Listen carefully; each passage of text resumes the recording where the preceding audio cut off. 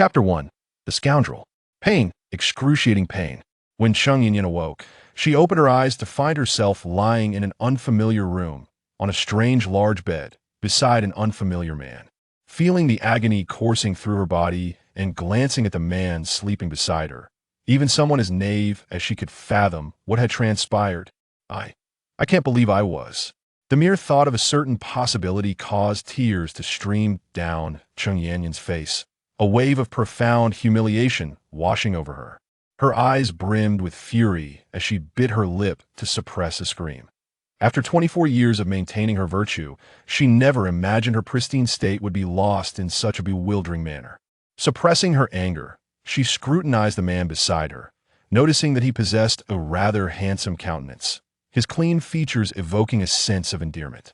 Yet, the thought of his actions ignited a fierce desire within her to exact vengeance. However, she had no intention of letting him off easily.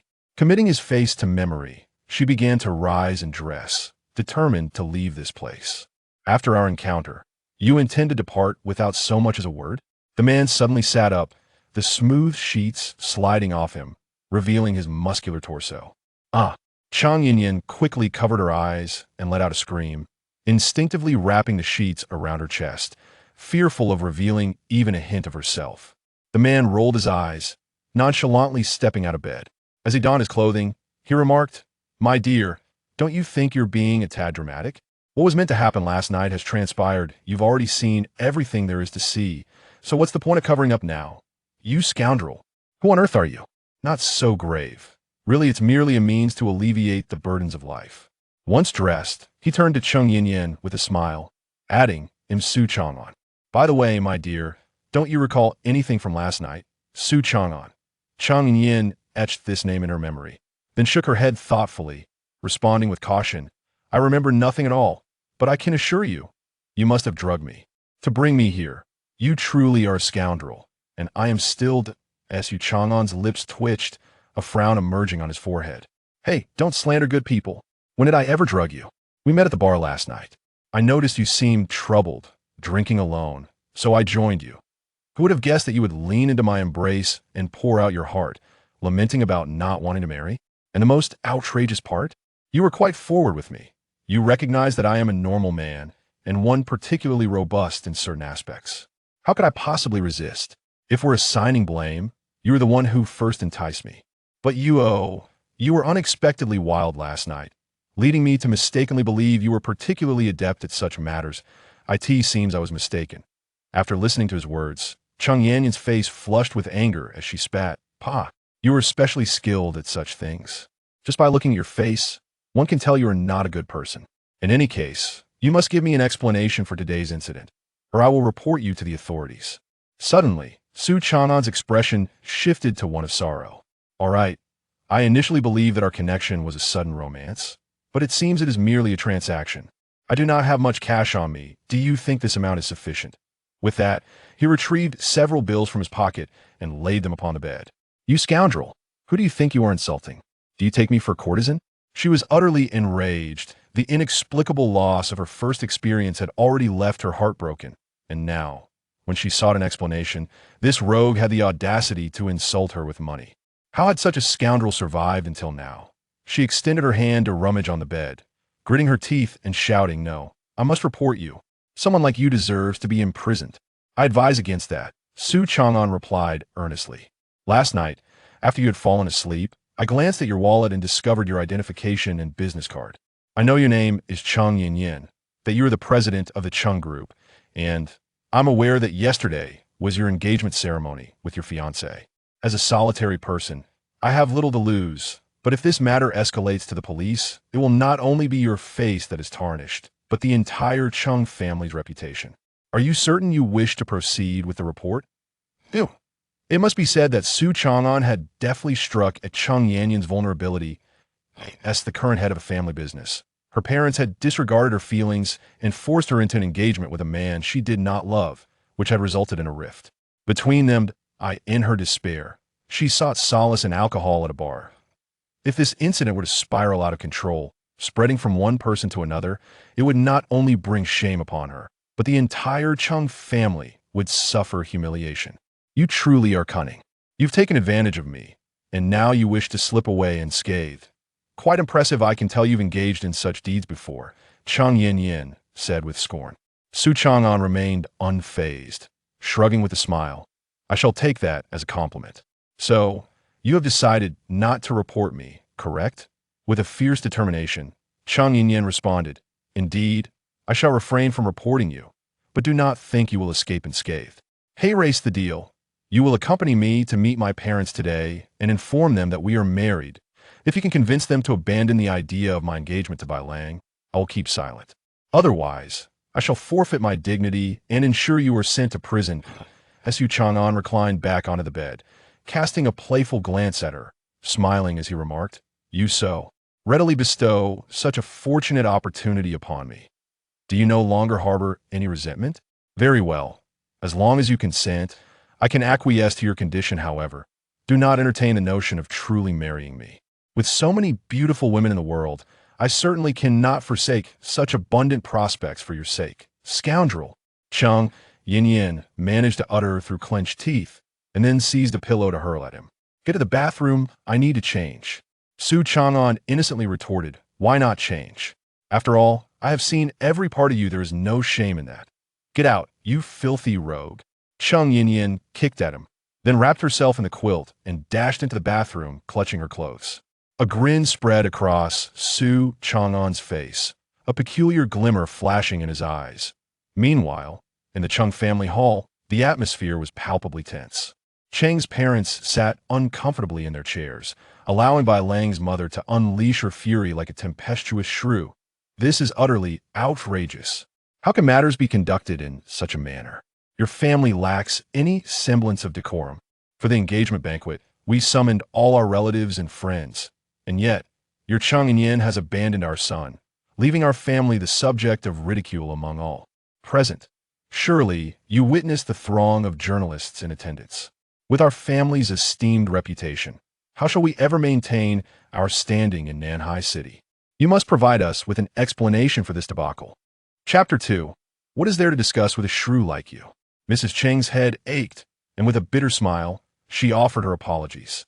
I sincerely apologize, dear mother-in-law. We never anticipated that Yin would be so rebellious. We have already sent someone to find her, but her phone has been off, and her whereabouts remain unknown. Rest assured, once we locate Yin, she will personally come to apologize to you. Mrs. Bai snorted coldly. An apology is unnecessary. I suggest we reconsider this union, as our family cannot endure such a formidable daughter-in-law. Mother, please refrain from making hasty remarks, Bai Lang, clad in a white suit, interjected irritably. We have yet to find Yin. Let us not jump to conclusions. Perhaps she is merely in a foul mood and being a little willful. She may return shortly. Is this mere willfulness? This is a lack of upbringing. Sir, madam, the young lady has returned. At that moment, the butler rushed in, calling out loudly. Mr. Chung slammed his hand on the armrest in anger. This girl has finally returned. Does she even recognize us as her parents, behaving so recklessly? Bring her in. I must inquire whether she still values us. The butler hesitated, casting a glance at the Bai family, and weakly stated, Sir, the young lady did not return alone. She has brought a man with her. What did you say? Mr. Chung staggered slightly, nearly losing consciousness. Clack! As they spoke, Chang Yin entered hand in hand with Su Changan, leaning affectionately against his shoulder, her face radiant with joy, while Su Changan wore an air of arrogance, looking down upon everything. This scene was painfully glaring to Bai Lang, causing him acute distress. Father, mother, I'm back. Upon entering, Chang Yin first glanced at the stunned Bai family, then, with a bright smile, introduced her companion. Mom and Dad, let me introduce you. This is my boyfriend, Su Changan, the one I truly love. Changan, greet them. Su Changan grinned broadly, saying, Hello, parents, I am Su Changan. Mr. and Mrs. Chung. Chung Wang. What on earth is happening? Mrs. Bai was the first to scream, pointing at Chang Yin and her companion. Is this the daughter you have raised? She was clearly engaged to our Bai Lang, yet she returns with a wild man. Does she possess no sense of shame? Does she not understand the principles of decency? You must provide me with an explanation today. Otherwise, I will not let this matter rest. Chen Guang was equally furious, replying, "Mother-in-law, please calm down. Perhaps things are not as we perceive them. Yin Yin, what is going on? This is not April Fool's Day. Speak to me earnestly. What else could it be? Your good daughter just admitted it herself. This wild man is indeed the one she truly loves. How naive we were to trust her innocent facade. Who would have thought her private conduct was so indiscreet? I suspect she did not return last night because she was with this wild man.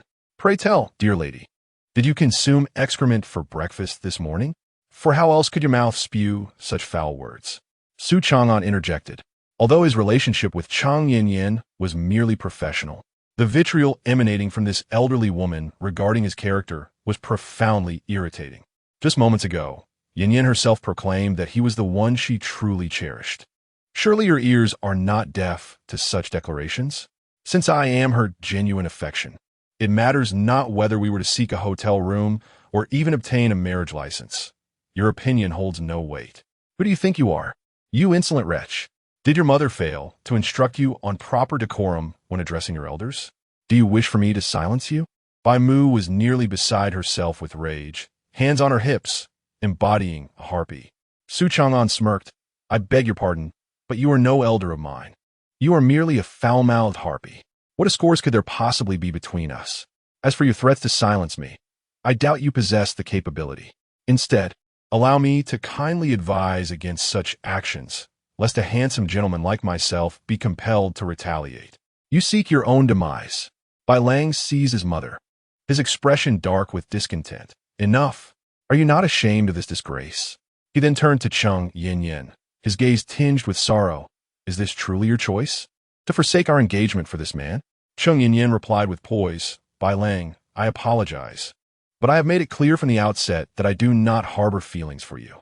I refuse to entrust my future to a mere political union.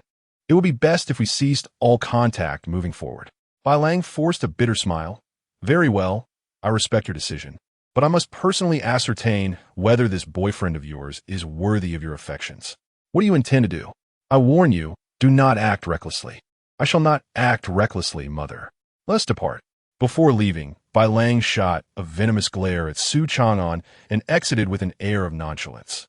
Bai Mu, seething with fury, declared, "Cheng Guang, and you, Cheng Yin, have conspired to humiliate our family, have you? Very well, mark my words, this matter is far from over. Cheng Guang, our family's partnership concludes today. We shall not meet again." With that, she stormed out. "Ah, mother-in-law, do not leave. Let us discuss this rationally," Cheng Mu called out, attempting to give chase. Bang! Cheng Fu, in a fit of rage, kicked over a chair and barked, "Enough. Do not pursue her. Return at once." He then turned his ire upon Cheng Yin. "Cheng Yin, you had better provide me with an explanation, or I shall break your legs." He had only recently established a connection with the Bai family, envisioning that once his daughter wed Bai Lang, their business would flourish. How could he have anticipated this debacle? His ungrateful daughter not only disregarded his wishes, but also returned with a wild man she claimed as her boyfriend, driving away their golden opportunity. It was a miracle he did not suffer a heart attack.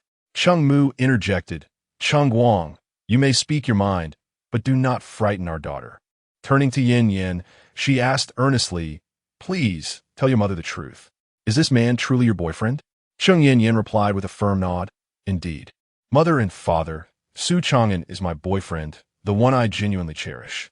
I understand you wish to fortify our family business through my union with Bai Lang. But have you considered how unjust this is to me? I have never contemplated an engagement with Bai Lang, for I do not harbor any affection for him.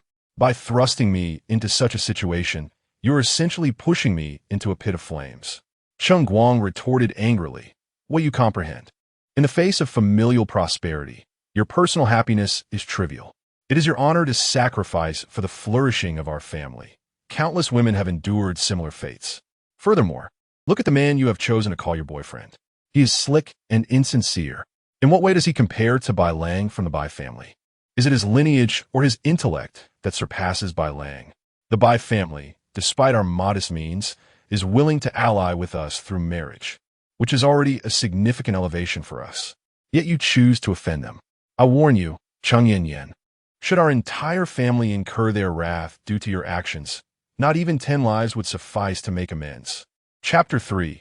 Cast out with a resounding explosion echoing in her mind, Chang Yin stumbled, nearly losing her balance and collapsing to the ground. She was acutely aware of her father's mercenary nature, a quintessential trait of a businessman, yet she never fathomed that his moral compass could be so dreadfully low. To him, she was merely a tool, a means to an end. Tears streamed down her cheeks as laughter, tinged with a hint of desolation, escaped her lips. "How can you still laugh?" Cheng Guang exclaimed furiously. "I will end you." With a swift movement, Su Changan seized Cheng Guang's wrist, his grip akin to a vice, rendering the man incapable of escape. "Release me, you insolent brat. Do you even comprehend the consequences of opposing me?" Su Changan shook his head, coldly retorting, "I do not.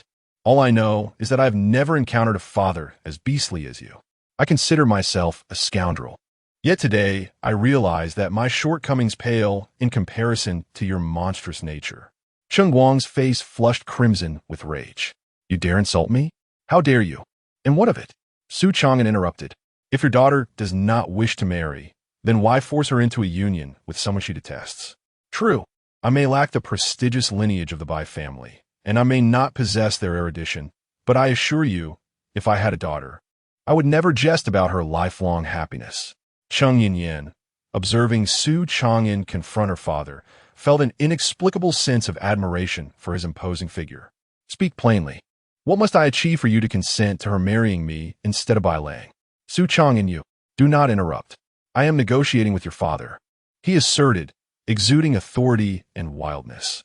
Cheng Guang, almost amused by the situation, sneered, "Very well.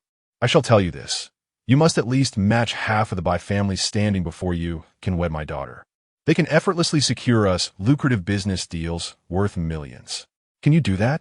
Su Changan smirked. "I expected your standards to be lofty, yet it seems they are rather modest.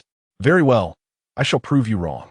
From this day forth, Cheng Yin will reside with me, and I will demonstrate that she can thrive beautifully without the Cheng family."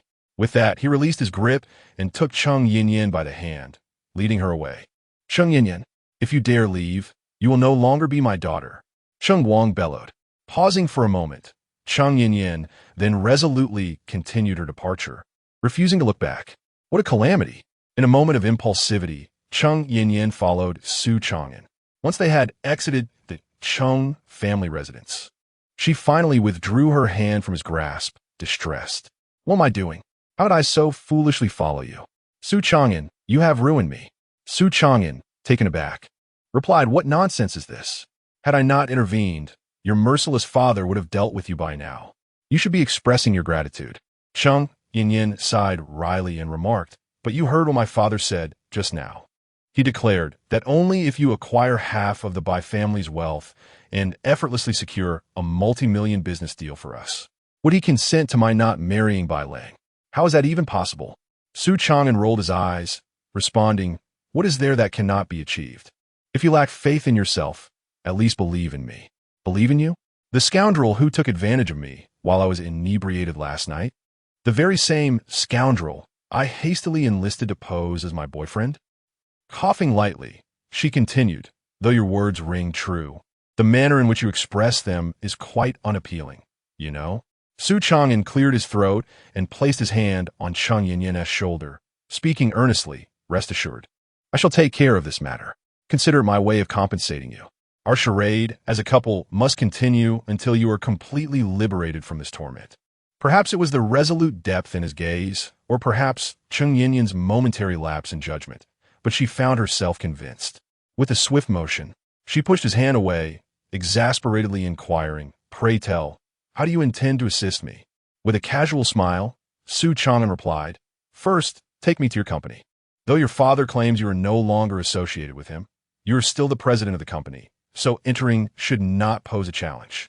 Then, we can deliberate on the next steps." Cheng Yin sighed in reluctant acquiescence, realizing that she had little choice but to trust this bounder for the time being. "Very well, I will take you there." The two hailed a cab and departed. However, upon their arrival at the company, an unforeseen situation arose. The security guard informed Cheng Yin that Cheng Guang had publicly announced the severance of their father-daughter relationship and that she was no longer the president of Cheng Group. thereby negating her access to the premises. Dazed, Chung Yin exited the company, bitterly laughing to herself. Who would have thought? My father has truly gone through with it. He has really severed our ties and expelled me from the company.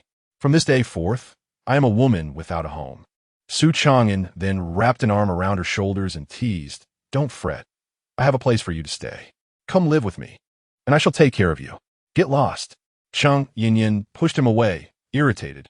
"Do not take advantage of this situation. This is all your fault. Now, I cannot even enter my own company. Let us see how you plan to fulfill your grand promises. Fear not, for I never intended to secure a multi-million business deal for your company from the outset. After all, he has cast you out. Why should we enrich him further? Instead, let us establish our own company and conduct our own business. Trust me, I will swiftly help you reach a level comparable to the Bai family. And then your father will surely regard you with newfound respect, preventing any marriage to Bai Lang." That sounds simple enough, but is starting a company truly that easy? Even if we were to succeed, what business would we pursue? Have you thought all this through? Su Changan shook his head honestly, replying, "No, but I find it unproductive to ponder on an empty stomach. Come, let me treat you to a meal. We can discuss matters over dinner." With that, he took Chung Yin by the hand and led her away. Chung Yin let out a lamenting cry. "Ah, I might as well wait for death." At the Bai residence, Bai's mother, seething with anger, flung her designer handbag onto the sofa, lifted her teacup, and took several large gulps before exclaiming, "This is utterly outrageous. Chung Yin and everyone from her Chung family have treated the Bai family like a joke. Son, do not be too disheartened. I promise to find you a woman 100 times, 1,000 times better than Chung Yin. What a farce. Does she truly believe that all men in the world must adore her? She has overestimated her own worth." Bai Lang gently patted his mother's back, attempting to soothe her.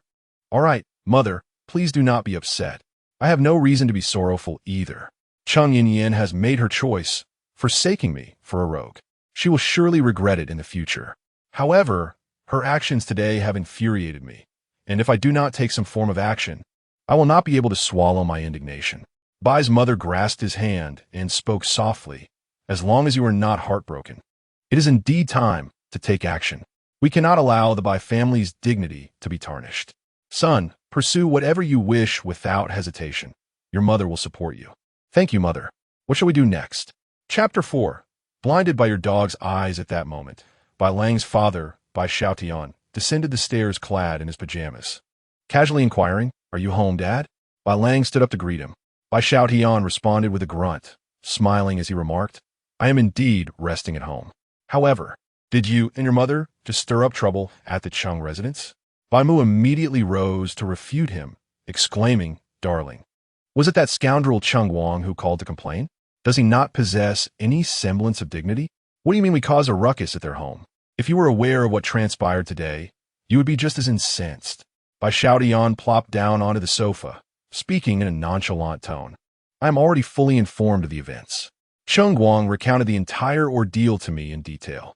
Moreover, he mentioned that to quell your anger, he has severed ties with Chung Yin and expelled her from the company. That Chung Yin is likely now with that rogue Su Changan. Is that so?" Bai Lang squinted, feeling an inexplicable discontent. "Dad, has it been confirmed that Su Changan is indeed Chung Yin's boyfriend?" "Who knows?" Bai Xiaotian replied. "Chung Guang insists otherwise, suggesting that Chung Yin is merely attempting to rebel against the engagement, thus provoking him. However, there's an amusing twist. Su Changan wagered with Chung Guang that he could secure half of our family business and effortlessly attract multi-million-dollar contracts for the Chung family. This is truly the most ludicrous joke I have heard in years." Bai Mu's mood instantly lifted, and she couldn't help but scoff. "Ha, he certainly knows how to boast." Bai Lang's eyes darted, and he turned to his father, saying, "Dad, do you support or oppose what I just discussed with Mom?" Bai Xiaotian cast a glance at him, then coldly replied, "Pursue whatever it is you wish, Xiao Lang. You are now an adult and a source of pride for both your mother and me. I trust you can handle such trivial matters. With Chung Yin stripped of the Chung family's protection, she is just like any ordinary woman. I presume you have ample means to deal with her? As long as no lives are lost, I will bear the consequences, for we, the Bai family, cannot afford to lose face."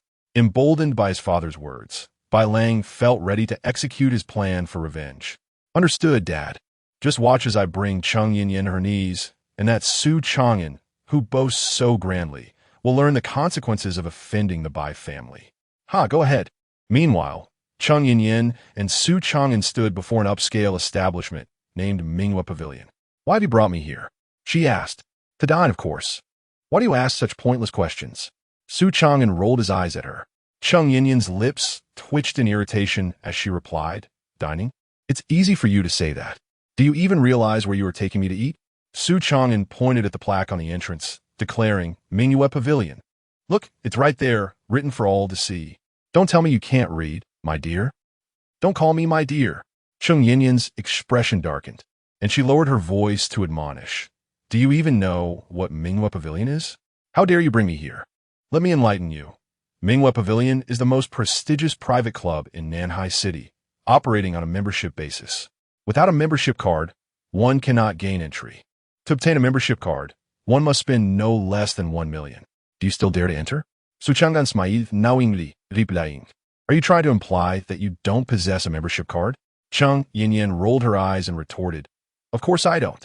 I never dine here. I entertain elsewhere. Why would I waste 1 million on that? If you wish to avoid embarrassment, you should accompany me out. There are plenty of dining options in Nanhai City. She genuinely found Su Changan perplexing. Despite her warning about the rumors surrounding Minghua Pavilion, he seemed intent on entering, as if he lacked common sense. Su Changan shook his head, confidently taking her small hand. No worries. While we may not have a membership card, my face alone is sufficient. Moreover, bringing you here today is to pave the way for our future company. If you truly wish to start business, you must come inside with me. What does this have to do with starting a company? I cannot afford to lose face. Are you incapable of understanding? Let go of my hand and don't drag me in. Relax, it will be fine. Su Changan offered no further explanation, assertively leading her toward the entrance of Minghua Pavilion. As expected, a security guard blocked their path, inquiring, Excuse me, do you have a membership card? Cheng Yin, behind him, wore an expression of amusement, thinking, See? I told you we'd be stopped. Let's see how you handle this. Su Changan replied earnestly, We do not have a membership card, but my face is enough. The guard appeared taken aback. What is this? Are you attempting a facial recognition method? Apologies, but as I mentioned, this is a members-only establishment. Without a membership card, entry is not permitted. The guard reiterated, his gaze now tinged with disdain. Su Changan, perplexed, pointed to his own nose and asked, You don't recognize me? The guard, visibly annoyed, replied curtly, Of course, I don't. I greet countless esteemed guests daily. How could I possibly know who you are? Without a membership card, you cannot enter. Please step aside and do not obstruct other patrons. Su Changan smirked. Are you certain you want me to leave? Of course. If you don't leave soon, you'll regret it. The guard barked, now viewing Su Changan as a troublemaker, pulling out a rubber baton from his waist. What is happening here? At that moment, a portly man in a suit and tie emerged, his affluent appearance contrasting sharply with his fierce expression. The security guard approached like a little dog, calling out, Manager Pang. These two individuals lack membership cards, yet insist on forcing their way in. I was just about to expel them. Oh, who would have thought that in the year 2019? There are still those foolish enough to attempt to enter our Minghua Pavilion? I am eager to discover who possesses such audacity. Manager Pang, exuding authority, pushed the guard aside and strode to the entrance, barking, Who the hell? Before his profanity could escape his lips, his gaze met Su Changan's enigmatic smile, causing his expression to freeze instantly. The curse lodged in his throat, utterly unable to utter it. At that moment, the security guard followed closely behind, arrogantly declaring, Manager Pang, it is these two imbeciles trying to force their way in. I shall handle them now. Slap. Manager Pang delivered a resounding slap to his face, following it with a kick that sent him sprawling to the ground. Have you lost your senses? Who are you calling an imbecile? Chapter 5. I am your father. The security guard was flustered. Manager Pang, I called them fools, Bang, bang, bang. Manager Pang rushed up, delivering a few kicks to the guard's face while cursing, You're the fool. Your whole family are fools. How dare you insult young Master Su? If you want to die, don't drag me down with you. Young Master Su? This title not only stunned the security guard, but also left Cheng Yin in disbelief. She glanced at Su Changan beside her, pondering if this rogue was a scion of a prominent family. Manager Pang ceased his assault, straightened up, and approached Su Changan with utmost respect, bowing slightly. "Young master, it is indeed an honor to have your esteemed presence. I apologize for not being aware of your early arrival and failing to inform my subordinates. I sincerely regret any offense caused." Cheng Yin was even more astonished. Su Changan modestly replied, "It's quite all right. There is no need for such formalities. I'm not a vain person. I'm here simply to have a meal with my girlfriend. By the way, is your young master available?" Manager Pang hurriedly responded, in answer to young master Su. "The young master just stepped out not long ago. Would you like me to call him back?" Su Changan contemplated for a moment before saying, "No need. I'll call him myself later. For now, let us go inside and enjoy all the delectable offerings you have. Of course, young master, please allow me to show you to a private room." "No, I can manage on my own. The sky and the world remain empty, correct?" "Indeed, the young master has instructed that is your exclusive room, and no one else is permitted inside." "Understood." Su Changan took Cheng Yinyan's hand and walked straight into Minghua Pavilion, while Manager Pang discreetly wiped the cold sweat from his forehead, exhaling a sigh of relief. He anticipated that this esteemed individual had returned to Nanhai. There was certainly more entertainment to come. Inside the hall of Minghua Pavilion, Su Changan glanced at Cheng Yinyan and smiled. "If you have any questions, feel free to ask. It's quite uncomfortable to keep them bottled up." Cheng Yinyan responded with a soft "oh," and then, like a curious little girl, asked, "The young master you mentioned to that manager must be the real owner of Minghua Pavilion, right? Do you know him?" Su Changan affirmed casually, "Indeed, that is correct. Hence, I said I don't need a membership card to enter. My face is sufficient. The young master of Minghua Pavilion must at least be of Bai Lang's status from the Bai family. Knowing him suggests that your true identity is also quite significant." "Su Changan, how many secrets are you concealing?" Suddenly, Su Changan looked at her earnestly and stated with unwavering sincerity, "Little Yin Yin, regardless of how many secrets I may hold, I would never harm you. Moreover, we've only known each other for one night and half a day. There will be ample time for you to learn about me. For now, just remember that we are here to seek investments and discuss cooperation." Though his tone was serious and resolute, Cheng Yinyan couldn't help but pull at the corners of her mouth and retort, "Don't call me Little Yin Yin. It makes me sound like a child." "Huh. Oh, is that not Manager Cheng? To my surprise, I encountered you here." Just then, an exceedingly loud voice broke the moment. Cheng Yinyan frowned upon recognizing the source of the commotion. It was an unpleasantly rotund individual, whom she disliked immensely, approaching her.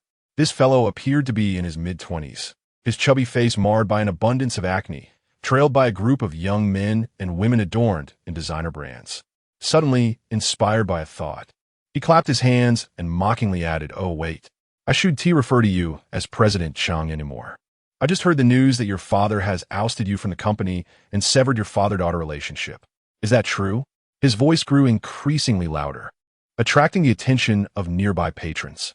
Relishing his newfound spotlight, he continued, "Ladies and gentlemen, we have a distinguished guest at Minghua Pavilion today. Surely, you all recognize President Cheng? She was once the epitome of beauty, the dream of countless men. And now, what a turn of events. I've heard she turned her back on the affluent young Master Bai, only to embrace a wild man instead, resulting in her expulsion from the company and a complete disavowal by her father. What a tragic fall from grace." Cheng Yinyan's complexion turned a deep shade of fury. She had long-standing business conflicts with this man, and encountering him here was the last thing she desired. "Oh, I see you've brought a man with you. Is this the wild man you've chosen? Just after parting ways with young Master Bai, you're here flaunting your new companion? Truly, President Cheng, your audacity deserves commendation." He laughed heartily, clapping his hands. Anger and humiliation washed over Cheng Yinyan, her face shifting from red to pale. The strange gazes of the onlookers exacerbated her embarrassment, making her wish to vanish into the ground. She could not comprehend why, having done nothing wrong, she now bore such a tarnished reputation. "Who Kai Yuan? My affairs are my own to govern, and there is no need for me to explain myself to an outsider like you. If you have nothing but idle gossip, perhaps you should find a needle to sew your mouth shut, rather than meddle in others' matters," she retorted sharply. Ah, indeed. Your life is yours to lead.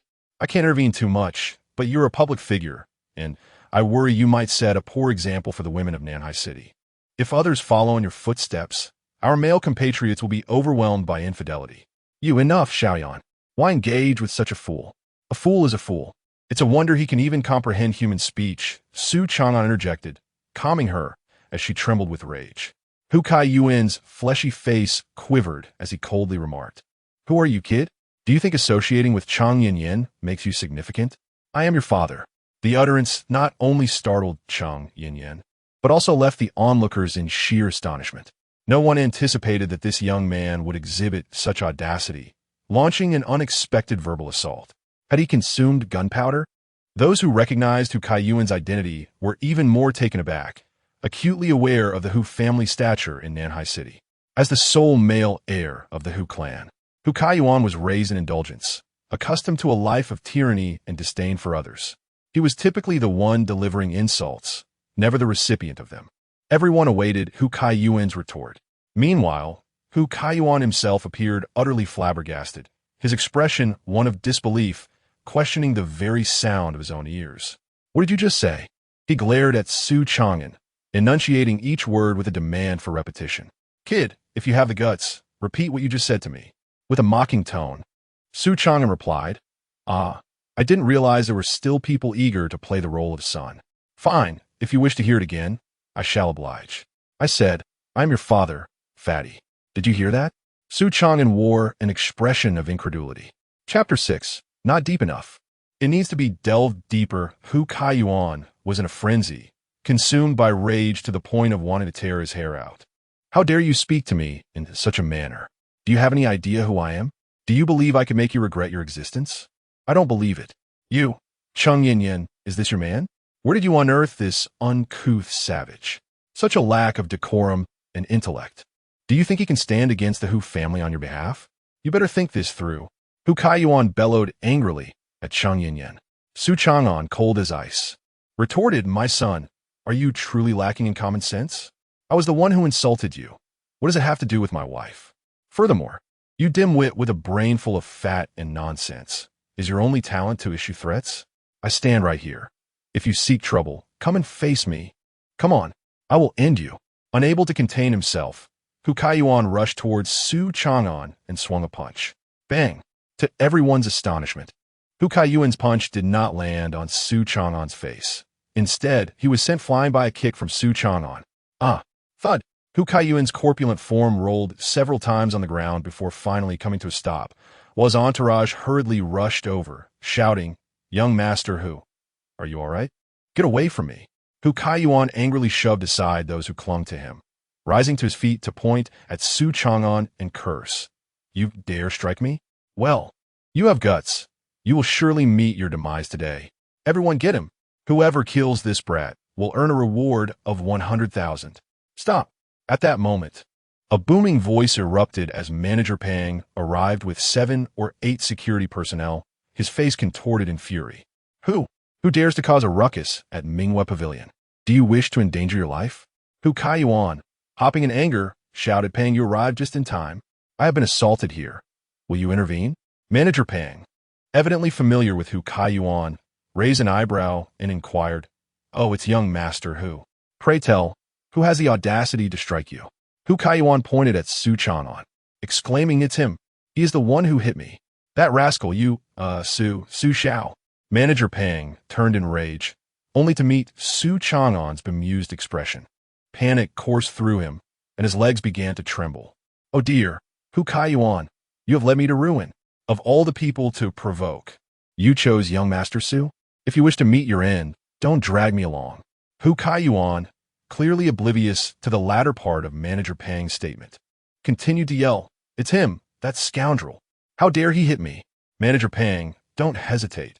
Have your men subdue him at once. What are you waiting for? Do you wish to oppose me as well? Aye. Break one of his legs and throw him out of here." Su Changan's expression remained largely unchanged as he casually remarked this, then took Cheng Yin by the hand and strolled into the interior of the establishment. Upon witnessing Su Changan's departure, Hu Kaiyuan mistakenly presumed that he was fleeing in fear, and thus shouted, "Kid, don't you dare run. Stop right there." Manager Pang, quickly apprehend him. Stop your shouting. Manager Pang roared fiercely and then uttered a statement that left everyone astounded. Security, break one of Hu Kaiyuan's legs and toss him out. From this day forth, Minghua Pavilion shall no longer be open to Hu Kaiyuan. The crowd was left in utter disbelief, unable to fathom such a dramatic turn of events. Reflecting on Su Changan's earlier remarks and observing Manager Pang's demeanor, even the slow-witted could surmise that the young man was far from ordinary. Otherwise, Manager Pang would not have cowered in submission. Hu Kaiyuan could hardly believe his ears, his anger turning to incredulity. "Pang Wang, are you serious? Are you truly willing to offend me over a mere nobody? Do you not know I am from the Hu family? And what of it?" Manager Pang retorted with an air of arrogance. "Su Xiao is not someone of your insignificant stature can afford to offend. If you have any objections, feel free to confront our young master directly." With a dismissive wave, Manager Pang commanded the security personnel, who swiftly overpowered Hu Kaiyuan, pinning him to the ground. Meanwhile, in the VIP room above, Su Changan escorted Cheng Yinyin to a seat. He attentively poured her a cup of tea and casually inquired, "Little Yinyin, how are you feeling now?" Cheng Yinyin, too weary to correct his address, countered, "Did you instruct Manager Pang to break Hu Kaiyuan's leg just to avenge me?" With a smile, Su Changan nonchalantly replied, "Oh, it's nothing significant. I must ensure everyone understands that while one may offend me, to dare to offend the women associated with Su Changan will result in dire consequences." Cheng Yinyin felt an inexplicable flush creep across her cheeks as she retorted, "Who is your woman? Are you getting too engrossed in this?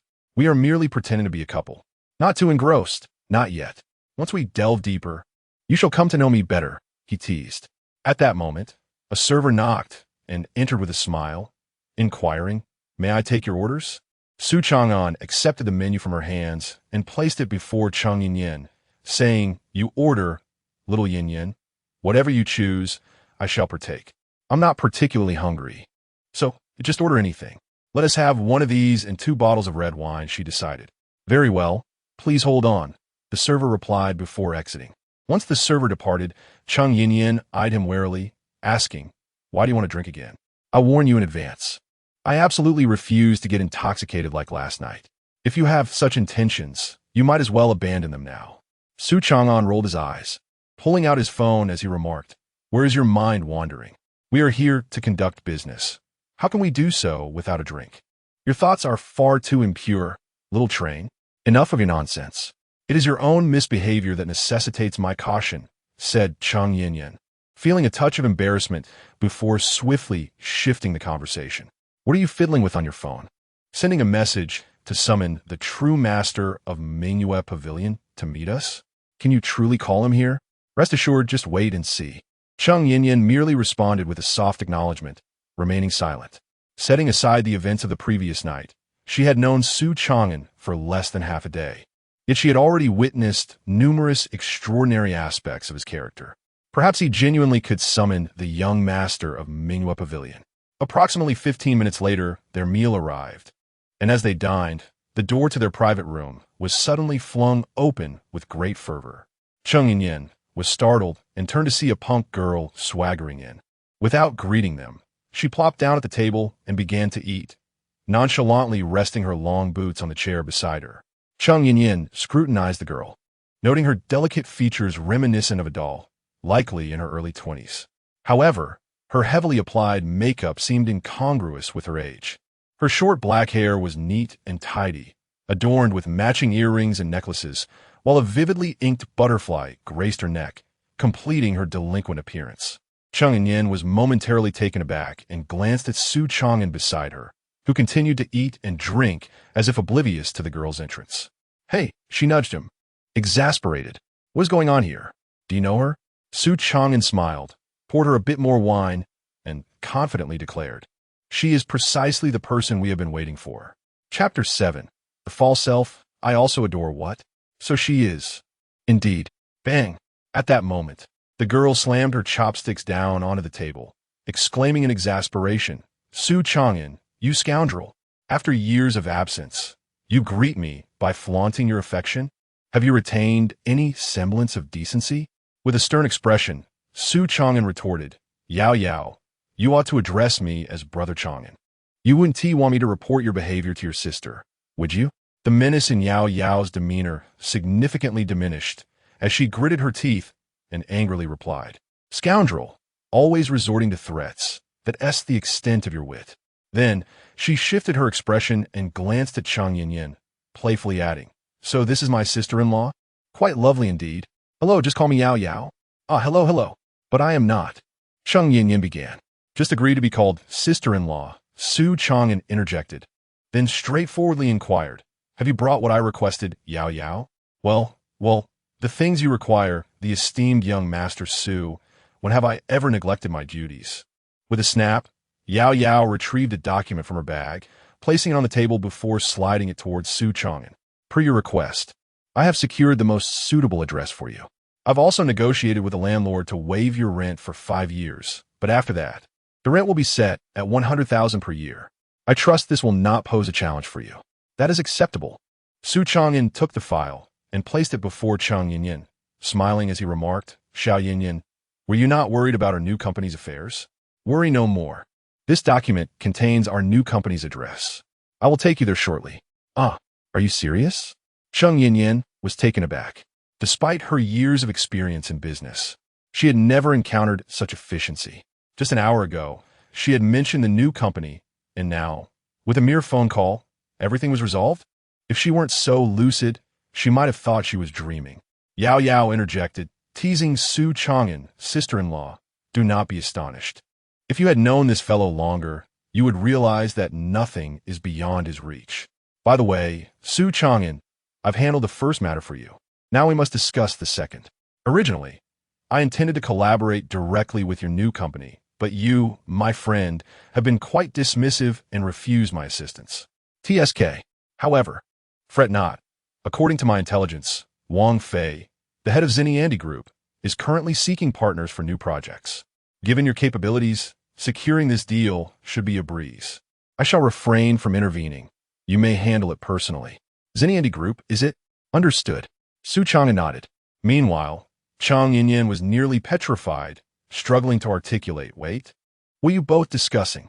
Who is this President Wang from Xinyiandi? What new project partner? I am utterly lost. Su Changan smiled at her and said, Little Yin, for now, there's no need for you to know so much. Just focus on having a hearty meal, and later, I'll take you to the company for a visit. Then, I'll explain everything in detail. How can I eat when you won't tell me anything? Chang Yin retorted, a hint of frustration coloring her voice. It felt unfair to her. She was left in the dark while lacking any sense of involvement. With a hint of exasperation, Su Changan replied, Even if I told you now, there's nothing you could do about it. You know what? I'm not eating anymore. I'm going to the restroom. Chang Yin said angrily before standing up and walking out. Yao Yao teased, Su Changan, it seems your new girlfriend isn't very obedient. Not only is she disobedient, but she also has quite the temper. Rolling his eyes, Su Changan replied, This is my own business. You shouldn't pry into it. Today, you're treating. With that, he stood up to leave. Su Changan, Yao Yao called after him, My sister has a message for you. He paused, not turning around, and asked, What did she want you to tell me? My sister wants you to know that your decision not to return to Beijing has angered your family. They will soon send someone to look for you, and she has asked me to assist you in any way I can. I understand. Please thank your sister for me. Also, she mentioned that she will always be waiting for the day you turn back to find her. Upon hearing this, Su Changan's breath caught momentarily. He exhaled slowly and replied calmly, I understand. Without lingering, he walked out. Yao Yao sighed and muttered to herself, Sister, you are far too foolish. Su Changan is clearly a scoundrel. Why can't you let go? Ah, love is indeed complicated. Damn Su Changan, so mysteriously self-important. If you don't say anything, I won't bother to ask. Little Yin, it's not nice to speak ill of others behind their backs. Huh? Chang Yin, who was in the midst of her complaints, was startled by the sudden voice. Looking up, she saw Su Changan standing in front of the restroom, smiling at her. Seeing his face made her irritable. She huffed, Well, is it okay for you to eavesdrop on others? Su Changan shrugged. I wasn't trying to eavesdrop. Your voice was simply too loud. The entire ladies' room could hear you. Chung Yin paused, then took a step back, accusing him. You pervert. You actually sneaked into the ladies' restroom? Do you even have any shame? Su Changan felt a wave of frustration wash over him. What are you talking about? I meant your voice was so loud that even I could hear it from outside. Huh. An explanation is just a cover-up. Someone like you could easily commit all sorts of bizarre acts. Su Changan struggled to suppress the urge to curse, forcing a smile. Let us not discuss this unpleasant topic any longer. Shall we go take a look at our new company? Chung Yin shook her head, refusing to go. Moreover, that was merely your new company, not mine. Why should I attend? What kind of talk is that? Don't you wish to prove something to your father? I do, but I also refuse to be led by the nose by you. Why should I acquiesce to your demands? I will not. She proudly lifted her small nose and shot a sidelong glance at Su Changan, irked by his demeanor. Why should she, Chung Yin, a person of independence, be at his beck and call, as if she were just a pet? Su Changan raised an eyebrow and, with a smitten expression, exclaimed, "Wow, how adorable!" Chung Yin chewed on countless profanities in her mind. Can't you see I'm protesting? Adorable, my foot. Su Changan cleared his throat and, with earnestness, replied, All right. Little Yin, stop sulking. I admit I didn't share everything with you and completed it on my own. I simply didn't want you to be troubled by such matters. After all, you are my girlfriend. Fake. Even fake I enjoy. Just like a wife cake that contains no wife. People still relish it, don't they? I assure you, I am genuinely dedicated to this. I know you have a passion for the clothing business. After all, your Chung family group is engaged in garment trade. Hence, our new company will also focus on this field. With your experience, you will undoubtedly lead the company to great success. Chapter 8. Are you joking? Su Changan presented the documents to Chung Yin once more, smiling as he urged. Please take a look. The location is quite promising, and, as Yao just mentioned, she has identified a potential business partner for us. If we can secure this deal, $1 million investment will be within our grasp, thus fulfilling the assurance I made to your father. It's a win-win situation, allowing you to demonstrate this to him. Chung Yin seemed somewhat persuaded by his words, hesitating for a few seconds before accepting the file. All right, I'll review it, but I must state that the expenses for starting the company will be split evenly. Over the years, I have saved some money of my own. I do not wish to expend solely your funds. Otherwise, if we part ways later, it would be unfair regarding the finances. Su Changan's lips twitched slightly. Rest assured, we will not part ways. Come, let me show you the company. Okay. New World Group. Bai Lang entered the conference room accompanied by his security personnel and lawyer. The portly Wang Fei sat comfortably in his office chair, awaiting his arrival. A young woman standing beside him, tenderly massaging his shoulders. Ah, Bai Xiao, you have arrived. Please, take a seat. Wang Fei greeted with a broad smile, showing no intention of standing up. A flicker of displeasure crossed Bai Lang's eyes, but was quickly suppressed as he seated himself. With a measured tone, he remarked, Wang Zong seems to be in high spirits today. It appears the rumors circulating outside are not true. Wang Fei chuckled heartily. Those are merely baseless fabrications. Much like the current gossip suggesting that Chung Yin has dismissed you for some wild man.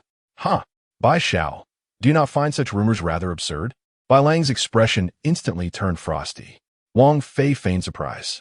Bai Xiao, could it be that these rumors are not mere hearsay, but rather the truth? How astonishing. Bai Lang was no fool. He could easily discern that Wang Fei was mocking him. Nonetheless, he refrained from reacting and merely smiled, redirecting the conversation. This matter seems rather tangential to the collaboration we are here to discuss, does it not? Let us focus on the main agenda. Bai lawyer, please present the contract. A lawyer behind him placed a document on the table. This is the contract I have my lawyer draft, based on our previous discussions. I am prepared to invest $100 million to acquire the exclusive agency rights for your brand, or, henceforth, apart from our company, yours shall not produce or sell this brand. I have signed it. Now it awaits your approval, Wang Zong. Your brand has become the most coveted among young people this year, and as its proprietor, Wang Fei essentially possesses a gold mine. Ever since the value of your brand skyrocketed, numerous individuals have sought to acquire its agency rights. Bai Lang is neither the first nor the last in this endeavor. Wang Fei did not take the document, but instead twirled the jade ring on his finger, smiling as he responded, "There is no need to rush, Bai Xiao. While we had previously agreed on this price, I am now contemplating whether it may be a bit too low. After all, a previous company had offered 200 million for me to sell them the agency rights. I am inherently greedy. It would be foolish to forego such a lucrative opportunity. Wouldn't it?" Bai Lang's expression turned frosty as he sneered. "Mr. Wang, does this imply you are unwilling to honor our agreement? We had settled on this price and planned to sign today. Should you choose to renege, once I publicize this, who would dare to collaborate with you again? Moreover, 100 million is merely a sum of money. You are well aware of the Bai family's standing in Nanhai City. Collaborating with us would yield benefits far exceeding this trivial amount. Mr. Wang, one should always maintain a long-term perspective, wouldn't you agree?" Bai Lang was adept at negotiation tactics, expertly combining a threat with a promise. His strategy was straightforward. First warn you of the consequences of breach, then dangle a tempting offer, leaving you with no choice but to comply. Wang Fei fell silent, lost in thought. Seizing the moment, Bai Lang urged, "Mr. Wang, do not hesitate. Sign promptly. Our time is precious. Trust me, this partnership will bring nothing but advantages for your company." Just then, a secretary knocked and entered, whispering something to Wang Fei. Instantly, Wang Fei's demeanor shifted to one of mockery as he addressed Bai Lang with a wry smile. "Ah, Bai Xiao, there's no need to rush. I just received some news. A distinguished guest has arrived, one you're quite familiar with. Please let them in." "What do you mean by that, Mr. Wang?" As he spoke, the door creaked open, and Bai Lang turned to see Su Changan and Cheng Yinyan entering one after the other. The sight of them ignited Bai Lang's fury. "Mr. Wang, Bai Lang, what brings you here?" Cheng Yinyan greeted Wang Fei first, her gaze inadvertently landing on Bai Lang, a scenario that felt like fate's cruel twist. Wang Fei interjected, "Cheng Zong, Bai Xiao is here for the same purpose as you, to discuss collaboration. You are now rivals. Is that so?" Bai Lang replied coldly. "Cheng Yinyan, I did not expect you here as well. Are you also here for the agency rights? I find it quite amusing. How does someone expelled from her own family business intend to procure the rights? Let me offer you a friendly reminder. I have bid 100 million. Do you possess the means to compete with me?" Since the incident at the Cheng family, he had regarded Cheng Yinyan as an adversary, speaking without restraint. Wang Fei, surprised, remarked, "Cheng Zong was expelled from the Cheng group?" Cheng Yinyan smiled gracefully and responded, "Indeed, I was let go, but I am not idle. I am now the chairwoman of a new company. Here is my business card for your perusal."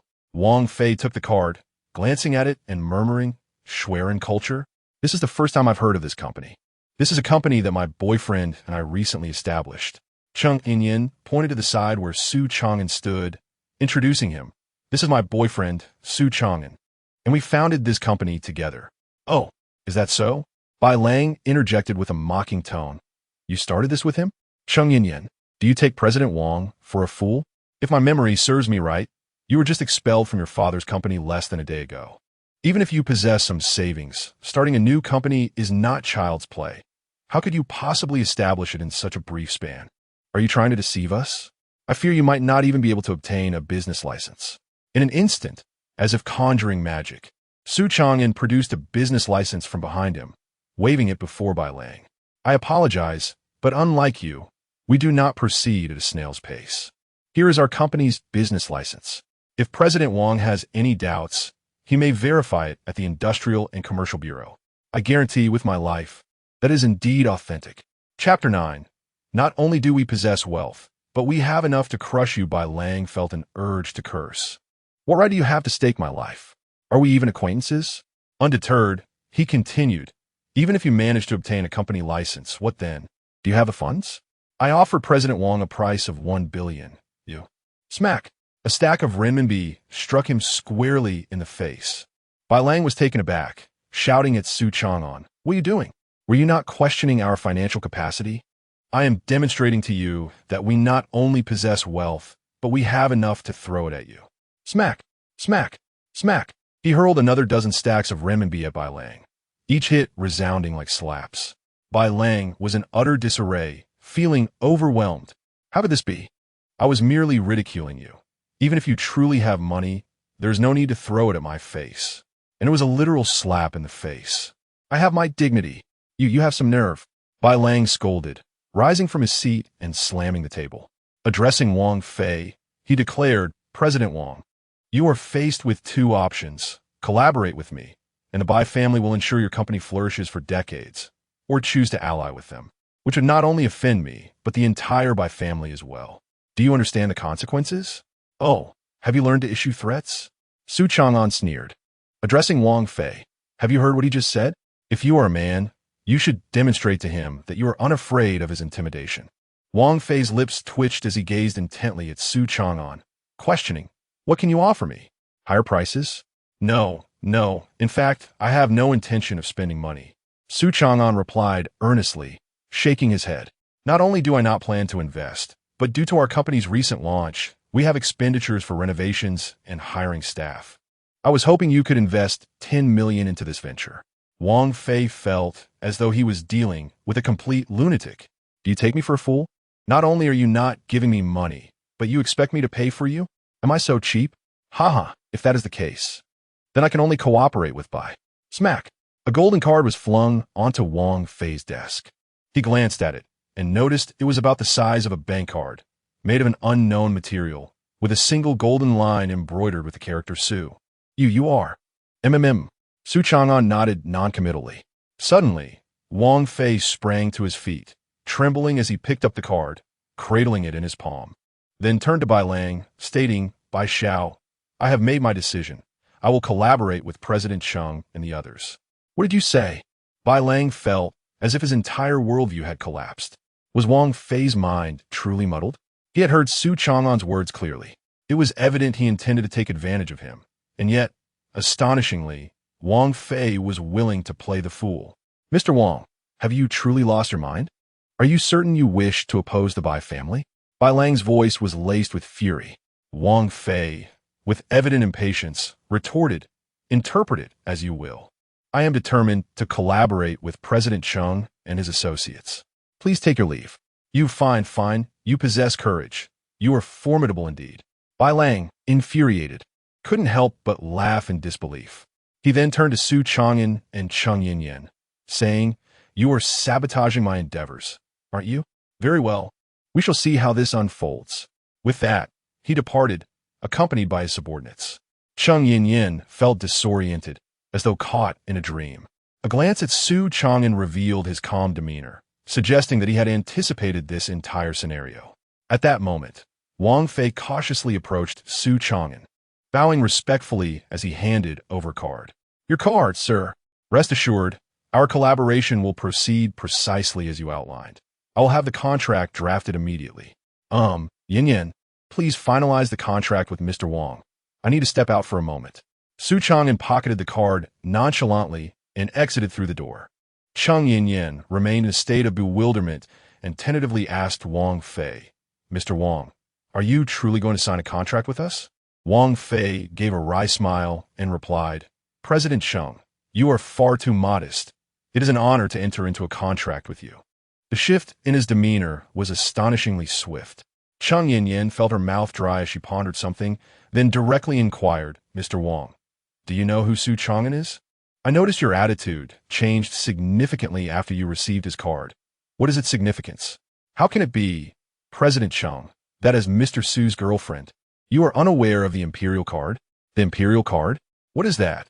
Realizing he had spoken too much, Wang Fei promptly changed the subject. I shall have someone prepare the contract post-haste. Please wait here for a moment, President Cheng. Very well. Observing Wang Fei's reluctance to elaborate, Cheng Yin refrained from pressing further. Meanwhile, Bai Lang emerged from the Xinyiandi group, still seething with anger. He struck the car door with a fierce punch and retrieved his phone to make a call. Cat brother, this is Bai Lang. Do you have a moment? I'd like to meet. I require your assistance with a matter. Good. See you shortly. After hanging up, Bai Lang made another call, this time to Cheng Wang. Young Master Bai Yu. Cheng, your daughter is quite remarkable. Not only has she brought a wild man into my life, but now she dares to encroach upon my business. I will make my position clear. I am not one to suffer in silence, and I am prepared for retaliation. Just give me a straightforward answer. Have you truly ceased to regard Cheng Yin as your daughter? A long silence ensued on the other end of the line before Cheng Guang's voice, clenched with tension, finally responded, "Yes. I only ask that you do not direct your wrath towards the Cheng family. You are quite astute. Those who recognize the times are truly wise. Fear not. I shall not take action against your family." With that, he ended the call.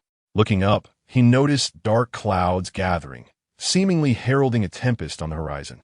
"A storm is brewing. Let us depart." "Very well, young master." As Cheng Yin exited the New World Group, she felt somewhat dazed. Just moments ago, she had signed a contract with Wang Fei, wherein the New World Group would invest $20 million in the establishment of their company and acquire a stake of $200 million, notably without demanding any shares in return. Although Cheng Yin and her team were the beneficiaries, she couldn't shake the feeling that this arrangement bore the hallmarks of an unfair deal. "Come on, Xiao Yin. Let us return to the company, tidy up, and commence the renovation and decoration. It is time to bring our Snowman Cultural Company to life," Su Changan said with a smile. The name Snowman Culture was conceived by Cheng Yin, yet she offered no explanation for her choice. Cheng Yin nodded, gazing at the contract in her hand, and couldn't help but express her astonishment. "I truly never anticipated that I would experience such a roller coaster of events in just one day. Su Changan, all of this has unfolded since I met you. I genuinely do not know whether it is a blessing or a curse."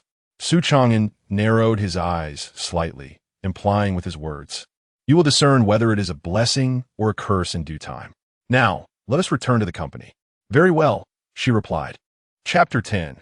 Together Yao Yao selected a new company address, merely one street away from the most prosperous financial district in Nanhai City, making it an exceptionally prime location. The new company is situated on the 6th and 7th floors of a cutting-edge building, encompassing a total area of over 250 square meters, which is quite a lofty starting point for a nascent enterprise. According to the documents provided by Yao Yao, these 2 floors were initially leased by a toy company that subsequently went bankrupt. Thus, the space had remained vacant. It remains a mystery how she managed to negotiate a waiver of the 5-year rent for Su Changan and the others. At this moment, on the balcony of the 7th floor, Cheng Yin took a deep breath, her gaze complex as she surveyed the empty room. She turned to Su Changan and said, "Su Changan, we have a lot to do in the coming days. First, we need to renovate, and then we shall recruit staff. I estimate it will take about half a month before the new company can officially commence operations." Su Changan replied with a smile, "These are trivial matters. In this day and age, as long as you have the funds, the efficiency of operations can be exponentially increased. Let's contact a renovation team today and attend recruitment fairs to hire staff. In less than half a month, our company will be ready to officially open. With the addition of our trendy brand franchise, I believe our business will flourish." "Let's hope so." Cheng Yin nodded, a glimmer of hope flashing in her eyes. Reflecting on her previous tenure at Cheng Group and her father's attitude towards her, she felt the urge to prove to him that she could thrive independently. "I have also built quite a network and made several commendable friends. It is time to leverage those connections. Su Changan, let us get started on a business plan. We have no time to waste on idleness." Agreed. Over the next day, Su Changan accompanied Cheng Yin, bustling about as they finalized the company's renovation style, secured a renovation team, and posted job advertisements at recruitment fairs. Su Changan witnessed for the first time Cheng Yin's formidable persona as a strong woman. She was invigorated, brimming with determination, earning even Su Changan's admiration. Before they knew it, the clock struck 6:30. Su Changan said to Cheng Yin, "All right, Xiaoyan, we have made significant progress with the company. Let me take you back to our new home." "Our new home?" Cheng Yin was taken aback. Su Changan nodded, earnestly stating, "Yes, do you not remember? I mentioned this morning that I would support you from now on, and we would live together." Cheng Yin's lips twitched awkwardly as she replied, "I thought you were joking. I didn't realize you were serious. Perhaps it's best if I rent a place on my own. After all, we are merely pretending to be a couple, and living together may not be very convenient." Su Changan replied with utmost seriousness, "What is inconvenient about it? We have shared a bed before. Why are you being finicky now?" Why did you step on my foot?" Cheng Yin stomped on his foot once more, her face flushed with indignation. "I warn you, if you ever utter those words again, I will fight you." The protagonist, feeling quite disgruntled due to recent misfortunes, expressed her annoyance, remarking on the insincerity of the other character, Su Changan. He, however, defended himself, asserting that he merely stated facts. He reassured her that during her stay, they would sleep in separate rooms and that he would respect her boundaries until she was genuinely prepared to accept him.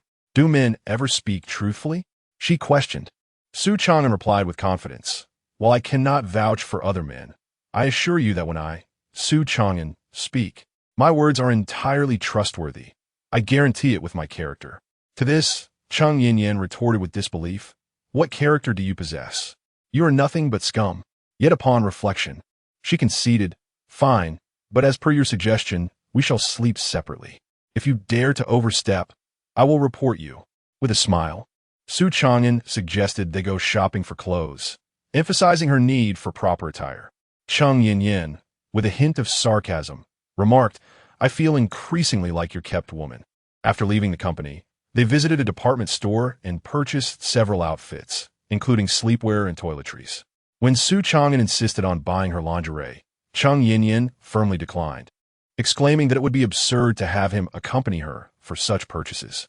An hour later, Chung Yin arrived at Su Changan's residence, which was situated in a relatively upscale neighborhood.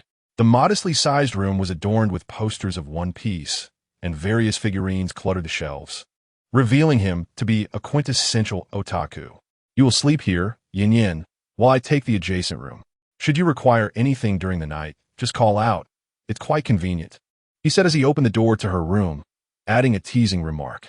Chung Yin playfully punched him, retorting, Get lost. I have no needs, and certainly one tea call for you. However, I am a bit hungry. Could you order some takeout? She had grown accustomed to directing Su Changan. Shaking his head, he replied, Why order takeout? It's expensive and unsanitary. Just wait. I will cook for you myself. He proceeded to the kitchen, removing his jacket as he went. Chung Yin regarded him with surprise, saying, You can cook? How unusual. I thought your only skills lay in being a rogue. Your statement is quite misguided. Being able to cook is a hallmark of a good man in the 21st century, he retorted without turning back. Just then his phone rang, and upon answering, his demeanor shifted dramatically, his expression darkening. I understand. I will handle it, he said before hanging up. Turning to Chung Yin with an apologetic smile, he explained, I'm sorry, Yin, but I have an urgent matter to attend to. It seems you will have to settle for takeout tonight. I will make it up to you with dinner when I return. Curiously, she inquired, Where are you going? To commit murder and arson. He replied with a bright smile as he exited the room. Chung Yin could only shake her head in disbelief, muttering to herself, What a lunatic. Once more, I cast a glance at the kitchen and added, No, it's not merely madness. It is also deceit. Outside the trendy building, a black van came to a halt, and the doors swung open. 8 or 9 young individuals with flamboyantly dyed hair emerged, each clad in thick garments that bulged suspiciously, hinting at concealed weaponry. A young man with purple hair inquired, Wolf brother, is this the place? Wolf brother, a slender figure, nodded, wiping his nose and grinning malevolently. Indeed, this is the spot. The 6th and 7th floors are our targets. Brothers, remember, once we enter, head straight for those floors. Whatever you encounter, smash it. The more thoroughly we obliterate, the better. Do you understand? Understood, Wolf brother. Rest assured, this is what we excel at. Then let us proceed. Chapter 11. A good dog does not block the way a group of individuals enter the building. Subsequently, they ascended to the 6th floor via the elevator, and Brother Wolf immediately spotted a sign at the entrance, Snowman Culture. This is the place. Charge in and smash it. With a forceful kick, he burst through the door, then produced a baseball bat from his clothing and began wreaking havoc inside. The remaining ruffians followed suit, and a cacophony of crashing sounds filled the air. Soon, the once orderly arrangement of tables and chairs was reduced to utter chaos. Brother Wolf, reveling in the destruction, laughed boisterously. This kind of work is like easy money for my brothers. Let us vacate. Indeed, as the group turned to leave, they were horrified to discover a young man leaning against the entrance, head bowed, smoking a cigarette, with slightly long bangs obscuring his eyes, his expression neutral. No one knew when he had arrived or how long he had been there. Brother Wolf and his companions felt as if they had plunged into an icy abyss. Instinctively filled with dread, Brother Wolf tossed the baseball bat aside and shouted, "Who the hell are you?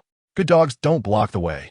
Su Changan took a deep breath, extinguished the cigarette but underfoot, and spoke deliberately. "My name is Su Changan. You may not have heard of me, but that is of no consequence, for tonight you have provoked me." "Provoked you? Who the hell do you think you are? Do you see the weapons my brothers are wielding? If you dare to stir trouble, I'll split your skull open with this bat." Ignoring him, Su Changan surveyed the wreckage, and a glint of murderous intent flashed in his eyes. "Do you fools understand how much effort our Xiao Yin has invested in this new company? What you have shattered is her labor of love, and this must be repaid in blood." Brother Wolf could no longer tolerate his arrogance. Raising the baseball bat, he cursed, "You're really asking for it, bang." Before he could finish his sentence, Su Changan, like a cheetah, instantaneously appeared before Brother Wolf and delivered a powerful kick to his face. The force of the blow contorted his features, blood spewing forth, and with a scream akin to a slaughtered pig, he was sent flying several meters. With a thud, he crashed into the corner, unable to rise. "Now it's your turn." Su Changan glanced at the bewildered thugs and beckoned them with a finger. One thug shouted, "You dare strike Brother Wolf? Brothers, let us go. Let's take him down. Yes, let us get him." The remaining ruffians charged towards Su Changan, baseball bats raised high. Bang! However, they were unprepared for the shocking reality that awaited them. When their bats struck Su Changan, a metallic clashing sound resonated, followed by a horrific sight. Their baseball bats shattered cleanly in half. "Everyone lie down." Bang! Bang! Su Changan launched a unilateral assault on the thugs, delivering punches and kicks, knee strikes, and elbow jabs, moving like a fluttering butterfly. In no time, he had brought all the thugs to the ground, leaving them in a pitiful state, with broken arms and limping legs. With a swift motion, he approached Wolf Brother and mercilessly stomped on his right knee, shattering it. Just as the latter was about to let out a scream of agony, Su Changan silenced him with a brutal kick to the neck, forcefully stifling his cries. Seizing Wolf Brother by the collar, he tightened his grip around his throat and coldly demanded, "You have one chance. Tell me who sent you. Answer correctly, and you live. Answer incorrectly, and you die." Wolf Brother's face contorted in pain. He yearned to curse in defiance, but the bloodthirsty gaze of Su Changan made him quail. He truly did not wish to meet his end. "It was Cat Brother. He sent us." "Cat Brother? Who is that?" "Cat Brother is the leader in the Sanwa Street area. We follow him, sir." "I was wrong. If you seek vengeance, go after Cat Brother. We are merely trying to make a living. We are not involved." A cold laugh escaped Su Changan's lips as he pressed further. "One last question. Where does this Cat Brother usually operate?" Wolf Brother hastily replied, "He has a stronghold at the Drunken Dream Bar on Sanwa Street. He frequents there daily." "Sir, I have divulged everything. Please do not kill me." Su Changan narrowed his eyes, then loosened his grip, tossing Wolf Brother to the ground. "Very well. I shall grant you a chance at survival. Tomorrow morning at 8 o'clock, I will return here. Before that time, restore this place to its original state. If you fail, prepare for death, and do not think of fleeing. If I, Su Changan, truly wish to kill someone, even if you run to the ends of the earth, you shall still die. Do you understand?" Wolf Brother, now in tears, nodded vigorously. I understand, sir. We will take care of it." With his orders given, Su Changan departed. Once outside the building, he called Wang Fei, getting straight to the point. "Mr. Wang, do you know someone named Cat Brother? They say he is the leader in the Sanwa Street area." Wang Fei was momentarily taken aback before responding with anger. "Mr. Su, are you sure it's that Cat Brother from Sanwa Street? If it is indeed him, he is utterly devoid of honor. This Cat Brother may not wield great power, but he is allied with Buddha. Thus, he commands some respect. I had sought his assistance in the past and paid him handsomely. I always believed that, even if we were not friends, he would not betray me. Who would have thought? Who would have thought that this scoundrel would stab me in the back? Damn it, I should have realized that such a person was untrustworthy." Wang Fei's fury was not without cause. On his way home that evening, he was ambushed by Wolf and his associates.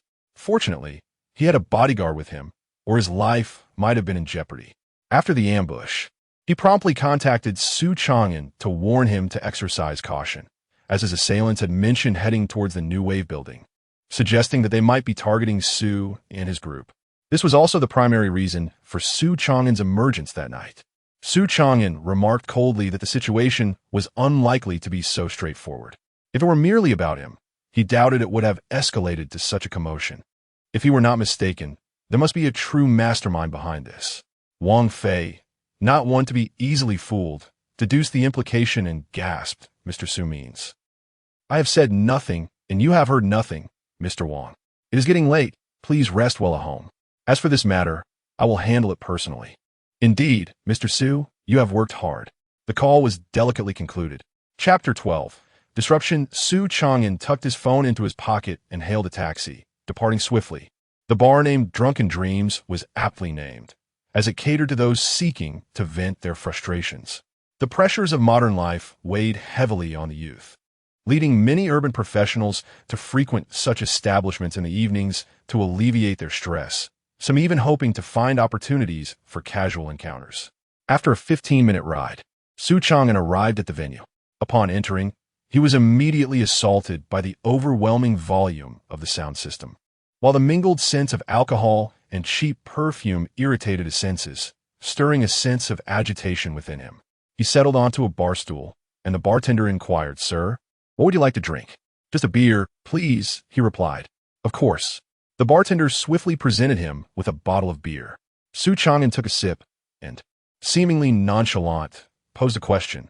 "Excuse me, but is this place under the protection of Brother Mao?" The bartender's demeanor shifted to one of caution as he responded coolly, "Sir, I'm merely a bartender. It is not my place to know. I truly have no idea." With a smile, Su Changan tossed a small bundle of cash onto the bar, reiterating, "How about now? Do you know?" The bartender's eyes lit up at the sight of the money. Though he had encountered generous patrons throughout his years, the lavishness displayed by Su Changan was a first for him. Instantly, his expression softened as he pocketed the cash, whispering, Yes, I understand now, handsome. Although I don't know how you came by this information, it is indeed Brother Mao who oversees this establishment." Su Changan, with a hint of mockery, inquired, "Is this Brother Mao particularly formidable? Does no one dare to disrupt his territory?" The bartender scoffed. "Who would dare? Let me tell you, handsome, Brother Mao is a favored figure in front of the Buddha. Not only does he have a multitude of loyal followers, but he is also quite ruthless.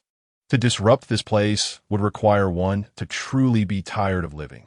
Indeed, one would have to be weary of life," Su Changan affirmed, downing his beer in one gulp before striding toward the center of the dance floor. He approached the DJ booth and abruptly seized the microphone, tapping it to gain attention. "Ladies and gentlemen, I apologize for the interruption, but I am in a rather foul mood today and have come here to cause a bit of chaos. If you wish to avoid being caught in the crossfire, I kindly ask you to leave at once." As his words resonated through the crowd, numerous patrons turned their gazes toward him, only to dismiss him upon realizing he was alone, thinking it a jest. Disrupting the venue? What a ludicrous notion. This was Brother Mao's domain, and who would dare provoke such a powerful figure? Moreover, he stood alone. What could he possibly do? Perhaps he had simply indulged a bit too much. The DJ, visibly annoyed, yanked at Su Changan, exclaiming, "What are you doing, kid? Return the microphone this instant. Get lost." With a swift kick, Su Changan sent the DJ flying, an unexpected turn of events that startled many patrons. "Hey, what is going on?" At that moment, two burly men approached, one of whom brandished a switchblade, casually flicking the blade open. "You dare to cause a ruckus here? I'll show you suddenly." With a swift motion, Su Changan delivered a resounding slap, deftly disarming him of the switchblade. Following that, he executed a sweeping kick, sending the man flying. The other brute roared in fury, seizing a chair to strike. With a powerful punch, Su Changan shattered the chair in two, then plunged the blade into the man's abdomen, delivering a devastating roundhouse kick. The man was propelled several meters back, crashing into multiple tables before finally coming to a halt in front of the sound system. The patrons on the dance floor were left in stunned silence, witnessing the unfolding chaos. It was only when Su Changan ceased his assault that they realized he was not merely playing around. He had come to wreak havoc. He seized the microphone once more, declaring, "Aren't you all leaving?" With a rustle, the guests scattered, eager to avoid any unwarranted entanglement. Hey, come back. You haven't settled your bills, shouted a manager-like figure as he approached, flanked by a dozen burly bodyguards. As no one responded, the manager's face turned a shade of green with fury. He kicked the table aside and pointed at Su Changan, berating him. You little punk, are you tired of living? Do you even know where you are? How dare you come here to stir trouble? Can you even afford the damages? Su Changan replied coolly, I am aware of where I am. And I also know this is territory protected by Brother Cat. The manager was momentarily taken aback, laughing with incredulity. You know, and still dare to stir trouble? Don't you value your life? Life is precious, and I hope you cherish yours. Furthermore, summon Brother Cat to me, or else I shall lay waste to this place today. Haha, just you? You think you can meet Brother Cat? The manager laughed derisively, pointing to the staircase leading to the second floor. Brother Cat is upstairs. If you have the guts, go find him yourself. Just be prepared to face your demise today. A smirk crept across Su Changan's lips as he coldly replied, Very well. I shall go find him myself. With that, he strode toward the staircase. The manager bellowed, Stop him. The bodyguards sprang into action, some brandishing knives, others picking up chairs to hurl at him. You should die. Not today. That fate belongs to you. With a swift kick, Su Changan sent a chair flying, then lunged like a hungry tiger, knocking one bodyguard to the ground, leaving him foaming at the mouth from a powerful punch. As he dodged a knife strike, he seized the assailant's wrist, twisting it until it snapped, then wrested the knife from his grasp. He swiftly severed the man's wrist, kicking him aside. As he leapt into the air, he hurled the knife with precision. The blade found its mark, embedding itself in the forehead of a thug, who fell lifelessly to the ground without a sound. Only 6 remain. I cannot bear to squander any more time with you. Should you attempt to stop me again, you shall meet your demise. Su Changan articulated each word with deliberate clarity. The remaining 6 bodyguards exchanged glances, their expressions reflecting the trepidation ignited by Su Changan's earlier display of prowess. Though they had yet to engage him in combat, even a cursory consideration revealed their undeniable inadequacy in facing him. Observing their hesitation, the manager bellowed, What are you waiting for? Charge at him. Are you 6 not capable of subduing a single man? Whoever manages to eliminate this fool shall receive a reward of 20,000. The promise of a handsome reward stirred the bodyguards into action. They locked eyes once more, steeled their resolve, and with a rallying cry, surged towards Su Changan. Shaking his head, Su Changan coldly declared, Your lives are of little consequence. Very well, you shall all lie down. With a swift kick, he sent chairs flying toward the ground, each impact resounding as they toppled the 6 bodyguards. Struck in their most vulnerable areas, they writhed on the floor, utterly bereft of the will to fight. You pitiful wretches, Su Changan exclaimed, before delivering a resounding slap that left the manager bloodied and reeling. Following this, he forcefully kicked the manager to the ground, raising his foot to deliver a crushing stomp upon the manager's chest. Bang! Chapter 13. Threats. The manager's sternum was shattered by a single kick from Su Changan, blood uncontrollably oozing from his mouth as he rolled his eyes back and succumbed to unconsciousness. With an air of nonchalance, Su Changan ascended to the second floor. This level housed merely 3 private rooms. Upon forcefully kicking open the first 2, he found them empty. However, as he burst into the third room, he was met with a scene that was quite intolerable. A tattooed man, bare-chested and lounging on the sofa with a sultry woman, was smoking and indulging in lewd banter. Upon noticing Su Changan's intrusion, the man shoved the woman to the ground and rose to confront him. Who the hell are you? Who allowed you to barge in here? Su Changan cast a fleeting glance at him and inquired, Are you Brother Cat? Knowing my name, you dare, bang. After confirming the man's identity, Su Changan advanced and delivered a kick that sent him crashing into the corner. He turned to the woman and warned, If you wish to live, you ought to leave. With a startled cry, she hastily gathered her clothes and fled. You dare strike me? I'll kill you. Brother Cat exclaimed as he scrambled to his feet and swung a punch at Su Changan. Su Changan effortlessly caught his fist, applying downward pressure before twisting his arm with a sharp motion. Crack! Brother Cat's arm contorted grotesquely into a Z shape. Ah, you bastard! Bang! Bang! Bang! Su Changan unleashed 3 punches to his face, followed by a kick that shattered his right knee. He then pressed Brother Cat's head against the glass table. Despite his agony, Brother Cat gritted his teeth, willing to sacrifice his left arm. Drawing upon a surge of strength, he pushed himself up and elbowed Su Changan. Bang! Su Changan retaliated with a forceful blow that shattered Brother Cat's elbow, then released his hold, driving a knee into his abdomen. As Brother Cat doubled over in pain, Su Changan executed a sweeping kick that sent him sprawling onto the sofa. Thud! Brother Cat felt as though both his arms were broken, tears streaming down his face from the pain. Yet, he continued to howl, "You're finished. You're finished. I'm affiliated with Lord Buddha. If you dare strike me, your family will perish." Is that so? You may not realize, but I despise being threatened, especially by those weaker than myself. It diminishes my dignity. Stop pretending. Calamity is upon you. These words were more fitting for him. Bang! Su Changan stomped forcefully on Brother Cat's neck, then loomed over him, enunciating each word with deliberate clarity. "Little kitty, do you know what kind of game I used to enjoy? It was to carve pieces of flesh from my victims with a knife, severing their veins one by one while relishing their agony. The satisfaction and thrill it brought me were unparalleled." Brother Cat listened in horror, realizing he was confronted by a purportedly deranged killer. Su Changan unexpectedly produced a dagger from seemingly nowhere, and with a cold smirk, tapped the blade against Cat Brother's face. "Since you enjoy playing the tough guy so much, I believe this game suits you perfectly. Now tell me, shall I start by carving the flesh from your body, or severing your meridians first? I rather enjoy doing both simultaneously. Which do you prefer?" Cat Brother was on the brink of madness, exclaiming, "I don't prefer either." He longed to hurl further insults at Su Changan, but the seriousness etched on Su Changan's face instilled genuine fear within him. He realized this man was not jesting. He was indeed serious and would employ the very methods he had just described against him. "Please, no. I concede, my brother. Just tell me what you want. If I have offended you in any way, please speak up. I will do anything to make amends. Just spare me from such treatment." With a chuckle, Su Changan plunged a knife into the nearby sofa, retorting, "How much better it would have been had you cooperated earlier. You have indeed offended me. Otherwise, I would have come here personally. Now tell me, was it you who sent people to trouble Wang Fei and to wreak havoc on the 6th and 7th floors of the near-rise building?" Boom! Su Changan's words struck Cat Brother's mind like a bolt of lightning, illuminating a sudden realization.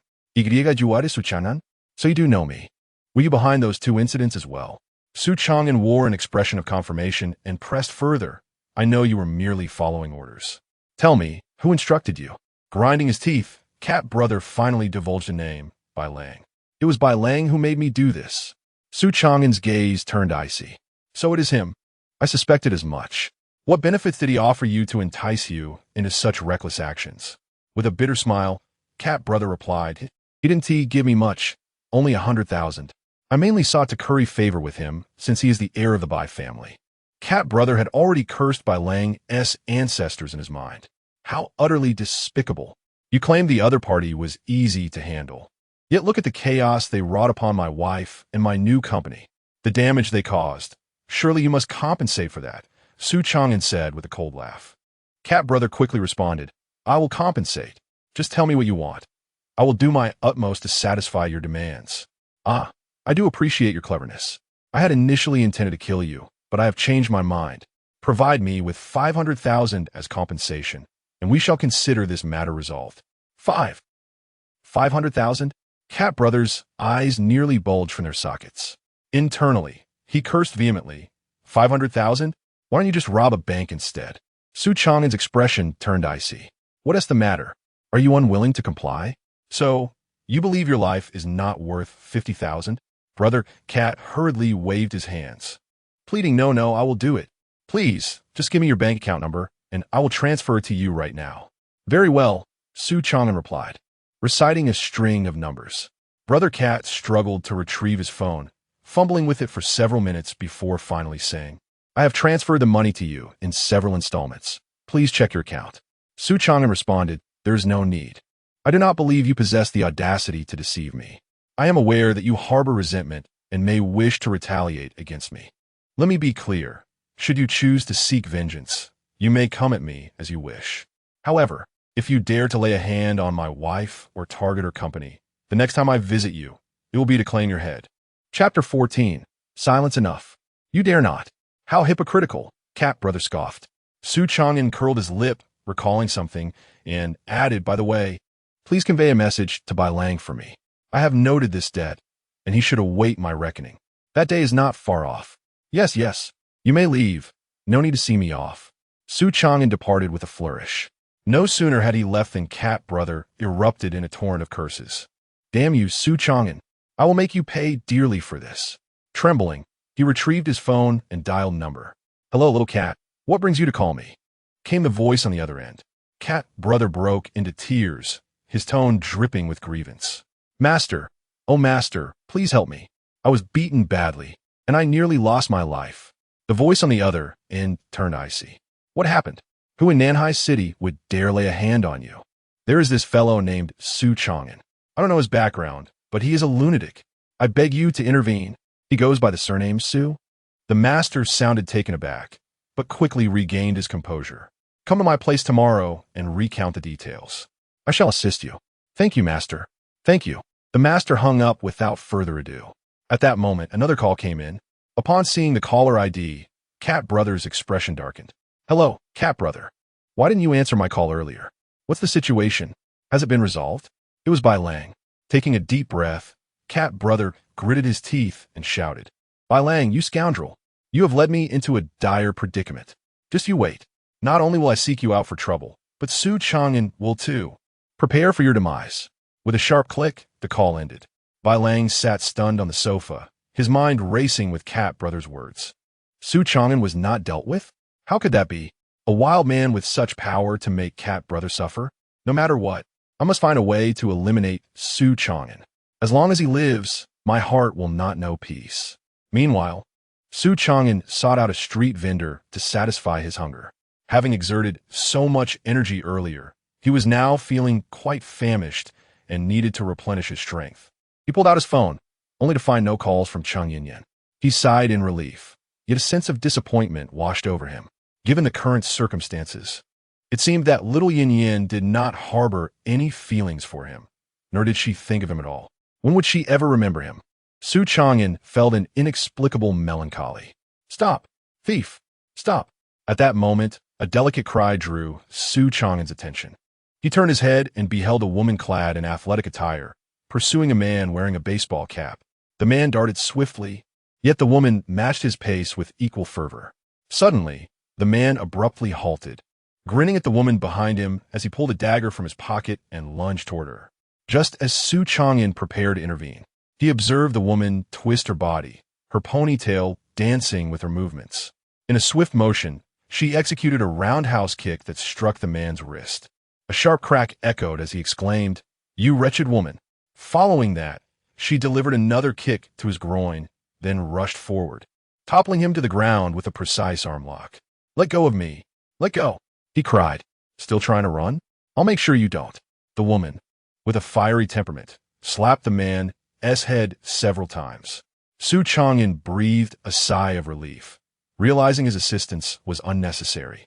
Suddenly, he sensed a looming danger. Upon closer inspection, he noticed a slender man stealthily approaching the woman from behind, ready to strike with a knife aimed at her back. "Watch out!" In a flash, Su Changan teleported to her side, swiftly kicking the knife away before pulling the woman into his embrace and delivering two decisive kicks to the assailant. The man fell to the ground, unable to rise for quite some time. With a gentle gaze, Su Changan looked at the woman and asked, "Are you all right, my lady?" She pouted, preparing to speak, but he interrupted her.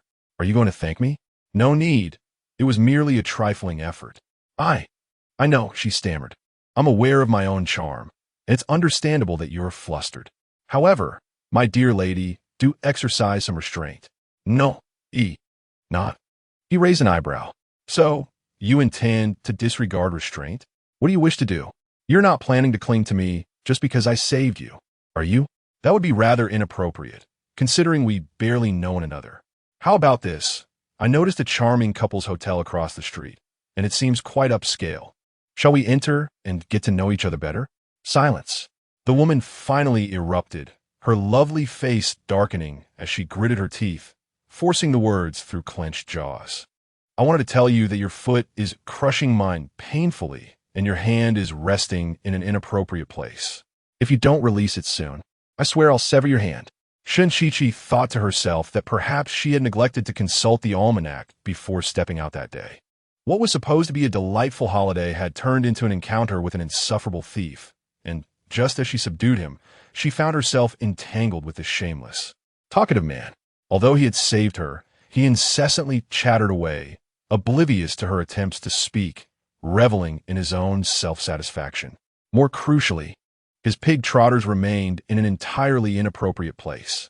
Had I not been unable to tolerate it any longer and interrupted his incessant chatter, I would have been left wondering when he would finally come to this realization. Or perhaps he was already aware and was simply being obstinate. Initially, I felt a sense of gratitude towards him, but this incident extinguished any lingering appreciation I harbored. Su Changan, with his remarkably thick skin, seemed utterly unfazed by the awkwardness. He casually released his grip, stepped back a couple of paces, and earnestly proclaimed, "I apologize, dear lady. It was not my intention. I was solely focused on rushing out to save you and overlooked these trivial details. I trust you won't mind, will you?" Shin-Chi-Chi, however, was truly reluctant to engage with him. With a pout, she retrieved handcuffs from behind her waist and promptly secured the two petty thieves on the ground. Chapter 15. The charming police officer Su Changan expressed his astonishment. "Oh, so you are a police officer? Are all policewomen as stunning as you these days?" In his eyes, Shin-Chi-Chi easily scored above 7 in terms of beauty. She possessed an admirable figure, primarily due to her height, which he estimated to be approximately 168 meters. With the addition of high heels, she would likely stand over 170 meters. Her complexion was fair and delicate, and her large, sparkling eyes radiated vitality. The contours of her face, naturally beautiful without any makeup, exuded an unadulterated charm. With a roll of her eyes, Shin-Chi-Chi retorted, "Are you so idle? Should I cuff you and take you back to the station for a few days?" Su Changan feigned innocence. "Why would you cuff me? Officer, you can't misuse your authority just because you're beautiful. I even helped you earlier. You could at least say thank you instead of threatening to arrest me." "Thank you? I have no reason to thank you. And stop calling me officer. My name is Shin-Chi-Chi. Age is not the only factor here." "All right, officer. You." Shin-Chi-Chi was so enraged she could have spat blood. Pretending to shake her little fist, she gritted her teeth and said, "You little brat. I can't be bothered to argue with you. Just remember, don't commit any crimes in the future. If you fall into my hands, you'll be in for a rough time." After that, she hauled the two thieves up and called for backup as she walked away. Su Changan grinned, choosing not to stop her, and turned to leave. His beautiful wife was waiting for him at home, and he certainly did not want to miss such a splendid moment. 15 minutes later, Su Changan returned home. Upon entering, he called out, "Xiao Yin-Yin, I'm back. Are you asleep?" Xiao Yin-Yin did not respond. Intrigued, Su Changan pushed open her bedroom door and discovered her clothes strewn across the bed, her shoes abandoned on the floor, yet she was nowhere to be found. Could it be that Xiao Yin-Yin was? Creak! Just then, the bathroom door swung open, and Xiao Yin-Yin emerged in her pajamas. Upon seeing Su Changan standing at her door, she exclaimed, "Ah, Su Changan, how can you be so inconsiderate? You have no respect for others' privacy. Get out quickly." She rushed over to push him away, simultaneously shutting the door. Su Changan took a moment to assess her. Her hair was still slightly damp, and although her lace pajamas were not revealing, they accentuated her exquisite figure, leaving him parched with desire. Xiao Yin-Yin sensed his gaze and, wary, leaned against the wall, crossing her arms protectively over her chest. She warned him, "What are you trying to do? If you dare to act inappropriately, I will call the police." Su Changan grinned mischievously, rubbing his hands together. "Go ahead and call them. If the police arrive, I'll simply explain that it's just a little marital fun between us. I wonder who they would believe. Your words are mine." "You, shameless Su Changan, I never expected you to be such a disgraceful person. I truly misjudged you. As you put it, we hardly know each other for a day. How could you possibly understand me? I've always been this way. Little Yin Yin, it is getting late. Come and sleep by your husband's side. Upon finishing his words, he lunged forward. However, just as he took a step, he halted abruptly, his expression one of astonishment. The reason was simple. He spotted a pair of scissors in Chung Yin-Yan's hand, glinting coldly, sending a chill down his spine. Chung Yin-Yan chuckled coldly, gritting her teeth as she spoke. Let me inform you, I'm quite lucid at the moment. Do not think you can take advantage of me any longer. If you dare to act recklessly, I cannot guarantee where I might use these scissors. Su Changan's lips twitched, offering an awkward smile. Huh, little Yin-Yan, what are you doing? Do you not trust me? Am I that kind of person? I was merely joking. Should there not be a fundamental trust between people? That applies to people in general, but between you and me is a matter of the scoundrels among us. Scoundrels are still human. I possess rights too, Su Changan retorted, then casually plopped himself onto the sofa, inquiring, Little Yin-Yan, did you miss me while I was out? Have you eaten? Chung Yin-Yan was taken aback by his audacity. He effortlessly shifted the topic as if nothing had transpired moments ago. She huffed, responding peevishly, Humph. I neither missed you nor have I eaten. I certainly do not wish to be like certain individuals who only know how to revel outside. I have important matters to attend to at home. Su Changan feigned surprise. Oh, what have you been up to? Chung Yin-Yan teased, I shan't tell you just yet. However, you must rise early tomorrow morning to accompany me to meet someone who will greatly benefit our future business endeavors. Who is it? Do not inquire just yet. Cannot you maintain an air of mystery? You will find out tomorrow. I am off to my room to sleep now. As she opened the door, a thought struck her, and she turned back deliberately, waving the scissors in her hand. And remember, behave yourself tonight, Su Changan. If you dare to come in, I will. She left her threat unfinished, merely snipping at the air with a fierce expression. Su Changan instantly straightened his posture, earnestly assuring her, Rest assured, I am a decent person. I will not do anything to you. Humph. Chung Yin haughtily hummed, then entered her room, shutting the door behind her. She flopped on her bed, recalling Su Changan's cowardly demeanor from earlier, and could not help but burst into laughter. Outside, Su Changan was left bewildered, wondering if his wife might be a bit unhinged. It seemed necessary to find a time to take her to a mental health facility. After muttering this thought, Su Changan retreated to his own room to sleep. A night passed without incident. The following morning, at 8 o'clock, Su Changan, deep in slumber, was roused by Chung Yin-Yan's commotion. With his hair in disarray, he stepped out to find Chung Yin-Yan already dressed and ready. Little Yin-Yan, why are you knocking on the door so early? Chung Yin-Yan's lips curled in a faint grimace as she expressed her exasperation. I knew you wouldn't remember what I told you last night. Do you recall how I mentioned that we were to meet someone today? This individual is crucial to our forthcoming business endeavors. I even reminded you to rise early. Have you forgotten? Su Changan responded with a nonchalant "oh," then sarcastically remarked, Even if we were meeting the president, I wouldn't have to get up this early. Who on earth is this person that they warrant such significance? Chung Yin-Yan rolled her eyes, retrieved a fashion magazine from her bag, and tossed it to Su Changan. First, open this magazine and tell me if you recognize the woman on the cover. Chapter 16. Is it true? Su Changan, perplexed, glanced at the magazine in her hand. The cover featured a remarkably fashionable woman, her makeup exquisite, her age indiscernible, and her figure well-maintained. Furrowing her brow, Su Changan remarked, I do not recognize her, but there seems to be an introduction stating she is the Chinese representative for the DIO brand. Why are you showing me this? Chung Yin-Yan explained. I initially presumed you had some knowledge of the fashion industry, but it seems you are quite naive. Let me enlighten you briefly. DIO is a French women's clothing brand, positioned internationally akin to Cartier or Dior, truly a monarch among women's fashion. Even the streetwear brand, Or, which has partnered with us, pales in comparison. The woman featured here is Fiona, the general agent for DIO in China, overseeing the market in this region. I stumbled upon news yesterday that her company is seeking new partners for collaboration, and I believe our company should seize this opportunity. If we can secure both DIO and Or, our future prospects are boundless. Now, do you understand why I needed you to rise so early? Understanding dawned upon Su Changan. Yet she posed a question. I comprehend, but how can you be so certain we will succeed? Individuals like her must possess discerning taste, and our company is merely a shell, lacking substance. I doubt she would take us seriously. What if we end up wasting our time? Chang Yin rolled her eyes and replied, I never claimed to have absolute confidence. I merely believe we should take a chance if the opportunity arises. If I, as a woman, am willing to try, are you not? Su Changan, with heartfelt sincerity, responded, It's not that I lack courage. I simply fear for your well-being. I am soft-spoken and tender-hearted, and I cannot bear to see you hurt or disheartened.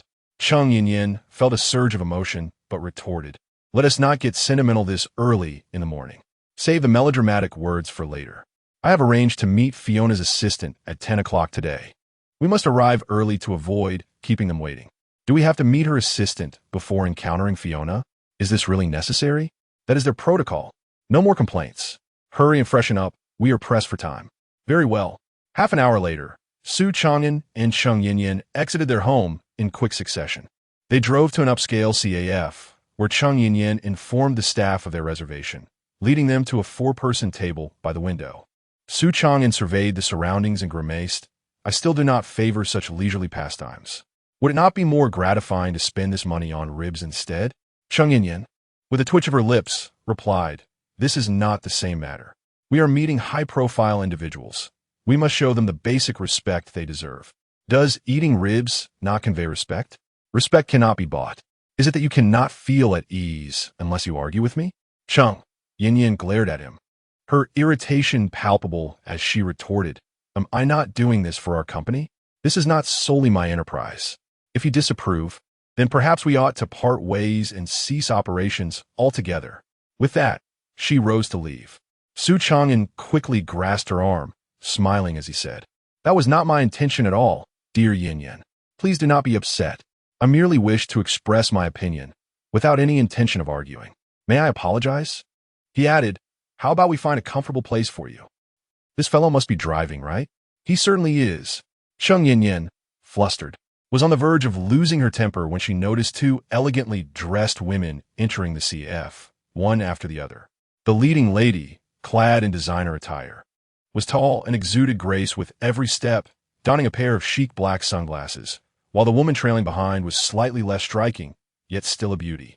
Miss Fiona, Assistant Chun, over here, Chang Yin called out, her face lighting up with a sweet smile. Upon hearing this, Su Changan recognized that their awaited guests had arrived, and graciously stood up. Assistant Chun was the first to catch sight of them, exchanging a few words with Fiona before they approached. Hello, you must be Miss Chang, the general manager of Shuiren Culture, Assistant Chun inquired. I am Chen Shan, we've spoken on the phone, and this is Miss Fiona. With that, she extended her hand for a greeting. Fiona merely nodded haughtily, showing no intention of removing her sunglasses. Chang Yin politely responded, Yes, that is indeed me. I did not expect Miss Fiona to personally visit today. We are truly honored. Fiona finally spoke, her tone indifferent, It's nothing special. Just attending to a few matters in the vicinity. Manager Chung, shall we sit down and commence? My time is precious, and I prefer not to squander it on insincere pleasantries. Chang Yin's smile faltered, momentarily awkward as she sought a way to recover. Yes, you're absolutely right. Miss Fiona, please take a seat. The 4 of them settled down. Chang Yin courteously inquired, What would you like to drink? Fiona smirked slightly. I am currently on a diet, so a low-calorie coffee will suffice, and a cup of Blue Mountain for Shan, please. Certainly, Chang Yin replied, summoning the waiter to place their order. The coffee arrived promptly. Chang Yin and Su Changan each enjoyed a mocha. From her bag, Chang Yin produced 2 documents and a business card, placing them on the table as she stated solemnly, Miss Fiona, I understand you are busy, so I shall be forthright. This is a proposal and collaboration plan I worked through the night to prepare. If you were to grant us the agency rights for DIO in Nanhai City, I am confident we could elevate sales by over 7%. Fiona chuckled coldly.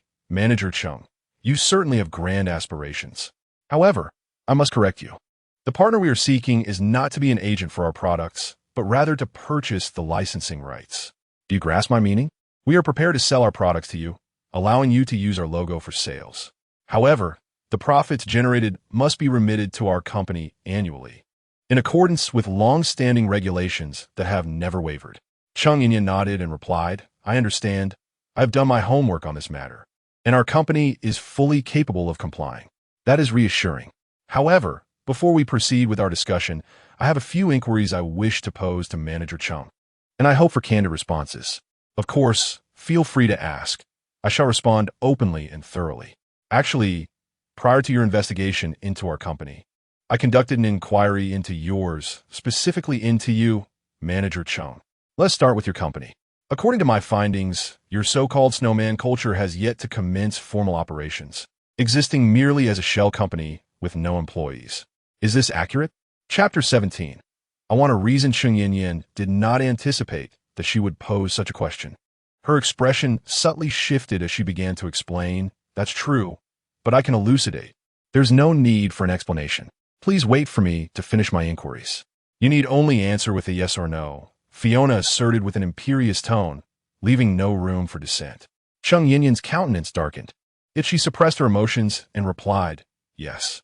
Fiona continued, very well. For my second question, there are rumors circulating that Manager Chung, you have recently severed ties with your parents, and that just yesterday, your father expelled you from the Chung group. Is this accurate? Yes. Since you have acknowledged it, I regret to inform you that our collaboration cannot proceed. In other words, your company is out. Why? Chung Yin exclaimed, her urgency palpable. Miss Fiona, you have not even glanced at my proposal before dismissing our company. I demand a reason. Fiona smirked coldly. If you seek a reason, allow me to provide you with two. Firstly, your company lacks competitive capability among its peers. We have decided to sell our authorization. To put it bluntly, we seek a win-win situation for profit. Your company has no employees and lacks any brand recognition or competitive strength.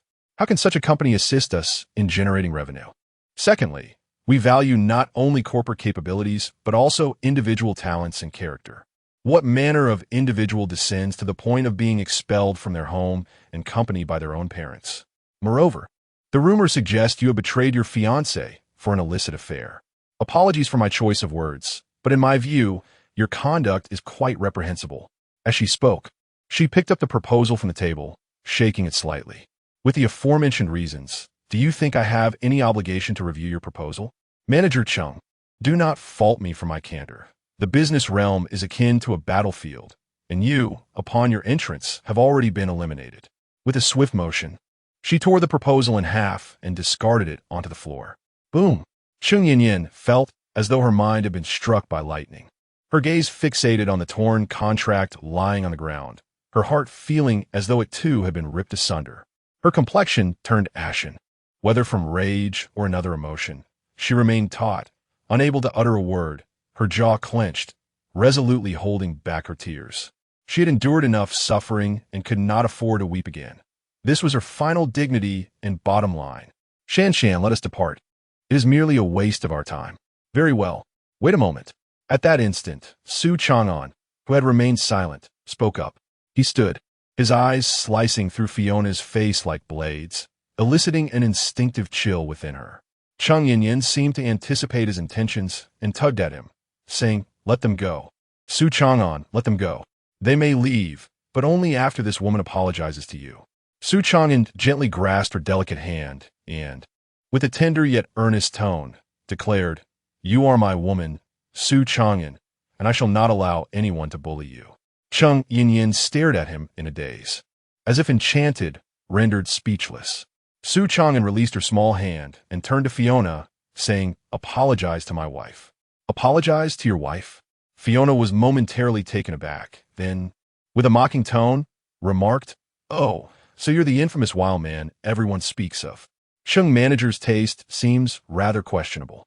Su Changan feigned unfamiliarity with Fiona, responding, oh, so you are the legendary old woman? With your appearance, you still make it to magazine covers? I suppose you've entertained quite a few bosses? It must be exhausting.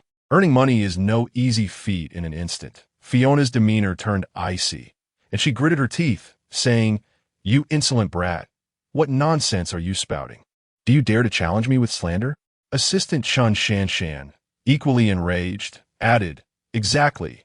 How dare you speak of Miss Fiona in such a manner? Is this the level of decorum from those of you at Snowman culture? Su Changan mockingly dug at his ears and replied, two barking bitches certainly make quite the commotion. What right do you have to yelp before me? Were you not the ones who insulted our dear Yin Yin just moments ago?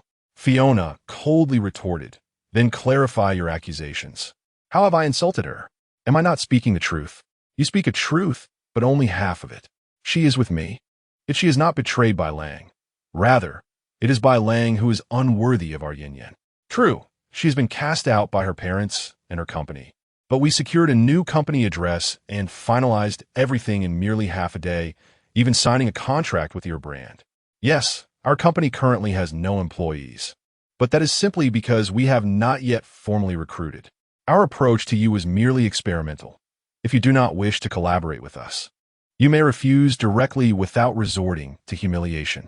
Fiona laughed in disbelief. You cannot withstand such a minor humiliation? I previously mentioned that the business world is akin to a battlefield, which can be quite ruthless. If you cannot endure this small setback, how do you expect to rise again? Moreover, what does signing with the or brand signify? Such a label holds no international standing, merely trending domestically. Are you truly attempting to flaunt this? I feel embarrassed for you. Su Changan replied coldly. It appears I have been overly courteous in my discourse with you. I ought to have berated your ancestors thoroughly. However, I shall refrain, for I am not like you. I am civilized and well-mannered, unlike you, a savage born of parents who did not impart proper upbringing. What do you mean by that? Does being the general agent of a region in Huaxia make you significant? Tell me, who is the true master DIO? Fiona asked with a patronizing expression. Why do you inquire about this?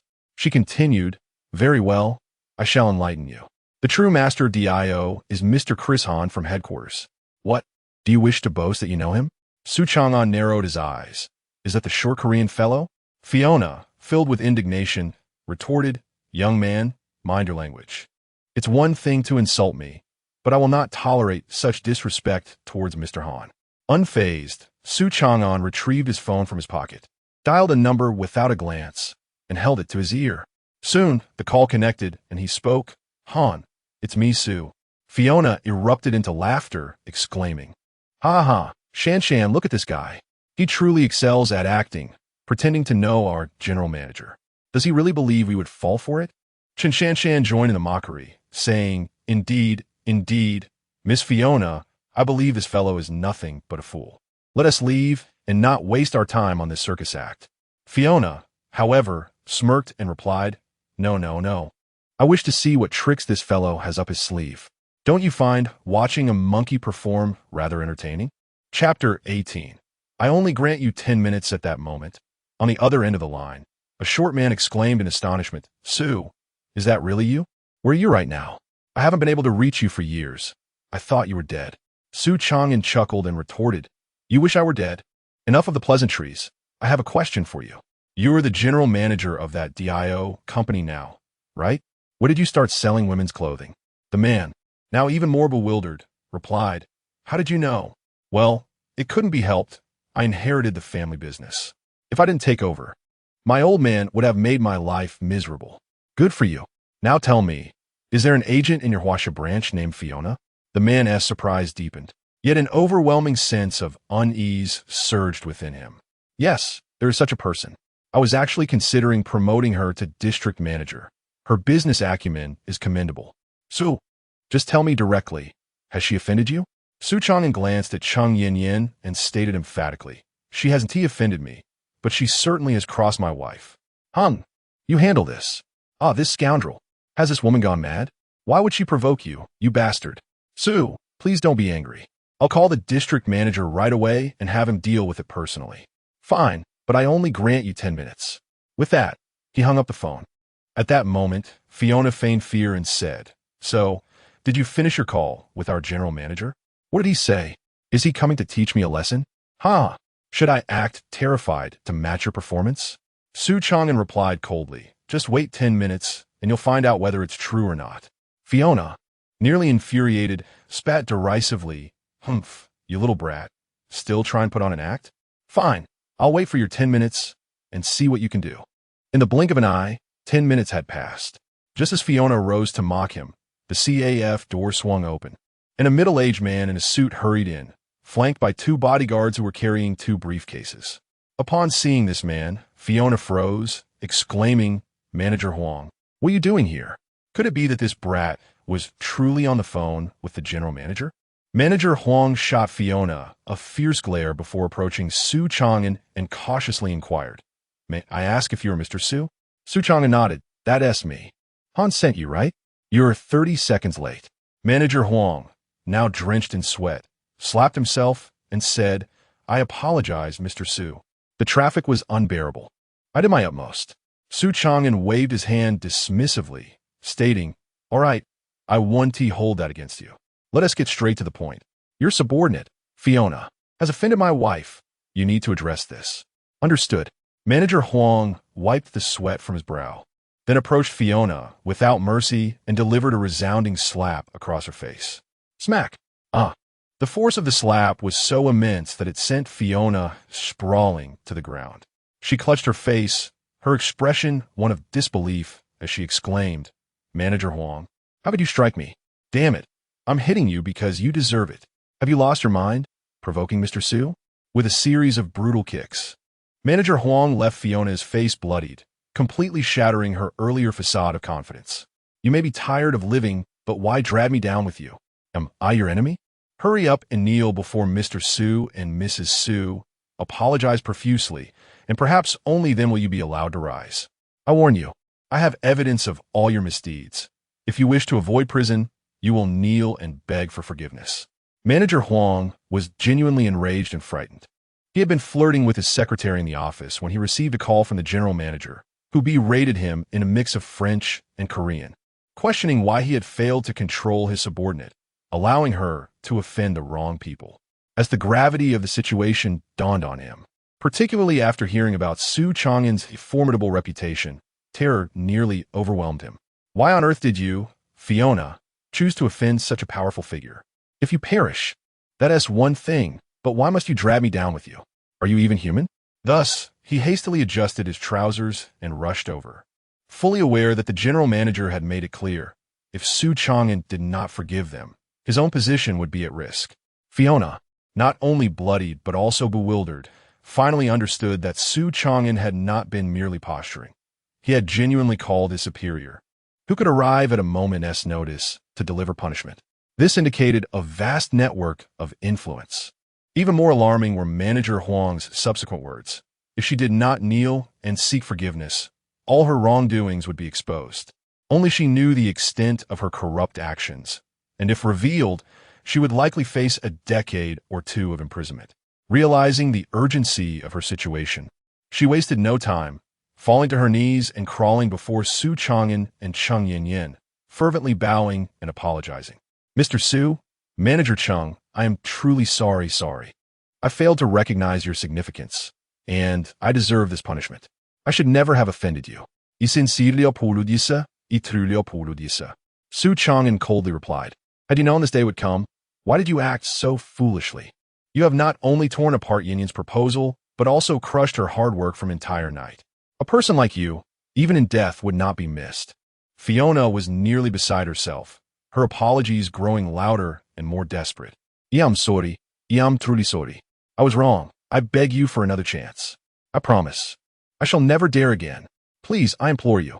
Su Changan gently patted Chung Yin's shoulder and said, "Little Yin, you are the victim. The decision lies with you." It was only at this moment that Chung Yin emerged from her stupor. A myriad of questions swirled within her, yearning to be posed to Su Changan. However, she recognized that this was not the appropriate time. Glancing at Fiona, whose face was smeared with blood and who was desperately bowing her head in supplication, she felt a twinge of compassion despite her lingering anger. With a sigh, she spoke, "Alas, though I harbor hatred towards you and will not grant you forgiveness, I do find you rather pitiable. Stand up. I shall not hold this against you." With a swift kick, Su Changan sent Fiona sprawling to the ground, exclaiming impatiently, "Did you hear that? My wife has declared that she will not pursue this matter further. So get up at once." Fiona está mered. Hastily rising but daring not to lift her head, repeatedly expressing her gratitude. "Thank you, Manager Chung. Thank you, Manager Chung." At this juncture, Manager Huang interjected with a disdainful huff. "Do not presume you are free from consequence, Fiona. I hereby announce that you are no longer the agent for the Huaxia division. You are dismissed. Go to the company to collect your salary for this month, and then depart."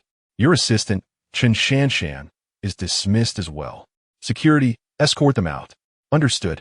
Two burly security guards approached and unceremoniously ejected the despondent Fiona and her companion from the premises. Chapter 19.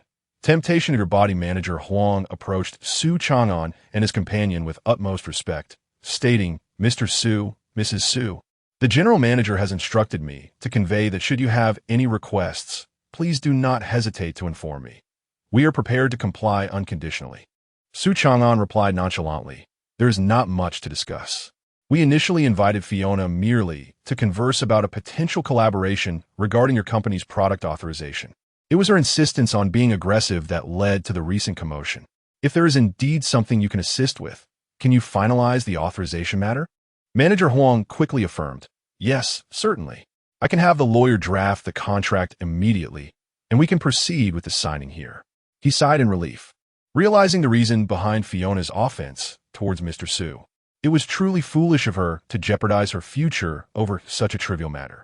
Su Changan did not respond immediately, instead turning to Cheng Yinyan and inquiring, what do you think, Xiaoyan? Cheng Yinyan nodded and replied, all right, let's proceed with the signing. Manager Huang eagerly interjected, excellent. Please hold on for a moment while I call the lawyer to draft the contract.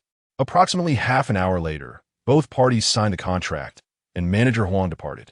At that moment, Cheng Yinyan cast a complicated glance at Su Changan and asked, Su Changan, shouldn't you provide me with an explanation regarding what just transpired? Su Changan smiled and asked, what sort of explanation are you seeking? Cheng Yinyan, with a serious demeanor, retorted, do not play coy with me. It concerns your acquaintance with the general manager of DIO. Had you informed me earlier, I would not have had to exert so much effort. Su Changan sighed with a wry smile. I only recalled knowing that person when Fiona mentioned his name. I did not intend to conceal it from you. Besides, this is inconsequential. I merely wish for you to know that I shall not allow anyone to bully you. Well, except for me. Cheng Yinyan gently tapped her fingers on the table and posed a pivotal question. Su Changan, do you not think you are being overly kind to me? What do you mean? I'm not naive. From the moment I awoke in the hotel yesterday to the events unfolding today, I have sensed that you are no ordinary individual. Your true identity must be formidable. Otherwise, you would not have resolved company matters with mere words. Nor would you have effortlessly secured the authorization from DIO with a single phone call. Your actions move me, yet simultaneously, they instill a sense of unease. Apart from that one wild night at the bar, we have had no intimate interactions. Although we hold the title of a couple, I do not harbor feelings for you. Nor do you for me.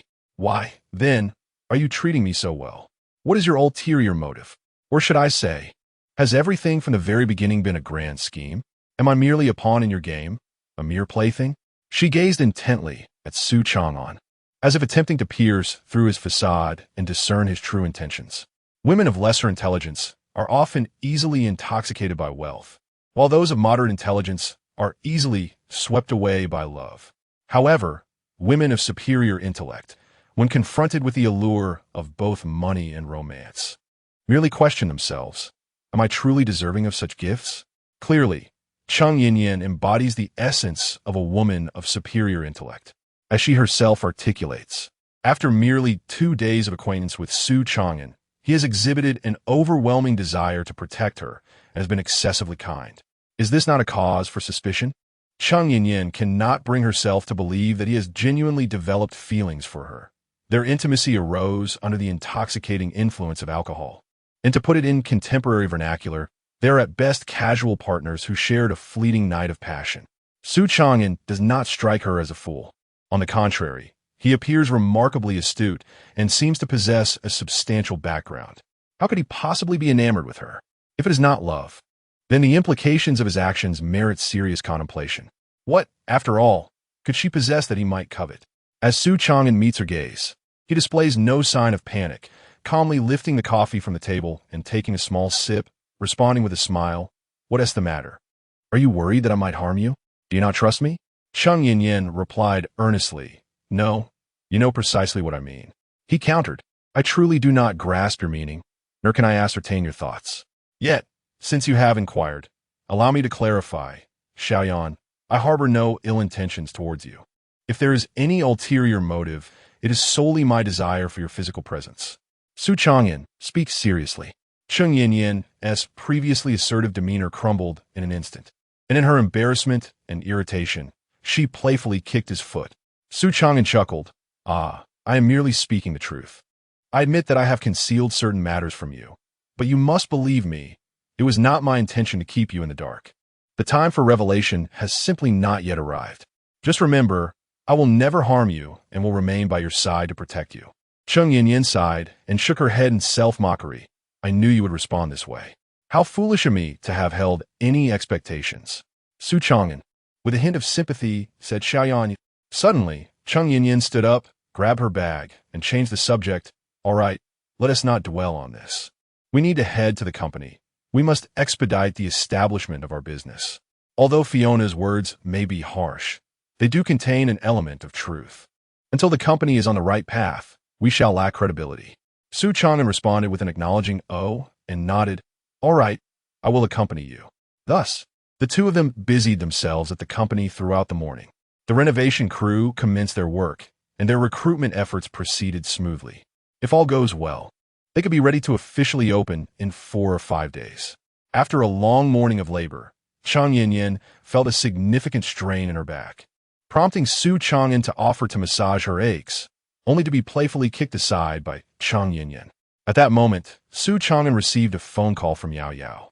He did not hide it from Chung Yin-Yin and answered the call in her presence. Hello, Yao Yao, what do you need? He inquired. Is it wrong for me to seek you out if there's nothing urgent? Yao Yao retorted. To his surprise, Su Changan solemnly replied, of course. If there's nothing pressing, it's better not to disturb me. I need to accompany my wife and attend to company matters. I lack the leisure to engage in idle chatter with you. Yao Yao, with a displeased expression, snapped, You heartless scoundrel, Su Changan. I knew you would discard others after using them. Had I known, I wouldn't have assisted you. Su Changan rolled his eyes and pressed. Are you going to speak or not? If not, I'll hang up. Yao Yao gritted her teeth and managed to say, Fine, you win. I do have something to discuss. Come see me tonight to help me with the competition. Su Changan was taken aback and asked, What competition? Chapter 20. A descent in apparel in the renowned underground racing scene of Nanhai City. I found myself signed up for a competition, albeit with little hope of victory. Hence, I resolved to enlist your assistance. Do not feign ignorance. I am well aware of your past as the underground racing champion in Europe. You must help me secure at least one win. Su Changan scoffed, If your chances are so meager, why did you even bother to register? Without the requisite skill, why take on such a futile endeavor? Yao Yao huffed disdainfully, exhibiting a hint of petulance that is of no concern to you. Regardless, this is a favor you owe me. I shall be waiting for you at Mingwe Pavilion at 9:30 tonight. We will not part ways until then. With that, she abruptly ended the call before Su Changan could respond. Resigned, Su Changan slipped his phone into his pocket. Chung Yin-Yin inquired, What is up? Did your friend Yao Yao contact you about something? Su Changan offered a benign falsehood. Yes, she mentioned their essay competition tonight and wanted me to accompany her. It seems Mingwe Pavilion is the organizer. I couldn't decline. Would you like to join me, Xiaoyan? Chung Yin-Yin shook her head. No need, you go ahead. I have no interest in competitions. All right, by the way, are you hungry? Shall I treat you to a meal? The mention of food did indeed stir her appetite. I suppose I am a bit hungry. Let us go. Excellent. The two exited the office, descended the elevator to the ground floor, and drove away. Unbeknownst to them, a black Buick parked across the street housed 2 observers, a man wielding binoculars and a woman languidly scrolling through her phone in the back seat. The man dialed a number. Speaking swiftly, Young Masterby, we have located the target and will soon take action. Please ensure the final payment is transferred to my account. Rest assured, Chi Mei. The moment I receive news of Su Changan's demise, the funds will be promptly deposited, came the reply. Understood. However, the target is accompanied by a woman. Shall we eliminate her as well? I must clarify, she is not on the list, and if we are to take her down, additional compensation will be required. No need for that. Capture her alive and deliver her to me after the mission. I will offer you a different rate that will surely satisfy. Understood. With a sharp click, the call ended. The man turned to the woman in the back seat. Wang Liang, prepare for action. There has been a slight change in the plan. The woman, pocketing her phone, interjected, "Do not worry. No matter how the plan shifts, we shall not falter. Once this job is done, we will have ample time to rest for months. Indeed, that is certain. Let's proceed." At that very moment, within a lavish mansion, Bai Lang cast his phone aside. Erupting into a fit of maniacal laughter, Su Changan, "Oh, Su Changan, this time you are doomed. And you, Chang Yin Yin, prepare to grovel before me in your desperation." Creak.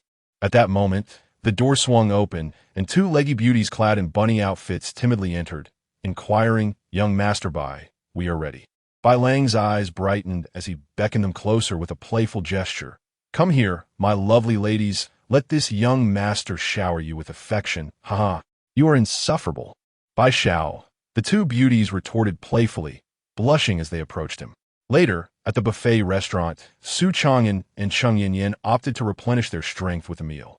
Perhaps due to hunger, Chang Yin paid little heed to her appearance and began to devour her food voraciously in front of Su Changan. "Little Yin, slow down. Here, sip some Sprite. It pairs wonderfully with the shrimp." Su Changan chuckled, sliding a drink in front of her. Chang Yin rolled her eyes flirtatiously, ignoring him as she gulped down the beverage. Suddenly, a furious voice erupted. "You? It's you too." Chang Yin turned, only to see someone she desperately wished to avoid approaching. It was Hu Kaiyuan, the very individual whom Su Changan had dealt with at Minghua Pavilion. Today, Hu Kaiyuan's imposing presence had diminished. He limped along, still clutching a beauty, flanked by two lackeys. With visible bruising on his face and a leg that had been broken, he bore the scars of a harsh beating from the previous day. This incident had left him seething with resentment. After returning home, he had complained to his father, expecting support, only to be met with a few slaps and a stern warning. If he wished to avoid dragging the entire Hu family into ruin, he should refrain from seeking trouble with Minghua Pavilion. Though he struggled to swallow his pride, he had no choice but to endure. Yet, the humiliation inflicted upon him by Su Changan lingered in his mind. Today, by coincidence, he encountered this couple again, and all his old grievances surged forth. His voice, raised in fury, startled not only Su Changan and Chang Yin, but also the other diners, who turned to stare. Su Changan smirked and remarked, "Isn't this young master Hu? You don't seem to be in great shape. If your leg is broken, perhaps it would be wiser to stay home rather than roam about. Or are you simply itching for trouble again?" Hu Kaiyuan was livid, pointing at Su Changan as he spat. "You little brat, don't get too cocky. If I hadn't crossed paths with you today, things would have been different. I intend to show you just how formidable I can be. If you don't learn your lesson, you'll soon understand the terror of this world." "That sentiment can be returned to you," Su Changan replied coolly. "However, I have no desire to engage in a conflict with a dog today. I advise you to refrain from provoking me." Chang Yin expressed her displeasure, saying, "Hu Kaiyuan, we are merely here to dine today. I hope you can exhibit a modicum of decorum and refrain from causing a scene in public. It reflects poorly on you and the reputation of the Hu family." With a surge of anger, Hu Kaiyuan violently overturned chair, cursing, "Chang Yin, spare me your hypocritical admonishments. My current predicament is largely due to you. It is already shameless enough to consort with a man of questionable character, yet you persist in lowering the bar by parading him around. How can you be so devoid of shame? Enough, Zai Yanyan. Do not let yourself be provoked by such a foul-mouthed individual." Su Changan interjected, gently patting Chang Yinyan's hand in a gesture of comfort. He then turned to Hu Kaiyuan, stating, "If you leave quietly now, I shall refrain from taking further action. However, should you choose to continue your tirade, I cannot guarantee the outcome will be favorable for you." In a fit of rage, Hu Kaiyuan seized a plate from a nearby table and hurled it towards Su Changan and Chang Yin, exclaiming, "How can you boast so brazenly?" With a swift motion, Su Changan shattered the plate with his fist, coldly retorting, "You're courting death." Chapter 21. You wish to be my son. Yet I have no desire to be your father. With a swift whoosh, Su Changan suddenly appeared. Hu Kaiyuan shouted, "Bodyguards, protect me at once." Without needing his command, the devoted bodyguards charged towards Su Changan. Bang! Bang! Su Changan sent two security personnel flying with a kick, followed by a punch that struck one bodyguard's temple. He then bent down, lifting the bodyguard effortlessly and hurled him toward a nearby table. Crack! The table splintered in two, causing the surrounding patrons to scream and flee in terror. With a fierce kick, the last bodyguard aimed for Su Changan's face, but he caught the leg with his hand, snapping it with a resounding crack. He then delivered a punch to the bodyguard's groin, sending him sprawling to the side, unable to rise for some time. Gulp! Hu Kaiyuan swallowed hard, cursing inwardly. This kid is incredibly powerful. It's utterly monstrous. As Su Changan approached him, Hu Kaiyuan spat out more insults. What do you want, kid? I refuse to believe you dare, Smack!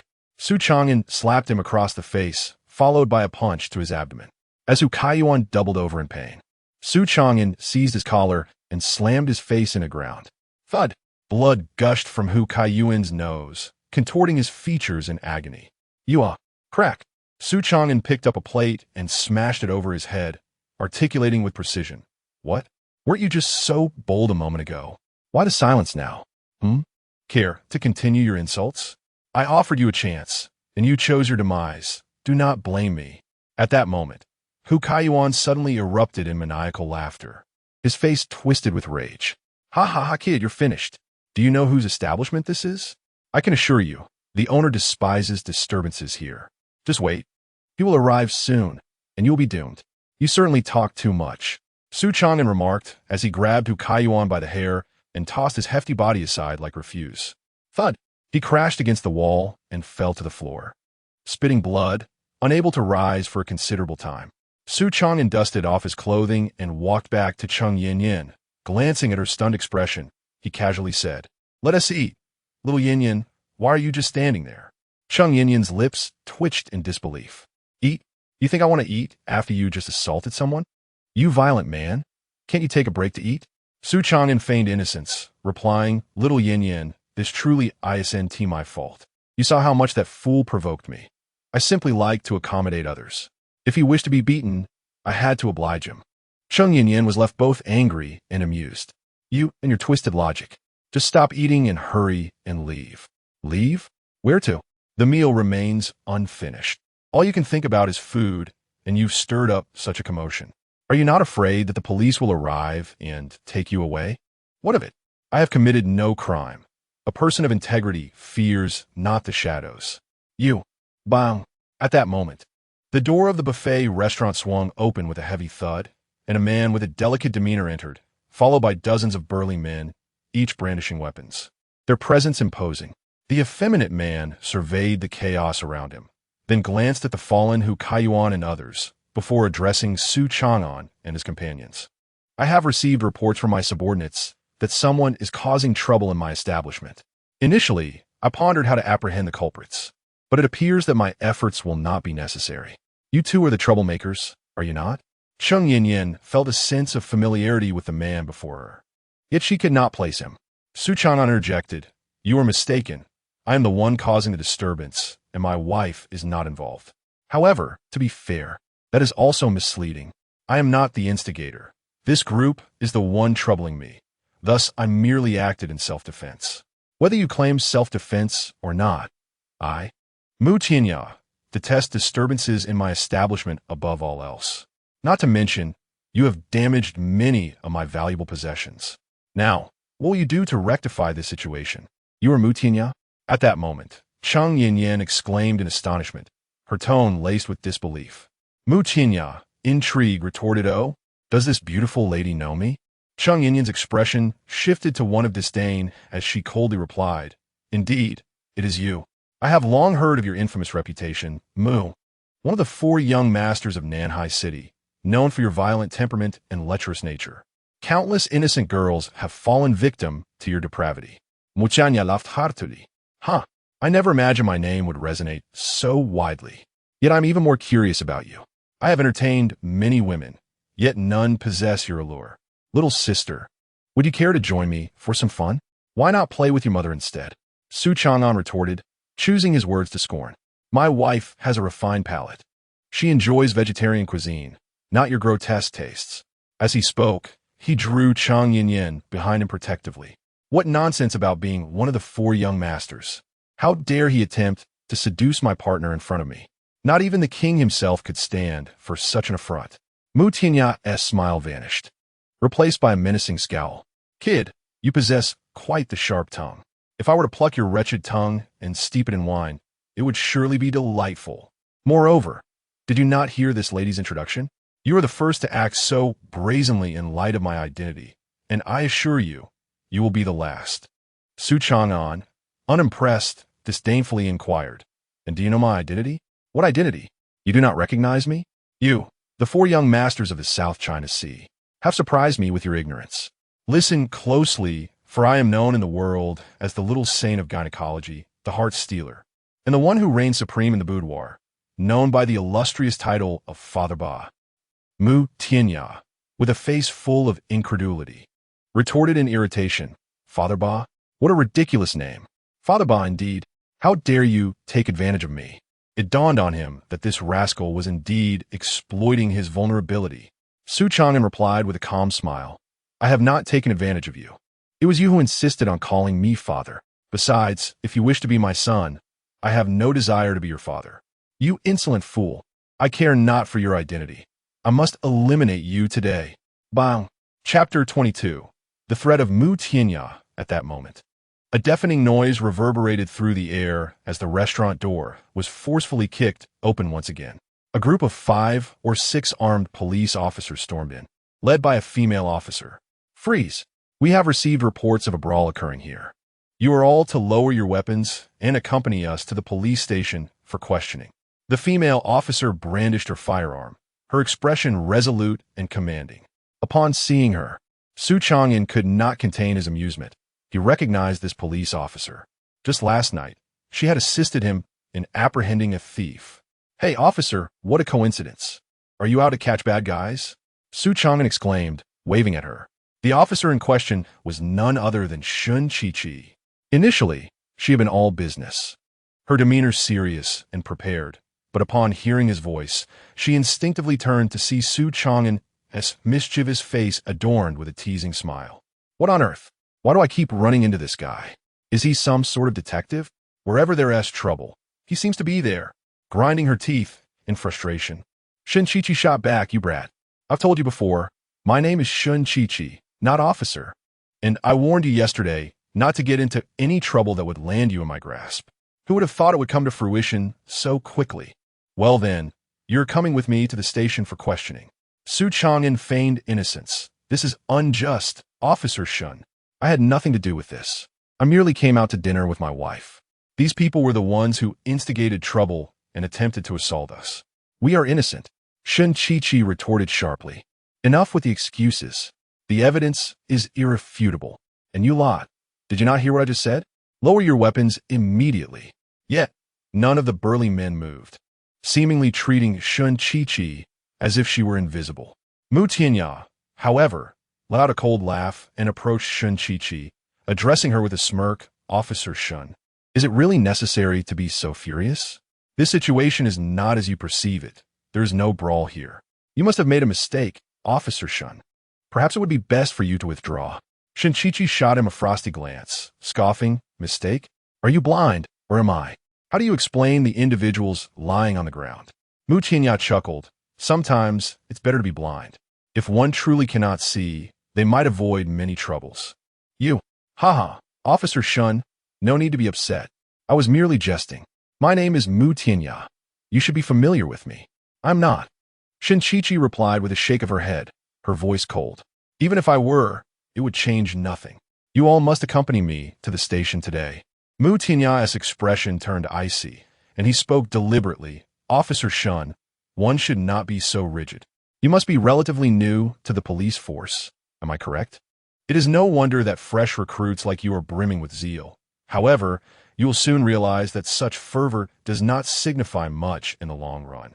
What exactly are you trying to say? As Mu Tianya spoke in a voice only audible to the two of them, Shun Chi-Chi's expression underwent a remarkable transformation, shifting first from disbelief to anger. She lowered her weapon, gritting her teeth, and said, "Why are you telling me this? I share this to prove that I am a law-abiding citizen, and there has been no altercation here. Officer Shun, I have matters to attend to. May I leave now, or do you need to make a phone call to verify my words? If that is the case, feel free to call. I can wait." as the outcome will be the same. His smile bore a hint of mockery. In a fit of rage, Shun Chi felt an overwhelming urge to shoot this man, but she restrained herself. You may leave. Huh. Thank you, Officer Shun.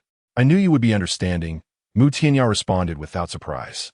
He turned to cast a profound glance at Su Changan and Cheng Yinyan, leaving behind a remark laden with meaning.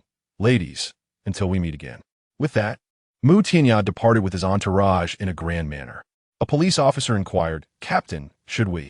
Enough, Shun Chi interjected, raising her hand, and then spoke wearily. I will personally explain this to the chief. Very well. Shun Chi then approached Su Changan and Cheng Yinyan, saying, You, too. Come with me to the police station to give your statements. Cheng Yinyan, visibly displeased, protested. Why? They were allowed to leave. Why must we go to the station? Are you giving them preferential treatment? This is the rule. You must go whether you like it or not, Shun Chi asserted firmly. You. All right, Xiaoyan. Don't be upset, Su Changan interjected, tugging at Cheng Yinyan's sleeve to comfort her. It's just a statement. Let's not make a big deal out of it. Cheng Yinyan suddenly regarded him with an unusual expression. Su Changan, is this really what you think? You weren't like this when you faced trouble before. Oh, I see. You want to spend more time with your police sister, huh? If that's the case, just say so. I wouldn't mind. Su Changan. Shun Chi. Officer Shun felt exasperated, thinking, what does this have to do with me? Who wants to spend more time with him? Am I being caught in the crossfire here? Nevertheless, the two ultimately went to the police station to record their statements. The statements were taken separately to prevent any collusion. Su Changan and Cheng Yinyan recounted the events in detail, as there was nothing to conceal. They merely spoke the truth. All right, you may go now. After completing the necessary paperwork, you can leave, Shun Chi said, putting down her pen and addressing Su Changan. Su Changan acknowledged with a hum, and then, as if to nitpick, remarked, Officer Shun, it's quite impolite not to look someone in the eye while speaking. Shun Chi shot him a glare filled with resentment. Why do you have to talk so much? Do you believe I won't let you leave today? Ah, indeed. If Officer Shun is willing to accompany me here, I will be delighted to spend the night with you.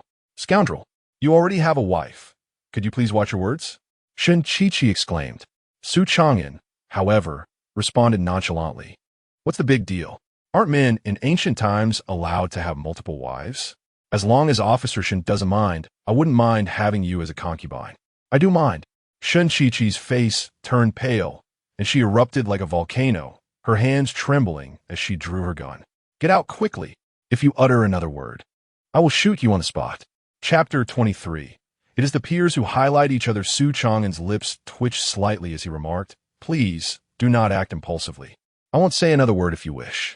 I merely observed your expression, which seemed quite troubled, and I deduced that you must have been threatened by that Mu Tianya.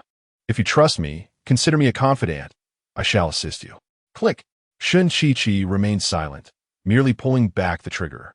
Su Changan instantly felt a jolt of fear, rising abruptly to his feet and hastily uttering a farewell before slipping away. Bang! Shun Chi placed the gun on the table, rubbing her temples in irritation, murmuring to herself in anguish, Is what I am doing truly right? Meanwhile, after completing the necessary formalities with Cheng Yinyan, Su Changan exited the police station.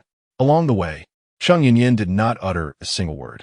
At that moment, Su Changan grasped her arm, his expression earnest as he inquired, Little Yinyan, tell me, is it that Officer Shin's method of handling matters that has upset you? If that is indeed the case, speak up. I assure you I will seek retribution. Cheng Yinyan's lips twitched, yet she remained silent. Su Changan continued to chatter. Why are you ignoring me? Who has angered you? Speak. How can I help you if you do not tell me? Cheng Yinyan regarded the theatrical Su Changan with growing suspicion, feeling he was doing this on purpose. You do not know who has upset me? Who? Which audacious scoundrel dares to provoke our dear Yinyan? You, forget it. Cheng Yinyan pouted, ultimately saying nothing. Just as she turned to leave, Su Changan pulled her into his embrace. Whoa, Su Changan, you. Hush, do not speak. Listen closely to my heartbeat. They say when a person lies, their heartbeat quickens, yet mine is steady, which proves that every word I am about to utter is sincere. I merely met that Officer Shin yesterday, while helping her catch a thief. I hold no interest in her. My affections lie with you. If even a single word of what I say is false, may lightning strike me. Cheng Yin could indeed hear his calm heartbeat, yet her own face flushed crimson, her heart racing as if a fawn were thrashing about within her chest. "Oh!" she exclaimed, pushing Su Changan away, her small hands fiddling with the hem of her clothing. Pouting defiantly as she retorted, "Why are you explaining this to me? I'm not angry about it. Besides, your interests in others are of no concern to me. I do not like you." Su Changan chuckled coldly. "Indeed, you do not like me, and you're not angry. Yet it is as if you have jealousy written all over your face. You scoundrel!" Cheng Yin stomped on his foot, causing him to wince in pain. "Has no one ever told you that you are insufferable? How have you lived this long, with such a sharp tongue? Umph. Huh. It is merely the peers who accentuate one another. Umph. I no longer wish to engage in this banter. To speak frankly, Officer Shun's decision was within my expectations. After all, she is one of the 4 young elites of Nanhai." Su Changan furrowed his brows, pondering the true nature of the so-called 4 young masters of Nanhai. Are they truly impressive? Cheng Yin, rarely serious, explained that they are the heirs of 4 prominent families. Mu Qianya, whom we just encountered, Feng Li of the Feng family, He Yu Yang of the He family, and the one we are both familiar with, Bai Lang of the Bai family. These 4 individuals, referred to as the 4 young masters of Nanhai by the city's gossipmongers, are, in fact, far from virtuous, birds of a feather, one might say. Su Changan scoffed, expressing his lack of concern for the others. But he found it absurd that someone as foolish as Bai Lang was among them, truly lacking in stature. "You need not worry. Even if we offend them, so what? We shall face threats with courage. I, Su Changan, have never feared anything in my life." "You may not fear, but I do," Cheng Yin replied. "What are you afraid of?" he asked. "I will protect you. Everything will be fine." "That is not my concern," Cheng Yin said with narrowed eyes, her tone serious. "I worry that Mu Tianya may take action against our company. After all, it is easier to dodge an open attack than to defend against a hidden one." Su Changan fell silent, calculating in his mind. The 2 did not linger outside the police station for long before departing. Suddenly, Cheng Yin remembered they had yet to order office furniture, so she took Su Changan to the furniture market. After finalizing everything, it was already around 5 or 6 in the afternoon. Cheng Yin sat on a bench to rest and said to Su Changan, "Please buy me an iced drink. I'm parched and my throat hurts." Su Changan nodded. "All right, I was just about to use the restroom, so I will get you an iced beverage on my way." Cheng Yin frowned, feeling slightly nauseous, and retorted, "How disgusting. Just hurry." "Understood." Su Changan departed ahead of her. Not long after he left, Cheng Yin noticed a young woman pushing a stroller approaching her, smiling tenderly at the child within. To her surprise, Cheng Yin felt a pang of envy. Suddenly, the young woman placed a hand on her belly, exclaiming softly and awkwardly, sitting down on the bench. With a kind heart, Cheng Yin approached and inquired, "Miss, are you all right? Is your stomach hurting badly?" The young woman, with a gentle yet resigned smile, caressed her belly and replied, "It's just that my second child is kicking me again. This little one is only 2 or 3 months old and already so mischievous. I'm certain it's a boy." Cheng Yin's eyes lit up with understanding, and she smiled. "Ah, so you're expecting your second child. How wonderful. Please, take a moment to rest here. By the way, where's your husband? Is he not worried about you bringing the child out alone? He's busy working to support us. Besides, I'm only 2 or 3 months along. It's not too burdensome. I just wanted to take the child out for a little sunshine. Actually, could you please help me push the stroller a bit closer? I'm not feeling well." "Of course, I would be honored," Cheng Yin responded. Cheng Yin smiled, then rose to her feet and approached the baby carriage. She pulled it slightly backward, bringing it closer to herself, eager to discern the infant's face within. Suddenly, a wave of terror washed over her as she realized that the carriage was devoid of any child. It was utterly empty. "Miss this?" She was about to inquire when, in an instant, a slender hand covered her mouth. Cheng Yin caught a whiff of a strange fragrance that permeated her senses, and soon, her head began to spin. Her eyes rolled back, and she fainted. Chapter 24. I plead with you to end my life as Su Changan purchased cold drinks. He prepared to return home. Upon turning a corner in an alley, an overwhelming sense of murderous intent washed over him. Reacting instinctively, he leapt to the right. Clang, clang, clang. 3 flying daggers struck the wall with precision. Su Changan cast a scrutinizing glance before coldly calling out, "Who dares to lurk in the shadows? If you possess the courage, step forward." "As you wish," a man's voice echoed back. Following the sound, Su Changan looked up to find a masked man in black squatting atop the wall, clad in black gloves, wielding 2 crescent-shaped blades that measured 20 to 30 centimeters in length.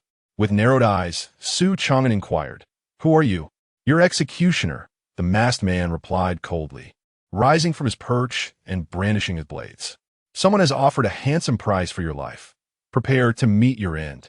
Suddenly, the masked man launched one of his blades at Su Changan, leaping down from the wall as he did so. With incredible speed, he propelled himself towards Su Changan, leaving only a blur in his wake. Swish! The blade spun through the air towards Su Changan. Initially, he remained motionless, but as the blade approached within 10 meters, he extended his right hand forward and effortlessly grasped the weapon. "Here, take it back." With a forceful throw, he sent the blade flying back.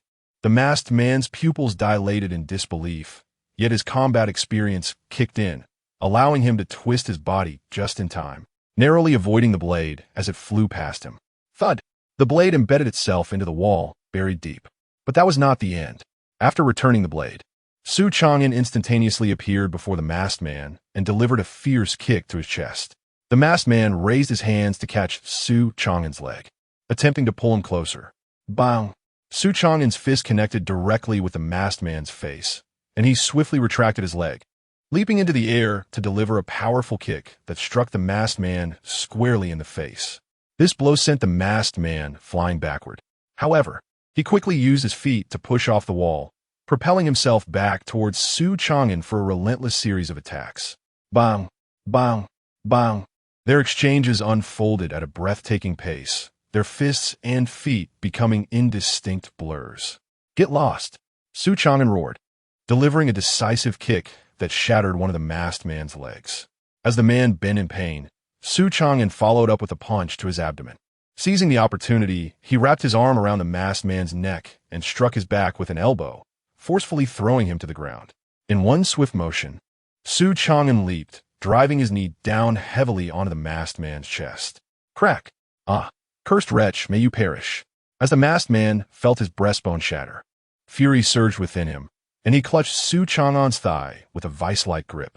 In a sudden motion, he produced a dagger from some hidden recess, thrusting it towards Su Changan's neck. This time, Su Changan did not evade the strike. He allowed the blade to pierce his neck directly. The masked man's eyes gleamed with triumph. Had he succeeded?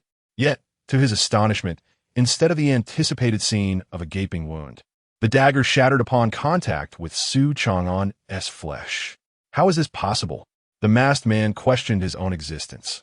Was this fellow's neck forged of steel? How could his blade break upon impact? Oof! Su Changan scoffed, delivering a sharp slap to the man's face before seizing the broken dagger. He plunged it into the masked man's shoulder with precision. The blade sank deep, eliciting a violent spasm from the man, who rolled his eyes in agony, nearly succumbing to unconsciousness. "Ah, how dare you!" Su Changan remained unresponsive, withdrawing the dagger only to thrust it back into the same wound repeatedly, inflicting countless strikes upon the same spot. Initially overwhelmed by pain, the masked man gradually succumbed to numbness, reduced to a pitiful wail. He began to resent his own tenacity for life. Why not simply succumb to death? "Ah, I beg of you, in my suffering, kill me. Or perhaps, change the location of your strikes. I implore you. You plead with me now. Yet, moments ago, you sought to end my life without hesitation," Su Changan retorted coldly, removing the veil from the man's face to reveal a surprisingly youthful visage.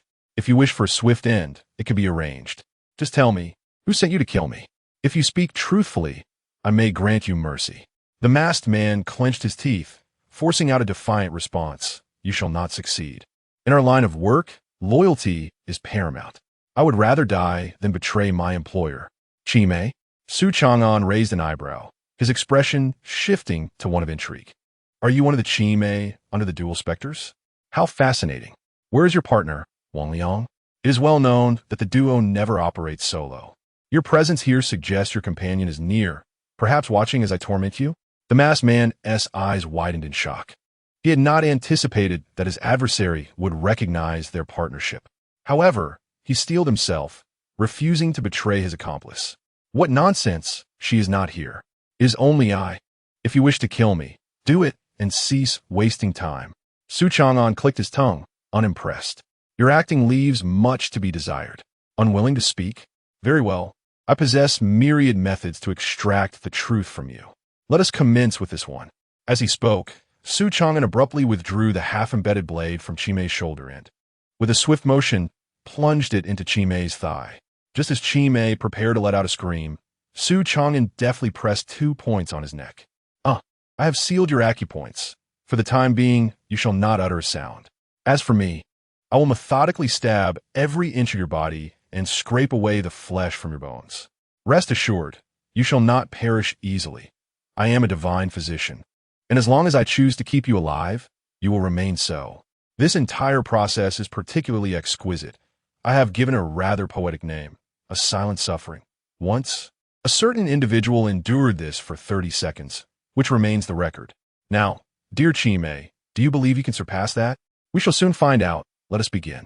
He spoke as though addressing a beloved, a gentle smile gracing his lips before directing the blade toward other areas of Chimei's body. Chimei trembled as if struck by lightning, enduring an agony beyond measure. Yet before he could fully savor this wave of torment, Su Changan's knife was already aimed at yet another part of his form. The sound of the blade punctured the air repeatedly. Chapter 25. Who is the employer? Quickly say it. The spirit was in so much pain that it could barely cry out. If it could at least scream, that would be better. But now it was unable to even produce a sound, which made it feel utterly miserable and frustrated. It pounded the ground with its hands vigorously, shaking its head desperately as if trying to convey some message to Su Changan. Su Changan observed this and let out a cold smirk. If you have something to say, nod your head. The spirit nodded vigorously in response. Only then did Su Changan release its pressure point, fixing his gaze upon it and asking, "All right, you may speak now. Remember, this is your final chance. If you dare to lie again, I will not hold back next time." The spirit finally let out a wretched cry. Taking several deep breaths, its face filled with dread and terror as it asked Su Changan, Who exactly are you?" Su Changan coldly replied, "That question is irrelevant to what I am asking you. Just answer my question. Will you speak or not?" "I will speak. I have received 2 tasks from the spirit world. One is to kill you, and the other is to deliver your woman, Chang Yin, to the employer." "What? You have targeted Xiaoyan?" Su Changan's eyes instantly turned icy, and he suddenly realized something. "Wait, you came to kill me. Then what about Wanying?" The spirit nodded, its heart as desolate as ashes, and said, "She must have already captured your woman." With a swift motion, Su Changan plunged a knife into its abdomen, enunciating each word. "Who is the employer? Speak quickly."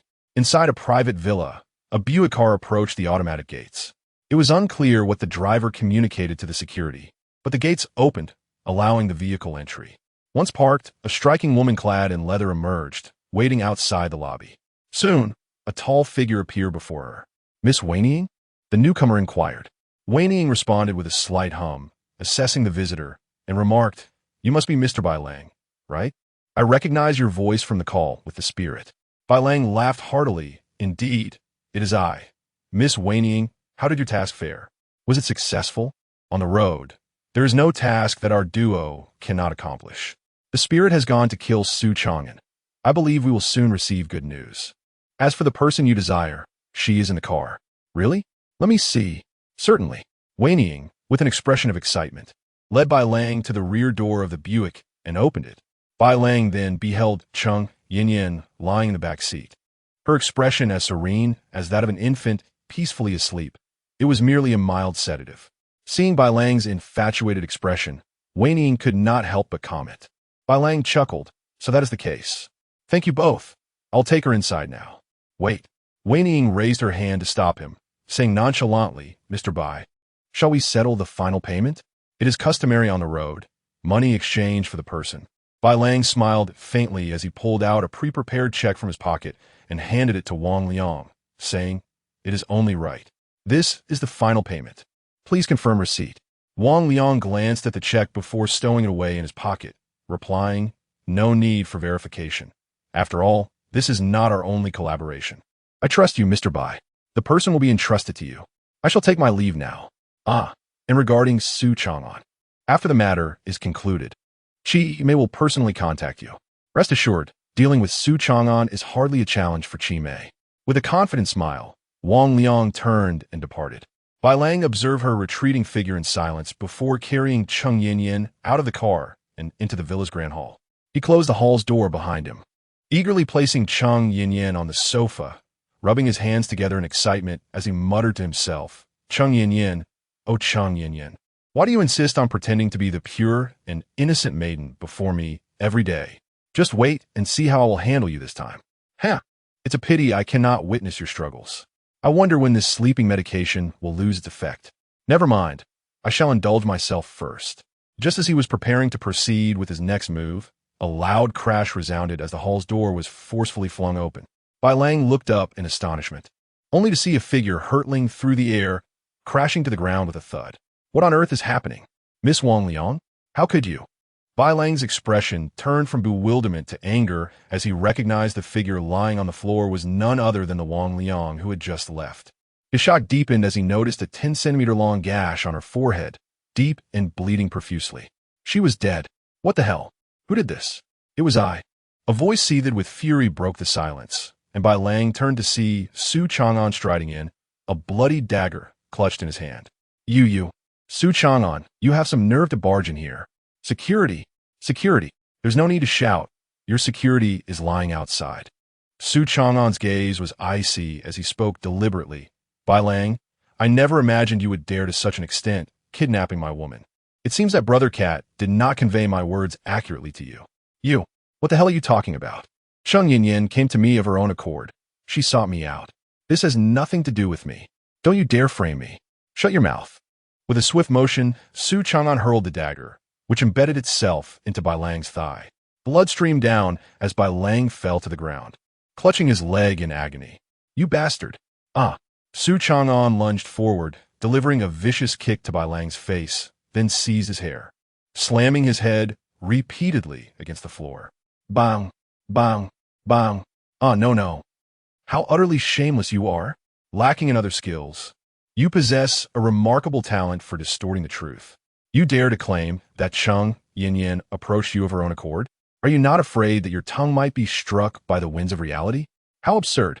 Do you think you could deny your own role in hiring an assassin to take my life? Others may cower before you, but I hold no fear. Today, I shall end you. Su Changan was engulfed in a furious rage. Had he not arrived in time, who knows what torment Cheng Yinyan might have faced. The mere thought of such a possibility sent a shiver of dread through him, igniting a fierce desire to eliminate Bai Lang. Of course, he would not truly take Bai Lang's life, while he may not value the life of that dog. He now had to consider Cheng Yinyan's well-being and ensure that she would not suffer alongside him. Bang! Su Changan continued to slam Bai Lang's head until it was covered in blood, then paused, panting heavily as he glared at the barely conscious figure sprawled on the ground, before delivering another resounding slap. Smack! Chapter 26. The brutal beating of Bai Lang. Please stop. I beg you, cease this assault. I was wrong. Is that not sufficient? I truly regret my actions. Bai Lang's face was smeared with blood, tears streaming down as he wept. He was genuinely terrified. This individual was nothing short of a madman, striking with an intensity that was nearly lethal. If he did not plead for mercy soon, he was certain he would meet his end. At this moment, notions of dignity and status were cast aside. Survival was paramount. Su Changan delivered another resounding slap, his voice icy. Now you know fear, do you? When you committed those heinous acts, did you not feel trepidation? Tell me, did you lay a hand on Cheng Yinyan? Bai Lang Sobet? No. I did nothing. She merely fell unconscious due to a drug. Slap! Another blow struck his face as Su Changan seethed. How dare you feel aggrieved? Your inaction was merely due to my timely arrival. It does not absolve you of your malevolence. A heart like yours, tainted with malice, is worth extinguishing 10 times over. Bai Lang trembled in fear, his lips quivering, unable to respond. Su Changan shifted his tone, stating, "However, I am a man who abides by the law. I understand that murder is illegal and, particularly, I cannot afford to languish in prison for eliminating a scoundrel like you. Thus, I shall grant you a chance to preserve your life, but you must offer something of equal value in exchange for your wretched existence. Do you comprehend? I understand. I understand, Bai Lang stammered. Isn't this just extortion? Why the grandiloquence? He pondered silently, though dared not voice his thoughts. Cautiously, he inquired, what do you believe I could offer? With another slap, Su Changan snapped, you dare to ask me? How should I know the worth of your life? You ought to figure it out yourself. Bai Lang, cursing internally, gritted his teeth and said, I understand now. Would this suffice? He held up 5 fingers. Su Changan looked at him disdainfully. 50 million? You are exceedingly stingy. Bai Lang spat blood, inwardly cursing, damn it. I meant 500,000. Who do you think you are, demanding such a sum? And why do you look so repulsed? Is 50 million too little? Have some decorum while boasting. Yet he could only acquiesce to Su Changan's demands. Yes, indeed, 50 million. If you think that is insufficient, could you perhaps provide me with a hint? Su Changan nodded in satisfaction, patting Bai Lang's head as one would a dog. Finally, you are coming around. Allow me to be forthright. As you are aware, my company with Yin Yin is in its infancy. While money is important, the scarcity of resources is more pressing. I have conducted some inquiries and fortuitously discovered that you possess a clothing factory under your name of Baiyun. My request is simple. I require 50 million along with your clothing factory. Are you robbing me? Even though Bai Lang was terrified of death, he couldn't help but curse at that moment. How could someone be so audacious? You demand 50 million, and I begrudgingly endure it. But now you want me to hand over a clothing factory with such substantial annual profits? This is robbery at its most outrageous. With a sharp slap, Su Changan glared and exclaimed, if I were to engage in robbery, do you truly believe I would settle for such a meager sum? Who do you think you are? You could always refuse, and that would be quite simple, provided you can endure my bone-crushing technique. What does that entail? It involves shattering every bone in your body with a hammer, then using a special method to mend them before shattering them again, and repeating this process ad infinitum. Quite exhilarating, I assure you. You're insane. Bai Lang was on the brink of madness. If subjected to such a fate, he would undoubtedly die from the agony. What would be the point of surviving after that? He resolutely chose to sell the factory to save his life. I agree. I agree to your terms. I could transfer the money immediately, but the contract for the factory's transfer is somewhat complicated. I need time. No, you do not need time. As one of the 4 young masters of Nanhai, surely this is a trivial matter for you? Su Changan said with an innocent smile. However, I am quite accommodating. I shall give you 5 minutes. You accommodating scoundrel. Once I survive this, I swear I will have you torn to pieces. Bai Lang's teeth ground in frustration, but he forced a smile and pulled out his phone to make the necessary calls. He was indeed efficient, and within 5 minutes, everything was settled. All right, the money will be transferred to your account shortly. As for the factory's transfer contract, I have already instructed my lawyer to send the electronic version to Chung Yinyan's email. She merely needs to sign it. Are you satisfied now? Yes, quite satisfactory. Su Changan nodded, then took out his phone and snapped a couple of pictures of Bai Lang, followed by a few shots of the lifeless body on the ground, even recording a short video. Bai Lang was distraught. What are you doing? This is my secondary self-protection plan. Your character is so appalling that I cannot trust you. What if you decide to report me and play tricks? With this secondary protection plan, at least you wouldn't dare to contact the authorities, for if you did, I would disseminate these photos and videos. Can you imagine the consequences? Bai Lang didn't want to think about it. Tears brimmed in his eyes. I want Spare me the denial. I've encountered many scoundrels like you. Enough of this idle chatter. You can clean up your own mess. Should you wish to retaliate against me, feel free. Farewell. With that, Su Changan stood up, walked over to the sofa, hoisted Chung Yinyan onto his shoulder, and departed with an air of nonchalance. Bai Lang refrained from dissolving into a bitter smile, reminiscent of a chrysanthemum, until the figure had vanished from his sight. Subsequently, he endured the pain and retrieved his phone to call his mother. Hello, Mom. Please send a doctor to rescue me. If they arrive a moment too late, your precious son might just perish. After hanging up the call, he gritted his teeth and forced out a statement. Su Changan, our paths shall cross again. When Chung Yinyan awoke once more, it was already 7:30 in the evening.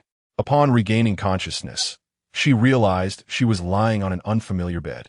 Glancing at the ceiling, she found it alien, but when her gaze fell to the floor, she spotted her own familiar suitcase. "Ah, little Yin Yin, you're awake." A voice that she recognized echoed in the room. Accompanied by these words, Su Changan entered, gently assisting Chang Yin Yin to sit up against the headboard. With concern, he inquired, "How are you feeling? Is there anywhere that you feel unwell?" Chang Yin Yin, still dazed, replied, "Not much, just a persistent fog in my head." "Su Changan, how'd I end up here? I only remember you going to fetch me some water, and then a young mother approached me, asking for assistance with her child. After that, it seems my memory fades away." Chapter 27. A dual approach. Su Changan succinctly recounted the events to Chang Yin Yin. "Fortunately, I arrived in time. Little Yin Yin, you should exercise some caution towards Ren in the future. Do not be so overly compassionate." Chang Yin Yin's expression was one of astonishment as she exclaimed, "Are you saying that all of this was orchestrated by Bai Lang? That scoundrel. I always knew he was no good, but I never imagined he could stoop so low." Yet, amidst her shock, she felt a sense of relief. As Su Changan had pointed out, had he not intervened promptly, she might have fallen victim to Bai Lang's whims. With a smile, Su Changan remarked, "This also serves to highlight your allure. Otherwise, this fool would not have taken such a perilous risk. That is hardly amusing. You frightened me with your words." Chang Yin Yin pouted her lovely red lips and then, with a smile, inquired, "But did you truly extort 50 million from him in a clothing factory?" "Su Changan, you are remarkable." "Indeed," Su Changan chuckled. "Merely seeking this compensation is already a concession. By the way, take out your phone and check your email for the contract. If it hasn't arrived, I shall have to discuss it with him again." "All right." Chang Yin Yin nodded, retrieving her phone to log into her email. Indeed, she found the electronic contract. After reviewing it, she turned to Su Changan and said, "Yes, it's authentic. Just as Bai Lang mentioned, once I sign, the factory will belong to us." At this point, she felt a wave of joy. The company was established. Everything else was nearly in place. The only missing element was a factory for garment production. Without a venue to produce the numerous orders and designs, it would all be in vain. While she had not considered this detail, Su Changan had already anticipated it, indicating his ongoing concern for their company. Reflecting on this, Chang Yin Yin sighed, "Ah, Su Changan, I am at a loss as to whether I should thank you or continue to resent you. You, who have committed such beastly acts against me, are also the one tirelessly supporting me. Were it not for you, I would still be reeling from the blow of being cast out by my father. Imagine if you had not done those things to me. How much simpler it would be to express my gratitude." Su Changan smiled gently. "Little Yin Yin, whether you resent me or thank me, it matters not. What is important is your happiness each day. In truth, you have no idea how content I am simply being by your side." His gaze was tender, akin to a deep spring, capable of enveloping Chang Yin Yin in its depths. Feeling somewhat flustered under his gaze, Chang Yin Yin deliberately averted her eyes, huffing, "Enough with the sweet talk. Leave me be. I am tired and wish to sleep." Su Changan, taken aback, stammered, "So early? Come on, let us chat a bit longer." "No more discussion. Go out. Do not indulge in such fantasies, Xiaoyan. Look at this splendid scenery. You and I share mutual affections. Why not?" Before the words could fully escape his lips, Chang Yin swiftly hurled a pillow at him, exclaiming, "Get lost. Stop dreaming and leave." Su Changan, feigning innocence, protested, "What daydreams? I merely inquired if you wanted to engage in a game of honor of kings. Are you misinterpreting my intentions? Refrain from promoting irrelevant matters at this juncture. Dinghao Private Hospital, the most prestigious private establishment in Nanhai City, is a sanctuary for the affluent. Only the wealthy can afford the exorbitant medical expenses." At this moment, Bai Lang reclined in one of the VIP wards, flanked by his parents, while Cheng Yan's parents stood at the foot of the bed, their heads bowed, faces marred by apprehension and guilt. "My dear son, you've suffered terribly. That Su Changan is the epitome of scum. I vow to ensure he pays 100-fold for his transgressions." Bai Mu wept profusely, clutching her son as her tears flowed. She turned with fierce intensity towards Cheng Guang and his wife, accusingly shouting, "Look at the deeds of your wayward daughter. If it weren't for her, could our Lang Lang have ended up in this state? Are you satisfied now? Your entire family is a harbinger of misfortune." Cheng Mu, still concerned for her daughter, meekly interjected. This cannot solely be blamed on Yin. She didn't inflict this upon Bai Lang. Do not dare to defend her. Bai Mu retorted, advancing like a furious lioness. Her finger pointed at Cheng Mu as she scolded. At this stage, you still shield that wretched girl? Did you not hear Long Long's account?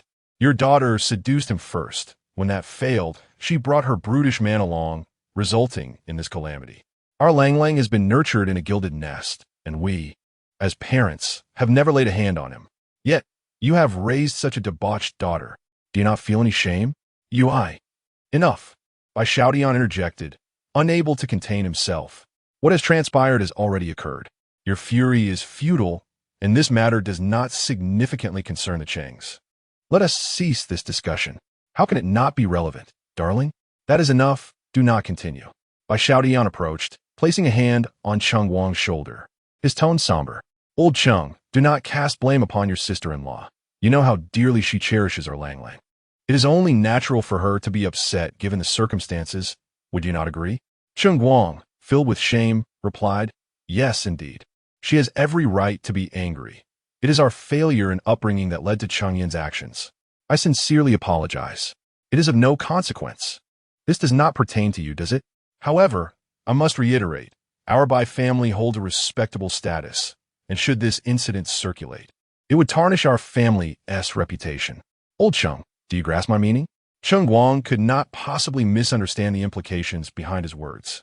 Having known Bai Xiaotian for many years, he is acutely aware of the kind of person Bai Xiaotian truly is, a veritable smiling tiger.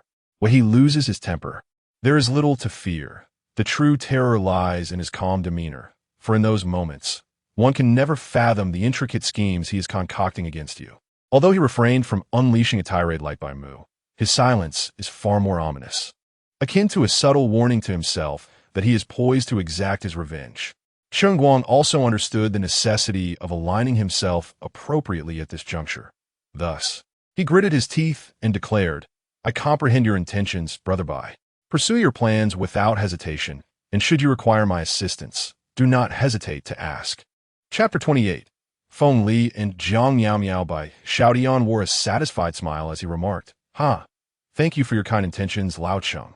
However, let us resolve these matters amongst ourselves. You and your wife should return home.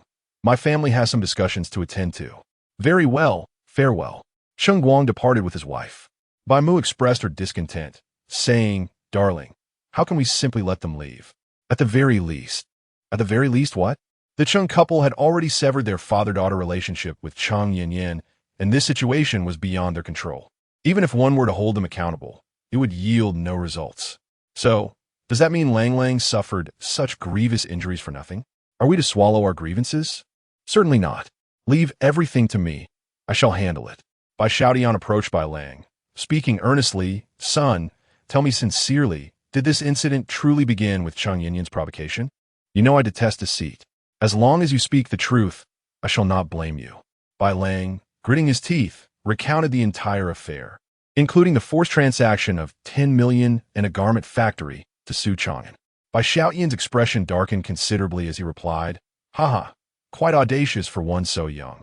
Demanding 50 million and a factory from us. Who does he think he is?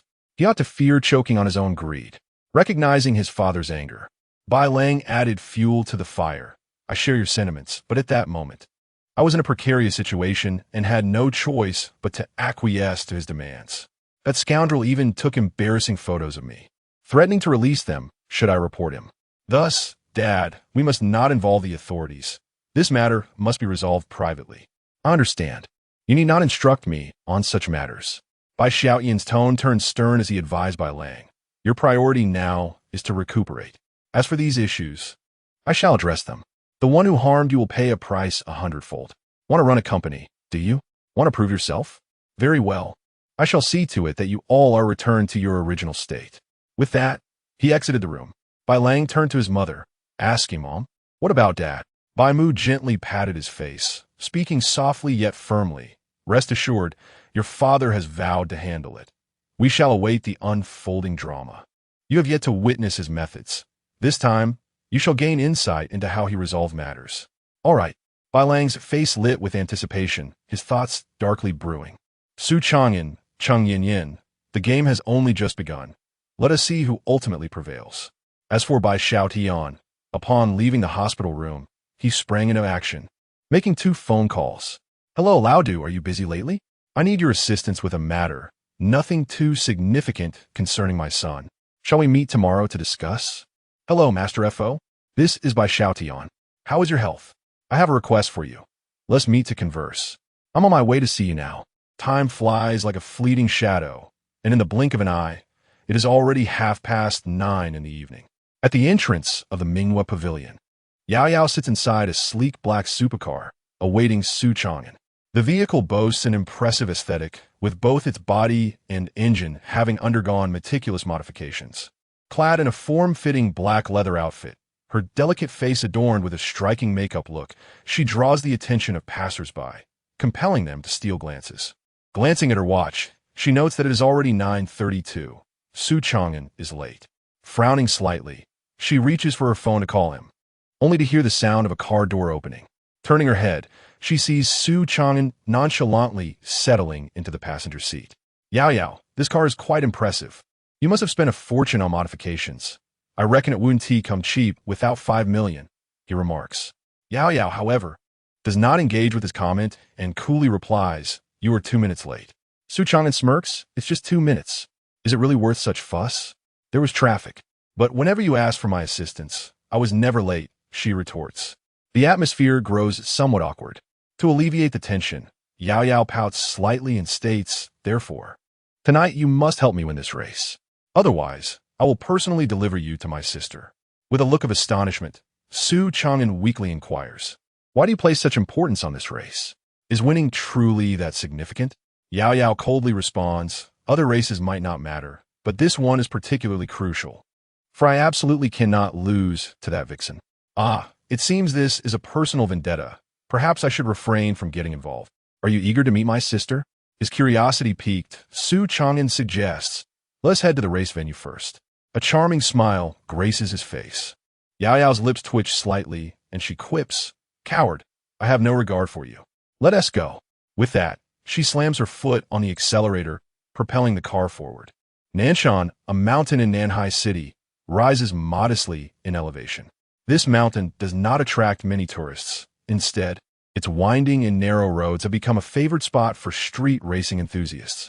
The Speed Demons racing team, passionate about high-speed pursuits, dedicates a day each week to close off the mountain roads for competitions, drawing numerous domestic and international drivers to participate. At this moment, on the mountaintop clearing, rows of supercars are parked, while glamorous racing girls lean against the dashing men who have captured their hearts, preparing for more intimate exchanges. The allure of racing and beauty has always complemented one another. At that instant, a tall, handsome man and an exquisitely dressed woman emerge from one of the Porsches. The woman possesses an enviable figure, accentuated by her short skirt that highlights her long, shapely legs, perfectly curvaceous in all the right places. Feng Xiao, Sister Miao Miao. Upon their arrival, many racers rush over to greet them, clearly recognizing that these two are the center of attention. The man nodded slightly in greeting, then wrapped his arm around the woman beside him, sharing a mischievous smile as he inquired, Miao Miao, do you think your arch-rival will dare to show up tonight? The brothers are growing increasingly impatient, itching to run a couple of laps right now. If she doesn't arrive soon, the competition will have to commence prematurely, and I cannot rein in this pack of wild beasts. The speaker was none other than Feng Li, one of the 4 prominent young men of Nanhai, while the woman he embraced was his fiancée, Jiang Miao Miao. Jiang Miao Miao possessed an exceedingly fiery temperament, her demeanor remarkably boisterous, akin to that of a boy. He found himself rather vexed by his fiancée, Her lack of tenderness was one thing, but the crux of the matter lay in her deeply conservative nature. With such a sizzling figure parading before him daily, he found himself unable to seize any advantage. Chapter 29. Is it you? If it were any other woman, Feng Li would have already kicked her aside. However, Jiang Miao Miao was different. She was the sole daughter of the Jiang family, the cherished jewel of her clan. The Jiang family was renowned in Nanhai City, and the engagement between the two families' younger generations was more advantageous than detrimental for both sides. Their union could be regarded as a mere familial alliance devoid of any romantic sentiment. Yet, Feng Li was not one to be underestimated. In front of others, he consistently upheld the image of a perfect fiancé, always accommodating Jiang Miao Miao's whims. She had a penchant for racing, so he established a club to attract skilled racers to compete for her favor. She adored sweets, prompting him to hire a famous pastry chef to craft a variety of confections for her enjoyment.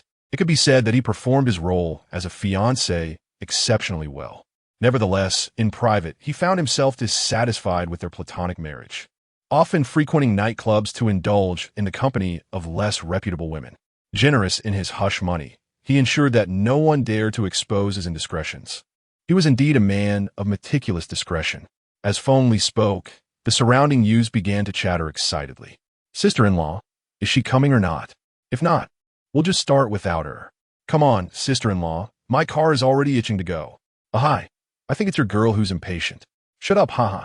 Jiang Miao Miao's lips curled slightly as she confidently replied, Don't worry, I know her well, she will definitely come. Just wait a little longer. All right. At that moment, a young man dashed over, exclaiming, Feng Xiao, sister-in-law, the car has arrived from the mountain. It should be the person sister-in-law has been waiting for. Jiang Miao Miao smirked coldly. As expected, she has arrived. Feng Li chuckled and instructed the others. All right, prepare what you need to and tidy up the venue. Once she arrives, the competition will commence. Understood. As the crowd dispersed, Jiang Miao Miao gently removed Feng Li's hand from her waist, her tone somewhat aloof as she remarked, Everyone has left. There's no need for theatrics now. Feng Li sighed with a bittersweet smile. Miao Miao, how can you call this acting? I genuinely have feelings for you. You must know this. Jiang Miao Miao chose not to respond to his declaration, instead shifting the conversation. Are you certain that the driver you found tonight can help me defeat her? A flicker of coldness passed through Feng Li's eyes, quickly masked by a facade of disappointment. Alas, no matter what I do, you remain so indifferent towards me. Rest assured, the driver I've secured is an underground racing champion from Australia. If he cannot win, then no one can triumph over your formidable rival. Nonetheless, I must ask, what grievances do you have with her? I know your temperament. No one can hold a grudge for so long unless there is a special reason.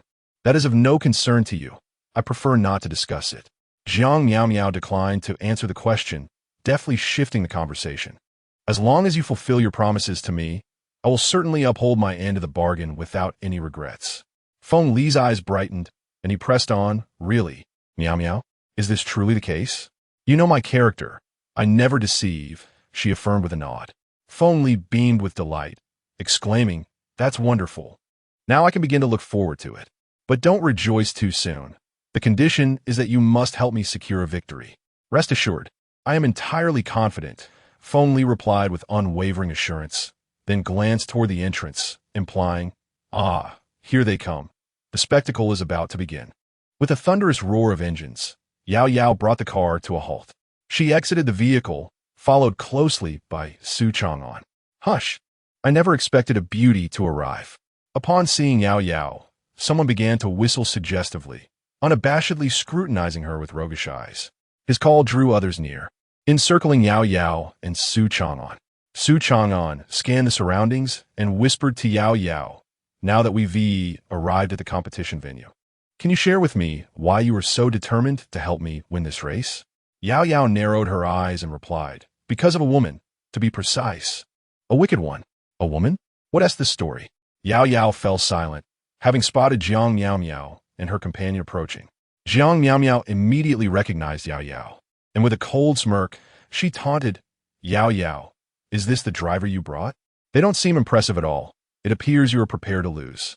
Yao Yao chuckled derisively, pulling Su Changan closer, and retorted, I have no time for banter. My driver may not look remarkable, but defeating you will be a piece of cake. And what about your driver? Who is this person beside you? Feng Li winced slightly, clarifying, I'm afraid you are mistaken. I am not the driver. I am Miao Miao's fiancé. Feng Li.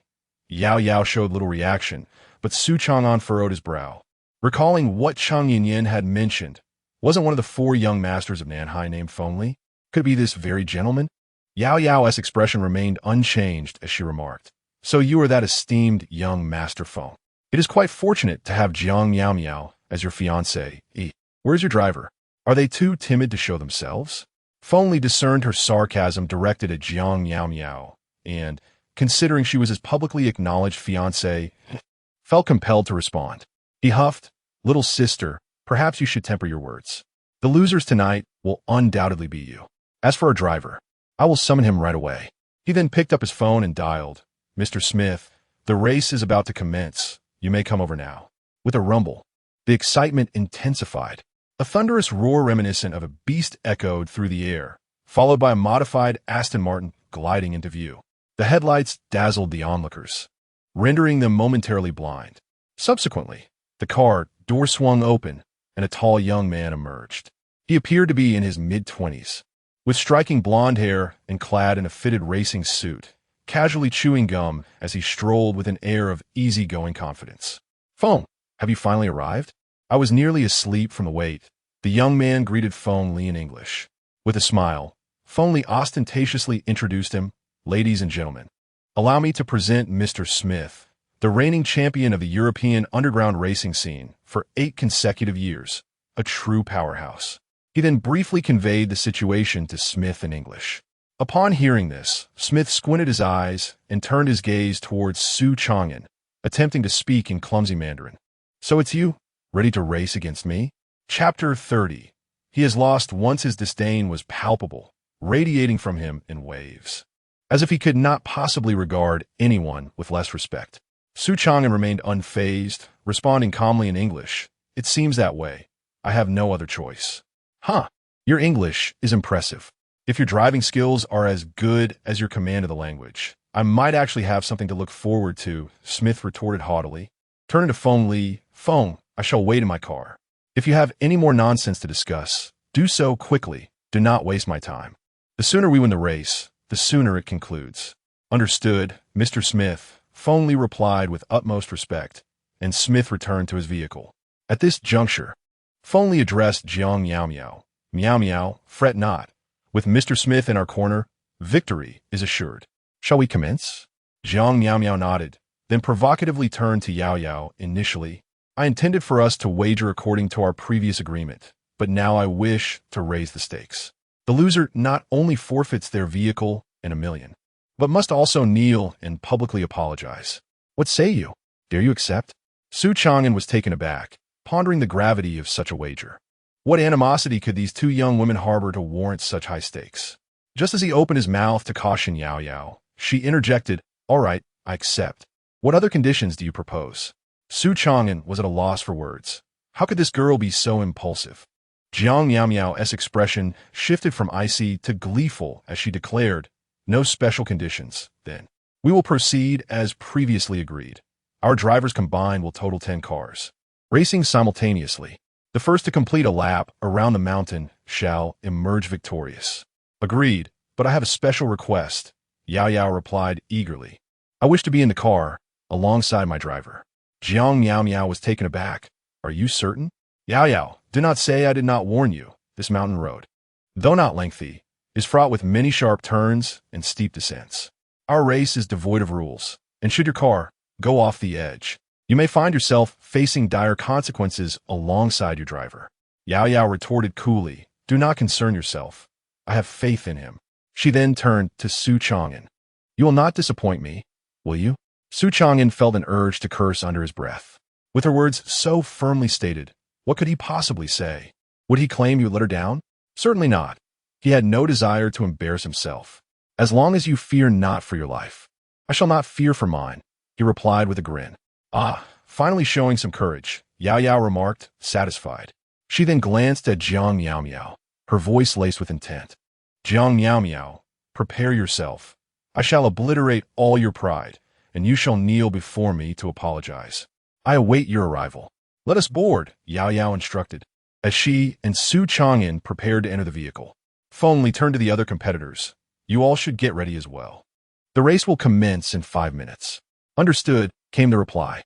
After sending the others away, Feng Li pulled Jiang Miao Miao aside and quietly inquired, "Miao Miao, are you truly prepared to take such a risk? The car and money do not concern me, but must we engage to the point of making the other party kneel?" Jiang Miao Miao gazed deeply at him and provocatively replied, "What? Are you, the esteemed young master of the Feng family. Afraid? Not exactly fear, he responded. But that's beside the point. Besides, you mentioned that Mr. Smith is quite formidable. With him involved, our victory is assured. What is there to fear? Even if we were to lose, it would be I who kneels before her to apologize, not you, so you needn't worry about losing face. Feng Li felt a twinge of embarrassment at having his thoughts laid bare. He chuckled awkwardly and said earnestly, "That's not how it should be. You are my fiancée, and I could never allow you to kneel. Let's not even entertain the thought of losing. I will ensure your dignity is preserved." Jiang Miao's expression remained largely unchanged as she softly replied, "Even without your assurance, I would never kneel before her. If it comes to that, I would prefer to take my own life." He Li, standing nearby, changed expression, wanted to voice something but ultimately refraining. Meanwhile, in the car with Su Changan and his companions, Su fastened his seatbelt and cheerfully asked Yao Yao, "Why are you sitting with me? You heard what that woman said earlier. It could be dangerous for your life. Are you planning to join me in a tragic fate?" Yao Yao rolled her eyes dramatically and retorted, "You think too much. If I hadn't joined you, you wouldn't give your all in the competition. But now that I am here, the situation is different. You may not fear losing, but you fear for my life." Su Changan replied, "I understand you. You owe my sister too much. You would never let me die, or else you would never repay her debt." This time, Su did not refute her. Instead, he was taken aback and remarked, "So, you are essentially coercing me with your life?" Yao Yao candidly replied, "You could interpret it that way. So Su Changan, you must win." Su Changan squinted, tapping his fingers on the steering wheel. "I noticed that Smith's Aston Martin has undergone reinforcement at the chassis and wheels, likely a preparation for this race. Although your car has been modified, it pales in comparison to his. Under normal circumstances, winning against him is nearly impossible." Yao Yao smirked, "So, what is your plan to defeat him?" Su Changan countered, "What makes you so certain I can win? Because you are Su Changan, you are anything but ordinary." Su sighed with a wry smile, his expression shifting. "You are correct. I am indeed not an ordinary person. There is a flaw in what He Li said earlier. Smith is not the most crowned among European car kings. He has lost once, and that defeat nearly cost him his life. Can you guess who he lost to?" In conclusion, he grinned broadly, revealing a set of perfectly aligned teeth. Yao Yao, instead of guessing, broke into laughter, seemingly confident of her victory. "The mere thought of witnessing Jiang Miao kneeling before me in apology filled my heart with immense satisfaction." Su Changan, taken aback, inquired once more, "Why do you persist in antagonizing Jiang Miao? What grievances lie between you two?" "It is she who has harbored animosity towards me since our school days, consistently opposing me. After securing a wealthy fiancé from the He family, she began to flaunt her status, boasting daily on social media. If it weren't for my sister intervening, I would have truly torn her apart." Does your sister know her?" "Indeed, she does. Jiang was a repeat student, initially my sister's classmate and later mine, though she has always been insufferable." Yao Yao's once cool expression now turned vexed. "During our school years, she sat beside me, often tormenting me, and even as we matured, her obnoxiousness persisted. This latest conflict was instigated by her, and although I wished to ignore her provocations, her words were utterly excessive. Su Changan, you must assist me in exacting a fitting retribution." Chapter 31. The thrilling race. Could it be that Jiang Miao harbors feelings for Yao Yao? This scenario strikes him as reminiscent of a certain forbidden tome he once encountered. The mere thought that his rare venture into the racing world is prompted by such childish sentiments leaves Su Changan feeling as though a significant blemish has marred his racing career. In a mere 5 minutes, the preparation time swiftly elapsed, and all participating vehicles were lined up neatly. Smith's car was positioned directly to the left of Su Changan's. With a swift motion, Smith lowered his window and called out to Su Changan and his companion, "Hey, kid, you're finished this time. Once the race begins, be cautious. I might just send you to meet your maker. It's a pity for the beauty beside you. She ought to have some fun with me before joining you in your demise." Su Changan, disinterested, simply responded with a silent gesture of defiance. At that moment, a racing girl approached, taking her position in the center of the racetrack. She raised a flag high and proclaimed, "Ready, set, go." Bang! The gunshot reverberated, and 10 racing cars surged forward like unleashed beasts. The race had commenced. Not far off, Feng spoke to himself before addressing Jiang Miao Miao Miao Miao. Why don't you rest in the car for a bit? There are eyes everywhere keeping watch. Just await the good news. Hian Miao Miao estaba en el plaid. No. I want to be here. I want to witness you Yao Yao emerge from the car, crestfallen, and kneel before me. Feng Li, feeling helpless, pondered the peculiar transformation of his fiancée. Typically proud and aloof, she seemed oddly altered in the presence of that Yao Yao. Yet, if the girl's surname was indeed Yu, could she be connected to the illustrious Yuan family from the capital? As he was lost in thought, his phone rang. Glancing at the caller ID, he answered the call before Jiang Miao Miao. Hello, Mugu, what is up? Roar. On the racetrack, Su Changan epitomized the very essence of extremity, executing wild drifts and expertly navigating the inner line, simultaneously overtaking while thwarting those behind him from passing. Halfway through the course, he had left 8 cars far behind, with only Smith's vehicle leading a short distance ahead. Yao Yao, seeming like a different person, excitedly cheered, "Go, Su Changan. Overtake that guy." "Patience," Su Changan replied, pressing down on the accelerator as his car drew closer to the Aston Martin. Smith, catching sight of Su Changan's vehicle in the rearview mirror, gritted his teeth and muttered curses. "Damn that kid from Huaxia. He is on my tail, but he is still too young. No one can surpass me in this world except for Zero." As they approached the final S-curve, he thought, "I'll send you all to meet your maker." Roar. Smith was the first to execute a drift into the last S-curve. As he noticed Su Changan's car inching closer, he suddenly slammed on the brakes, spinning his vehicle outward. Screech. The force of the sudden stop sent his car skidding sideways, seizing both the inner and outer lanes. Screech. As the vehicle neared a collision, Su Changan promptly pressed the accelerator, bringing the car to a halt just in time. He then turned to Yao Yao and said, "Hold on tight. I'm about to take you for a ride." "Take off? What do you mean?" With a screech, Su Changan drove onto the outer lane, while Smith, with a deranged laugh, declared, "Ha ha, you naive boy from Huaxia. You've fallen into my trap. Prepare to perish." Bang! He rammed his car into the front of Su Changan's vehicle, causing it to lose complete balance with another violent jolt. "Perish!"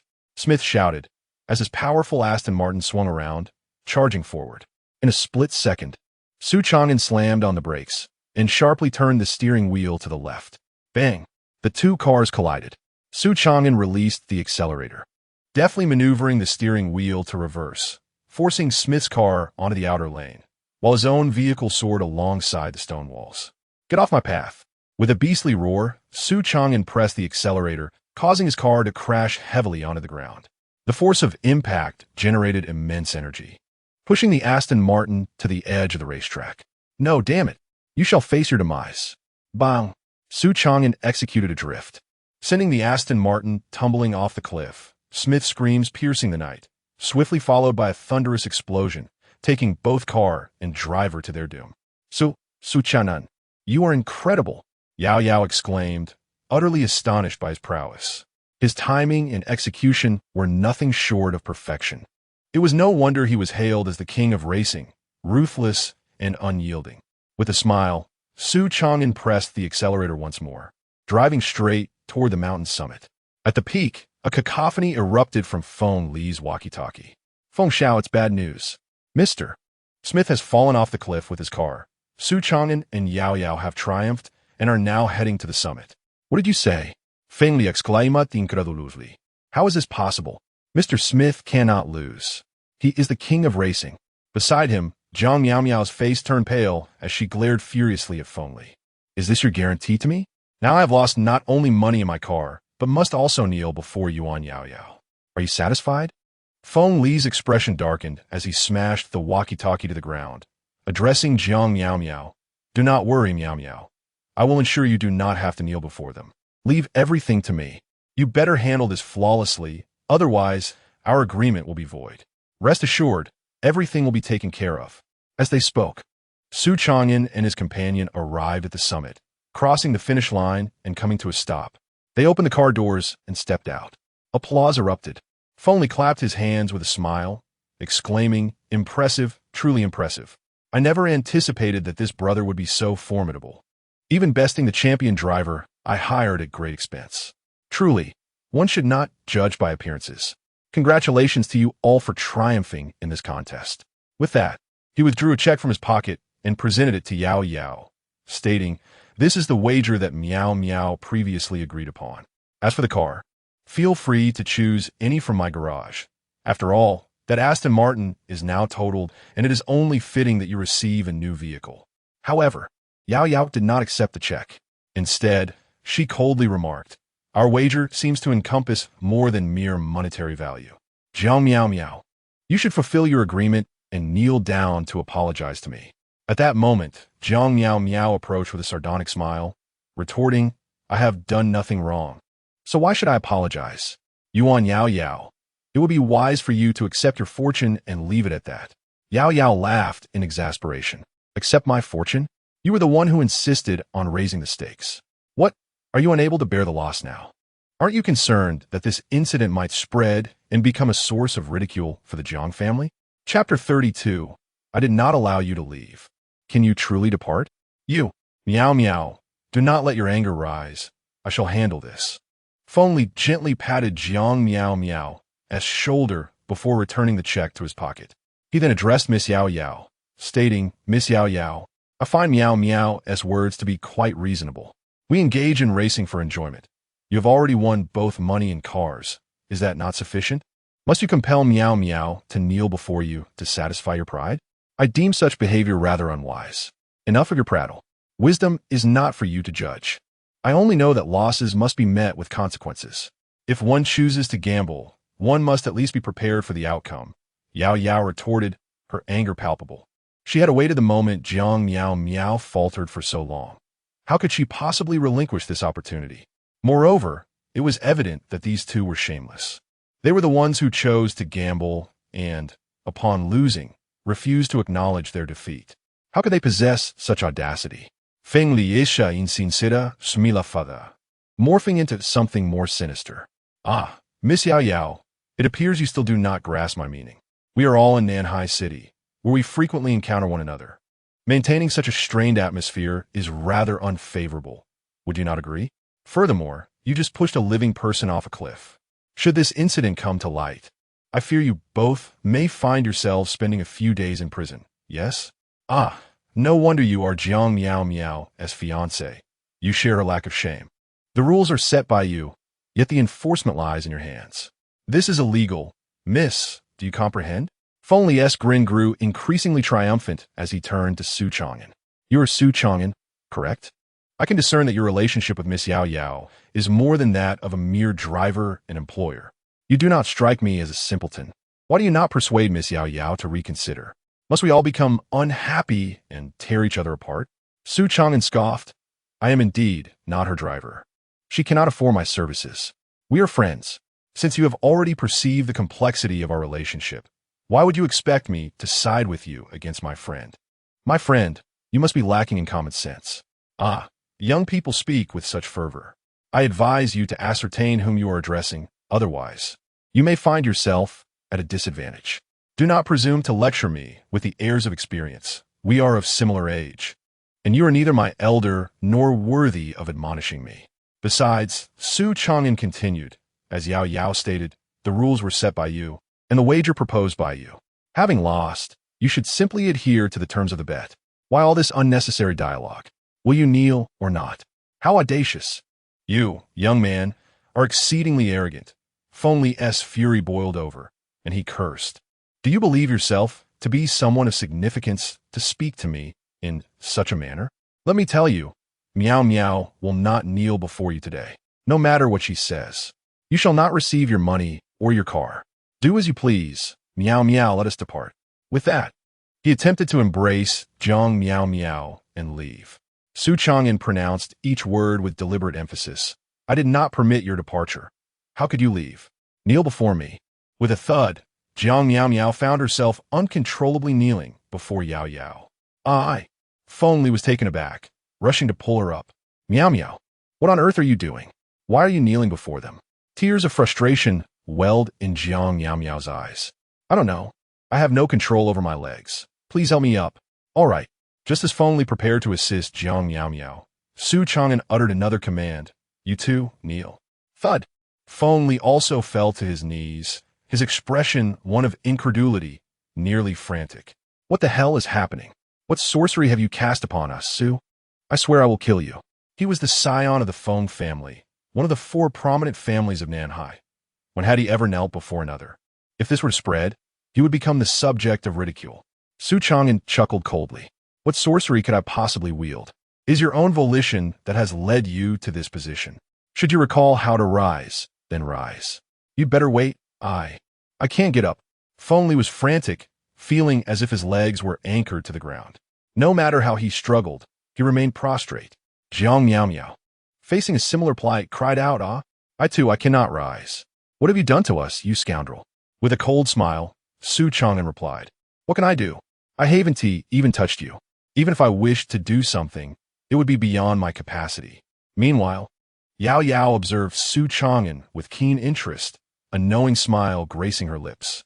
Jiang Miao Miao, filled with rage, shouted, Though your words may ring true, this situation is undoubtedly your doing. You must be the one orchestrating this. She bellowed like a shrew. Feng Li, you must demand he release us. Hurry, what use are you if you cannot resolve this? Feng Li had never wanted to strike Jiang Miao Miao as much as he did at that moment. If I could have easily freed us, would I still be kneeling here? Are you a fool? He gritted his teeth, inhaling deeply, and addressed Su Changan. What do you desire? State your terms.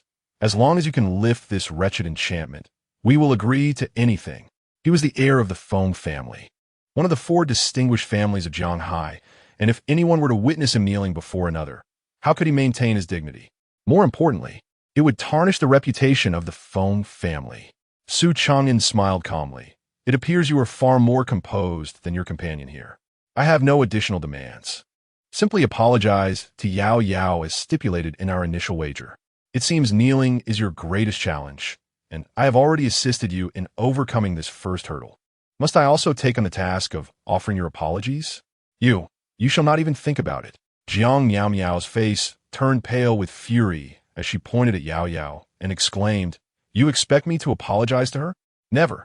I assure you, even if I were to perish here today, I would not utter an apology to her.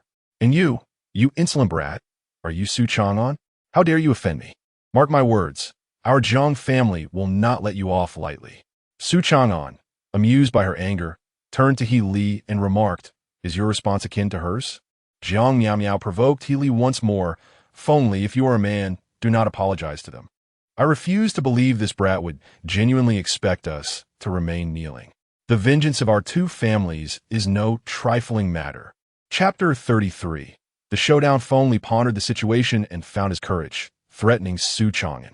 Indeed, my response aligns perfectly with that of our esteemed Miao Miao. I advise you, Su Changan, to reconsider your involvement in this matter, which originally had nothing to do with you. There is no need to offend our 2 prominent families over a woman. The consequences are far beyond your capacity to bear. Su Changan shook his head, clicking his tongue. I initially intended to grant you an opportunity, yet it appears you are entirely lacking in self-awareness. Very well, you refuse to apologize? Fine. Yao Yao, your phone is capable of recording video, correct? Allow me to assist you in setting up the perfect shot. Capture a segment featuring these 2, and we shall elevate their fame. Family Panika. What on earth are you planning? Are you out of your mind? Didn't I just mention recording a video? Given that both of you hail from esteemed families, you should possess a certain level of recognition. Just imagine, if I were to position you both in a compromising manner and broadcast it online, what sort of uproar would that incite? Feng Li was on the verge of losing his mind. This lunatic is pushing us to the brink. If what he claims is true, not only would there be chaos online, but they would also be expelled from their families. Yet, he clung to a thread of hope, feigning a smile. You must be joking, right? Are you truly unafraid of the repercussions from our families? Su Changan shook his head. Not all. What do I have to fear? In fact, you ought to be grateful for my assistance in boosting your visibility. Now, let us dispense with the trivialities. Yao Yao, are you ready? With that, he stepped in front of Feng Li and forcefully tore open his jacket. Feng Li, initially inclined to resist, was horrified to discover he truly could not move. No, please. We can discuss this. There is still room for negotiation. There is nothing left to discuss. Yao Yao, are you prepared? Yao Yao, with a mischievous smile, took out her phone and remarked, Su Changan, you're quite behind the times. The trend now is live streaming. Who still bothers with recorded videos? Live streaming is far more thrilling. Live streaming? How intriguing. Once I have removed their clothing, I will signal you to start the stream. I certainly do not wish to be on camera myself. Rest assured, no one is interested in seeing you. The two continue their banter, seemingly on the verge of initiating a live stream. Feng Li, in utter despair, clenched his teeth and shouted, I apologize, Miss Yao Yao. Sorry. Please, let's not proceed like this. I beg of you, I'll be ruined. Jiang Yao Miao, wide-eyed, exclaimed, Feng Li, how could you genuinely apologize to her? Are you even a man? I have lost all respect for you. Once a sycophant, finally unleashed his wrath upon Jiang Yao Miao. Shut your mouth, you wretched woman. If you crave fame and seek disgrace, do not drag me down with you. Apologize to Miss Yao Yao at once, or I swear I shall end you. Jiang Yao Miao, as if meeting him for the first time, stared at him in disbelief. You dare insult me? Healy, you scoundrel. I shall annul our engagement. Who are you trying to intimidate? You vile creature. I demand an apology, or I will expose all your sordid deeds. And then let us see if your family will still protect you. Without the Jiang family as support, you are nothing but a wild chicken. Do not pretend to be someone you are not. Apologize. Jiang Yao Miao's chest heaved with indignation. Although Feng Li's words were crude, they struck at her deepest vulnerabilities. Indeed, if her misdeeds were unveiled, even her parents would be unable to shield her. Stripped of the Jiang family's protection, she would truly be a mere wildfowl. Gritting her teeth, she reluctantly uttered, I'm sorry. Speak louder, you filthy creature. Feng Li bellowed once more. Sorry. Yao Yao, I apologize. I should not have troubled you. You have won, as you always do. Are you satisfied now? Jiang Yao Miao roared, tears welling in her eyes, and she broke down sobbing. Su Changan smirked and inquired of Yao Yao, what are your thoughts? Shall we continue? Her tears extinguished any lingering desire for further confrontation, and Yao Yao shook her head. Forget it, it's pointless. Let us leave. Very well, but we must claim our prize, Su Changan remarked, extracting the check from Feng Li's pocket and placing it in his own. He then added, I've taken the money. As for the car, it shall remain with you for now. Remember, you owe me a vehicle. Yes, Feng Li replied, his demeanor obsequious as he tentatively asked, so, shall we consider our engagement dissolved now? Why the rush? It will be automatically annulled in 5 minutes. Farewell. It has been a delightful evening. Feng Li Buddha agrimasa. Seething internally. You find this amusing? I would gladly unearth your ancestors' graves. Yet, he dared not voice such thoughts openly, silently watching as Su Changan and Yao Yao departed. Hearing Jiang Yao Miao sobs, Feng Li snapped, stop crying. You only know how to weep when trouble arises. What abilities do you possess? Get up. I can move now.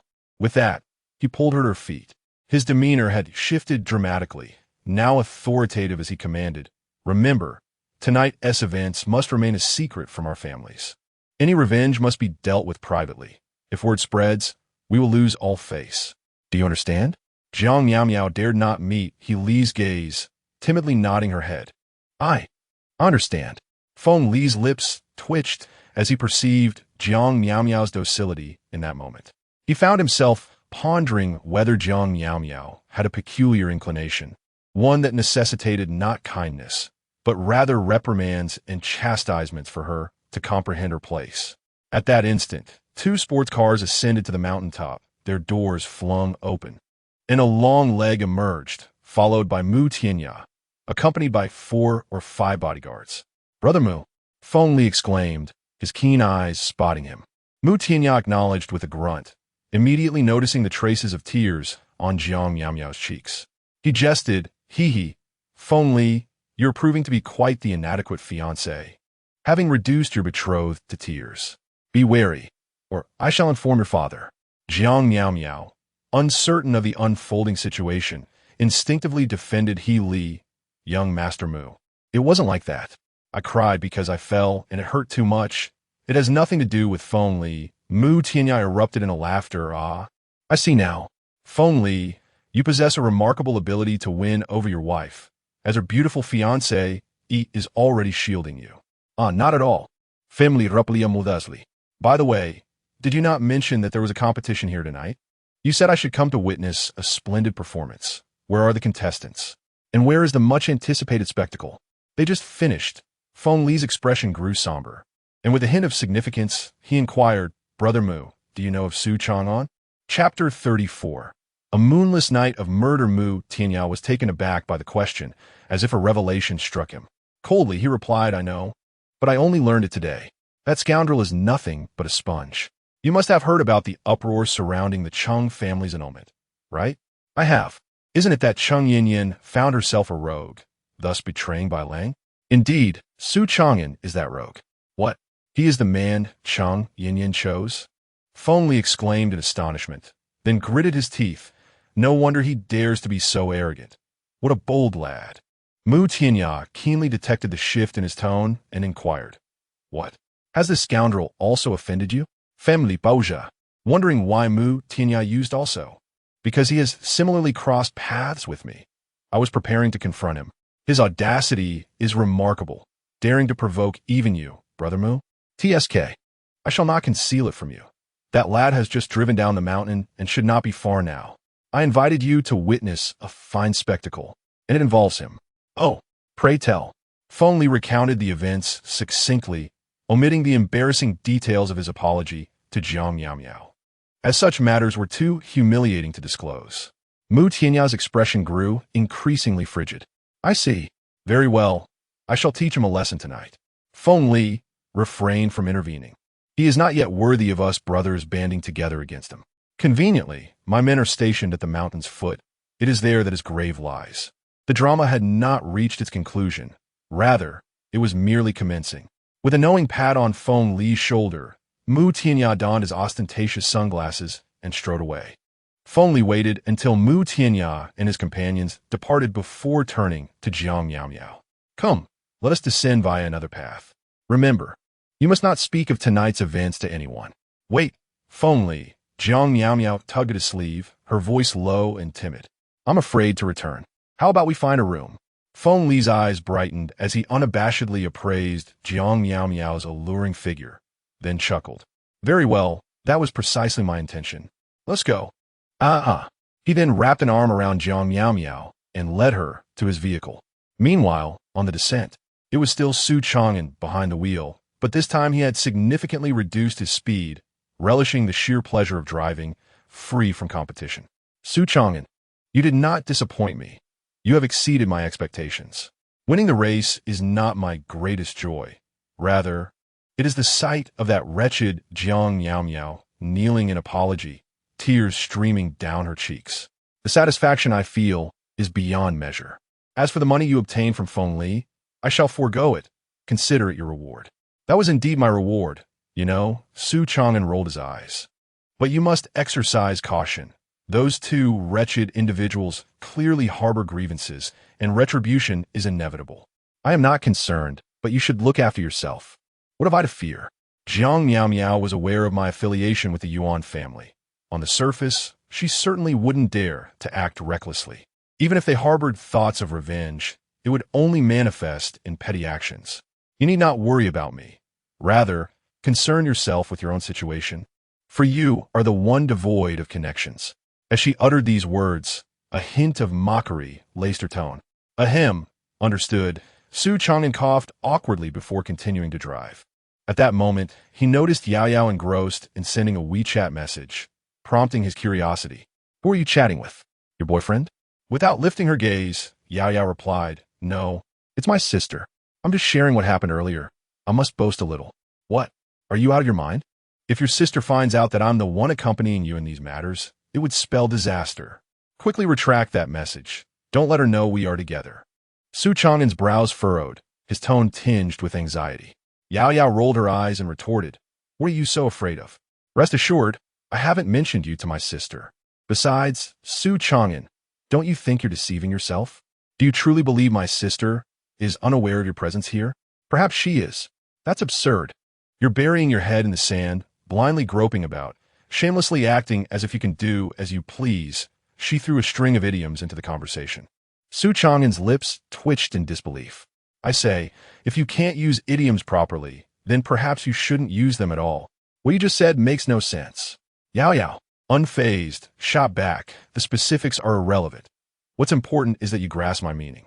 Let me tell you, I'm genuinely dissatisfied with your attitude towards my sister, and I am not fond of your girlfriend either. Were it not for the fear of you retaliating, I would have confronted her long ago. Su Changan frowned. What grounds do you have for dissatisfaction? And what do I have to be dissatisfied about? You do realize that my sister has harbored feelings for you for years, don't you? Surely, you are not deaf or blind. The entire capital knows of her affections for you, yet you feign ignorance. My sister, a celestial being, has devoted herself to you for so long. If you are unmoved, that is one thing, but to have found a girlfriend to provoke her is another. Let me tell you, my sister has a good temper. If it were me, I would have taken a knife to deal with you two scoundrels long ago. But then again, I have no interest in you. Why have you suddenly become so talkative? Besides, you know nothing of the matters between Cheng Yin and me, nor do you understand those involving your sister and me. Don't treat me like a 3-year-old. Yao Yao's frustration intensified as she pinched Su Changan hard, causing him to grimace in pain. Just remember this, Su Changan. If you wish to pursue a proper relationship with Cheng Yin, you must find an opportunity to unequivocally reject my sister. It is better for her to face a painful truth than to live a life filled with false hope. Crying is inevitable, so it is best to get it over with sooner rather than later. Su Changan fell silent. He had always remained mute when confronted with topics he found displeasing or was reluctant to engage with. Seeing him in this state only fueled Yao Yao's ire, and she angrily crossed her arms, exclaiming, "Scoundrel, you are a worthless human." After driving for about 10 minutes, just as they were descending the mountain, Su Changan suddenly noticed a large tree lying across the road ahead, obstructing their path. With a creak, Su Changan halted the vehicle and switched on the headlights to take a closer look, murmuring in confusion, "There was no tree here when we ascended. Why has one fallen now?" Yao Yao casually replied, "What's so strange about it? The tree must have aged and its roots decayed, causing it to topple." However, Su Changan shook his head, feeling an intense sense of unease arise within him. "Yao Yao, do you hear the sound of a motorcycle?" Chapter 35. The battle in the forest. Yao Yao was momentarily taken aback, just about to respond with a hesitant no, when Su Changan's thunderous shout interrupted her. "Jump out." With a swift kick, he flung open the car door beside Yao Yao, and in one decisive motion, he embraced her and propelled them both out of the vehicle. With a thud, they tumbled onto the grass beside the road, rolling for over 20 meters. Simultaneously, a deafening roar erupted as two modified motorcycles careened down the hillside, crashing violently into Su Changan's car with a pair of resounding thuds. The sheer force of the impact jolted the vehicle, causing the motorcycles to become lodged against the door, their momentum still unspent as the car began to slide towards Su Changan and Yao Yao. Su Changan pushed Yao Yao aside and rolled to the right just in time. With a crash, the car and motorcycles together cascaded towards the precipice behind them. "Yao Yao, are you all right?"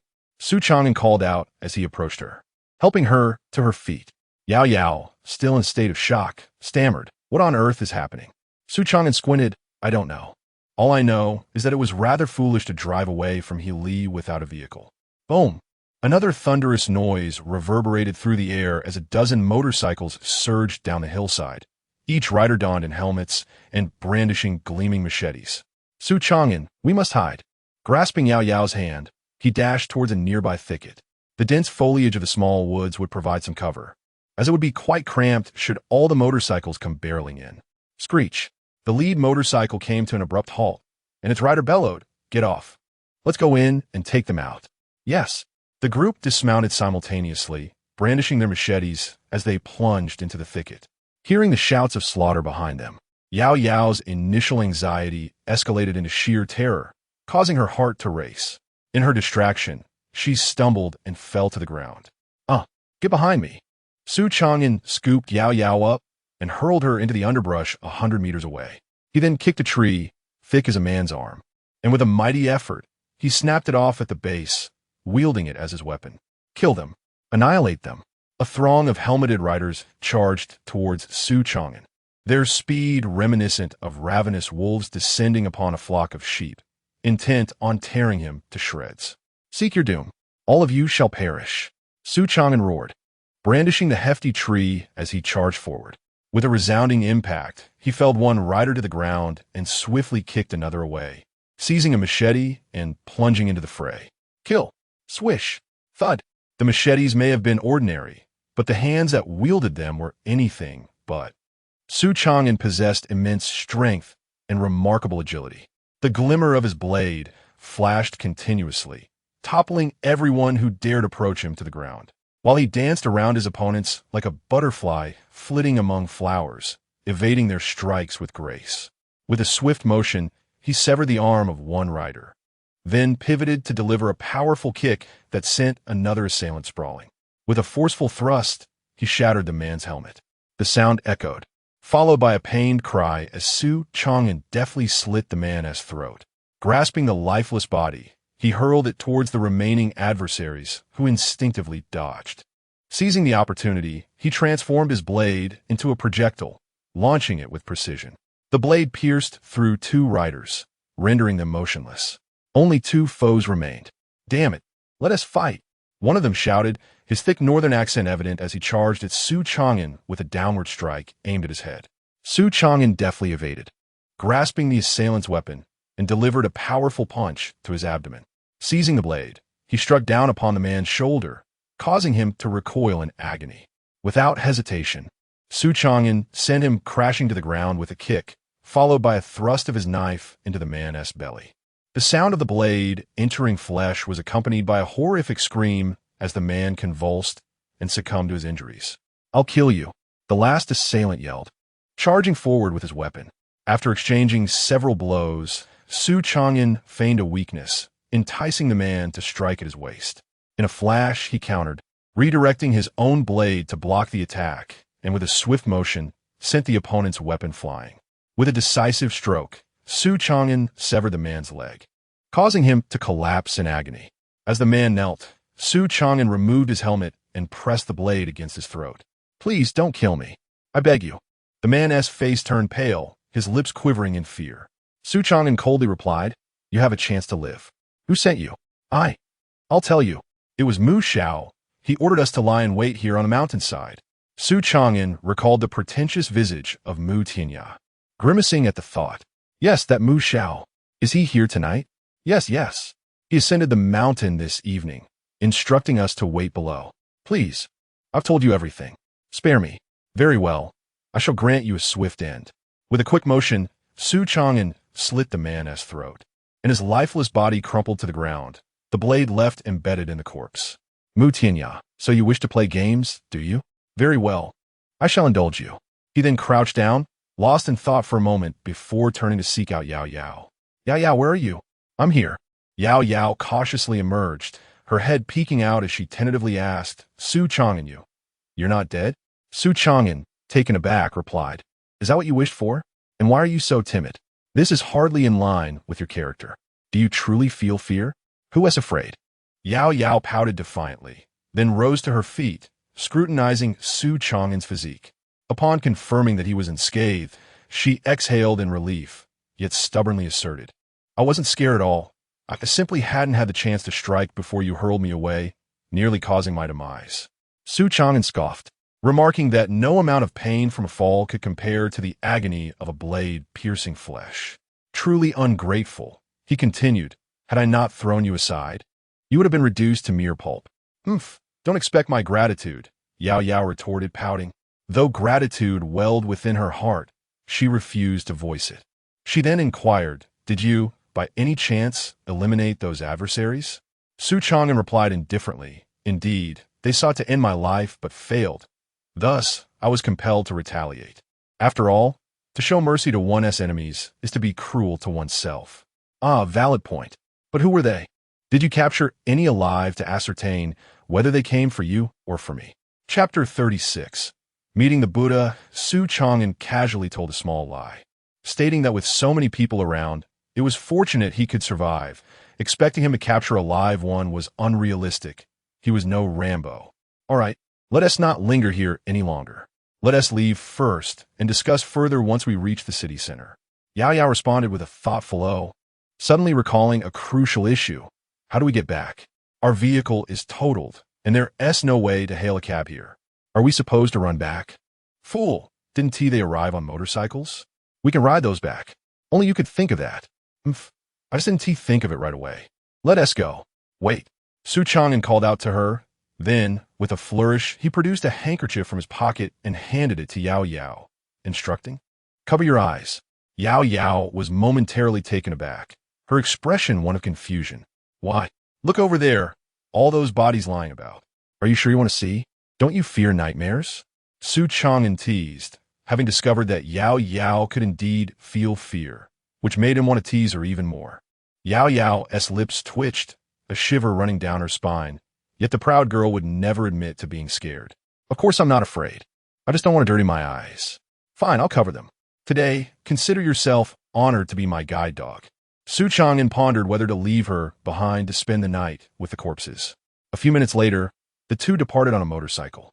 After a brief interval, a Porsche came to a halt by the roadside, and Mu Tianya emerged with a group of underlings. One of his subordinates reported, "Young Master Mu, our brothers' motorcycles are parked in the small grove, but we haven't seen them or the target yet. Let's south head into the grove and take a look." "Yes, sir." As the group entered the thicket, they were immediately met with a strong stench of blood. Soon, they beheld the sight of bodies sprawled out on the ground in various positions. These were all men Mu Tianya had dispatched earlier. Fisting his hands tightly, Mu Tianya squeezed out through gritted teeth, "Su Changan, you truly have opened my eyes, haha. Go check if there are any survivors and inquire about the situation." "Yes, sir." Several subordinates hurried to investigate, and shortly after, one returned, cautiously holding a bloodied leather jacket. "Young master, everyone is dead. I found this on one of our brothers. What do you think? Let me see." Mu Tianya took the jacket, glanced at it, and his face twitched violently. Scrawled in blood were the words, "Mu Tianya, invincible, WSND. Muchanya." At 11 o'clock that night, Su Changan returned home. He gently pushed the door open and found Chang Yinyan's room tightly locked, likely indicating she was asleep. He removed his shirt, revealing a well-defined physique, took a shower, and quietly prepared instant noodles for a late-night snack. "Stealing food in the middle of the night without telling me? Wow, you scared me." Startled, Su Changan nearly dropped his bowl. Turning to see Chang Yinyan standing by the sofa, her expression one of deep discontent. Upon noticing Su Changan's bare torso, her cheeks flushed crimson as she averted her gaze, exclaiming in irritation, "Can't you at least wear a shirt? You're not the only one living here. Be mindful of your image." Su Changan, displaying an audacious demeanor, retorted, "Oh, what does it matter? We've seen everything there is to see. It's really not a big deal. Besides, I just got out of the shower and haven't had the chance to dress yet, so bear with me for a moment." "Bear with you?" Chang Yinyan scoffed, her eyes narrowing at him, her face reddening as she pointedly asked, "Did your match end? Did you help that Miss Yao Yao win?" As he slurped his noodles, Su Changan mumbled, "Yeah, I won." Unable to endure the sight any longer, Chang Yinyan cleared her throat and walked to the refrigerator, retrieving 2 plates of food, one with stir-fried potato shreds and vinegar and the other with scrambled eggs and tomatoes, placing them before Su Changan. Surprised, he inquired, "You cooked this?" With a haughty demeanor, Chang Yinyan replied, "Well, I got a bit hungry after you left, so I made a couple of dishes. But you came back late, so they might be cold. If you don't mind, you can eat." Chuckling, Su Changan took his chopsticks and tentatively poked at the food on the plate. Chang Yinyan, her expression darkening, demanded, "Are you going to eat or not? If not, I'll throw it away." "Of course I'll eat. How could I refuse? This is your first time cooking for me. It feels wonderful." For reasons unknown, Chang Yinyan felt her face heat up, and she kicked him lightly, exclaiming, "You can't keep your mouth shut even while eating, you scoundrel. I'm going to bed now. Don't disturb me. I need to wake up early for work tomorrow." With that, she made her way to her room. Just then, Su Changan called out, "Hey, Xiaoyan, your cooking is delicious. I really like it." The corners of Chang Yinyan's mouth involuntarily curled upwards, though she didn't turn back, merely huffing, "Of course. I'm perfect. You're lucky to eat it." She then entered her room, locking the door behind her. Lying on her bed in a starfish position, Chang Yinyan felt inexplicably cheerful. Mumbling to herself, "What a rogue. You really have it easy, humph." In a grand European-style mansion, by Xiao Tian arrived. Parking his car and proceeding on foot to the entrance. After informing the security guard of his identity, he was greeted with a smile and allowed to enter. At his current standing, it was remarkable that he approached someone with such humility. Even a mere thought would suggest that this individual held an extraordinary status. Upon entering the hall, he spotted an elderly gentleman clad in a Zhongshan suit, seated on a sofa while perusing a newspaper. 2 cups of tea had been prepared on the coffee table before him, indicating foreknowledge of his visit. "Master, how is your health?" Bai Xiaotian respectfully greeted, approaching with a smile. "Before me stands the formidable figure known as the Buddha of the Underground, the second in command of Nanhai City, nicknamed the Smiling Buddha. His true name remains a mystery. All one needs to know is that he reigns supreme in the underground market of Nanhai City. The Smiling Buddha is a truly remarkable individual.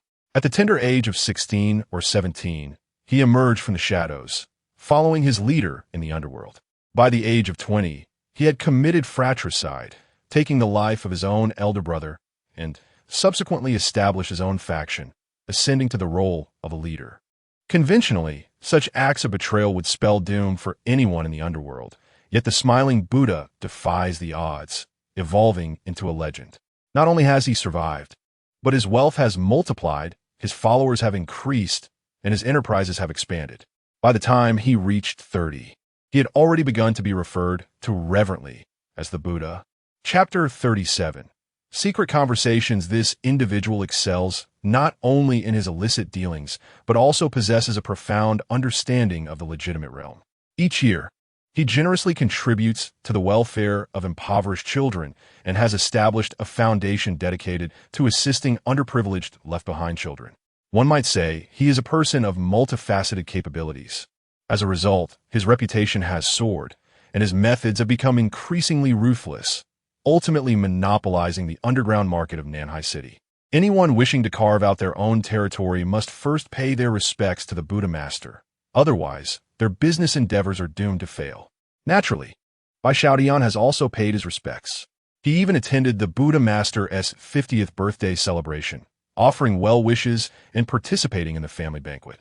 Hence, he felt emboldened to seek the Buddha Master's assistance this time. The Buddha Master looked up at him, his murky eyes momentarily gleaming, and beckoned him to sit down. "Xiaotian, you have arrived. Please take a seat. Would you care to try this Hong Pao, your favorite?" "Certainly. Thank you for your kindness, Buddha Master." Bai Xiaotian, filled with excitement, took a seat and sipped the tea. He then offered a compliment. "This tea is exquisite, with a rich and smooth flavor, and a subtle fragrance that lingers in my mouth. Your taste, Buddha Master, is truly refined." "Haha, you rascal. Is this also a reflection of your taste? Why do you only flatter me?" The Buddha Master joked, laughing heartily. He then shifted his tone to a more serious one, asking, "All right, enough flattery. Let us get straight to the point, Xiaotian. Why have you come to see me at such a late hour?" Bai Xiaotian sighed, feeling somewhat embarrassed as he confessed. "To speak candidly, I come out of a sense of guilt as it concerns my son." "Your young master? What has transpired?" "It is regarding the recent uproar over the dissolution of the engagement between Cheng Yin and my son. I believe you have heard of it. The primary reason stems from that wild man, Cheng Yin has taken up with. My visit is indeed related to that wild man." He recounted the events in detail, of course, interspersed with biased remarks, as he could hardly lay the blame on his own son. The Buddha Master listened quietly, taking a sip from his tea before dropping a bombshell. "In fact, I have long been aware of this matter, Xiaotian. Are you aware that your young master once sought my subordinate, Mao, to deal with someone? That someone is Su Changan." "Huh? Buddha Master, is this true? I was unaware of such a matter. My son never mentioned it to me. He did say he wanted to take revenge on Su Changan, and I agreed.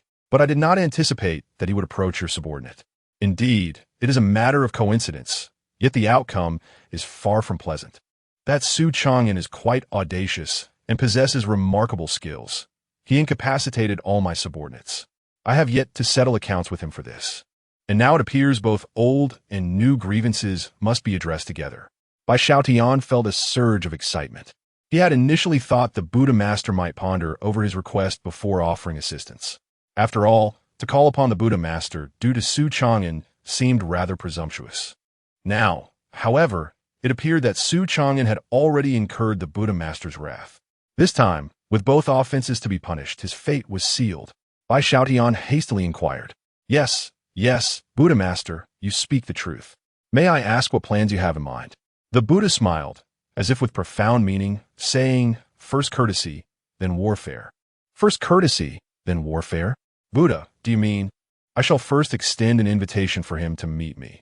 If he chooses to disregard it and behaves ungraciously, then I shall have another strategy to deal with him. After all these years navigating the world, what kind of young fellows have I not encountered? Can I not handle a mere Su Changan? Bai Xiaotian understood and chuckled. Ha! What you say holds true, Buddha? If you wish to deal with someone, a mere gesture of your finger suffices. By the way, I have a plan as well. T Su Changan currently involved in some business with Cheng Yinyan. I will ensure their company encounters insurmountable obstacles. I have already contacted an old friend, and by the day after tomorrow, at the latest by the afternoon, I shall present them with a grand surprise. The Buddha glanced at him, chuckling warmly. Well done, Xiaotian. Let us proceed with a dual approach and have some fun with this audacious young lad. You haven't visited in a while. Care to play a game of chess with me? Certainly. Haha, Buddha, you must give me a slight advantage, or I shall surely lose. Very well. I shall grant you 2 pieces. The following day, Su Changan arose early for his morning run. Upon returning, he found Cheng Yinyan already awake and partaking in breakfast, fried dough sticks, and soy milk. As she ate, she reminded him, hurry and finish. We need to head to the company. We've already secured 2 significant contracts, and we cannot keep our clients waiting. We must expedite the official launch of our business. Su Changan, unperturbed, joined her at the table. Indeed, our cleaning staff should be reporting for duty today. By the way, I created a WeChat group for the candidates I confirmed yesterday. I will send them a message shortly, inviting them to come to the company for a trial day. We need to establish our pace before the grand opening ceremony. Cheng Yinyan had no objections, replying, all right, as you say. By the way, DIO and General Manager Wang from or have both messaged me, inquiring when we will meet. They are ready to send us the logo for the trendy brand. I think we should handle everything today, including the garment factory. I will take care of that, Su Changan interjected. Today is quite busy. Let us divide our tasks and communicate via phone. Once I finish with the garment factory, I will come to the company to meet you. Please send me the electronic contract, and I will print it out to present to the person in charge. Can you manage it on your own? Rest assured, your husband is capable of anything. Taking advantage of me again. Cheng Yinyan retorted just as her phone rang. She glanced at the screen, her face lighting up with delight as she answered, hello, Roland, it's me. What? You can return to the country today? What time is your flight? All right, I will come to pick you up. Yes, please travel safely. She hung up with a smile, her eyes twinkling like crescent moons, clearly in high spirits. Su Changan curled her lips in disdain, questioning, whose call has brought you such joy? You have never spoken to me with such exuberance, Ruo Lin. Pray tell, which rogue has captured your attention? Irritated, she continued, Ruo Lin is my dear confidant. During our university days, she transferred to the Milan Design Institute. Just the other day, we were chatting on WeChat, and I informed her of my plans to restart my company. Coincidentally, she has taken a 2-month hiatus and has offered to assist me upon her return. Oh, how curious that you've never mentioned this close friend before, Cheng Yinyan replied, rolling her eyes. Do I need to divulge every detail about my 7 or 8 female classmates to you?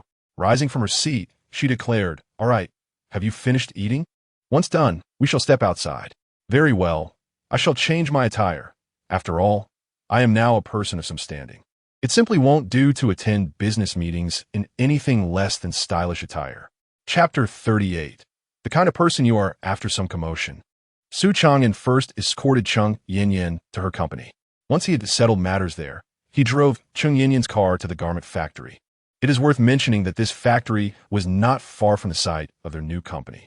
As Su Changan halted at a traffic light, he glanced outside and spotted a female traffic officer he recognized. In an ostentatious manner, Su Changan rolled down the window and waved, playfully exclaiming, Hey, officer sister, what a coincidence. What brings you here to do traffic duty? Experiencing life? The officer he referred to as officer sister was none other than Shinchichi. Upon seeing Su Changan, Shinchichi felt a headache coming on. With a slight grimace, she approached with narrowed eyes and said, Su Changan, are you particularly free? How come I keep running into you everywhere? With a mischievous grin, Su Changan replied, one cannot speak in such a manner. Meeting each other everywhere only proves our fateful connection. Don't you agree, officer sister? How about a ride in my car? Let me take you for coffee, and we can gossip a bit. Shin-Chi-Chi let out a cold laugh before swiftly writing a ticket, which she affixed to Su Changan's car window. With an unwavering expression, she said, since you seem so free, why not head to the traffic department and pay your fine? You're suspected of drunk driving, which entails a fine and points deduction. Let's get this process underway. Su Changan's expression darkened, and he felt a twitch of indignation. Drunk driving? I had soy milk this morning. Even if I wanted to drink and drive, I wouldn't have had the opportunity. This is personal revenge. He was utterly exasperated, questioning why she was being so petty, considering he had not wronged her in any significant way. Shin-Chi-Chi smirked and retorted, it's useless to argue with me. How am I to know whether you drank soy milk or beer? Even murderers rarely confess to their crimes. Su Changan was left speechless, chuckling lightly as he said, well, I have matters to attend to, so I won't keep you any longer, officer sister. Take care. With that, he pressed the accelerator and drove away, leaving Shin-Chi-Chi coughing from the exhaust fumes. She stamped her foot in frustration, muttering, damn brat, remember to pay your fine at the traffic department. At that moment, her phone rang. Upon answering, her expression shifted dramatically. What? Such a thing happened? All right, you all go ahead. I'll be there shortly. Meanwhile, Su Changan arrived at the garment factory and entered with the printed contract in hand. As he reached the entrance, he was stopped by a security guard. What do you want? Non-staff are not permitted to enter. Can't you read the large sign? Su Changan replied calmly. I'm here to discuss business. Is the person in charge available? The security guard looked at him with disdain before scoffing. Discuss business? You? You look like you're still in school. A wet behind-the-ears kid, like you has no business here. Go home. Our general manager has a short temper. Don't bring misfortune upon yourself. Su Changan curled his lip in disdain. First and foremost, I am not in school. Secondly, I am not the naive child you assume I am. I have fulfilled my responsibilities. Lastly, I expect you to answer my questions directly, without any superfluous chatter. Do you understand? Hey, you may be young, but you certainly have a temper. The security guard threatened, pulling out his rubber baton and weighing in his hand. Do you see this? I advise you for the last time, get lost, or I shall not hold back. Su Changan found the situation amusing. Is that so? Then let us see you act on that threat. You're looking for trouble, the guard exclaimed, as he prepared to swing the baton at Su Changan's head. He was taken aback by Su Changan's swiftness. With a swift kick to the guard's abdomen, he doubled over in pain, allowing Su Changan to deliver a resounding slap to his face. Crack! Ah, you little! Just lie down. With a swift kick to the guard's right knee, Su Changan seized the baton and struck it against his neck. Oh, I was wrong, please stop. I'm just a security guard. This has nothing to do with me, he cried, clutching his neck. Initially intending to assert his authority, he never anticipated encountering someone so formidable. Who could withstand such an onslaught? Su Changan delivered another blow to his face, coldly stating, people like you are simply asking for trouble. Why try to reason with you, and you refuse to listen? I am left with no choice but to resort to violence. Now, answer my previous question. Where is your supervisor? I'll tell you. The general manager is on the second floor. Just walk straight for over 100 meters. There's a staircase beside the workshop that leads up. Now, that's more like it. If you had been obedient from the start, you wouldn't have had to endure this, Su Changan remarked, discarding the baton onto the floor as he strode confidently inside. Following the security guard's directions, Su Changan successfully located the staircase leading to the second floor and ascended, ultimately stopping before an office door. With a powerful kick, he flung the office door open, startling a man and woman engaged in their work. The young woman hastily climbed off the man, quickly adjusting her clothing before rushing out, casting a grateful glance at Su Changan as she departed. The man, visibly displeased, stood up and pointed at Su Changan, scolding, "Who the hell are you? Didn't you think to knock before entering?" He then scrutinized Su Changan, his tone growing more hostile. "You don't seem to be one of us from the garment factory. We'll let you in." Su Changan dismissed the man's anger entirely, seemingly indifferent to it. He calmly took a seat in a chair, nonchalantly tossing a contract onto the desk. Are you the manager of this garment factory? I presume Bai Lang has already informed you about the transfer of this factory. Here is the transfer contract. Please review it. The man's fury dissipated, replaced by a look of confusion. He cast a penetrating glance at Su Changan, then picked up the contract for a fleeting moment before tearing it asunder. Oh, my apologies. I am indeed the manager of this garment factory, but I am utterly unfamiliar with the individual you refer to as Bai Lang. Furthermore, my factory has no intentions of being transferred. Young man, it seems you have come to the wrong place. Although he concealed his true feelings adeptly, Su Changan still discerned a glimmer of cunning in his eyes. A cold smirk crept across Su Changan's face as he retorted, "Is that so? If my memory serves me right, it was you who spoke with Bai Lang yesterday, correct? I distinctly remember him addressing you as Manager Wong. What is this? Are you feigning ignorance now? Was it Bai Lang's directive?" With a resounding clap of his hand upon the table, Manager Wong seethed, adopting a tone reminiscent of a ruffian. "Regardless, I have stated that I know nothing, and I stand by it. You can prattle on endlessly, but I do not comprehend a single word. Moreover, I have already torn up the transfer contract. Your mere words hold no weight. If you wish for me to relinquish this factory to you, present tangible evidence." Chapter 39. Indeed, it is so. Yes, he was indeed following Bai Lang's orders.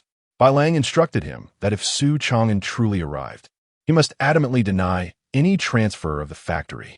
What could he possibly do if he held his ground? However, they had still underestimated Su Changan. With a sidelong glance at Manager Wong, Su Changan articulated each word. "Are you certain you wish to engage in such deceit with me?" Manager Wong snorted derisively, retorting with a smirk, "Even if I were to truly act the scoundrel, what could you do about it? Humph. Let me tell you, Bai Xiao is not someone you can easily offend. Do not presume yourself formidable. In Bai Xiao's eyes, you are naught but insignificant. I anticipated this outcome. What do you mean? You intend to, let go of me, no." Bang! Accompanied by Manager Wong's anguished cries, Su Changan, swift as lightning, seized him by the collar and hurled his body out of the window as if discarding refuse. With a shattering crash, the window was obliterated, and Manager Wong's form tumbled into the workshop. The employees, engrossed in their tasks, were utterly astonished by this sudden turn of events, halting their work to gaze in bewilderment at the bloodied Manager Wong sprawled on the ground. "Top, top."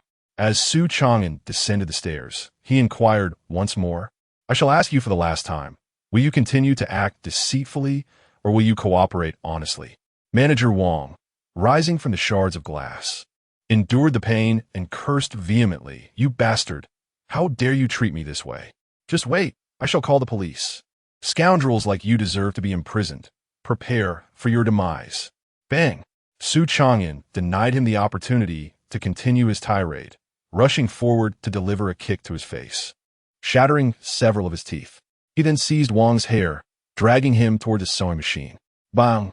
He forcefully pressed Manager Wong's face onto the sewing machine and activated it, the needle menacingly approaching Wong's visage.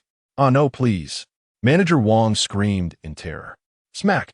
Su Changan halted the machine, coldly stating, "This is your final opportunity. If you cooperate, you may leave unharmed. Persist in your deceit, and I shall use this device to etch a mark upon your face." Goodness, you are too ruthless. Manager Wong's heart brimmed with hatred for Su Changan, as well as for Bai Lang. Had you earlier informed me that such a fierce individual would be present today, I would not have been swayed by your manipulation to oppose him. Am I not courting death? I shall cooperate. We can discuss this amicably, yes, indeed. Manager Wong forced a smile. Su Changan elongated his tone, sneering as he asked, "What? No longer playing the fool? Has the factory been transferred to me or not?" "Yes, it has been transferred. I ask again, was it Bai Lang who instructed you to deliberately obstruct me?" "Indeed, it was he who urged me to act in such a manner, my friend. He is the young master of the Bai family and the true investor in this factory. I dared not disobey his orders. Please, grant me an opportunity. I assure you, I shall never act so recklessly again. How much better it would have been had you cooperated earlier." Su Changan released his grip, delivering a swift kick that sent Manager Wong sprawling to the ground. Glancing at the surrounding employees, who bore expressions of sheer terror, he commanded. You shall explain to them precisely what transpired. Yes, yes, Manager Wong replied, rising to his feet and articulating the events clearly, asserting that it was merely a misunderstanding and that, effective immediately, the factory was now under Su Changan's ownership. The employees finally comprehended that this irascible fellow was, in fact, their new boss, a plot twist none could have anticipated. Su Changan, adopting a courteous demeanor, reassured them, rest assured. I am generally a gentle person. Moreover, I promise that as long as you choose to remain employed here, your salaries will double once the probation period concludes. Should you prefer to depart, you may do so with your wages settled. The decision rests entirely with you. Upon hearing this, those who had contemplated leaving reconsidered their choices. Naturally, under such circumstances, only a fool would opt to depart when offered double the pay for the same work. Suddenly, the wail of police sirens pierced the air, prompting a change in Su Changan's expression. He slapped Manager Wong across the face, exclaiming in anger, "How dare you actually call the police?" Manager Wong, feeling utterly aggrieved, protested, "Brother, it was not I who made the call. Even if I desired to report it, I lacked the time." Another slap echoed through the room as Su Changan retorted, "You audaciously entertain such thoughts?" Manager Wong, overwhelmed by the situation, felt as though he would rather choose oblivion. Just then, the sound of hurried footsteps approached, and soon, a squad of police officers entered, led by none other than Officer Shinchichi. "Who among you reported a brawl?" she inquired. Upon spotting Su Changan, she exclaimed, "You again? You rascal!" As she flashed her badge, her irritation grew at the sight of Su Changan's smirk, leaving her bewildered. Was he a modern-day Conan, appearing wherever trouble brewed? Suddenly, a realization struck her. "Wait, you wouldn't be the one causing the ruckus, would you?" Feigning innocence, Su Changan replied, "Of course not, officer. Even with your toe, you can discern that I am a good person. I am here to conduct business. And in fact, this factory now belongs to me. Just ask Manager Wong." He patted Wong on the shoulder, who wore a thoroughly incredulous expression. Shinchichi shot a glance at him, exasperated. "Don't give me that nonsense. How do you explain his bloodied face? Don't tell me he fell." With a snap of his fingers, Su Changan praised her wit. "Clever." In truth, that is precisely the case. Shinchichi once again felt the impulsive urge to draw her weapon and eliminate him. Gritting her teeth, she inquired, "Manager Wong, is it true that he was the one who assaulted you? Is that why you called the police for us?" Manager Wong cast a glance at Su Changan and, daunted by the prospect of honesty, he fabricated a story, insisting, No, officer. It was merely an unfortunate accident. I fell from the second floor. It has nothing to do with him." Shinchichi, not lacking in wit, could discern his unspoken troubles. However, his reluctance to speak the truth left her powerless to take action. With a fierce determination, she exclaimed, "Why didn't T.U. just die from a fall? In the future, refrain from frivolously calling the police and wasting public resources. We're leaving." "Wait a moment, officer," Su Changan called after her, a glint of amusement in his eyes. "If I am not mistaken, your presence here is merely incidental. Your true purpose lies in tackling a major case, does it not?" Shinchichi furrowed her brow and replied, "Why do you ask such a question?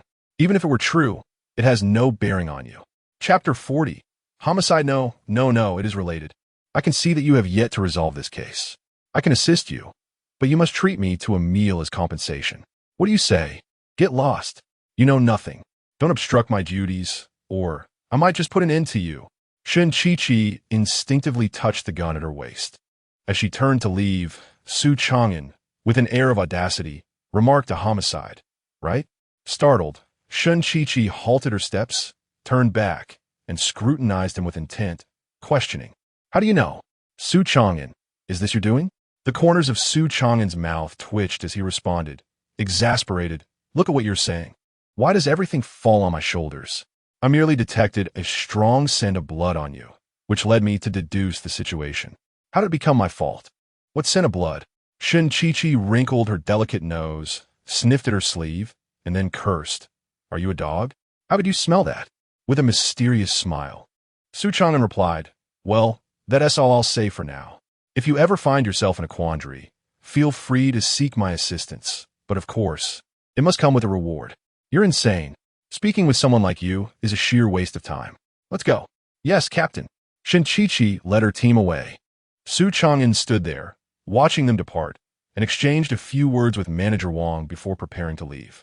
Just as he was about to walk away, he received a call from Chung Yin-Yin. Hello, Zai Yin-Yin. What is the matter? It hasn't been long since we last met, and you already miss me? Chung Yin-Yin sounded a bit anxious as she said, Su Changan, hurry back to the company. Something has happened. All right, don't worry. I'll be back immediately. After hanging up the phone, Su Changan dashed out. Meanwhile, approximately 20 kilometers away from the garment factory, 2 police cars were parked on a desolate plot of land, cordoned off with police tape. On the ground lay 2 bodies covered by white sheets. Captain Shun, a forensic doctor, stood up to greet Shin-Chi-Chi as she arrived. Shin-Chi-Chi acknowledged him with a grunt and approached to lift the sheet, examining the corpses. She immediately furrowed her brow and replaced the covering. What was the cause of death? Shin-Chi-Chi inquired. The forensic doctor explained, at present, it appears to be asphyxiation leading to hypoxic death.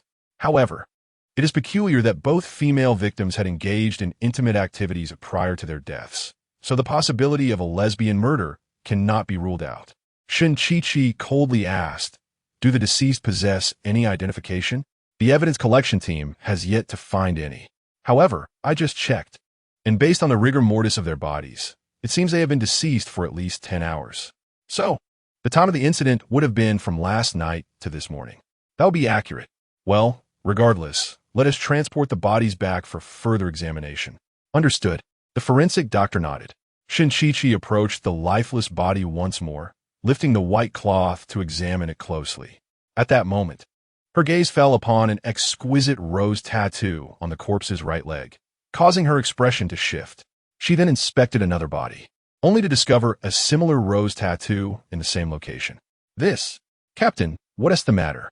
The deputy captain approached, following Shin-Chi-Chi's line of sight and gasping in astonishment. A butterfly tattoo. Captain, could it be?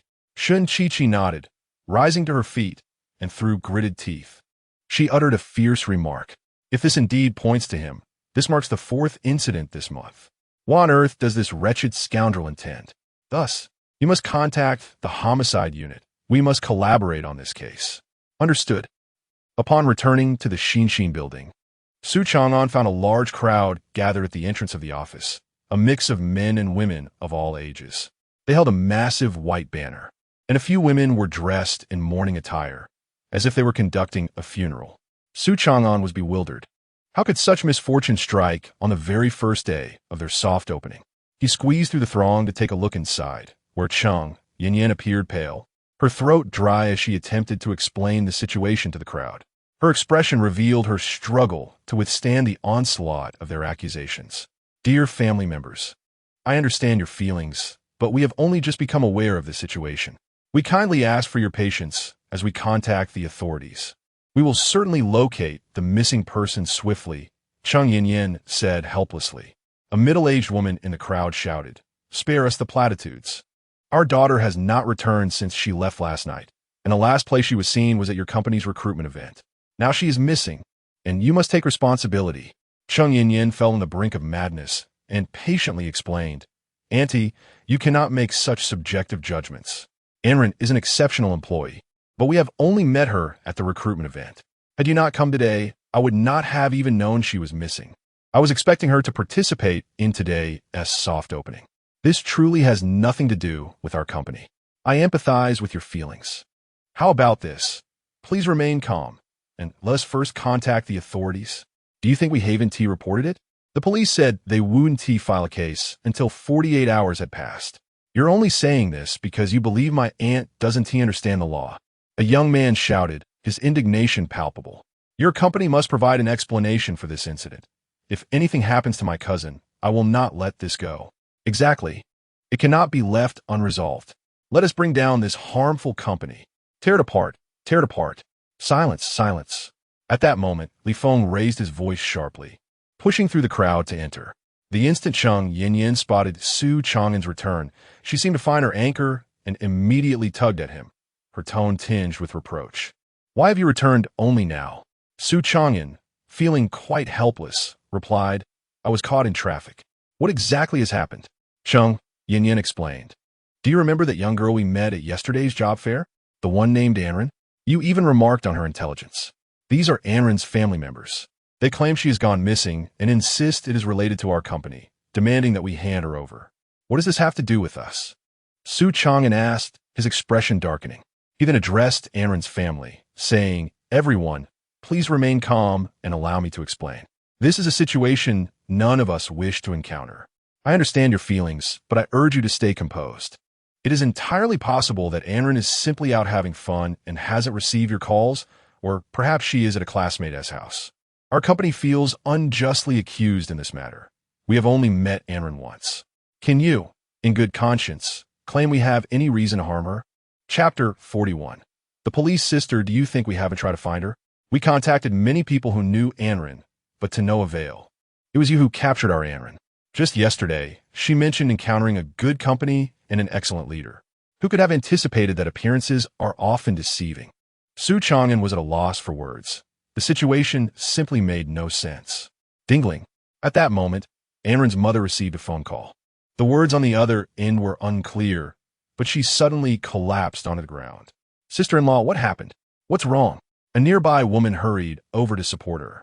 Anren's mother let out a wail. The police say they found Anren. She is dead. Oh, my daughter. What? Half an hour later, at the police station. This was Su Changan and Chung Yinyan's second visit to the precinct, accompanying Anren's family. The family had been taken by the police for an identification of the body. Upon seeing the girl on the bed, Anren's mother immediately recognized her daughter, collapsing to the ground in a fit of grief. The anguish of a parent burying their child is a burden few can bear. Chung Yinyan sat on a bench, her spirit visibly drained. Alas, Su Changan, how could such a thing happen? Our company was just beginning to take off when we encountered this setback. What pains me further is that we just met that young girl yesterday, and now she has gone. What kind of world is this?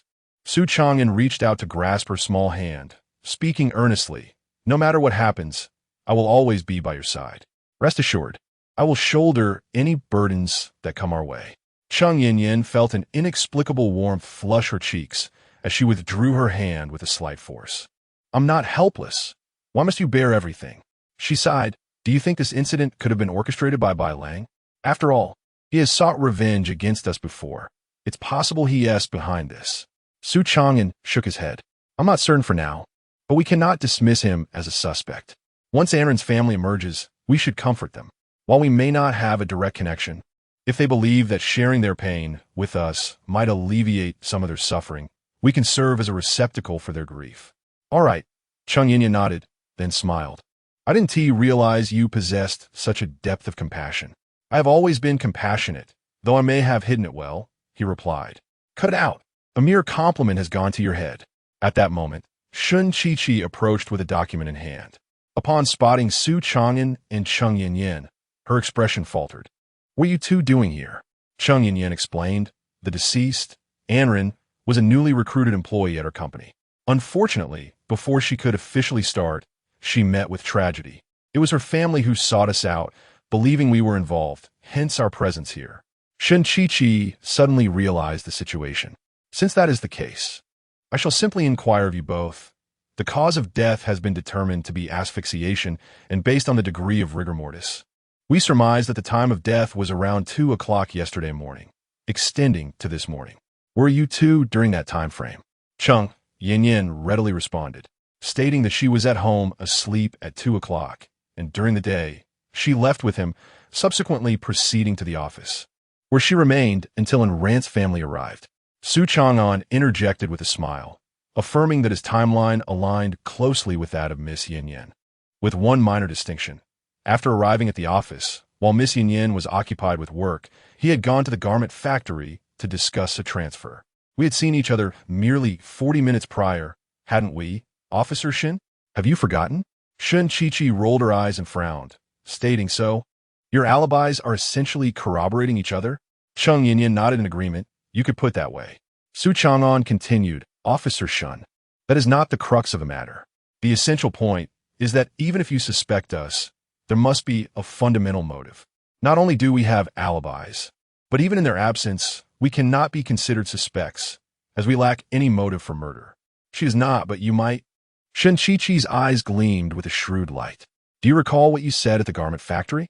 At that time, you were unaware of the murder, yet claimed to have sensed the sin of blood on us, and hinted that if the matter could not be resolved, we could seek your assistance. Initially, I thought you were being irrational, but in retrospect, your words seemed to carry a different implication. Su Changan was at a loss for words. What do you mean? Are you suggesting that I knew of the murder because I had committed it beforehand? Shin-Chi-Chi neither confirmed nor denied, then provide me with a reason. How did you know a murder had occurred? Even I only learned of it after receiving the emergency call. Su Changan shrugged. Haven't I already told you? I sensed it. It is not my fault you refused to believe me. You? Regardless, you are under suspicion. Miss Chung, you may leave, but you cannot. Chung Yin, slightly displeased, remarked. Officer Shun, this is unjust. I would stake my life on the fact that Su Changan is not the type to commit murder. He is in no way involved with this incident. You cannot wrongfully accuse an innocent person based on mere speculation. Su Changan felt a surge of gratitude, touched that Chung Yin stood up for him in such a critical moment. Indeed, I concede he may not appear to be a person of good character. But one cannot judge by appearances alone. Surely, Officer Shin would not make such a rudimentary mistake. Nobody has claimed that I do not look like a good person. Miss Yin, please refrain from voicing your own thoughts through someone else's words. Shin-Chi-Chi smiled, her tone sharp and confrontational. President Chung, you have your reasonable rebuttals, and I possess my own valid doubts and speculations. Our responsibilities differ. I currently suspect Su Changan's involvement in this case, which is why I wish for his cooperation in the investigation. If you truly believe my actions are misguided, feel free to lodge a complaint against me. I am unafraid of shadows or reproach. Chung Yin interjected. When did I ever say I would complain about you? How can you twist words so skillfully? As tensions rose between the two, Su Changan, feeling somewhat exasperated, intervened. All right, let us not quarrel over a mere handsome man. Xiaoyan, since Officer Shun has made her position clear, I shall assist her with the investigation. After all, I am innocent of any wrongdoing, so I have nothing to fear. You need not worry about me. It's best you return to the company. An incident of this magnitude must have left the employees who reported to work today quite shaken. Go and reassure them and restore their morale. Chung Yin pouted reluctantly. Fine, but do take care of yourself. If Officer Shin exhibits any unlawful behavior towards you, do not hesitate to call me. I may not have a fortune, but hiring a lawyer is within my means. She cast a pointed glare at Shin-Chi-Chi, who was momentarily at a loss for words. After a brief silence, Chung Yin departed. Once she was gone, Su Changan, wearing a playful grin, turned to Shin-Chi-Chi. Officer, what aspect of me will you begin your investigation on? My height and measurements, or perhaps my astrological sign? Chapter 42. Gouging out your eyes, Shin-Chi-Chi loathed his insincere smile intensely. She tugged at the corners of her mouth and retorted with annoyance. You cowardly man. Why didn't you dare to call Meeple's sister when Chung Yin was here? Truly a scoundrel. I have no interest in what you have to say. Didn't you claim you could help me solve the case when you first arrived at the garment factory? Well, the opportunity has presented itself. If you manage to find the murderer, you can clear your name. If not, you shall remain in the police station for eternity. Su Changan scratched his head and replied, Then will you accompany me for a lifetime? If so, I would gladly accept. I would be content to gaze upon your beautiful face every day for the rest of my days. Shin officer had contemplated shooting him for the third time that day. Enough idle talk. First, tell me how you plan to proceed. What do you mean how? I haven't even seen the body. How am I to know what to do? Shin-Chi-Chi pouted and said, Then follow me. I will take you to see another body. Su Changan was taken aback, realizing, wait, are you saying there's another body? Shin-Chi-Chi nodded and cryptically stated, if he truly did this, it would mark the 4th case this month. Who is this you speak of? Stop asking so many questions and just follow me. Impatiently, Shin-Chi-Chi led Su Chang into the morgue and pulled out another female corpse. Actually, according to regulations, outsiders are not permitted to view the bodies. However, since you claimed you could assist me in solving the case, I will make an exception and let you see it just this once. Su Changan merely pouted, remaining silent as he lifted the white cloth to inspect the corpse. There were marks on her neck and bruises on her chest. indicating she had likely been assaulted prior to succumbing to asphyxiation. Shen Qiqi remained silent, inwardly acknowledging that this fellow had quite a knack for deduction. At that moment, Su Changan noticed a butterfly tattoo on the corpse's leg. Puzzled, he muttered to himself, "A butterfly tattoo? What could this signify? This tattoo appears quite fresh, as if it were just inked. Could it possibly be a clue left by the murderer?" He glanced back at Shen Qiqi, squinting as he inquired, "Police sister, this is rather unfair. You request my assistance while concealing information from me. That's not right." Shen Qiqi smirked slightly, deliberately clearing her throat. "First of all, I'm not asking for your help. It was you who initially boasted of your capabilities. Furthermore, if you find the murderer, you will also absolve yourself of suspicion. You are ultimately helping yourself. Second, I have not concealed anything from you. You simply failed to inquire. Now that I have asked, will you divulge the information?" After a moment's hesitation, Shen Qiqi said solemnly, "Very well, I will tell you, but you must keep it confidential. Understand?" Su Changan stood at attention, replying earnestly, "Absolutely. I promise to maintain secrecy." Shen Qiqi rolled her eyes dramatically before speaking earnestly. "Let me share my thoughts with you. I too harbor doubts. The city has been rather tumultuous lately, and in light of the recent homicides, for in total, all involving female victims, there are significant concerns. 8 lives have been lost, all young women in their early 20s, strikingly beautiful and sharing a common trait. Each bore a butterfly tattoo on their legs." Su Changan grasped the implication. "Are you suggesting this is a serial killing perpetrated by a single individual?" "Precisely. It is not merely my conclusion. The Homicide Division and the Criminal Investigation Team share the same belief.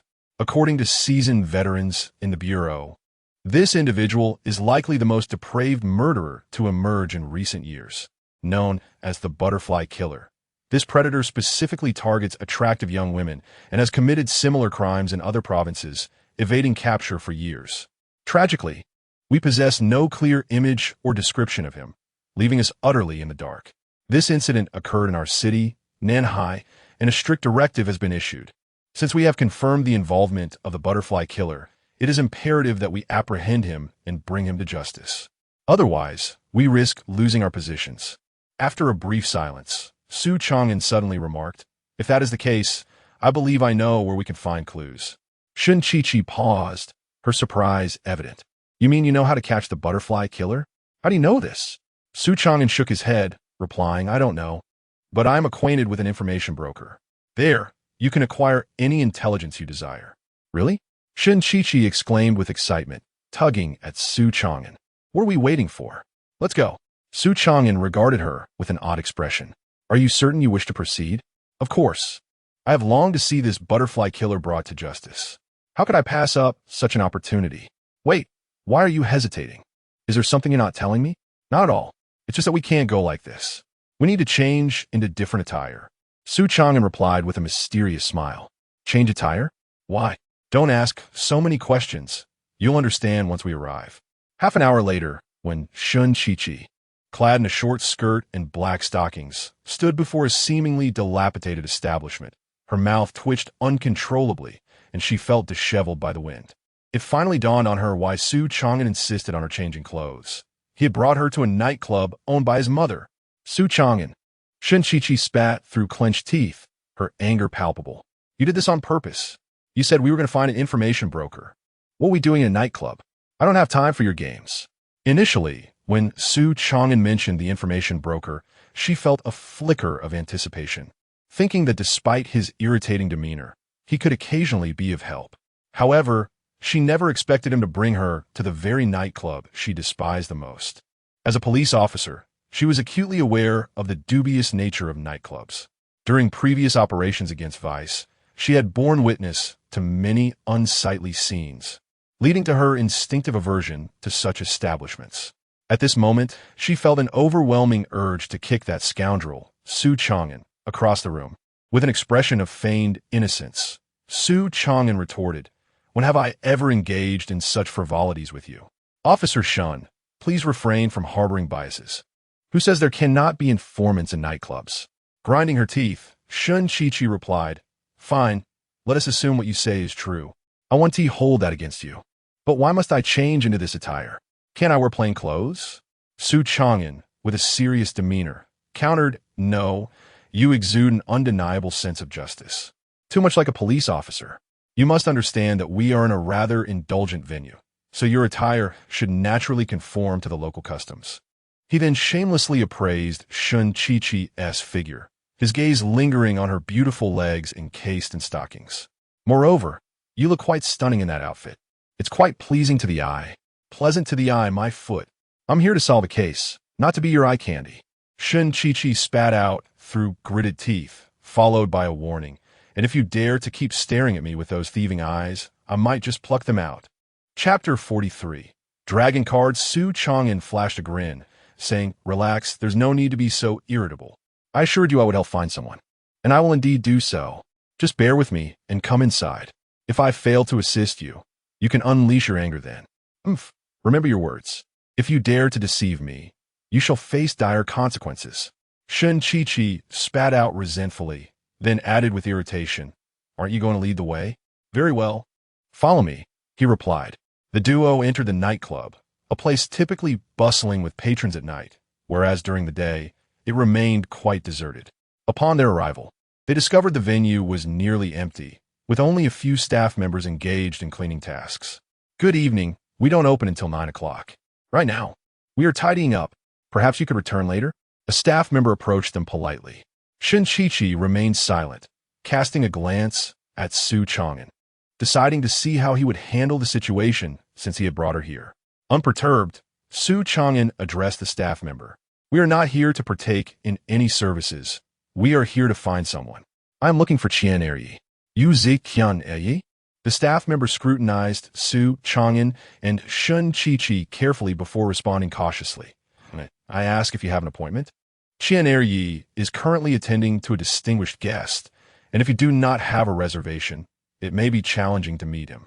Without wasting words, Su Changan produced a golden card from his pocket and handed it to the staff member, saying, take this to Qian Eryi. He will certainly come to see me. If he inquires, simply inform him my surname is Su. Seeing Su Changan's confident demeanor, the staff member cautiously accepted the card and replied, very well. I shall inquire with Qian Eryi. Please have a seat and wait a moment. Yes, do go ahead, Su Changan encouraged. As the staff member departed with the card, Su Changan gestured for Shun Chi-Chi to take a seat. Curiously, she asked, Su Changan, what exactly did you give him? Are you so certain that Qian Eryi will come to see us upon seeing that card? With a smile, Su Changan reassured her, absolutely, just set your worries aside. This time, Shun Chi-Chi refrained from opposing him. Instead, she pressed on with another question. Is Qian Eryi the informant you mentioned? Su Changan nodded, indeed. He is quite renowned in the underworld, often referred to as the encyclopedia of the Jianghu. There is nothing he does not know. Shun Chi-Chi responded with an oh and fell silent. Meanwhile, in an opulently decorated office, Qian Eryi, sporting a distinctive mustache, sat respectfully opposite a young man. His stiff posture revealed a hint of nervousness, in stark contrast to the young man, who appeared relaxed and at ease. Leisurely puffing on a cigar and exhaling clouds of smoke, he possessed a visage that could incite fervent screams from young maidens. Resembling the archetype of a handsome gentleman from Korea, his fair and delicate features bore a hint of femininity, with elegantly arched eyebrows and slender lips. While his eyes held a natural melancholy, the young man exhaled a gentle ring of smoke, nonchalantly stating, are you implying that you are currently unable to assist me with this matter? Mr. Qian chuckled awkwardly, donning a smile as he replied, young Master Zhang, please do not take offense. It is not that I am unwilling to help. Rather, the current circumstances are quite challenging, and I require some time to navigate the situation. How much time do you need? 3 days? A month? Young Master Zhang placed his cigar upon the glass table before him, and, with a sardonic smile, remarked, Mr. Qian, I was referred to you by my cousin. You managed to resolve matters for him in a single day. Now, when I seek your assistance, you are hesitating. Do you perceive our family name, Zhang, as lacking the weight of the Feng surname? Hence your disregard? Mr. Qian, well acquainted with the nuances of high society, recognized the anger simmering within young Master Zhang. However, having traversed various locales and dealt with prominent figures, He was unfazed by the indignation of such a privileged young master. Calmly, he replied, "That is certainly not the case. To me, young Master Zhang is as deserving of respect as young Master Feng. However, as I mentioned, this matter does present some difficulties, and I require a bit of time. In truth, the only reason I took on your case is due to young Master Feng's reputation. Otherwise, I would not have engaged in such a contentious affair." Young Master Zhang felt the urge to unleash his fury, but restrained himself, adopting a more congenial demeanor. "Very well, I shall grant you the time you need, and as for the remaining payment, I will transfer it to your account once the matter is resolved. Money is trivial. The essence lies in fostering friendships." Knock, knock. Just as the two were engaged in their discussion, an abrupt knock sounded at the door. Mr. Qian, deep in a crucial conversation, found the interruption irksome and called out, "Who is it? Do you not realize I am in the presence of a distinguished guest? Do not disturb me." A timid voice from outside responded, "Boss, a man and a woman have arrived, claiming to seek your presence. They also asked me to deliver a card, stating that upon your review, you would be inclined to meet them." "What nonsense is this? They expect me to seek them out?" Mr. Qian grumbled as he rose to open the door, snatching the card from the server's hand. After a mere glance, cold sweat broke out upon his forehead. It could not be mistaken. This was the dragon card, indicating his arrival.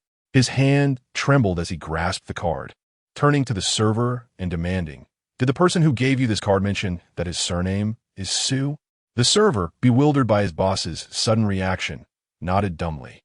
Yes, he did say that. Indeed, it was him returning. Mr. Qian felt a surge of excitement mixed with apprehension and turned to young Master Zhang, saying, "Young Master Zhang, I apologize, but our meeting must conclude. I must attend to a distinguished guest." Zhang Xiao was somewhat displeased. "Boss Qian, this is rather unreasonable, don't you think? I am your esteemed guest, and I have come to bring you money. Are you truly willing to cast me aside for the sake of an outsider?" Hyun Yi, with evident impatience, retorted, "The matter is urgent. I lack the time to elaborate, and I cannot afford to do so. I trust you understand. Zhang Xiao, please, make yourself comfortable." He then addressed the waiter, "Come, lead me to that esteemed guest." "Yes, sir," the waiter responded, escorting Qian Yi away. This left Zhang Xiao seething in place, his anger palpable as he kicked the glass table, sending it crashing to the ground. "Damn it, I must see just how grand this individual is to warrant such subservience from Boss Qian." With that thought, he followed suit. Unbeknownst to Qian Arye, Zhang Xiao had trailed behind him. In truth, even if he had been aware, he would have paid it no mind, for his heart was filled with trepidation and anxiety. Only he comprehended the true nobility of the guest's identity, and each encounter required him to muster every ounce of his focus. Chapter 44. The butterfly's descent soon. Under the guidance of the waiter, he found himself face to face with a man and woman engaged in conversation. Momentarily taken aback, he quickly recognized them. Not daring to show any hint of negligence, he approached with haste, bowing deeply and respectfully as he exclaimed, "Dragon, young Master Su, your presence here is unexpected. I apologize for any oversight. I hope you'll forgive me." Seated beside Su Changan, Shun Qiqi was somewhat astonished. She thought to herself, "It seems this man is indeed the esteemed Qian Yi that Su Changan was seeking." The respect he showed towards Su Changan suggests that perhaps Su Changan is also a figure of considerable stature. Su Changan, however, exhibited little reaction, calmly stating, "Please rise. There is no need for such formalities. I have brought a friend today to inquire about certain matters."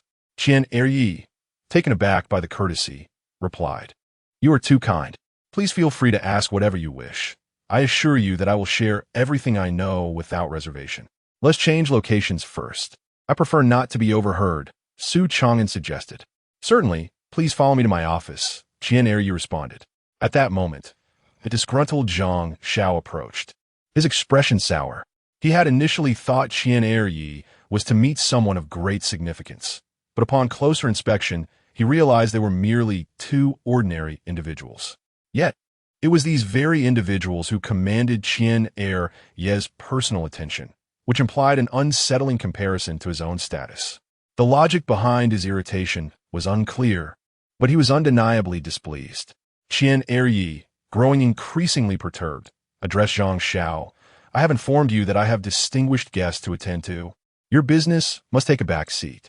Surely, you understand my words? Zhang Xiao strode forward, coldly retorting, Oh, so these are your esteemed guests?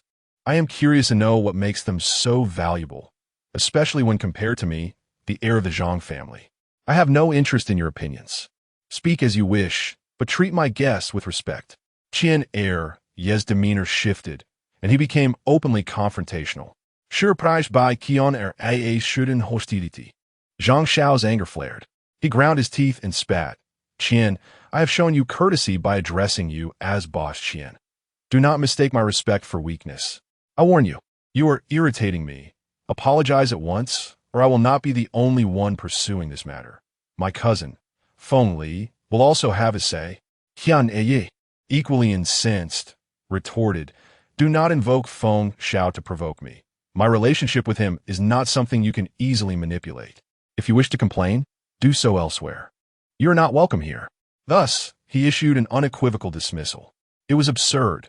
Not only was Zhang's family reliant on the Feng family's reputation to thrive, but even if Feng Li himself were to arrive, Qian Yi would not show him any particular favor.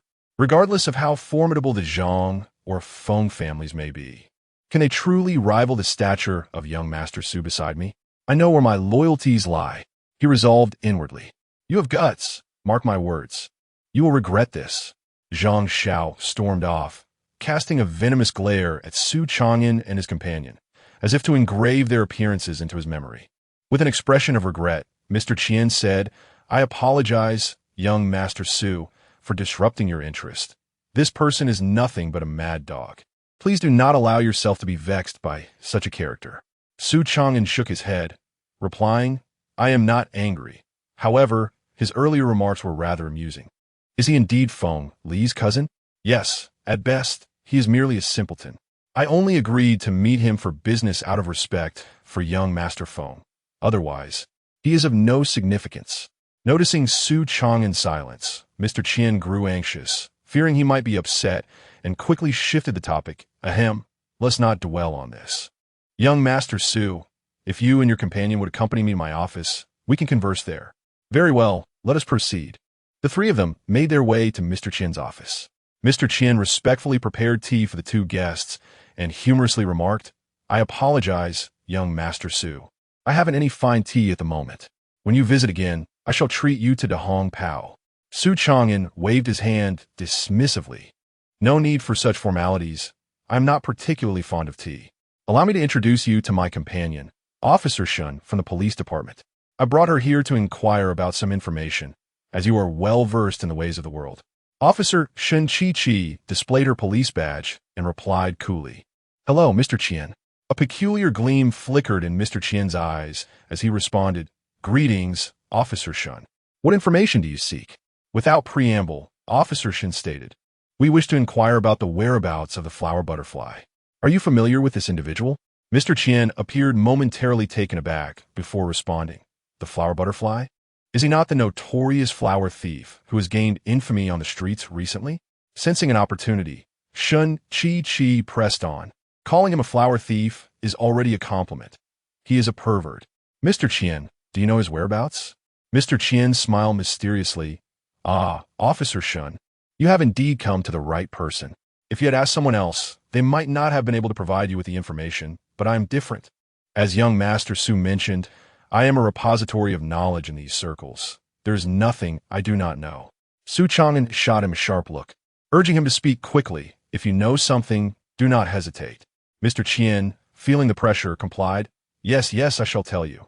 The truth is, the flower butterfly has been rather unfortunate. During one of his recent escapades, he failed to succeed. His target was the daughter of a prominent figure in the underworld. By coincidence, is a trained fighter.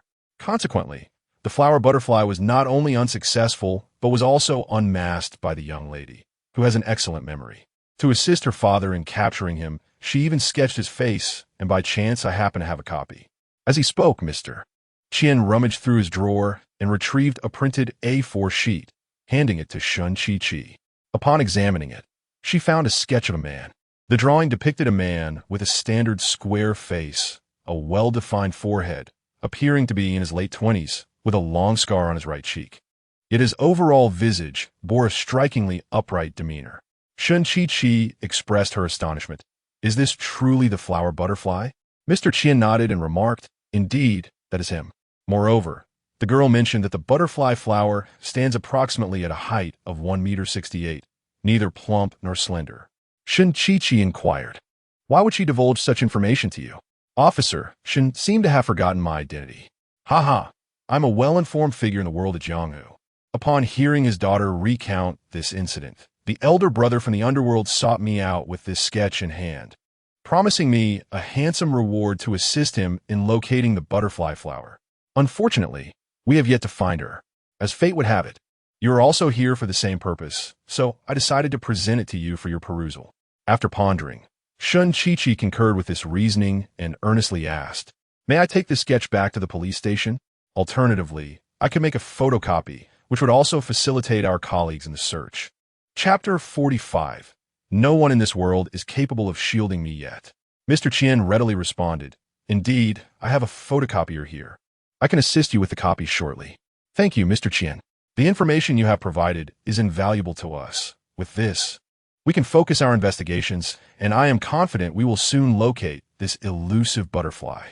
By the way, could you divulge the identity of the elder you mentioned earlier? I wish to meet his daughter, as she is the sole survivor."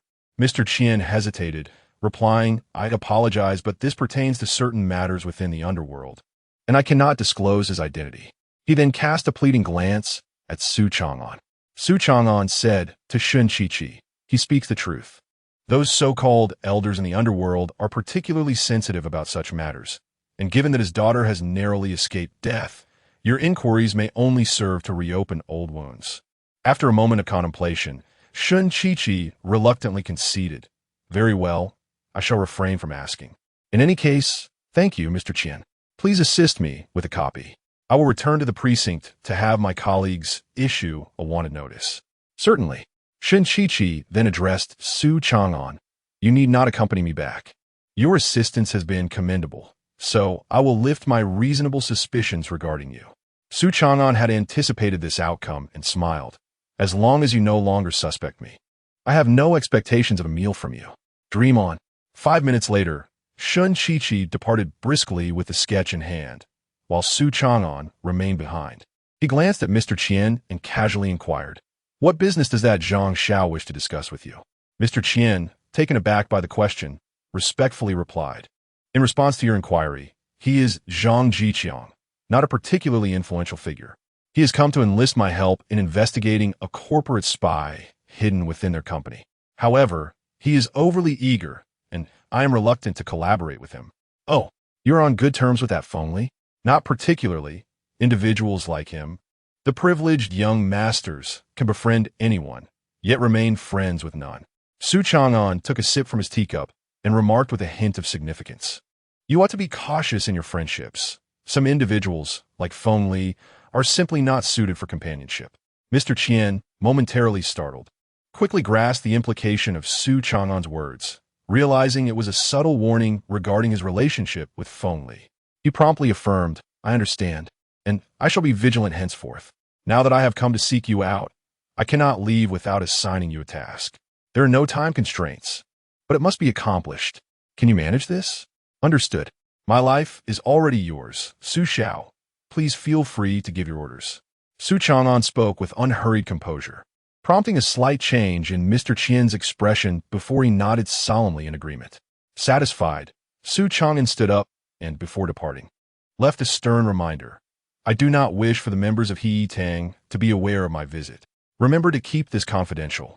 Should you dare to disclose it, even after our long association, I will show no mercy. You are well aware of my methods." The last phrase dripped with an icy, ominous warning. Elder Qian, startled, bowed deeply once more and assured him, "Rest assured, young Master Su, this matter is known only to the heavens, the earth, you, and me. There will be no third party privy to it." "That is good. I shall take my leave. There is no need for you to see me off." "Yes." Young Master Su walked safely. After watching Su Changan exit, Elder Qian exhaled a heavy sigh, slumping into his chair and wiping the cold sweat from his brow. He muttered to himself, "Every time I meet this esteemed gentleman, I am frightened half to death.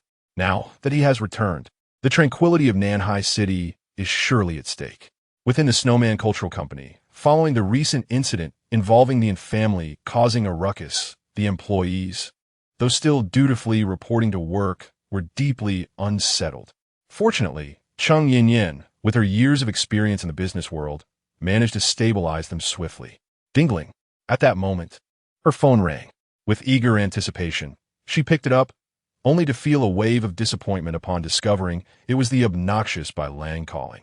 Though she hesitated to answer, an inexplicable impulse compelled her to connect the call. "Is there something you need?" "Ha! Cheng Yin, you sound remarkably composed. It seems your wild man, Su Changan, has assured you of his safety from prison." Bai Lang's tone dripped with mockery and anger. Cheng Yin's demeanor turned frigid, and she retorted sharply, "I'm afraid not, Bai Lang. Su Changan is not in prison. Only scum like you deserve to be confined there." Bai Lang chuckled, his laughter tinged with derision. "Scum, you say? I may be a scoundrel, but I have not committed murder. In comparison, Su Changan is the very essence of scum. And when you visit him in prison next time, do not forget to convey my message. As for the garment factory, if he possesses such capabilities, I'll gladly hand over that establishment to you two wretched souls. But the real show is just beginning. Just you wait." Cheng Yin's voice turned icy again. "So, you are implying that you were behind and Rant's murder. Then, Bai Lang, you truly are a beast." Bai Lang smirked. No. I will not admit to something I did not do. This incident has nothing to do with me, but the events that follow may very well be orchestrated by me. Be sure to relay my words. Haha. Cheng Yin, you will regret the days to come." With a sharp click, the call was abruptly terminated. Cheng Yin, fuming, shouted in frustration, "You scoundrel. I will have no regrets, but you, one day, will face your comeuppance." Yet, where was Su Changan? Could it be that Officer Shen truly intended to keep him detained? Sigh. A sense of inexplicable worry enveloped her. When Su Changan was present, she found him bothersome. Yet now, in his absence, a twinge of concern took root within her. This vacillation of emotions was uncharacteristic of her. "Su Changan, are you well?" After departing from the nightclub, Su Changan initially intended to take a taxi back to the office. However, at the entrance of an alley, he found his path obstructed by a group of individuals, led by none other than Zhang Jiqiang. Zhang rubbed his hands together and, with a disturbing grin, taunted, "Well, young man, you were quite arrogant just now under the protection of that wealthy old fellow, weren't you? But look at my crew behind me now. Do you still dare to act so brazenly?" Su Changan smirked disdainfully and retorted, "You have fundamentally erred. I am not under the aegis of Qian Air. The person who could genuinely shield me has yet to be born."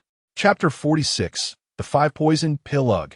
Zhang Jiqiang spat contemptuously onto the ground, gritting his teeth as he cursed. "Damn it. You can put on quite the show, can't you? Enough with the nonsense. Do you remember what I said back at the nightclub? Now is the time for me to fulfill my promise. Brothers, break this guy's legs. Whoever strikes the hardest will be rewarded 50,000 yuan. With great rewards come brave souls." Over 20 ruffians exchanged glances, their eyes reflecting a bloodthirsty excitement. Though they were unarmed, a fierce tiger cannot withstand a pack of wolves. With so many of them, could they not handle a mere pretty boy? Zhang Jiqiang's actions were akin to delivering them a windfall. Su Changan observed the eager crowd and shook his head nonchalantly, calmly stating, "I advise you not to proceed this way. The experience of being beaten is truly unpleasant." One of the thugs shouted, "Brothers, let's take him down. Kill him. Charge." In an instant, over 20 ruffians surged forward, transforming the once spacious alley into a chaotic battleground. Su Changan scoffed, seeking death. With a swift push against the ground, he propelled himself forward like a bolt of lightning, swiftly kicking 2 thugs away. He then danced through the throng like a butterfly among flowers, delivering punches and kicks. He embodied a relentless machine of destruction, every part of him a weapon against his foes. Amidst the cacophony of impacts, the thugs' cries echoed as they were sent sprawling, some hitting the ground while others were sent flying. Bang! With another punch, Su Changan dispatched the last thug into a corner. A swift kick followed. Boom! The force of the kick struck the thug's chest, creating a human-shaped dent in the wall behind him. With a resounding crash, the entire wall collapsed, sending dust swirling into the air. Zhang Jiqiang stood in stunned disbelief, utterly bewildered. What was happening? This wasn't a movie. Was this kid-ass fighting prowess not a bit excessive? Why you? Don't come any closer. I warn you, Slap. Su Changan rushed forward and delivered a resounding slap that sent him crashing to the ground. I warn you, he said swiftly. I am the eldest son of the Zhang family. If you harm me, my family will not let you off the hook. Your entire family will suffer the consequences. We will demonstrate that some individuals are not to be trifled with. Slap. Another resounding slap followed, and he mockingly inquired, Is there anything else you can say besides that? Zhang Jiqiang wept. You are too much. You've stolen all my lines. What else can I say? You. Slap. Su Changan struck him with a forceful slap, sending his teeth flying from his mouth. He then hoisted him up, fixing him with a cold, piercing gaze, and spoke slowly. Originally, I should beat you to a pulp. However, having consulted the almanac today, it is deemed unwise to take a life. Thus, I am granting you a chance. Assist me with a task, and I shall spare you. What? What do you want me to do? Zhang Jiqiang, bloodied and trembling, inquired. With an air of nonchalance, Su Changan uttered a phrase. Instantly, Zhang Jiqiang quivered with fear. You actually want to? Bang! Su Changan delivered another punch to his abdomen. Indeed, I am offering you 2 opportunities. Should you refuse me the first time, I will break one of your hands. Should you decline the second, I shall shatter all your remaining limbs. Zhang Jiqiang feebly protested. But there are still 3 limbs, right? Where are the other 4?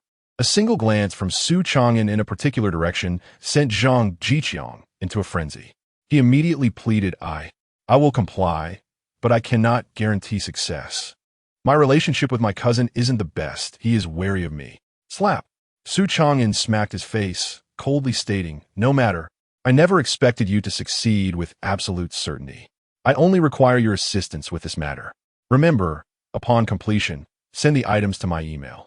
He provided an email address and inquired, Did you catch that?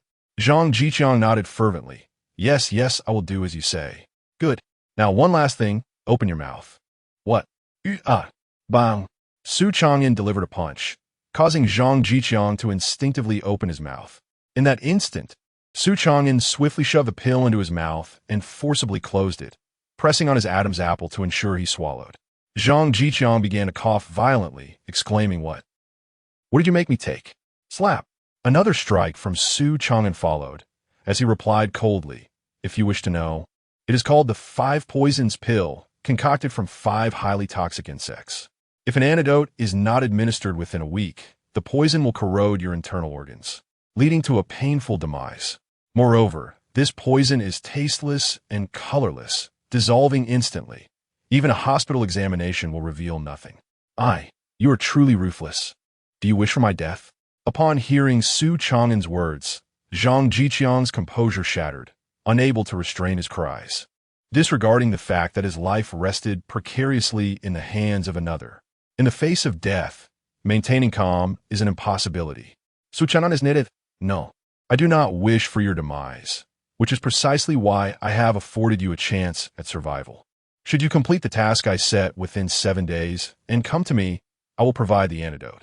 At that point, not only will you evade death, but you shall also regain your status as the esteemed young Master Zhang.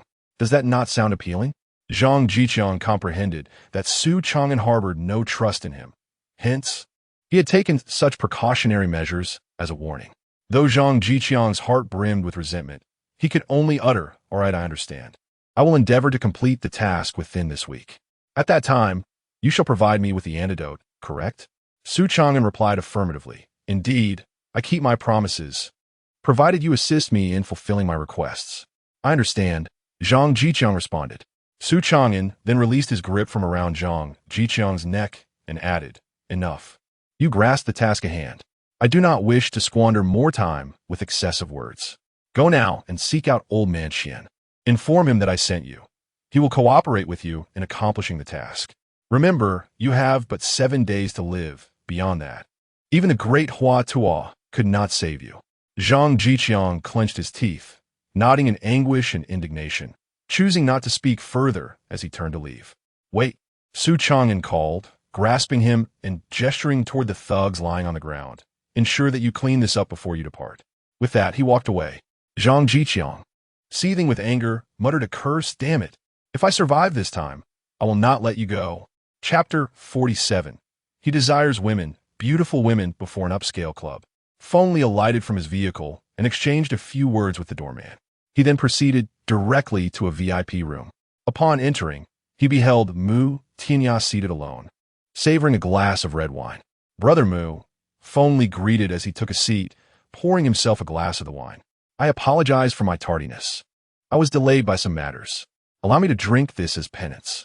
With that, he downed the contents of his glass in one swift motion. Mu Tianya, wearing a half-smile, remarked, I suspect you've been ensnared by the allure of feminine charms. Feng Li, women are like poison. Beautiful women are opium. While they may offer pleasure, they can also be detrimental to one's health. You must take care of yourself. As he spoke, he exchanged a knowing look with Feng Li. The latter chuckled awkwardly, responding, Ahem, indeed, you speak wisely, Brother Mu. Rest assured, I shall be cautious. Mu Tianya chose not to dwell further on that topic, instead saying with an air of significance, Do you know why I summoned you here? I'm not entirely sure, but I have a suspicion it pertains to Su Changan. Family Banturat. Precisely. You're quite astute. Last night, in an effort to avenge you, I instructed my men to intercept Su Chang and at the foot of the mountain. Care to guess the outcome? Did you eliminate him? Quite the opposite. He annihilated all my men, Mu Tianya said, taking a delicate sip from his glass, raising an eyebrow as he added, The individuals he killed were all my elite recruits. Each meeting a gruesome end. This Su Chang is far more formidable than I had anticipated. Really? That fellow is that powerful? Feng Li exclaimed, incredulos. Brother Mu, what do you mean by that? If you seek revenge, you must inform me. We shall act together to ensure his demise. Mu Tianya regarded him coolly and replied, Revenge is indeed necessary, but we must not act blindly. Your understanding of external affairs is limited. My informants report that Bai Lang from the Bai family has suffered significant losses under Su Changan's command and is currently hospitalized. This indicates that impulsive retaliation is futile. We require a more meticulous strategy. Even Bai Lang could not vanquish him. He is backed by the Bai family.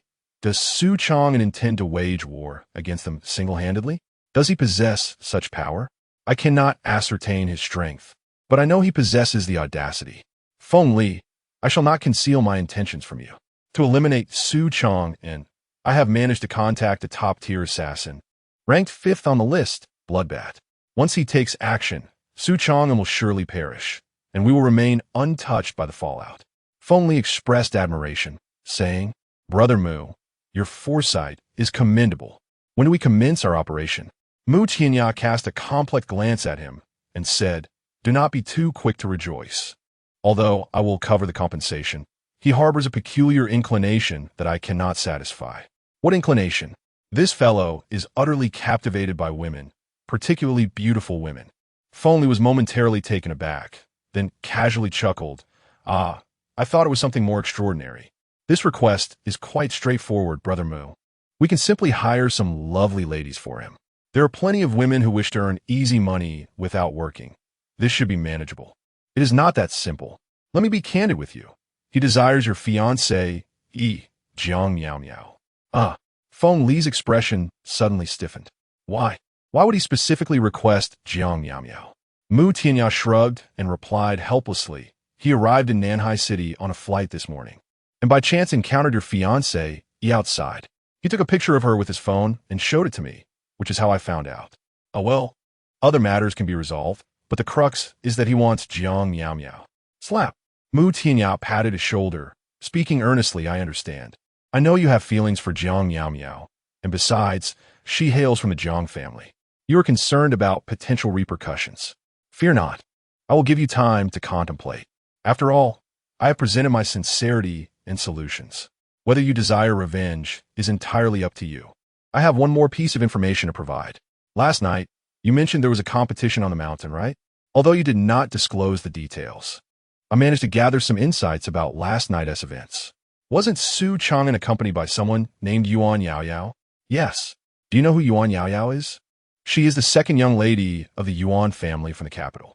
Jiang Miao Miao instructed you to deal with the second young lady of the Yuan family, effectively planting a time bomb. Are you not concerned that this bomb might explode at any moment? This Feng Li fell silent. In fact, upon hearing Mu Tianya reveal this information, he had already made a decision internally. Mu Tianya retrieved a cigarette from his pocket, lit it, exhaled a ring of smoke, and then said, "A man's loyalty and righteousness are commendable, yet in significant matters, one must be a bit ruthless. Throughout history, which successful man has been ensnared by the bonds of love? Reflect on this carefully. I await your response." Feng Li remained speechless, his expression gradually twisting in struggle and conflict. Meanwhile, Su Changan returned to the company. Upon entering, he greeted the employees who were diligently working, then proceeded to find Cheng Yinyan in her office. Cheng Yinyan was busy when she noticed Su Changan's arrival, her face lighting up with surprise. "Su Changan? They released you?"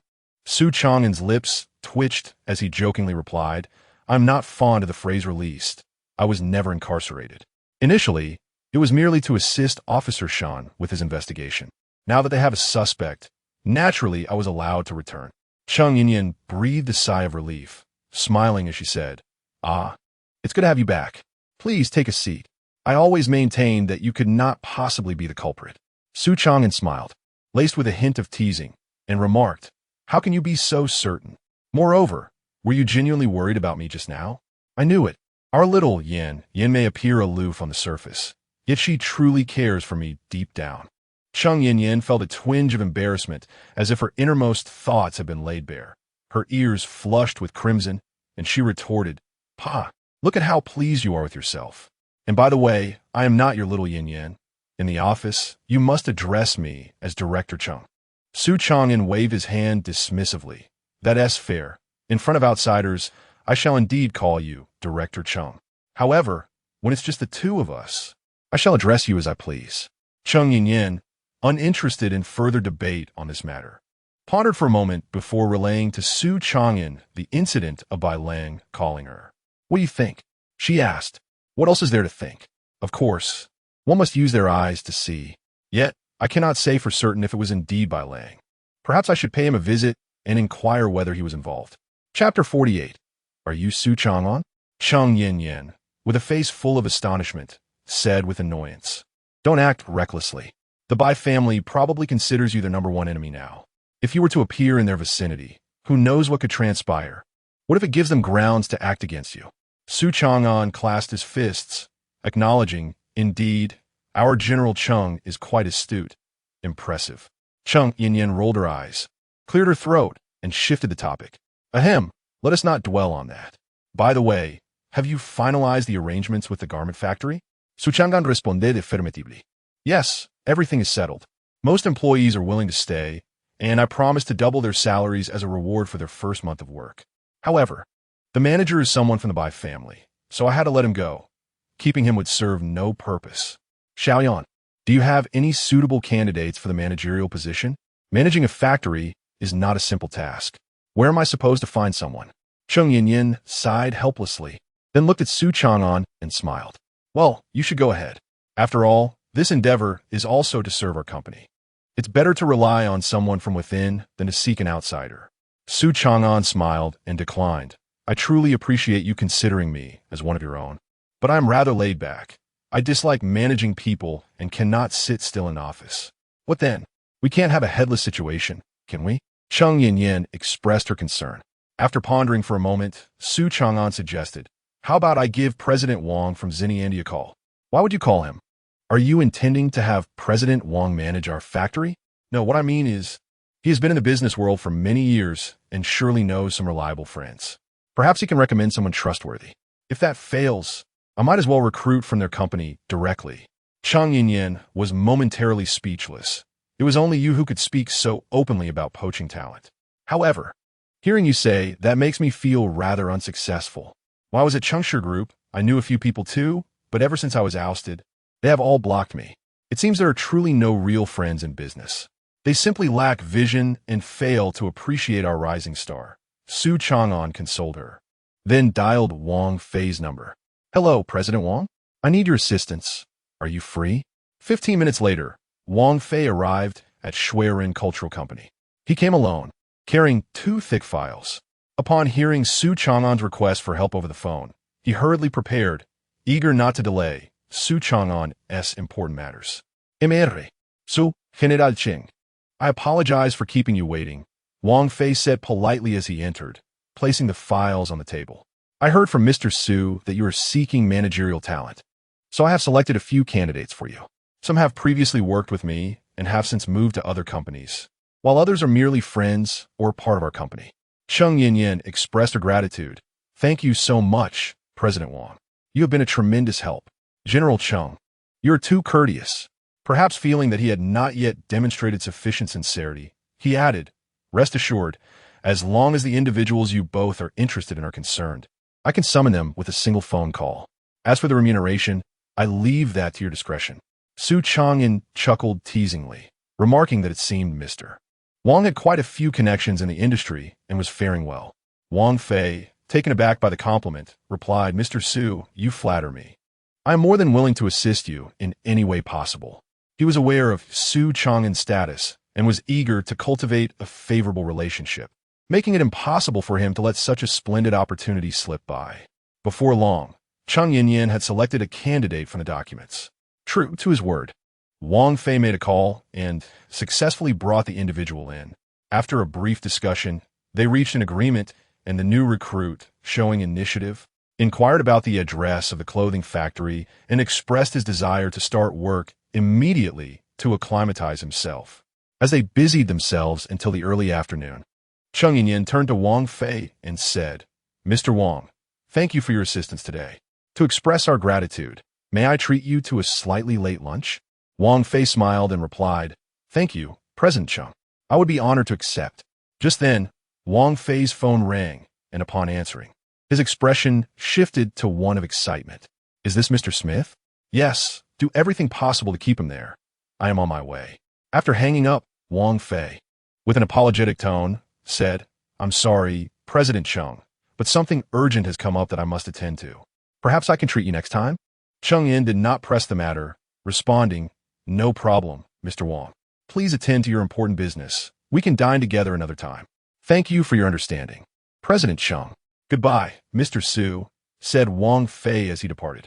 Su Changan turned to Cheng Yinyan and said, He has left, so let us go to lunch. I am quite famished. Cheng Yinyan rolled her eyes and retorted, Famished? Why didn't you mention it earlier? You deserve it. Su Changan, feigning indignation, replied, Wasn't it because we were discussing business? Surely I can maintain a semblance of composure. Come, Xiao Yanyan. Allow me the privilege of treating you to a meal with a gentleman such as myself. Cheng Yinyan grimaced slightly, sighed, and said, Alas, I would rather not have such an opportunity. Despite her reluctance, Cheng Yinyan accompanied Su Changan to lunch. However, as they stepped outside the building, a black sedan obstructed their path. A young man emerged from the vehicle, followed closely by 2 tall bodyguards clad in black. Su Changan instinctively pulled Cheng Yinyan behind him, his tone turning icy as he inquired, Is there something you need? The young man glanced at him, coldly stating, You are Su Changan, correct? You have been summoned. Su Changan's demeanor grew more severe as he responded, Indeed, I am Su Changan. And you are? Who I am is of no concern to you. Our master has requested your presence. You must accompany us, the young man asserted imperiously, adding, Only you may come. Your woman must stay behind. Do you understand my meaning? Su Changan's face twitched violently as he erupted in anger. Do you think I care about your nonsense? Who do you think you are? And who is your esteemed master? I don't know him at all. Do you really think you can order me around with just a word? You are rather full of yourself. The young man instantly seethed with rage. You may insult others, but be mindful of whom you are addressing. To dare speak ill of our master is tantamount to courting death. With a swift motion, the 2 bodyguards behind him shook their shoulders and simultaneously drew out their batons. Glaring fiercely at Su Changan, the young man, filled with self-satisfaction, declared, Did you see that? Our master has instructed us to treat you with courtesy. so I am reluctant to resort to violence. However, that does not grant you the liberty to insult our master. I shall give you one last chance. Have your woman leave and accompany us quietly. Otherwise, do not blame us for our lack of civility." With a swift motion, Su Changan slapped him across the face, disdainfully retorting, "The one who should leave is you. Who do you think you're to act so arrogantly? Go play with yourself." Chapter 49. If he wishes to see me, let him come himself. Ah, how dare you strike me? Bring it on. Bang. Ah, my hand is broken. Damn it, ah. Just as the two security guards launched an assault on Su Changan, he swiftly retaliated with a kick that shattered the knee of the right-hand guard. As the man doubled over in agony, Su Changan seized the opportunity to deliver a punch that fractured the wrist of the left guard, who was wielding a baton. He then snatched the baton and struck both men on the head with it. Thud, thud, accompanied by the sound of two heavy bodies hitting the ground. The guards fell without surprise. Yua, bang. Su Changan swung the baton, leaving the young man's face bloodied, before delivering a kick that sent him crashing against the car. He followed up with another strike to the man's face. Ah, dumb. Not only was the young man's head covered in blood, but half of his face was also grotesquely contorted. Su Changan, with an air of authority, proclaimed, "Go back and inform your master, whoever he may be, that if he wishes to see me, he must come himself. Should you send such insignificant characters again, the next encounter shall leave you with no return. Zia Yanyan, let us depart." Behind him, Chung Yinyan gradually developed a resilience to Su Changan's violent tendencies. Her surprise had waned. She smirked and left with him. After their departure, the young man, clutching his bloodied head and enduring the pain, made a call to report the incident.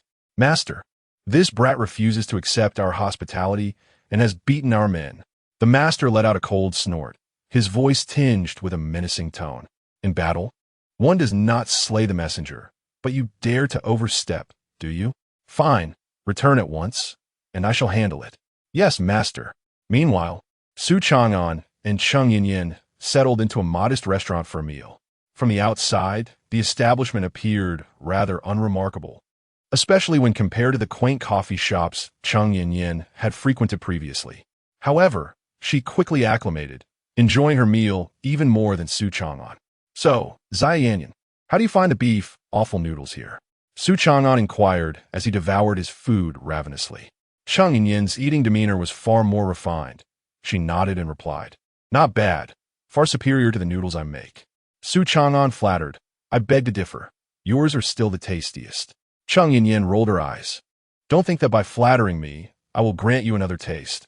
It depends on my mood." With a mischievous grin, Su Changan eagerly pressed, "So when will you be in a good mood? Should I wait until your physiological period has passed?" Chung Yinyan's cheeks flushed, and she muttered indignantly, "Pervert, what does that have to do with my period? You're talking nonsense." Nothing, heh. Stop laughing. You look like a greasy old man. Are you and Huang Xiaoming brothers?" Just as Su Changan prepared to retort, his phone rang. It was a call from Wang Fei. "Hello, President Wang. Weren't you busy with important matters? What brings you to call me?" On the other end of the line, Wang Fei's voice was muffled, as if he were fearful of being overheard. "Su, Mr. Su, please come quickly to save me. Someone is trying to kill me." "Ah, zid, ah." A piercing scream followed, and the call was abruptly terminated. "Hello, President Wang? President Wang?" Su Changan shouted into the phone, but after redialing, he found the line had gone dead. Chung Yinyan, puzzled, inquired, "What happened, Su Changan? Did President Wang call you about something urgent?" Although she was unaware of the specifics of Wang Fei's message, she could distinctly perceive the changes in Su Changan's expression. It was evident that something was amiss. With a serious and earnest demeanor, Su Changan replied, "Yes, it appears there is trouble. Yinyan, please stay here and finish your meal while I go to assist him." Chung Yinyan nodded, unable to refrain from cautioning him. "Be careful. Rest assured, I will be fine," Su Changan assured her before hastily departing. Upon leaving the restaurant, he did not flounder about aimlessly. Instead, he took out his phone to review Wang Fei's number once more and then dialed a 6-digit code. "Password." Upon connection, a grave voice responded. "It's me," Su Changan stated with clarity. A brief silence lingered on the other end, followed by a voice filled with astonishment and disbelief. Is it, Lord Dragon God? You have finally chosen to contact us. We have awaited your call for a long time. A smile graced Su Changan's face as he replied, Pangolin, it is indeed me. I require your assistance. I am aware that the Spiderweb organization has the most advanced GPS tracking system in the world. I will provide you with a number. Please help me trace the location of its owner. He then softly recited the number. With enthusiasm, Pangolin responded, Yes, Lord Dragon God, please hold on. I will trace it right away. After approximately 5 seconds, he solemnly announced, I have tracked it. The owner of the phone is currently aboard a rapidly moving freight truck. I have sent the real-time location to your phone. All right, I understand. Thank you. Su Changan expressed his gratitude, adding, It's all good now. You may hang up. If I may be so bold, Lord Dragon God, are you presently in Nanhai City, Huaxia? Did you not already see? However, I must make it clear that without my permission, you are not to send anyone to disturb me here. My life is currently tranquil and blissful, and I wish for it to remain undisturbed. Do you understand? Yes, I understand. A click signaled the end of the call. After disconnecting, Su Changan gazed at the real-time location on his phone, deep in thought. On Highway 403, a white semi-truck cruised steadily. Inside the cabin sat a man and a woman. The man was a blonde foreigner, while the woman possessed a petite, charming visage, her lips a delicate shade of red, her hair styled into a bun, exuding an appearance that seemed harmless. The woman rhythmically tapped her fingers on her thigh and then addressed the foreign driver, saying, Smith, our current mission is indeed quite effortless. We have apprehended the target without breaking sweat. Once this task is completed, I expect a larger share of the reward, as it is thanks to my enchanting visage that we were able to lower the target's guard. Despite my Asian features, I speak exceptionally fluent English. Smith glanced at her and smiled, replying, Rest assured, Miss Xiaojun, you will certainly receive a larger portion of the bonus. However, do not celebrate prematurely. Let us not forget that when we captured the target, he appeared to be on the phone seeking assistance. We cannot ascertain whether he was contacting the police or someone else. In any case, we will address everything once we have departed from this dreadful place. All right, but as we are both fugitives, how do we intend to leave Nanhai City? I have already made arrangements. We will be smuggled out by boat tonight. Very well. I trust your judgment. Xiaojun beamed with joy, as if envisioning the stacks of dollars laid out before her. Then, she recalled something and asked, By the way, Smith, who is our employer this time? You've been rather secretive about it, and I believe it is time to reveal that information. Chapter 50. The swift blade and the water snake. Smith let out a cold laugh and remarked, It's not that I am unwilling to divulge information, but rather that my employer's identity is rather extraordinary. Even I have only been in contact with him online. I suggest you refrain from inquiring further. Just remember that the remuneration for this task is quite substantial. Very well, I shall not press the matter any longer. Once this job is completed, I must return to Korea. I find myself yearning for the taste of my hometown's fried chicken, he added with a chuckle. Suddenly, a loud crash reverberated, and both individuals felt the vehicle shudder violently. What the hell is going on? Smith cursed angrily. Xiaojun rolled down the window and peered out, her face turning pale as she exclaimed, Oh my goodness, Smith, we are in trouble. There is a man, like Spider-Man, clinging to our trunk. What? No way. Smith scoffed, not believing in the existence of a Spider-Man. The only certainty he had was that they were indeed in peril. He must be after our target. Xiaojun, take the wheel. I will deal with the man in the back. All right, but be careful, she replied. Don't worry. Smith unfastened his seatbelt, pulled Xiaojun into the driver's seat, and retrieved a handgun from the small of his back. He then opened the car door and grasped the railings on either side of the vehicle, preparing to maneuver towards the rear trunk. Strangely, he found no trace of the man who had been hanging on the trunk. At that moment, there was a loud cracking sound as Su Changan forcefully snapped the locks of the rear door and flung it open, leaping into the interior of the vehicle. The inside of the trunk was shrouded in darkness, making visibility nearly impossible. Su Changan pulled out his phone and activated the flashlight, illuminating the scene to reveal Wang Fei, tightly bound and resembling a pig destined for slaughter. Woo-woo, Wang Fei groaned upon seeing Su Changan. He struggled slightly, but with his mouth gagged, he could only emit muffled sounds. Noticing this, Su Changan hurried over, yanked the cloth from Wang Fei's mouth, and untied the ropes binding him. With genuine concern, he inquired, "How are you, Mr. Wang? Are you all right? Not injured, I hope?" Wang Fei, taken aback by Su Changan's timely arrival, was moved to tears. "Mr. Su, I'm Fine. I'm so grateful you came in time. Had you arrived any later, I would have been found as nothing but a corpse." Su Changan pressed on, "Mr. Wang, who did this? I thought you were meeting an esteemed guest. How did you end up in such a predicament?" "I should." Just as Wang Fei began to respond, Su Changan's keen ears picked up the sound of the car door being jostled. He quickly covered Wang Fei's mouth to silence him and turned off the flashlight. "Someone is coming. Do not speak a word," Su Changan whispered in his ear. Then, like a cat, he stealthily navigated through the darkness of the trunk towards the open rear door. Bang! At that moment, a heavy thud resonated, followed by the sudden appearance of a towering figure before Su Changan. Immediately, the individual cursed vehemently, raising the muzzle of his firearm. "Damn it, die!" Bang! In the blink of an eye, as he pulled the trigger, a shadow darted forward, materializing in front of him. With a swift motion, Su Changan seized his wrist and lifted it upwards, the gun discharged, the bullet striking the vehicle's roof. Perish! Crack! With a forceful twist, Su Changan snapped the assailant's wrist, disarming him and casting the weapon into the cabin. Following this, a swift kick landed upon the assailant's shoulder. Bang! The assailant was sent sprawling to the ground, cursing, "Damn it, you scum, die!" Whoosh! A glint of cold steel flashed as the assailant brandished a gleaming dagger, lunging towards Su Changan's neck. Su Changan's eyes, akin to infrared vision, allowed him to react swiftly despite the dim surroundings. He recoiled, evading the blade, then surged forward, delivering a punch to the assailant's face. Bang! "Found you!" Bang bang! Su Changan leapt, unleashing a flurry of kicks, then followed up with an elbow strike. The assailant, quick to respond, retracted his left hand, thrusting the dagger toward Su Changan's chest. Slap! Su Changan grasped the dagger with his hand, applying pressure to snap it in two. He then unleashed two powerful punches to the assailant's face before bending down to seize his waist and lifting him, crashing him against the vehicle's roof. Bang! "Ah, damn it! I will kill you!" The assailant spat. With a fierce maneuver, Su Changan slammed him to the ground, aiming a kick at his head.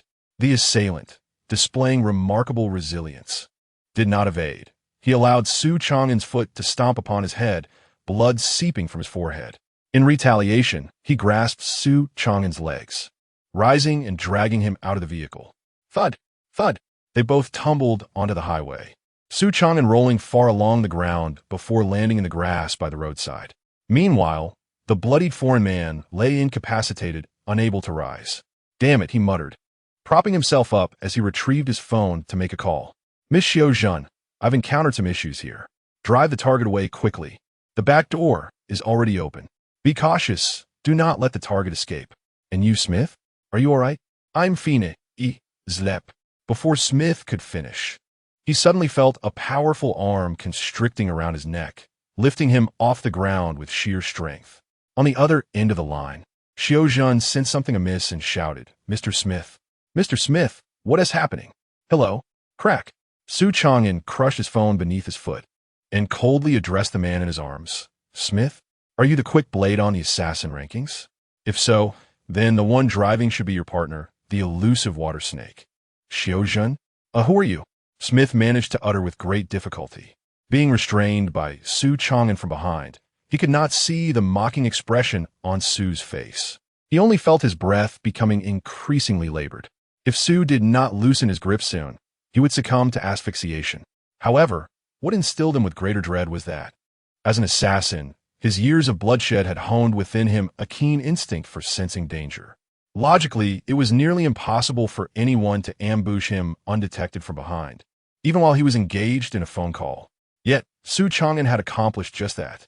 He now realized he had encountered a true master, and more crucially, the other party had even identified him and his partner. Chapter 51. "Your gun is empty," Su Changan remarked coldly. "You are not worthy to know who I am, and I have no desire to elaborate. You and your partner, the water snake, have taken many lives over the years and have made quite a profit. Encountering me, however, can only be deemed unfortunate. Smith, it's time for you to depart. And no, please, crack. With a decisive twist, Su Changan severed Smith's neck and, treating the corpse as mere refuse, discarded it into the foul ditch alongside the highway. In an instant, he vanished without a trace. Meanwhile, Xiao Zhan of the water snake remained blissfully unaware of her partner's demise. Yet, fear began to creep in as she recalled Smith's sudden interruption during their conversation. Even a fool would understand what that signified. Smith must have been ambushed. With a resounding slap, Xiao Zhan struck the steering wheel, seething with rage. Damn it! I knew there were no easy tasks in this world. Regardless, as long as I can deliver the target to the designated location, I will still receive my reward. Fewer shares means more for me. She repeatedly reassured herself, but a sudden thought struck her, causing her anxiety to resurface. No, wait. Smith mentioned that the rear door was open. What if the target has escaped? I must devise a plan. Resolute, she veered the car into an exit ramp, driving for some distance before coming to a halt. I've come this far. That guy wouldn't be able to catch up now, she encouraged herself, retrieving her handgun and approaching the rear door. Upon reaching the back, she discovered, indeed, that the door was ajar, revealing a pitch-black interior, rendering it impossible to ascertain whether the target was still inside. Hey, Mr. Wong, are you still there? She called in her halting Chinese. He was no longer there. Who? Who's speaking? Bang, bang, bang. The sudden noise nearly sent Xiao Zhan into a frenzy. Instinctively, she pivoted and fired 3 shots without even looking. Naturally, all her bullets missed as there was no one behind her. How can this be? Where are you? Show yourself. Your father is right here.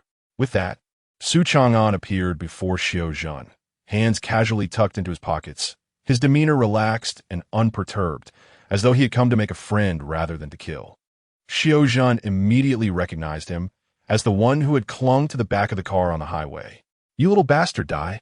Bang, bang, bang. Amidst her furious exclamations, Xiao Zhan unleashed her barrage at Su Changan, but her efforts were in vain. He stood there unscathed. She was nearly driven to madness. How is this possible? Why aren't you dead? Su Changan chaked didisibedi. Why should I die? Miss Watersnake, it appears you, like your partner, are not particularly bright, believing that your little toy could possibly kill me. How adorably naive. Xiao Zhan felt a twinge of panic. How do you know my codename? What have you done to Mr. Smith? He is dead, and the next to perish shall be you. You wretched cur, do you think you can kill me? Indeed, I do. Su Changan cast her a scornful glance and replied coolly, I must kindly remind you that your gun is devoid of bullets. With a thud, Xiao Zhan hurled the handgun to the ground, her face contorted with rage. You think I rely on such trifles to take a life? You underestimate me gravely. Perish. Suddenly, Xiao Zhan sprang into action, hurling 3 throwing knives at Su Changan, who deftly evaded them with a teleportation, allowing the blades to embed themselves into the ground. Bang! Su Changan instantaneously materialized before Xiao Zhan, delivering a powerful punch aimed at her face. Xiao Zhan raised her arm to block the blow, then staggered back 2 steps before executing a high kick towards Su Changan. Seizing her leg, Su Changan pulled her closer, landing a fist in her abdomen, then pressing her head downwards, delivering a knee strike to her face. Bang! Xiao Zhan was sent reeling, blood streaming from her visage. Ah, you wretched cur! I shall slay you. With a swift motion, Xiao Zhan drew a dagger from her leg and lunged at Su Changan's neck. Su Changan sidestepped, but Xiao Zhan relentlessly followed with 3 more strikes. Swish, swish, swish. Bang! Finding an opening, Su Changan delivered a kick to Xiao Zhan's right knee, causing her to wince in pain and lose balance. Seizing the opportunity, Su Changan struck her face, snatching the dagger from her grasp and plunging it into her abdomen. Toof! Ah! Bang! Xiao Zhan retaliated with a punch to Su Changan's shoulder, pushing her back several steps. Gritting her teeth, she yanked the dagger from her own belly and leapt, wrapping her long, elegant legs around Su Changan's neck, forcefully throwing her to the ground. Xiao Zhan's hands morphed into claws, slender black silver needles protruding from her nails, 10 in total, aimed at Su Changan's throat. Smack! Su Changan delivered a resounding slap, leaving Xiao Zhan dazed.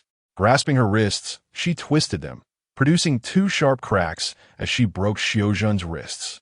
Bang!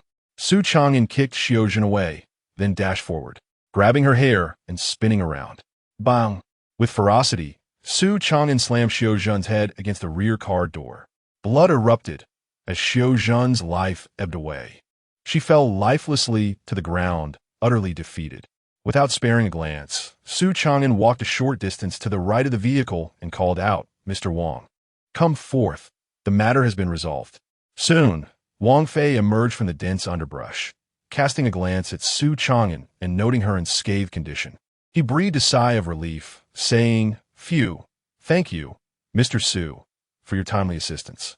Your valor is unparalleled. I was quite concerned for your safety just moments ago." Su Changan waved his hand nonchalantly and remarked, "I am fine, but you should exercise caution. This woman, much like that foreigner, is a notorious assassin. Anyone capable of hiring such a killer to eliminate you is not to be trifled with. Do you have any suspects in mind?" Wang Fei smiled wryly and shook his head. "To be honest, I do not. The business world is akin to a battlefield. There are countless individuals who might wish for my demise. I truly have no idea who is behind this, and I cannot possibly interrogate each one." "That is certainly true." Upon hearing his response, Su Changan immediately lost interest and said dismissively, "Just be more careful in the future. Also, I'm not a cheap bodyguard. I want to come at your beck and call. My presence here to rescue you is solely due to our company as collaboration. Should a similar situation arise next time, I may not be inclined to assist." Su Changan held his pride dearly. A remarkable person must maintain an air of dignity. Otherwise, what worth is there in being summoned at will? Wang Fei understood the implication and nodded. "I comprehend, I comprehend.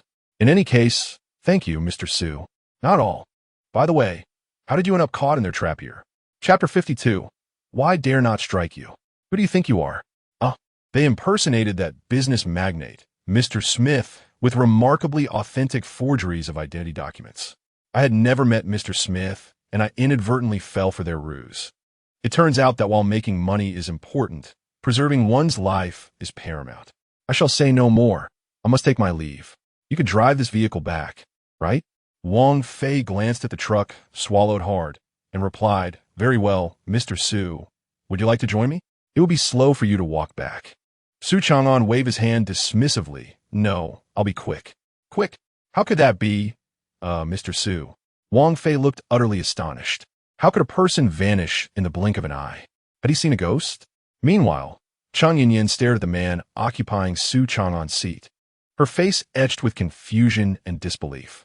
The slight furrow in her brow betrayed her dissatisfaction. The reason was simple. Shortly after Su Changan departed, this man had barged into the restaurant, occupying Su Changan's seat without uttering a word, sipping his drink as if he owned the place, and then smacking his lips before refilling his glass. This behavior reminded her of a girl named Yao Yao, who was a friend of Su Changan and had previously assisted them. But what of this man? Was he friend or foe? Chang Yinyan, having set down her chopsticks, could no longer contain herself and coldly stated, "Sir, you are currently sitting in my boyfriend's seat and drinking his beverage. I suggest you provide me with a satisfactory explanation, or when my boyfriend returns, you may find it difficult to leave unscathed." She was well aware of Su Changan's temperament.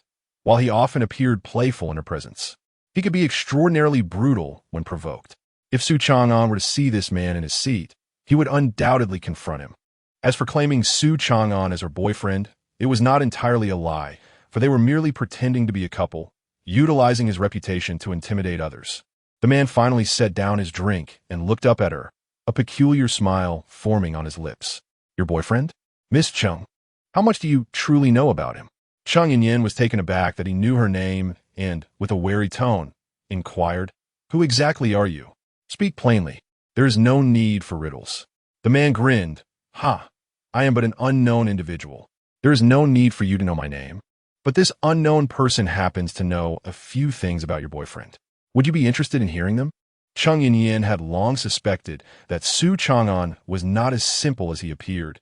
Yet even in her curiosity, she preferred not to learn about him from someone else, especially from someone so arrogant and irritating. "I do not wish to know. My relationship with my boyfriend is none of your concern. If you would, please leave now, as my boyfriend will be back shortly." The man did not depart. He merely sneered and said, "And what if he returns? I, too, happen to wish to meet this old friend. However, Miss Chung, your response has left me quite perplexed. If you are not overly curious, I shall refrain from divulging everything. I will merely share a fragment with you. Su Changan is not as amiable as he appears. His reputation is quite tarnished, and he bears the weight of numerous lives lost. Do you know how those outside refer to him? The god of death. Hee. Merely hearing that moniker should give you an inkling of his true nature." Chung Yinyan's pupils constricted. "What do you mean by telling me this?" "Nothing of consequence," he replied. "I merely perceive you as rather naive and wish to kindly alert you, so you would not remain in a state of deception." Suddenly, Chung Yinyan let out a cold laugh. "I believe it would be better for me to inquire directly with him." The man seemed to sense something amiss. As he turned, a fist the size of a sandbag struck him squarely in the face. Bang! The force of the blow sent him sprawling to the ground, blood gushing from his nose, contorting his face in agony. Clutching his nose, he glared at Su Changan, who had ambushed him, and roared, "Su Changan, how dare you strike me?" Su Changan coldly retorted, "Why wouldn't I dare? Who do you think you are?" Bang! Bang! Su Changan delivered 2 more kicks to his face, then forcefully grasped his collar, lifting him up. "You are like a fly in a latrine. While you may not inflict pain, your incessant buzzing is quite bothersome. I hope this is the last time I lay eyes on you. Should there be a next time, I shall snap your neck. You, Su Changan, you wouldn't dare. I am a member of the Mao family. Do you comprehend the consequences of killing me?" "Indeed, I do. After all, I have already slain members of your family. What difference does one more make? Now be gone." Bang! With a forceful shove, Su Changan hurled the man out of the restaurant entrance. He scrambled to his feet, vowing with venomous anger, "Just wait. This is far from over. Prepare to meet your end." Having uttered his threats, he fled in disgrace. Su Changan surveyed the onlookers, who were now visibly frightened and hastily averted their gazes, no longer daring to watch the spectacle. Only then did Su Changan rein in his murderous aura and turn to Chung Yinyan. "I apologize, little Yinyan, for my tardiness. That young man did not trouble you, did he?" Chung Yinyan shook her head, then nodded slightly. "He didn't trouble me much. He merely spoke a bit about you." Su Changan took a seat, unhurriedly inquiring, "Oh, what did he say about me?" Chung Yinyan enunciated each word carefully. "He said you're not as good as you seem, that you carry the burden of several lives, and that your nickname is the god of death." As she spoke, her eyes remained fixed on Su Changan's expression, as if searching for a telltale sign. Unfortunately, she was met with disappointment. Su Changan exhibited little reaction to her words, merely responding with a cold smile, "And what about you? Do you believe what he said?" Chung Yinyan shook her head and earnestly declared, "I do not believe it. It is evident that this fellow is not your friend. I would not be foolish enough to fall for such a simplistic scheme of sowing discord." After a brief pause, she jested, "Moreover, through our interactions over the past couple of days, I have discerned that you are not a good person. Does it even require his words to convey that?" "Ha!" Su Changan erupted in laughter. "I shall take that as a compliment. Aren't you curious about the enmity that exists between him and me?" Chung Yinyan shook her head once more. "Not at all. The more I know, the more burdensome it becomes. It is far better for me to remain an outsider. I only need to be assured that you will not betray me." "That is indeed true," he replied, "aside from devising ways to charm you into my bed. I harbor no ulterior motives towards you. Bah, I must visit the restroom. You may start your meal. After you finish, we shall return to the company." "Very well." After watching Chung Yinyan head to the restroom, Su Changan took out his phone and called Yao Yao. "Hello, Yao Yao." Chapter 53. Why don't you return to the capital? "What for? I'm currently engrossed in a video game. If you have something to say, just say it quickly. Don't disrupt my winning streak." Mao Yinsheng came looking for me and even attempted to sow discord in front of Xiao Yinyan. Su Changan cut straight to the point, pausing momentarily, his tone turning cold. "I want to know how he discovered my whereabouts." Yao Yao, ever astute, immediately discerned the underlying tone of his words. With a dismissive huff, she replied, "Are you doubting me? We are friends after all. How could I possibly betray you? Besides, you never intended to hide, did you? It would be quite easy for him to find you here." Su Changan smiled lightly. "I'm not doubting you. I am aware that people from the capital can find me swiftly. Mao Yinsheng won't be the first nor the last. Therefore, I need you to assist me with a task. What kind of task? Asking me to help requires compensation. Rest assured, there will be compensation. It's quite simple. You merely need to return to the capital and make an appearance in a public setting. A clatter resonated from the other end of the line, followed by Yao Yao cautiously asking, Su Changan, are you sure you want to do this? Have you thought it through? Yes, I have contemplated it. As you mentioned, I never intended to hide. It's better to take the initiative rather than play defense. If they wish to come, let them come. I, Su Changan, have never feared anyone. All right, I understand. I will return in a couple of days, she replied before hanging up. Yao Yao then dialed her sister's number. The call connected swiftly, and a cool voice replied, Yao Yao, is there something you need? Taking a deep breath, Yao Yao said, Sister, Mao Yinsheng sought out Su Changan. This reckless individual has thoroughly provoked him. He just called me, and I felt it necessary to inform you. Mao Yinsheng, want to see him? What did Changan ask you to do? Is he in trouble? No, he asked me to return to the capital. What? The voice on the other end grew tense. He wants to sigh. I knew it. With his temperament, he would never remain silent for long. It's all that Mao Yinsheng's fault. Why stir up trouble? Yao Yao, feeling helpless, inquired, Sister, what should I do? Should I really go back? The people in the capital are all watching the situation here in Nanhai City. I wonder if Mao Yinsheng's actions are instigated by the Mao family patriarch. If so, it indicates that the Mao family is beginning to test Su Changan's limits. Furthermore, those old-timers are aware that we are aligned with Su Changan now. If I truly return to the capital, they will have no reservations left. Moreover, my return itself would serve as a signal, or rather, as a provocation initiated by Su Changan. The voice on the other end of the phone, no longer cold and detached, had taken on a tone of calm resolution. It's all right, Yao Yao. Return as Changan suggested. He is not the type to remain settled in one place. As for those in the capital, we will delay them as long as we can. If it becomes unavoidable, let them seek Changan and face their fate. Just as you mentioned, Mao Yinsheng's recent actions are undoubtedly orchestrated by the patriarch of the Mao family. Having lost his most promising grandson to Changan, he cannot simply overlook it. If war truly breaks out, what side will our parents take? I am unconcerned about my parents' stance. I only know that I stand with Changan through thick and thin. The voice conveyed a sense of steadfastness and determination. Yao Yao understood the depth of her sister's love for Su Changan, and the more she realized it, the more she felt for her sister. Sister, there is really no need for this. You know that Su Changan has found someone new. Enough. Let us return to the capital. I will personally come to fetch you. All right. After Su Changan waited for Cheng Yin to emerge from the restroom, they settled the bill and departed. The company had just commenced its trial operations, and there were countless tasks demanding their attention. They had little leisure to squander outside. In the afternoon, the head of DIO paid a visit, primarily to discuss product matters. The new employees at Schwerin Culture were astounded to witness their boss's remarkable capabilities, even managing to connect with a prominent brand like DIO, which served as a powerful motivator for their own work. They continued to toil until after 6 in the evening, with Su Changan and Cheng Yin being the last to leave. Su Changan drove to collect Cheng Yin and suggested, Little Yin, it's still early. Shall we take a stroll? Cheng Yin, feeling somewhat fatigued, rubbed her temples and replied weakly, Let us skip it. There's really nowhere to wander, and I have a headache from today's busyness. Just take me home. If you wish to stroll, you can do so later. Su Changan, with utmost sincerity, responded, Without you by my side, wandering loses its charm. I will accompany you home and then prepare a meal for you. Cheng Yin, unaware of any double entendre in his words, simply replied, Oh, okay. Thank you, Su Changan. There's no need for such formality between us, he said playfully. Cheng Yin rolled her eyes, too weary to retort. At that moment, she received a text message.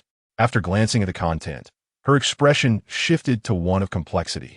Su Changan, perceptive as ever, inquired, What is wrong? Who messaged you? Cheng Yin sighed and said, It's from my mother. She informed me that my father has completely given up on me. Remember when you had that confrontation with Bai Lang? His parents called mine to the hospital and berated them, which only made my father hate me more.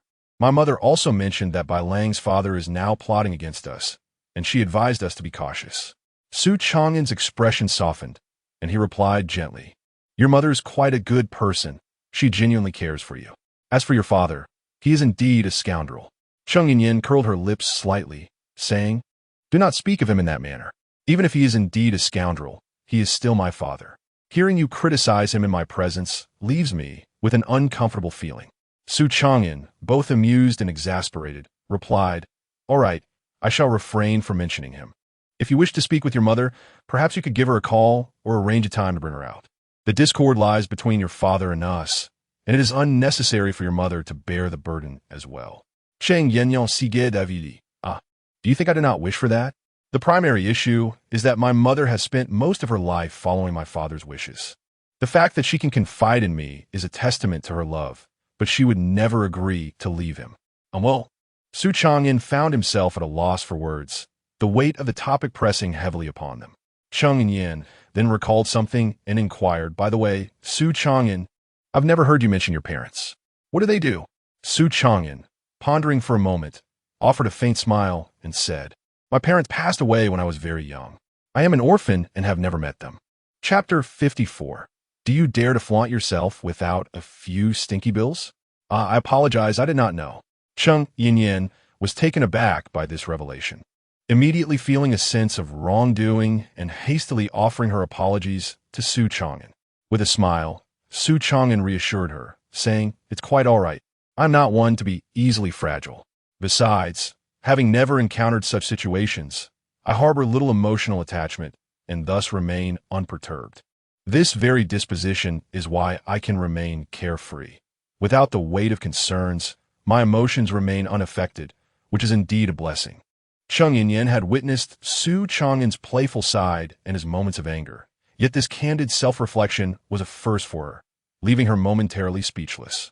He appeared as a fog, increasingly elusive the more one tried to perceive him.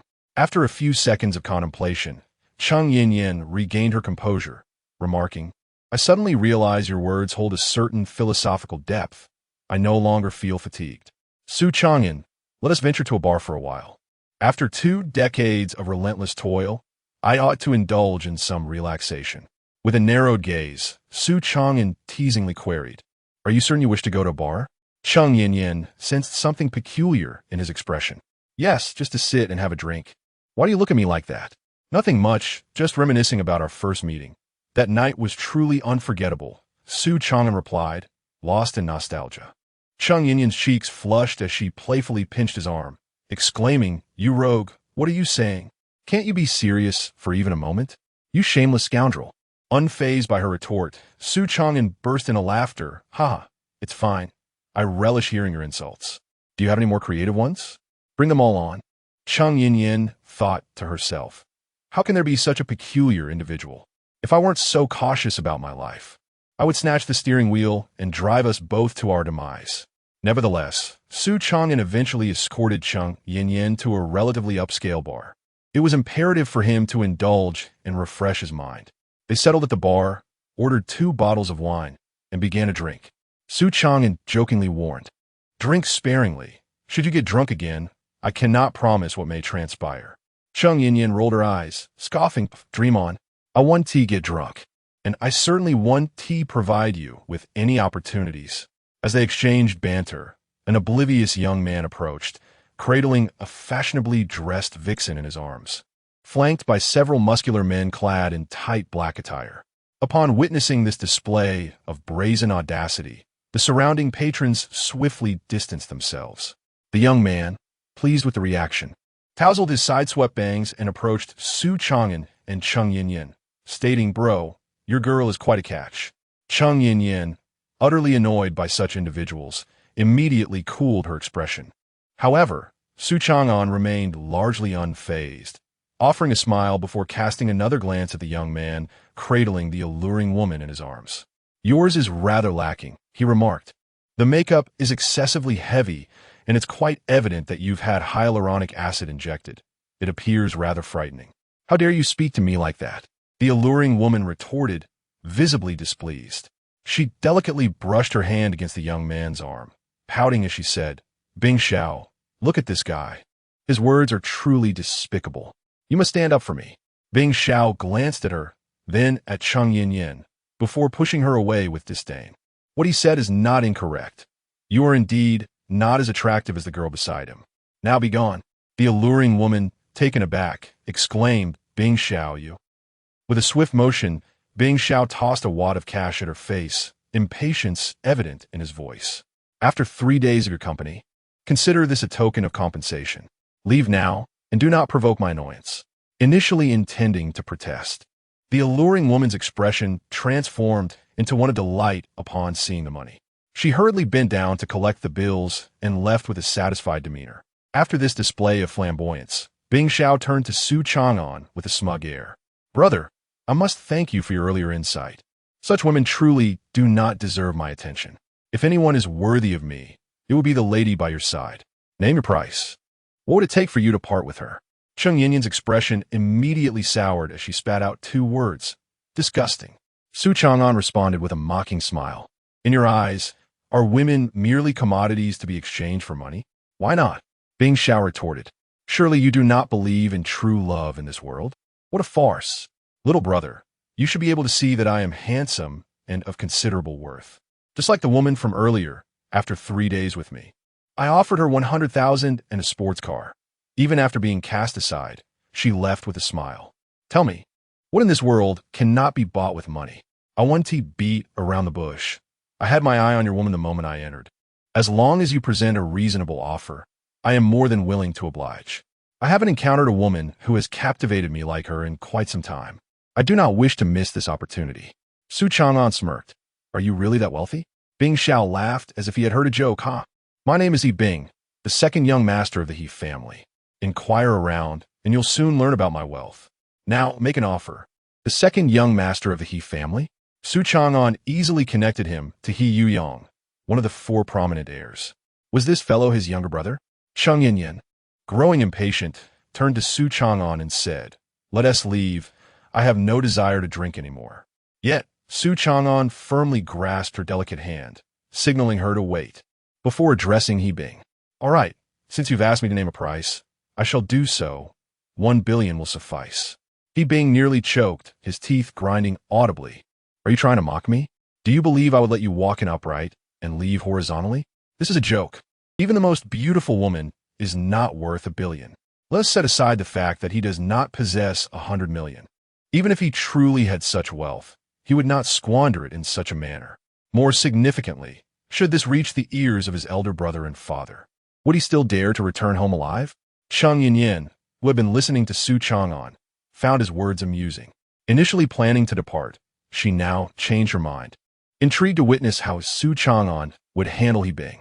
With a disdainful curl of his lip, Su Changan retorted, Why would I play games with you? Was it not you who urged me to bid? Now that I have made my offer, you find yourself unable to meet it? If you lack the funds, then cease your pretense. This is rather embarrassing for you, is it not? Why bother? He Bing was on the brink of madness, wishing fervently to tear Su Changan's face apart. Gritting his teeth, he seethed, You still do not comprehend the gravity of my words, do you? You fail to grasp the magnitude of my identity. However, I do not wish to dwell on this. Ignorance is no excuse. I shall grant you one opportunity, 500,000, 500,000 to relinquish the woman at your side. Should you comply, I shall overlook this matter entirely, and we may even become friends. Otherwise, well, without a hint of politeness, Su Changan interjected, You truly are a master of haggling. I state 100 million, and you counter with 500,000. How laughable. My price is set at 100 million. Not a cent less will suffice. You can either pay the amount or take your pathetic self and your companion elsewhere. Do you dare to flaunt your facade when you possess so little? Chapter 55.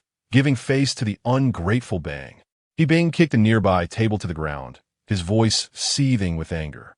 Kid, are you giving face yet being ungrateful? Fine. I was initially inclined to be courteous, but it seems you are courting death. You lot, come here. Sever his hands and feet, and bring that girl beside him to me. Yes. Several imposing bodyguards advanced menacingly. Su Changan shook his head in disdain.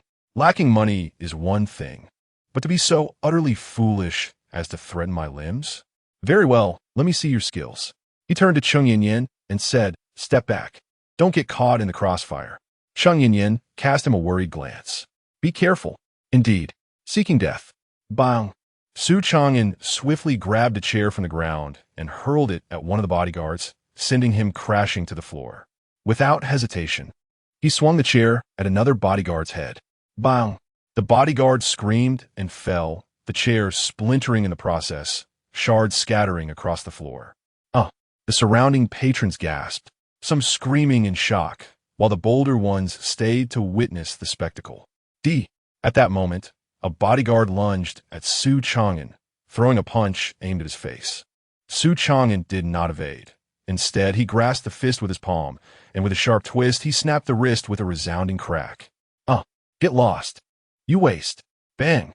Su Changan kicked the man away, then approached the remaining bodyguards, dispatching them with a flurry of punches and kicks, each crashing to the ground with cries of agony, rendered powerless. Bing was taken aback. This was not a movie. This fellow was exceptionally skilled, seemingly invincible. Suddenly, he noticed Su Changan was looking at him, and a realization struck him. "What do you intend to do?" "I am the second young master of the He family. If you dare, slap."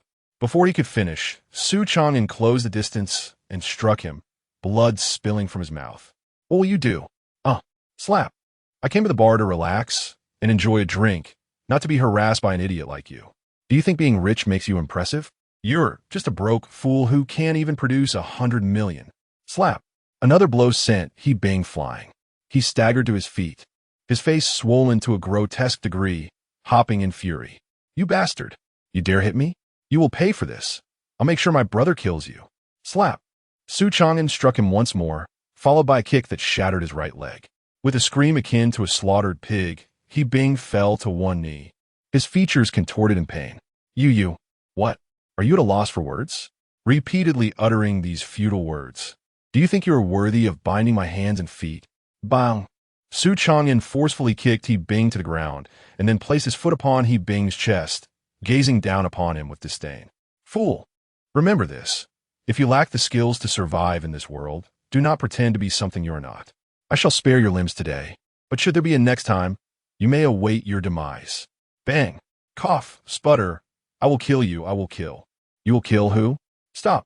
At that moment, a thunderous voice erupted, followed by a middle-aged man accompanied by a multitude of security personnel, exuding an imposing presence that compelled the onlookers to part ways.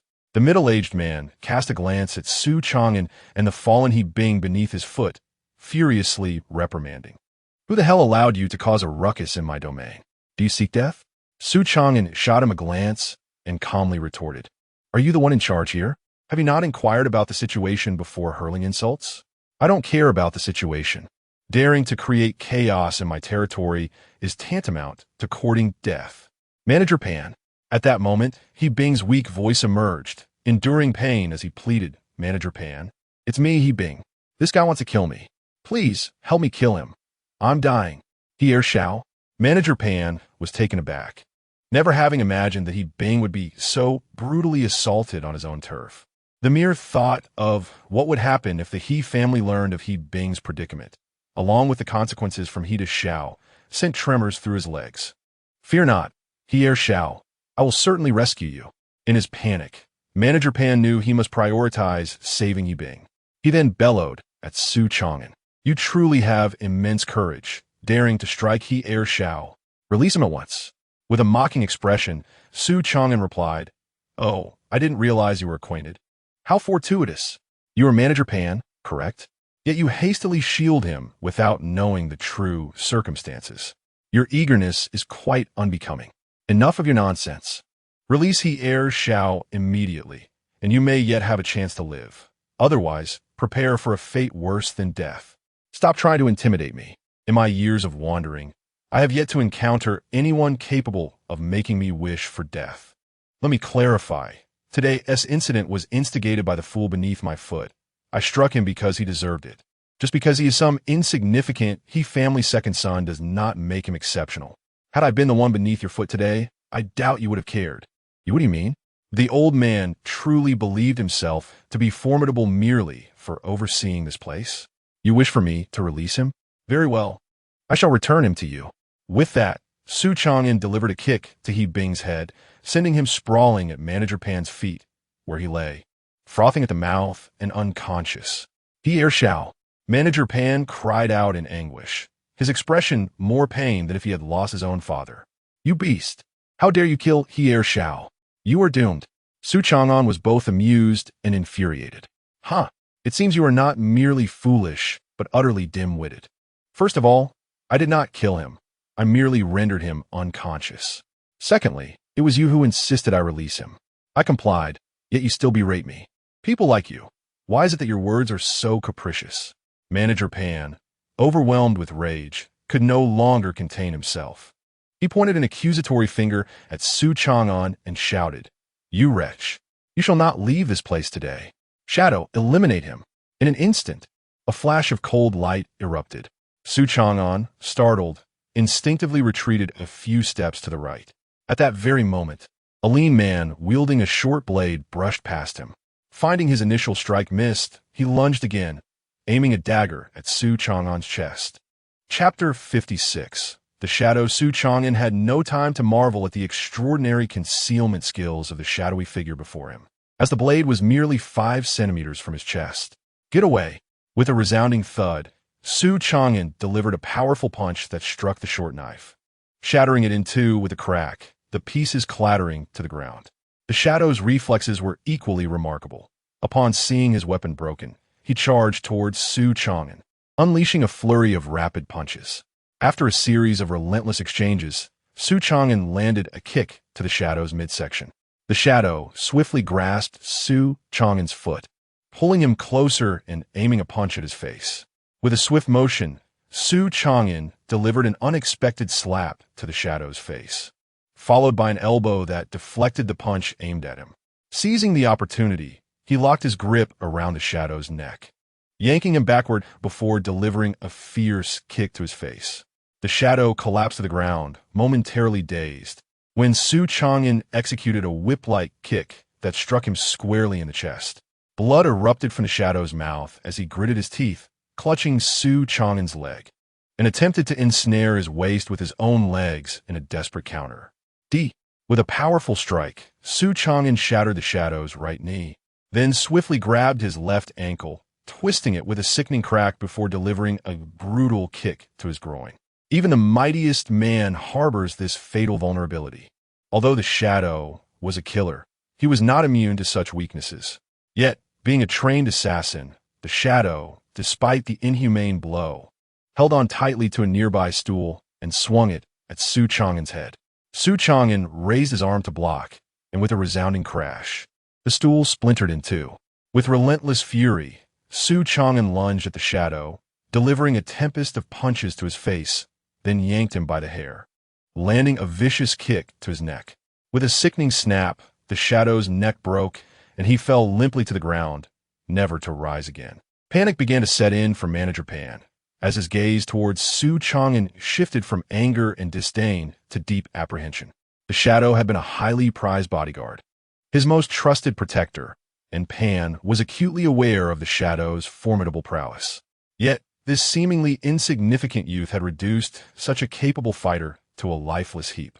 Doubts about his initial decisions began to creep in. Damn it! Had I known you were this formidable, I would have tempered my approach from the start. What a cunning act, playing the fool to ensnare the unsuspecting. Su Changan cast a cold glance at Manager Pan and then at the security personnel behind him, scoffing, "Manager Pan, you've brought quite the entourage. Shall we invite them to join the fray?" Manager Pan pondered, "What a predicament. My most formidable bodyguard has been reduced to a mere wretch by you. Those individuals will only suffer the same fate, and I shall ultimately be burdened with medical expenses." With a forced chuckle, he remarked, "Ah, sir, you jest. It is certainly impossible for them to intervene. I believe there must be a misunderstanding here. Wouldn't you agree?" "A misunderstanding?" came the retort. "Yet, that was not your earlier assertion. You seemed intent on my demise." "Precisely. Hence my claim of a misunderstanding," Manager Pan replied, producing a box of Zhonghua cigarettes and approaching Su Changan with a conciliatory smile. "What do you say, brother? Care for a smoke?" Su Changan non-committally nodded, and Manager Pan proceeded to light a cigarette for him. Feel free to express your frustrations, whether through words or fists, or perhaps you would prefer to confront me directly. Su Changan exhaled a smoke ring with a roguish grin, playfully patting Manager Pan's face. The slap stung, yet Manager Pan remained silent, muttering softly, "Brother, truly, this is a misunderstanding. I should not have initially defended Bing. That was my error.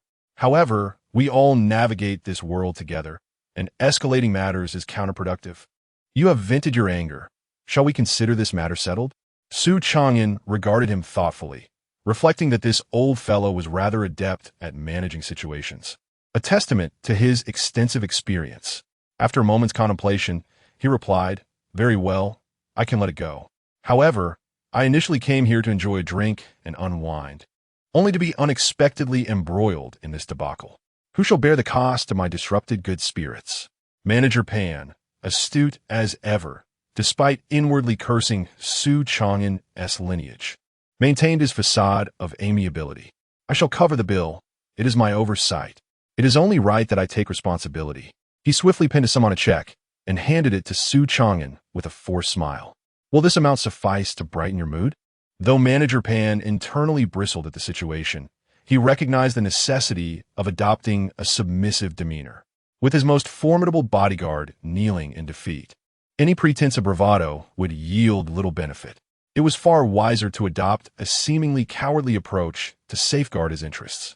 Su Changan glanced at the figure inscribed on the check, smirking slightly as he pocketed it and patted Manager Pan on the shoulder. "Well done. You have proven to be far more astute than that previous fool. A wise man recognizes the tides of circumstance. Since you have displayed such understanding, I shall refrain from further antagonism. Let us consider this matter concluded. I trust you can manage the aftermath without my guidance?" Manager Pan breathed a sigh of relief, replying, "No need. I shall handle it myself." "Excellent. Farewell." With a smile, Su Changan turned to leave, taking Chung Yinyan's hand as they departed together. Upon the departure of that formidable figure, Manager Pan resumed his composure and addressed the onlookers with a veneer of civility. "Ladies and gentlemen, this evening's expenses shall be graciously covered by me.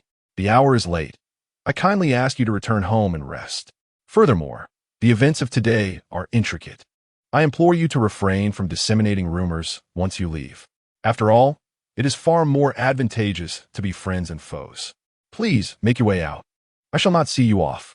The patrons, not lacking in perception, readily discerned the underlying threat in Manager Pan's words.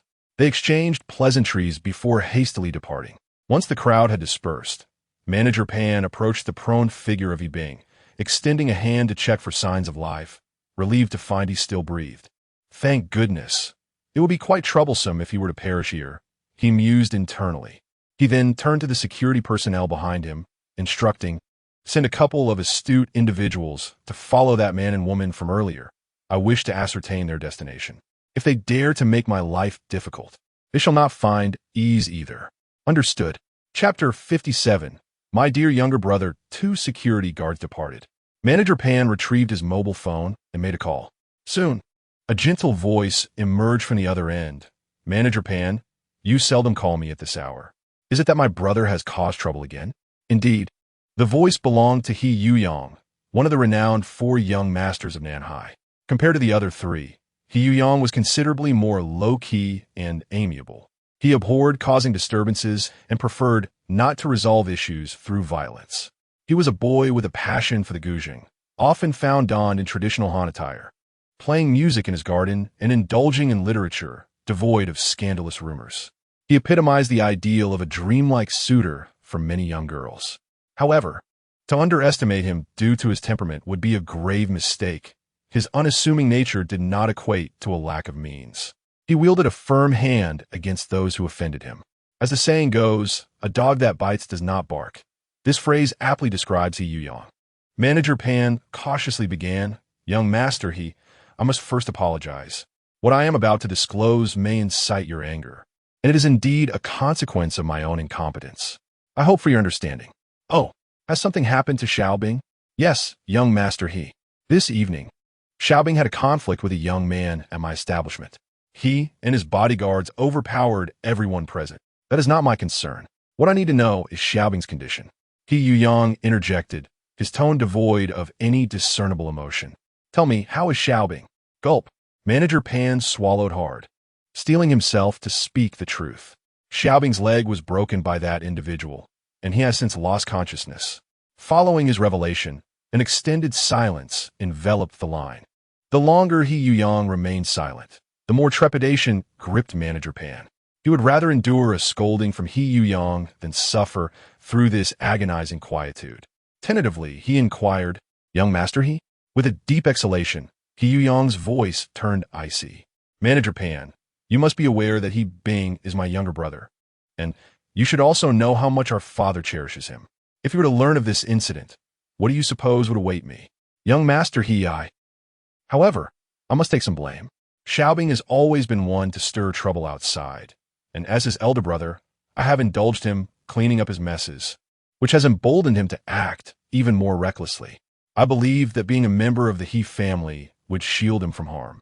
Yet who could have anticipated that he would encounter such a formidable adversary in your establishment? To be frank, I am quite troubled now. I have no idea how to face our father about this. Perhaps you could enlighten me?" Thud. Pan Long was so frightened that he fell to his knees, his voice tinged with a sob. "Young Master I apologize. I truly did not intend for this to happen. Upon discovering that second young master he had been injured, I immediately brought people here, yet we were unable to save him. This is my fault, and I am willing to accept the consequences.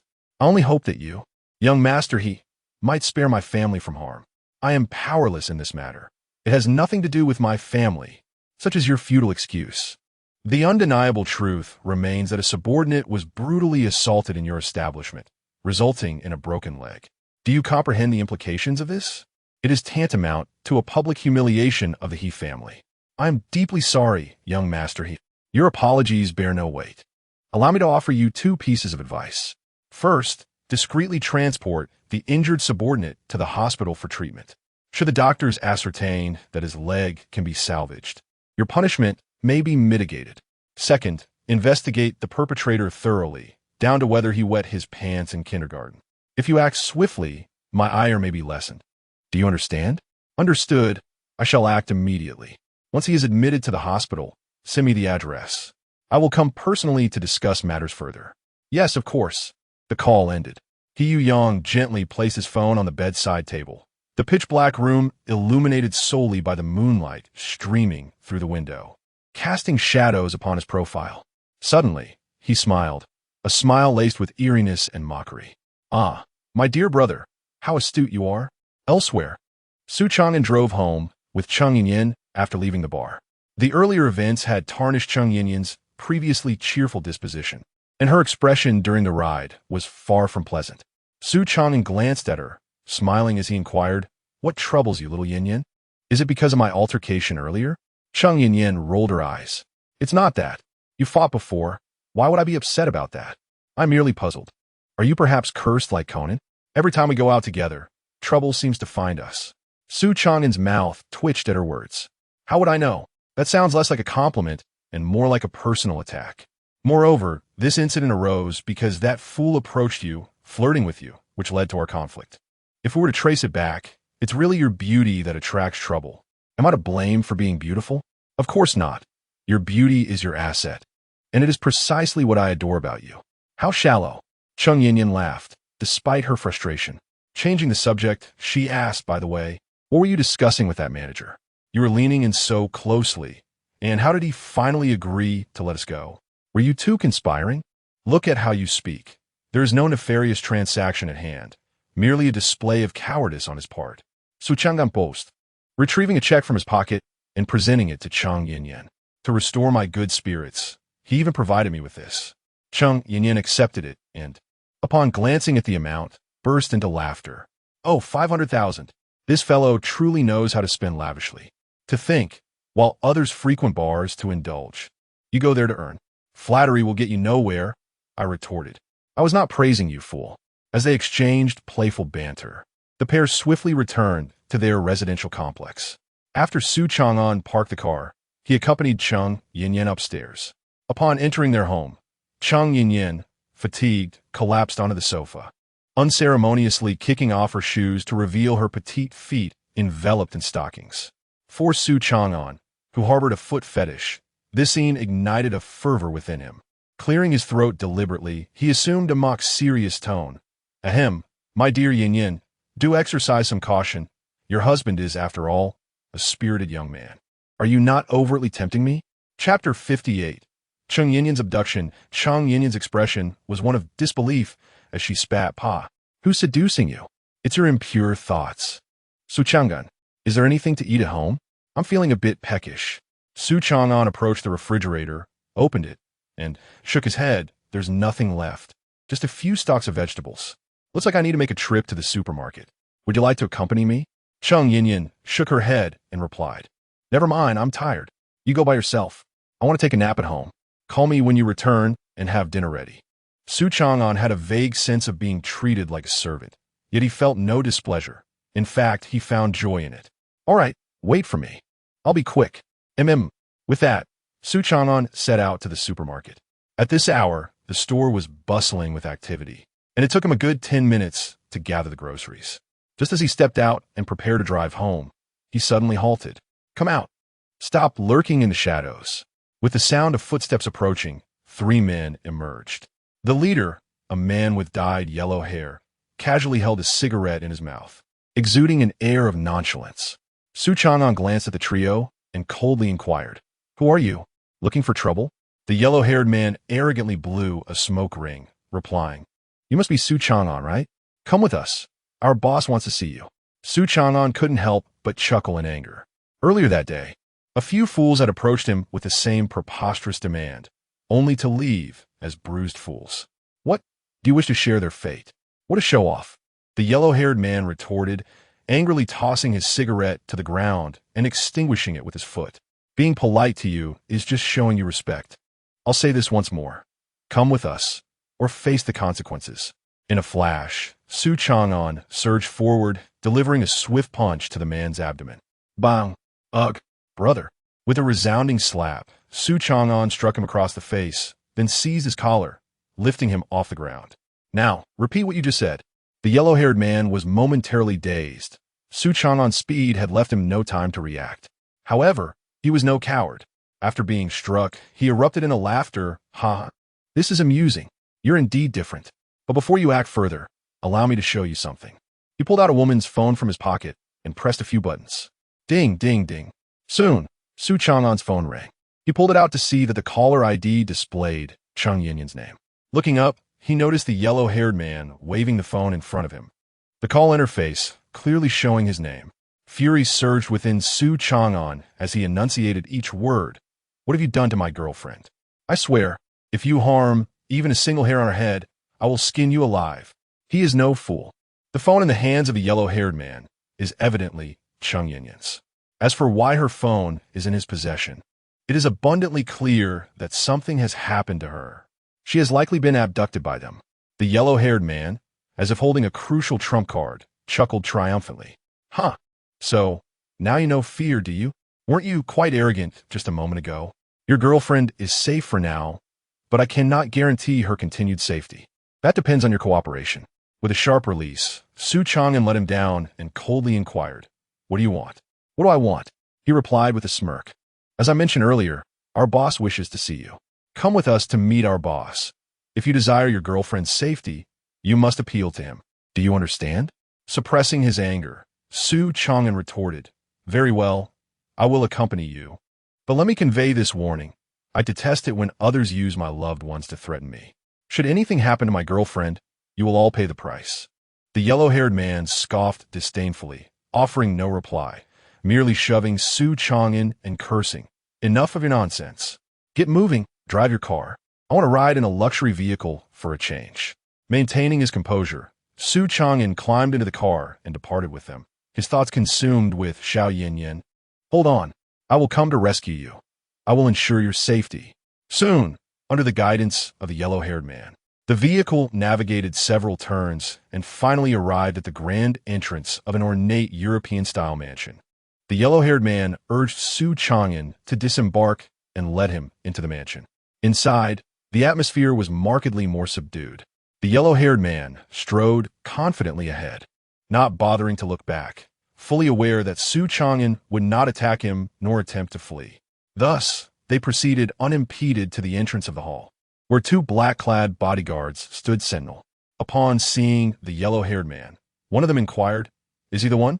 The yellow-haired man gestured towards Su Changan and replied, "Indeed. That's him. My task is complete. I shall take my leave." After the yellow-haired man departed, the previously speaking bodyguard approached Su Changan and scrutinized him disdainfully, declaring, "Raise your hands. I need to search you." Feigning ignorance, Su Changan asked what?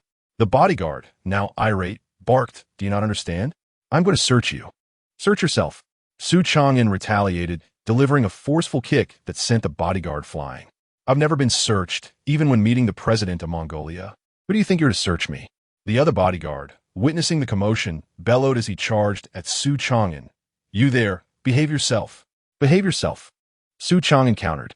Su Changan delivered a forceful kick to the bodyguard's abdomen, swiftly evading his assault, and seized his neck with a firm grip. With another kick, he shattered the man's right knee, and with a powerful twist of his arm, he snapped his neck with a sickening crack. Thud! Releasing his hold, the lifeless body collapsed to the ground. He surveyed the hall with a discerning glance before striding forward and forcefully kicking open the grand door. To his surprise, the brightly lit hall bore no semblance of the ambush he had envisioned. Instead, an elderly gentleman clad in a Zhongshan suit sat engrossed in a game of chess, his brow furrowed in contemplation, seemingly at a loss for his next move. Su Changan entered at a measured pace. The elderly man, noticing his arrival, looked up and, as if greeting an acquaintance, waved warmly, inviting him to join. Come, sit and play a game with this old man." With a cold smirk, Su Changan approached and boldly took a seat opposite the elder. "Are you the employer that the yellow-haired man mentioned earlier? If I'm not mistaken, you were the one who sent someone to find me this afternoon, correct?" "Indeed, it was I," the elder replied. "Aren't you concerned about my safety, being alone here? You should know that if I wished to end your life, it would be a trivial matter." Chapter 59. The Deadly Assassin You Will Not Kill Me. The old man chuckled. "You still wish to save your girlfriend. You are a sentimental person. If you truly intended to harm me, you would not have come." Su Changan scoffed. "By your appearance, you seem to be involved in the underworld as well. Are you not aware of the saying that family comes before all else? Is it truly honorable to threaten me through my woman?" The old man shook his head, his demeanor earnest. No, you misunderstand a crucial point. This is not a threat. I merely wish to see you. If you were reluctant to come at my polite invitation, I had no choice but to resort to this extreme measure. Fei Xiang, it is your turn to depart." Ignoring him, Su Changan glanced at the chessboard and then back at the old man, sneering. "You have kidnapped my woman and coerced me here. It cannot be merely to engage in a game of chess, can it? I have no such inclination. Since you do not wish for a fight, why not release my girlfriend at once? It would be far more pleasant for us to part ways amicably." The old man regarded him, a knowing glint in his eye. "I initially intended to do so. However, now that you have offended me, I can no longer proceed in that manner. Before I release your girlfriend, there's a question I must ask you. My subordinate, Mao, you struck him before, did you not?" Su Changan frowned, suddenly recalling something. "Are you referring to that fool who calls himself Cat Brother? Oh, I see now. You must be the Buddha he spoke of, correct? So, you brought me here to exact revenge for your subordinate?" Su Changan was no fool. Upon hearing the old man's words, the pieces fell into place. No wonder he had kidnapped Cheng Yin to draw him here. This was the root of their conflict, which had puzzled him until now. The Buddha smiled, saying, "Indeed, one could say that. However, it is not entirely the case. I have many subordinates like Mao. If I were to intervene on behalf of each one who faced adversity, I would surely exhaust myself. Therefore, do you have other intentions?" "Certainly. Let me be direct. I am impressed by your abilities. If you're willing to join me, Mao's position would be yours. Furthermore, I would return your girlfriend to you unharmed. Imagine the wealth and prestige that could be yours. What do you say? Think it over." Su Changan never anticipated that this Buddha would harbor such intentions. Was he truly motivated by a desire to recruit talent? Amused, Su Changan retorted, "Are you attempting to recruit me?" The Buddha erupted into laughter. We are not a band of brigands. The term recruit is somewhat misplaced. I simply recognize your capabilities and see you as a talent not to be squandered. Hence, I wish for you to join me. However, you only shared half of your conditions. I am curious. What if I refuse? What do you plan to do?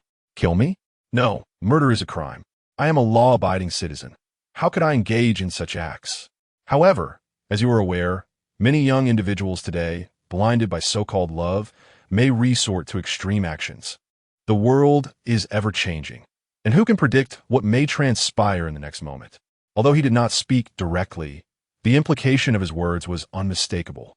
Su Changan furrowed his brow and replied, "So, according to your reasoning, I am left with no choice but to acquiesce?" The old man smiled indeed. "So you are in agreement, are you not?" Su Changan shook his head, articulating each word, "No, I refuse. I prefer to hold the reins of my own destiny. I shall not serve anyone, nor be compelled by anyone. I alone am the master of my fate." The old man fell silent for a few seconds before. With deliberate precision, he inquired, "Do you not wish to save your girlfriend?" "I do, yet I still prefer to employ my own methods." With a swift motion, he seized a chess piece and captured the old man's piece. "Moreover, you have erred gravely, since you abducted my girlfriend to threaten me. This game can no longer be resolved peacefully, old man.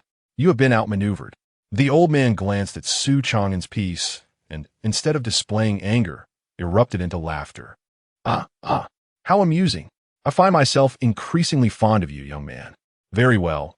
As our paths diverge, I must assume the role of your adversary." With a sudden clap of his hands, a commotion arose from the second floor. Su Changan looked up to see two burly men pushing a figure in black out of a room. Chung Yinyan's hands were bound, and her mouth sealed with tape. Upon seeing Su Changan, she struggled and emitted muffled sounds. Xiao Yinyan. With a fierce kick, Su Changan overturned the chessboard and stood, addressing the old man coldly. "Release her at once, or I shall break your neck." The old man chuckled fearlessly. "Having lived this long, do you think I fear mere neck-crunching? However, your girlfriend is still so young.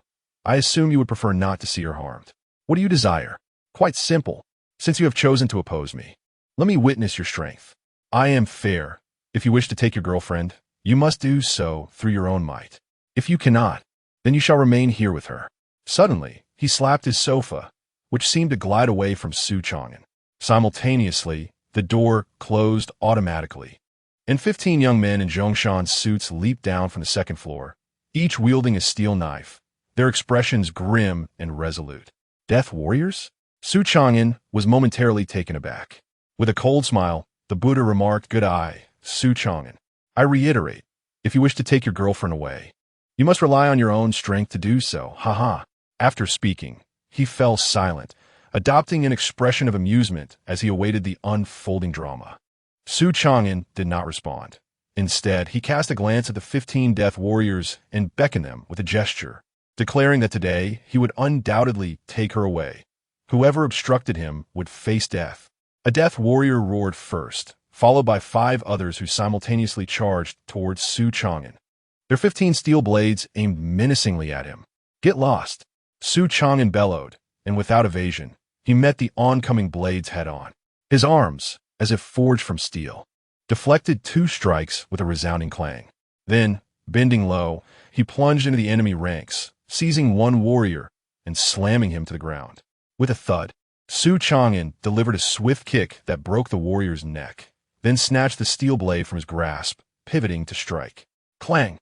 With a fierce slash, he cleaved another warrior's blade in 2, the steel biting into the man's shoulder, and with a powerful thrust, the blade severed through flesh with a sickening sound.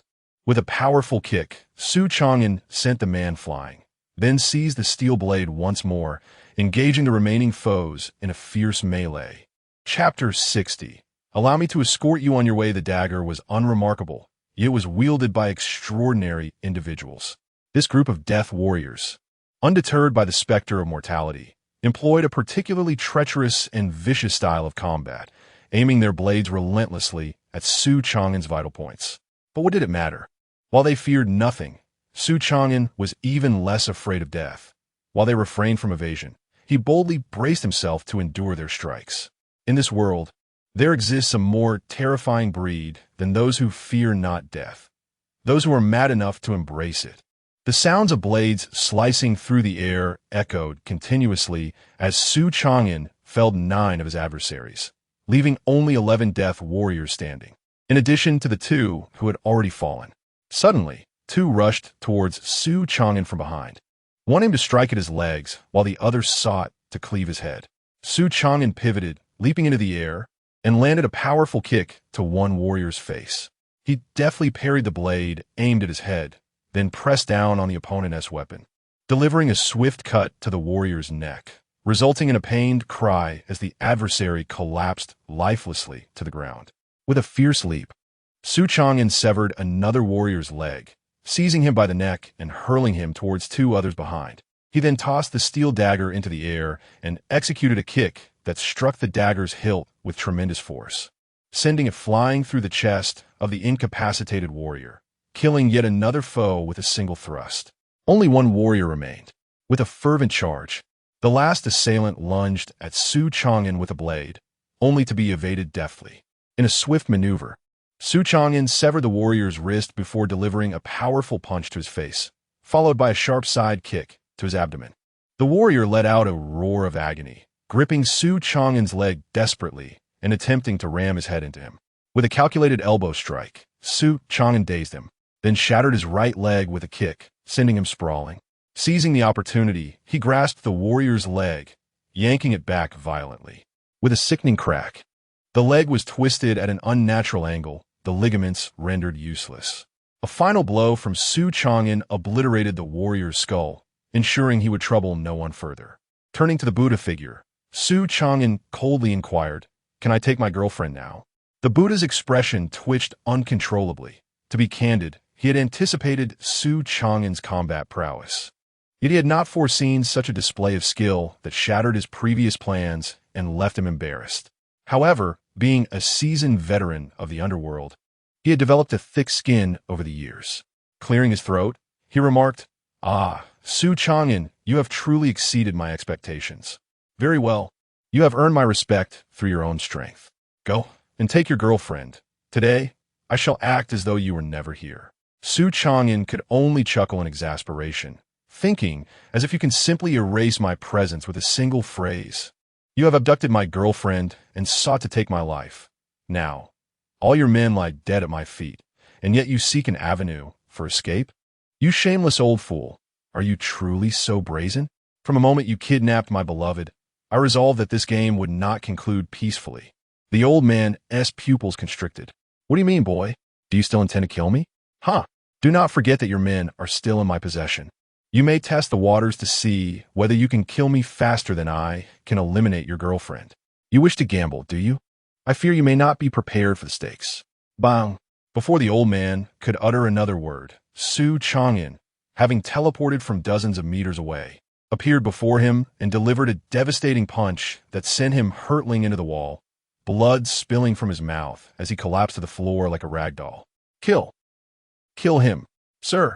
The 2 bodyguards who had been restraining Chung Yin stood frozen in shock at the scene before them. Just as they regained their senses to eliminate Chung Yin, Su Changan's cold visage loomed before them. By heaven! Bang! Su Changan swiftly kicked one bodyguard in the temple, shattering it, then, in a flash, pulled Chung Yin into his embrace and swept the second bodyguard to the ground with a powerful kick. Thud! "Please no! Don't kill!" Bang! With decisive efficiency, Su Changan dispatched the 2 men, quickly unbinding Chung Yin's wrists and tearing away the black tape that silenced her. "Ugh, Su Changan. She whimpered. He enveloped her in a protective embrace, trembling as he reassured her, "It's all right. It's all right. You frightened me terribly, my dear. For now, do not move from this spot. Wait for me here while I resolve the remaining matters, and then I shall take you away." Chung Yin blushed from his forceful yet tender embrace. Upon hearing his words, she instinctively nodded, concern etched on her face. "Please, don't kill anyone anymore." Su Changan smiled gently, caressing her cheek before descending the stairs. He approached the old man, who now lay bloodied and gasping for breath. No longer the imposing figure he once was. Having survived Su Changan's punch was a stroke of luck. He was in no condition to maintain his bravado. Seeing Su Changan descend in scathe, he understood that his plans had crumbled entirely and utterly. Bang! Su Changan kicked him squarely in the face, retorting, "This kick is for my girlfriend. If you wish to kill me, you should have come for me directly. Why resort to kidnapping the woman I love? Are you truly so weary of life? Ah, Kug, Kug." The old man began to cough violently, a bitter smile spreading across his face. "You have triumphed, Su Changan. I have failed. The truth of survival of the fittest is one I recognized long ago. If you wish to end my life, do so.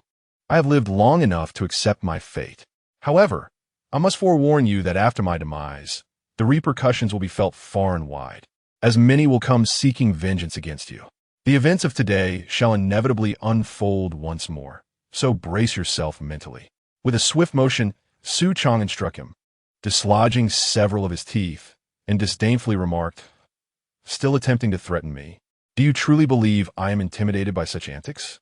In truth, I never intended to concern myself with you. Even when that foolish cat brother mentioned you, I merely regarded you as a jest. I did not anticipate that my desire to ignore you would only provoke you to trouble me first, and in the manner I loathe most. Old man, tell me, are you not courting your own demise?" The Buddha gasped for breath, gritting his teeth as he retorted, "Your words are of no consequence. I reiterate, if you intend to kill me, do it swiftly and spare us the idle chatter. Very well, then I shall send you on your way." Snap! Chapter 61. Surrender to me. Su Changan seized his throat, and as he applied pressure, the Buddha's face turned a deep shade of purple, his eyes nearly bulging from their sockets, revealing a desperate thirst for life. Su Changan grinned menacingly and released his grip. "Why not kill me? If you exert just a little more strength, I shall soon perish. Is this not what you desire most? Because I can see that you do not wish to die. Many boast of their fearlessness towards death, treating it with indifference. Yet when confronted with its reality, they become more terrified than anyone else. Your earlier demeanor resembled that of such individuals." The Buddha remained silent, unable to respond, yet he understood deep down that his silence stemmed from a sense of guilt, a guilt born from the truth in Su Changan's words. "So, you will not kill me?" he asked, a hint of disbelief in his voice, testing the waters. He could not discern Su Changan's intentions. According to his own reasoning, he had already reached the man's limits and could easily end his life. Why then? Would he choose to spare him? It was certainly not out of fear. This man was a lunatic, unafraid of anything. Su Changan responded with an unexpected proposition. "I shall grant you a chance to live, but it requires a condition in exchange." "What condition?" "You must surrender to me and become my dog." Su Changan's words were shocking and unforgiving. "Pardon?" The Buddha was taken aback at first, but rage soon contorted his features. "Are you jesting? I would rather die at your hands. Do you know who I am? I am the true master of the underground market in Nanhai City, which I nearly monopolize. The warriors you killed tonight were merely my minor recruits. I command thousands of loyal followers scattered throughout the city, not merely by my side. Outside, they call me Buddha because I possess the means to earn such respect. And what of you? What do you possess? What capital do you have that could compel me to surrender and become your dog? What good are your words? The one beneath my foot is still you, not I. Can your so-called capital save your life?" Undoubtedly, Su Changan's words struck a fatal blow to the Buddha's psyche, utterly dismantling his mental defenses. What did it matter if he was the true master of the underground market? What did it matter if he monopolized it and commanded thousands? In the end, he was still treated like a dead dog, trampled underfoot. His so-called capital and pride were rendered utterly worthless in the presence of Su Changan. He fell into silence. The deeper his silence, the more it affirmed that he had been shaken by Su Changan. "I'm no longer a young man. I no longer care for the senseless violence of life. Perhaps I have reached the pinnacle of my existence. Su Changan, you asked me to surrender to you. But I shall reiterate, what capital do you possess, or what can you offer me?" Su Changan cast a glance at him, and, with a cold smile, remarked, "That depends on what you desire." "What do I desire?" "As you yourself have stated, you currently monopolize the entire underground market of Nanhai City. If you're to expand further, it would only be towards the provinces beyond. The question is, do you even have such an ambition?" "What do you mean?" Master Fo furrowed his brow, seemingly unable to comprehend his words. Su Changan crouched before him, and articulated deliberately. Let me put it this way. Your realm differs vastly from mine. You are fixated on the cake before you, while I am concerned with a grander feast. A more expansive market. To put it bluntly, I aspire to extend my reach nationwide. Master F.O. was momentarily taken aback, exclaiming in astonishment, "You wish to monopolize the underground market of the entire nation? Are you certain your mind is clear? It is easy to utter such words, but do you comprehend the difficulty of actualizing them?" Su Changan chuckled. "You see, I told you, our realms are not comparable. You have grown old, losing your drive. The cake before you suffices to satiate your appetite, hence you harbor no greater aspirations. I, on the other hand, am still youthful and uncontent with the status quo. I desire more. I am offering you an opportunity. If you are willing to submit to me, I can introduce you to a broader world, allowing you to savor a larger piece of the cake. Should you refuse to yield, I will have no choice but to eliminate you. A person devoid of ambition, even if they monopolize the underground of Nanhai City, will not create significant waves. Now tell me, will you submit or will you refuse?" Su Changan's words struck Master F.O. with immense force, rendering him momentarily speechless. Not only that, he opened his mouth to reprimand Su Changan for speaking foolishly. Yet the words faltered on his lips. Was he indeed speaking nonsense? It certainly sounded that way. One must understand how formidable the national underground market is. Why would Su Changan, of all people, dare utter such grandiose claims? At least from his current perspective, Master F.O. saw no evidence of any background or capability in him, aside from his fighting prowess. But what does mere strength amount to? With so many capable individuals across the nation, can he truly rely solely on his fists to conquer the entire underground market? Clearly, that was impossible. Yet, inexplicably, upon meeting Su Changan's clear and resolute gaze, Master F.O. felt his inner hesitations dissipate as if swept away. It was as if Su Changan possessed an innate ability to inspire courage. His words inexplicably instilled a flicker of conviction within him. Am I losing my mind to be persuaded by someone so much younger? Master F.O. was reluctant to accept such a conclusion. Gritting his teeth, he offered a compromise. "What you mean is for me to take a gamble on you, correct? If that is the case, I propose a condition. As long as you can deliver, I shall willingly submit to you and serve as your loyal dog for life. You direct me east, and I shall not turn west. Whatever you command, I shall obey." Su Changan smiled with a hint of amusement, scoffing.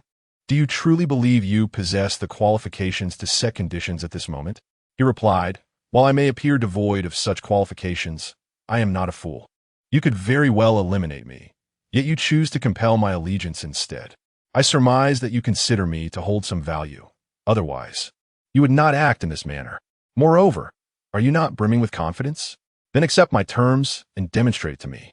Su Changan chuckled softly, remarking, "Your attempt at provocation is rather clumsy, yet surprisingly effective. Very well, state your conditions." A glimmer of coldness flashed in the eyes of the monk as he replied earnestly, "I have received intelligence that the Flying Tiger Gang from Jiangcheng intends to launch an assault on our underground market in Nanhai City, with plans to annex it. If you can assist me in resolving this predicament, I shall willingly submit to your authority." Chapter 62. Do we only speak and not share a bed? Su Changan curled his lips in disbelief. Do you take me for a fool?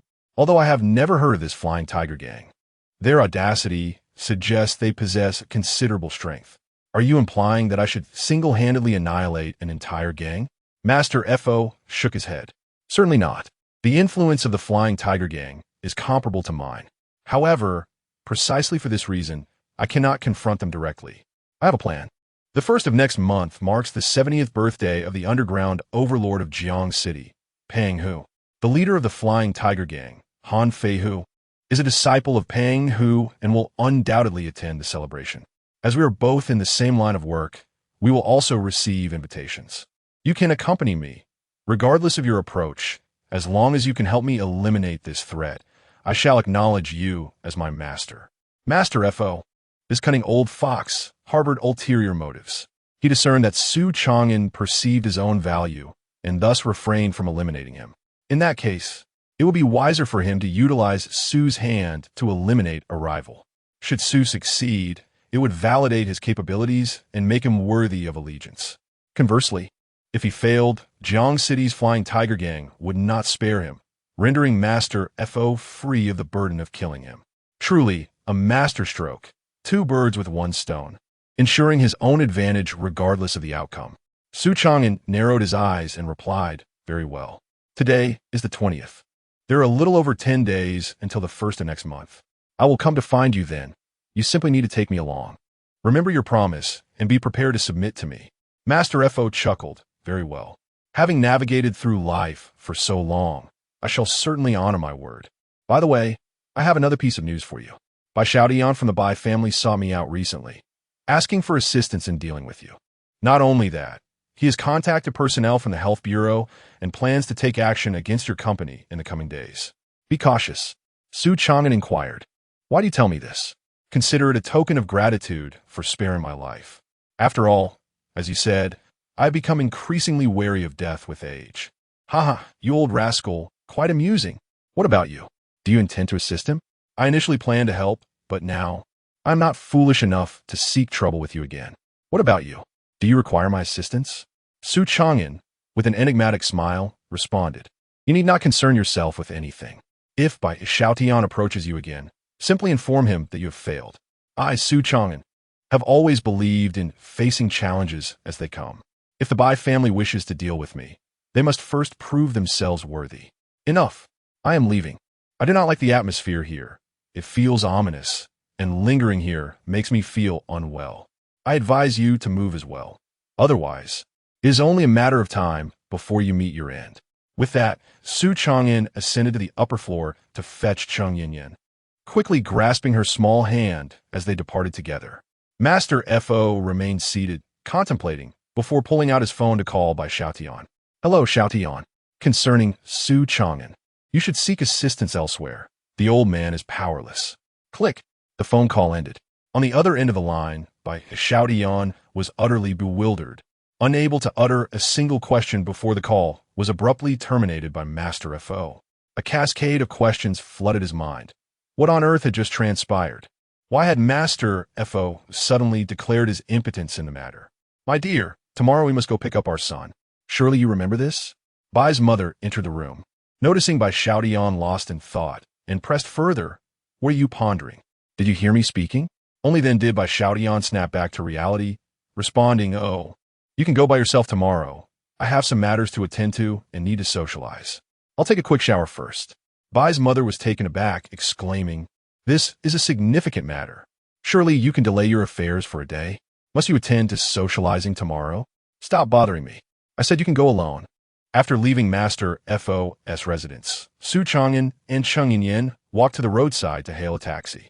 Cheng Yinyan wore a troubled expression throughout the journey, her face etched with concern. Su Changan quickly sensed her unease, gently squeezing her small hand and soothingly inquiring, "Little Yinyan, what are you thinking about? Are you still unsettled?" "Everything is all right now. We're heading home. Just take a bath and have a good sleep. Don't dwell on it." Cheng Yinyan replied with an "oh," shaking her head. "I'm not overthinking. Don't worry. I'm not that timid. Besides, I owe you my gratitude for rescuing me from danger." Su Changan, playfully holding her hand, planted a kiss on it and said, "Silly girl, this predicament arose because of me.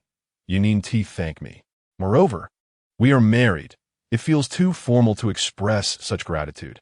Cheng Yin blushed, quickly withdrawing her hand, and, flustered, retorted, "Just speak normally. Don't take advantage of the moment. By the way, what did you discuss with that old man? You took quite a while. Did you end up harming him?" With utmost seriousness, Su Changan replied, "Though 1,000 punishments would be insufficient for him, I heeded your advice and did not harm him. I merely instructed him to assist with the aftermath. And that was all. Oh, all right then. Let us not dwell on this any longer. Come, let us head home."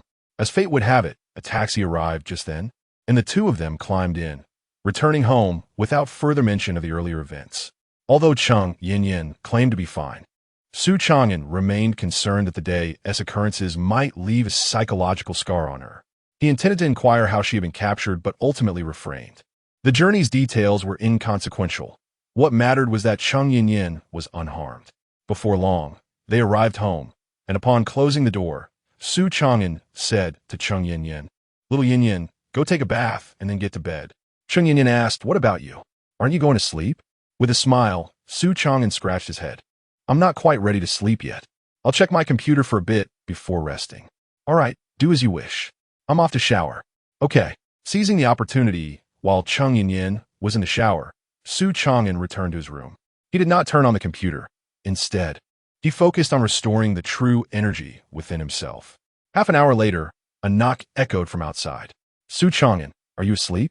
Startled, Su Changan descended from his bed and opened the door, revealing the charmingly youthful Chung Yin Yin standing at the threshold. He smiled and replied, not yet. It's still early. What's the matter? Are you having trouble sleeping? Chung Yin Yin nodded softly, glancing into Su Changan's room. Pouting slightly, she confessed, I feel a bit unsettled. Could you keep me company and talk for a while? As she spoke, she gently bit her ruby-red lip, exuding an alluring charm. Instantly, Su Changan felt a dryness in his throat and blurted out, just talk? Aren't we going to sleep together? Chung Yin Yin's eyes widened in shock, and she raised her foot to stomp hard on Su Changan's instep. You rogue, what are you thinking? I come to you with a muddled heart seeking conversation, and you only think of sleeping with me? Scoundrel. Chapter 63. Take a good rest. Su Changan, however, seized her small hand and drew her directly into his embrace. Let go. You scoundrel, release me. I will not, no matter what you say. It's a rare occasion to hold you. I would have to be foolish to let you go. You rascal, you are such a rogue, she exclaimed, her voice trembling. After a few more protests, finding it futile to struggle, Chung Yin Yin began to weep, tears like pearls cascading down her cheeks. This sight startled Su Changan, who quickly loosened his grip and hastily apologized. Oh dear, please don't cry. I'll let go. I won't tease you any longer, all right? I was merely joking. I would never harm you. Chung Yin Yin continued to sob. You are such a wretch, always bullying me. I've been cast out by my parents, and you're the only person I trust. Yet, even you are tormenting me. Why is everyone so cruel? Why must they bully me? Su Changan, feeling a pang of anguish, suddenly knelt before her. My dear ancestor, I promise I shall not bully you again. I kneel to apologize. As the old saying goes, a man's knee is worth its weight in gold. I do not kneel to just anyone. My kneeling now signifies that you are more precious than gold to me. Chung Yin Yin couldn't help but stifle a laugh through her tears. What kind of theory is that? How utterly kitsch. So, in your eyes, gold is the most important thing? Su Changan, with utmost sincerity, replied, no, even a mountain of gold cannot compare to your significance. Well, what if it were more than a mountain? She retorted playfully. In that case, I might hesitate for a moment, but ultimately, you remain my foremost priority. Scoundrel. Chung Yin Yin lifted her petite foot and playfully kicked Su Changan to the ground, haughtily declaring, I can't be bothered with you anymore. I'm going to sleep. As she turned to leave, she shot him a fierce glare, warning, and forget about what just happened, or else you will regret it. With a dramatic gesture of crossing her throat, she wrinkled her nose and hummed a tune as she walked away. Su Changan's expression twitched, caught between laughter and frustration. Truly, she was still a child. Smiling, Su Changan picked himself up from the floor, closed the door, and made a phone call. Qian, I have a task for you. By noon tomorrow, gather all intelligence on the Jiangsheng Flying Tiger Gang, including details about their leader and the sources of their funding. Yes, rest assured, I will handle it. By the way, has Zhang Jiqiang been in contact with you? Any news from him? Qian respectfully responded. In reply to your inquiry, Su Xiao, Zhang Jiqiang did indeed send me some peculiar intelligence tonight. He mentioned that his cousin, Feng Li, took his fiancée, Jiang Miao Miao, to meet someone. This individual, Su Xiao, you would never guess who it is. Who? Mu Chanya. Mu Chanya. Su Changan was taken aback, then rationally analyzed. I can understand if Mu Tianya and Feng Li are conspiring against me, given our past grievances. But why would Feng Li send his own fiancé, to Mu Tianya? Did Zhang Jiqiang clarify this? Qian said helplessly.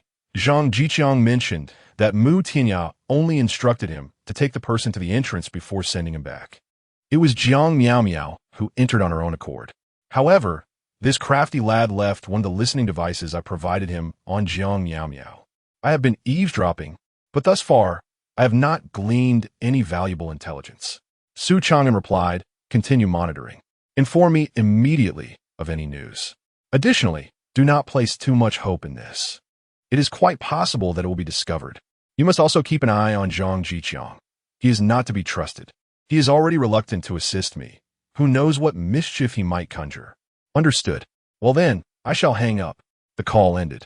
Su Changan rhythmically tapped his thigh with his fingers, muttering to himself, Feng Li, Mu Tianya, what exactly are you plotting?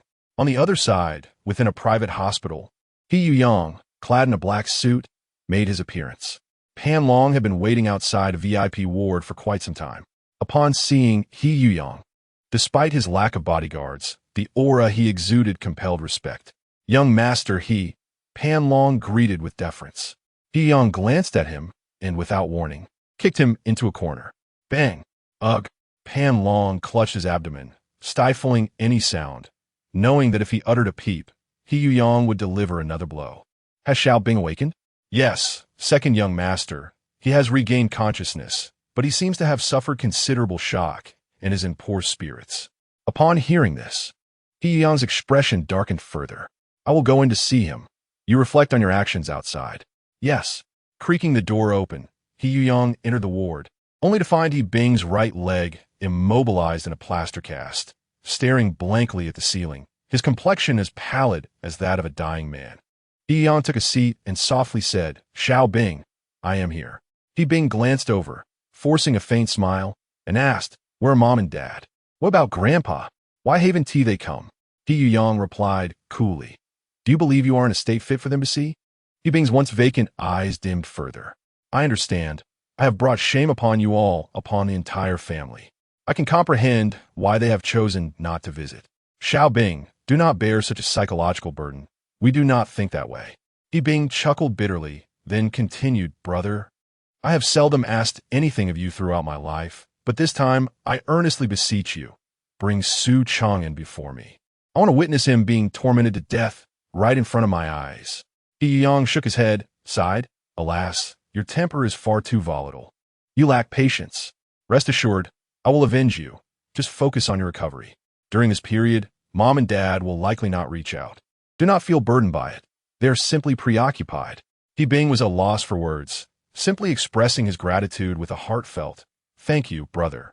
Well, take care and rest well. I shall take my leave now.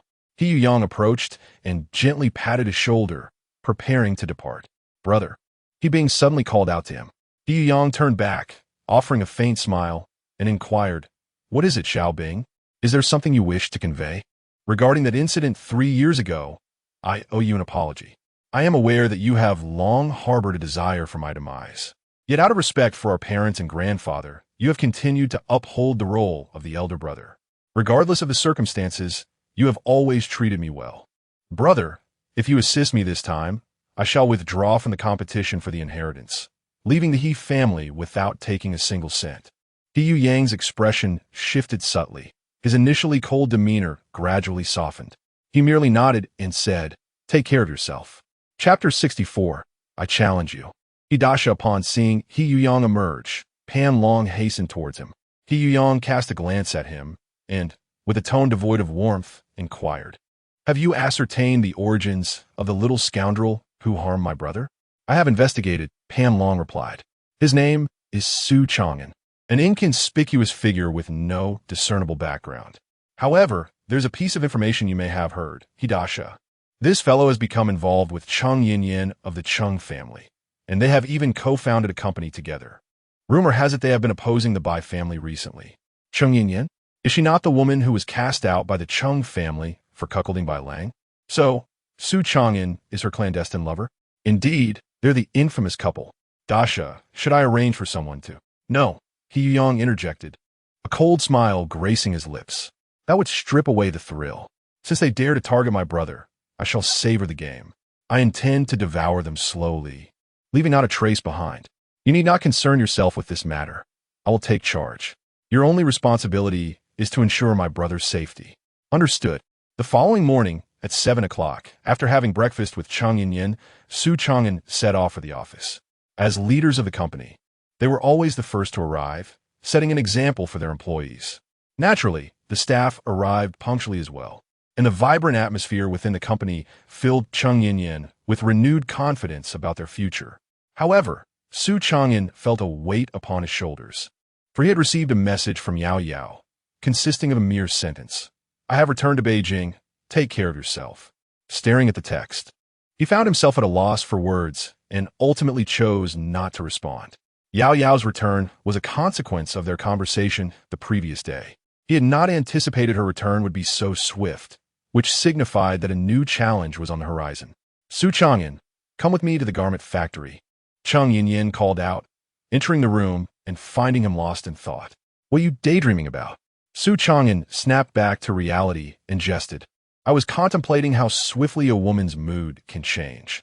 For instance, a certain beautiful lady from the Chung family was crying one moment and laughing the next. It's quite peculiar. As Lu Sun once remarked, women are like a book. Until the table of contents is revealed, one cannot discern whether it is a risque novel or a fairy tale. Chung Yin's eyes widened in disbelief, and she scolded him in embarrassment. You scoundrel, Su Changan, do you dare to bring that up? Have you forgotten what I told you last night? Do you truly wish to be silenced? Su Changan instinctively recoiled and hastily apologized. I was wrong. I beseech the valiant lady to spare my life. Humph, I shall let you off this time, you fool. But should there be a next, I shall ensure your demise. Indeed, I am most grateful, he replied, feigning humility. Chung Yin pouted and said, all right, enough of the antics. Accompany me to the garment factory. There are a few matters we need to attend to. Su Changan responded with a slight acknowledgement, inquiring, what is the matter? Has something happened at the factory? Wasn't Mr. Wang supposed to introduce us to a talent yesterday? Has there been a slip-up? Chung Yin rolled her eyes. Are you really hoping for our company to falter? It's about the contract. The Industry and Commerce Bureau discovered that we changed factories, so we need to reapply for our business license and present the contract. Su Changan replied with a casual, oh, I see. Why can't you just go alone? Why must I accompany you? I'm not the legal representative. Is it too much to ask for a ride? Enough chatter. Let us move. She insisted. Reluctantly, Su Changan followed Chung Yin to the garment factory. Upon their arrival, they encountered the staff from the Industry and Commerce Bureau and busied themselves with the reissuance of the business license and presenting the contract. By the time they finished, it was nearing noon. Chung Yin briefed the new manager of the factory on some work matters before they prepared to leave. As they stepped outside, a van suddenly halted at the factory entrance, and the doors swung open, unleashing a group of 8 or 9 thugs wielding steel pipes. Led by a man with green hair, instinctively, Su Changan shielded Chung Yin behind him and coldly demanded, who are you? What do you want? The green-haired leader spat on the ground, sneering, this is our business. It's none of your concern. If you don't want to lose an arm or a leg, stay out of it. Brothers, let us smash this factory. I dare you. Su Changan retorted, charging forward and delivering a powerful kick to the leader's face, sending him flying several meters away. The remaining 8 thugs were momentarily stunned, exchanging glances, but soon summoned their courage and rushed at Su Changan with their steel pipes. Kill him. Get him. With a flurry of punches and kicks, Su Changan swiftly incapacitated anyone who approached him. A couple of the more tenacious thugs attempted to ambush him from behind, but he retaliated by breaking one S leg with a kick and dislocating the other S jaw with a punch. Grabbing one of the steel pipes, he swung it at the last thug, striking him on the head with a sickening thud, leaving the assailant bleeding profusely. Yet the thug, undeterred, swung his pipe at Su Changan's arm, but Su Changan deftly dodged, seized the pipe, and with a sharp crack, broke it in two, discarding the remnants onto the ground. D! He exclaimed, as he swung the pipe again, smashing it against the thug's head, who fell to the ground, lifeless. Su Changan, are you all right? With the battle concluded, Chung Yin hurried over, her voice laced with concern. Su Changan tossed the steel pipe on the ground, and then smiled at Chung Yin, saying, I'm fine, little Yin. Could you do me a favor? Please go inside the factory and call out a few strong male workers to help load these fellows into the van. We cannot allow their misfortune to linger here. Chung Yin responded with an "oh" and hurried into the garment factory. As Su Changan's smile faded, he approached the green-haired man whom he had previously kicked away. He aimed another kick at the man's face, admonishing, "Stop playing dead. If you continue this charade, I will ensure you truly meet your end." The green-haired man, who had been lying on the ground, suddenly jolted and scrambled to his feet, repeatedly bowing to Su Changan and calling him grandfather. "Grandfather, I was wrong. I beseech you to overlook my transgressions. We bear no grudge against you. We were merely hired to do a job." Su Changan couldn't help but chuckle in exasperation. "You seem quite perceptive, my lad. Very well, I shall not make things difficult for you. Just tell me who sent you. If you speak the truth, I shall let you go. Otherwise, you know the consequences." Chapter 65. Have you contemplated your fate? Upon hearing these words, the green-haired man lost all pretense of bravado, confessing everything. "I will speak the truth. It was Mao Xiao who paid us to come here. He instructed us to smash this factory, and beyond that, I know nothing." Su Changan was momentarily taken aback, then, with keen insight, inquired, "Mao Xiao? Is his real name Mao Yinsheng?" The green-haired man nodded vigorously, affirming, "Indeed, that is him. He sent us here. This fellow truly seems to have a death wish, resorting to such despicable tactics." Su Changan remarked coldly before asking, "Where is he now?" "He is waiting for news at a place called the Peace Hotel." "The Peace Hotel?" "Mao Xiao, I assure you, rest easy. The individuals you requested me to find are ruthless characters in the underworld. With their involvement, you can be certain that matters will be handled impeccably." A middle-aged man, his demeanor oily, poured wine for Mao Yunsheng with a sycophantic smile.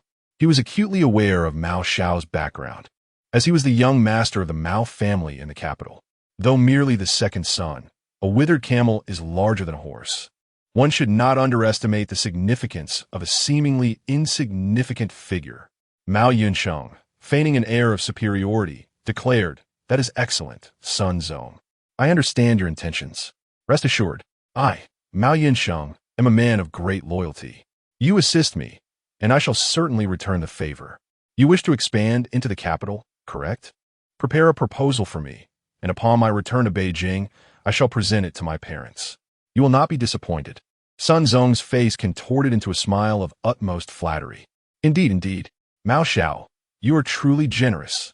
Allow me to toast you with another glass. May your spirits be high and your enjoyment complete. Once the green-haired fellows accomplish their task, I shall take you to experience the renowned entertainment venues in Nanhai City. I assure you, you'll have a splendid time." Mao Yunsheng cleared his throat, feigning nonchalance, and said, "Enjoyment is fine, but let us steer clear of anything lewd. I am a respectable person. Absolutely, absolutely." Bang! At that moment, the door to the private room was forcefully kicked open, startling both men, particularly Mao Yunsheng. He glanced towards the entrance and was met with the sight of Su Changan, grinning and watching him closely. A chill coursed through him, causing the hairs on his body to stand on end. "Mao Yunsheng, you display quite the taste for elegance. What is this? Am I unwelcome?" Su Changan mocked with a smirk, casually shutting the door behind him. Mao Yunsheng, now incensed yet tinged with apprehension, retorted loudly, "Su Changan, we truly are destined rivals. I never imagined you would dare to seek me out here. Are you not afraid of death?" Bang! Su Changan kicked the stool away and boldly seated himself, sneering. "Fear death? Your words hardly pose a threat to me. Yet, I must commend you, in just one day, you have uncovered that the clothing factory belongs to me and even sent someone to vandalize it. Do you truly think so little of me, Su Changan?" Manager's son, who was listening nearby, felt bewildered, yet there was no time to clarify the situation. He slammed his hand on the table and shouted angrily, "Who do you think you are, you little brat? How dare you speak to Mao Xiao like that? Do you want to die?" Su Changan glanced at him and retorted, "And who might you be?" Manager's son was taken aback by Su Changan's audacity, especially in front of Mao Yunsheng. He felt as though his face had been shoved into the ground, stinging with humiliation. With another forceful slap on the table, he bellowed, "Don't you recognize me?" Su Changan looked at him with a bemused expression and replied, "Do I need to know you? I have no idea which rat hole you crawled out of. And you think you deserve my recognition? You little bang." Su Changan picked up a chair and swung it directly at manager's son's face, then seized his collar and threw him to the ground, relentlessly striking him in the face with the chair multiple times. Bang! Bang! Bang!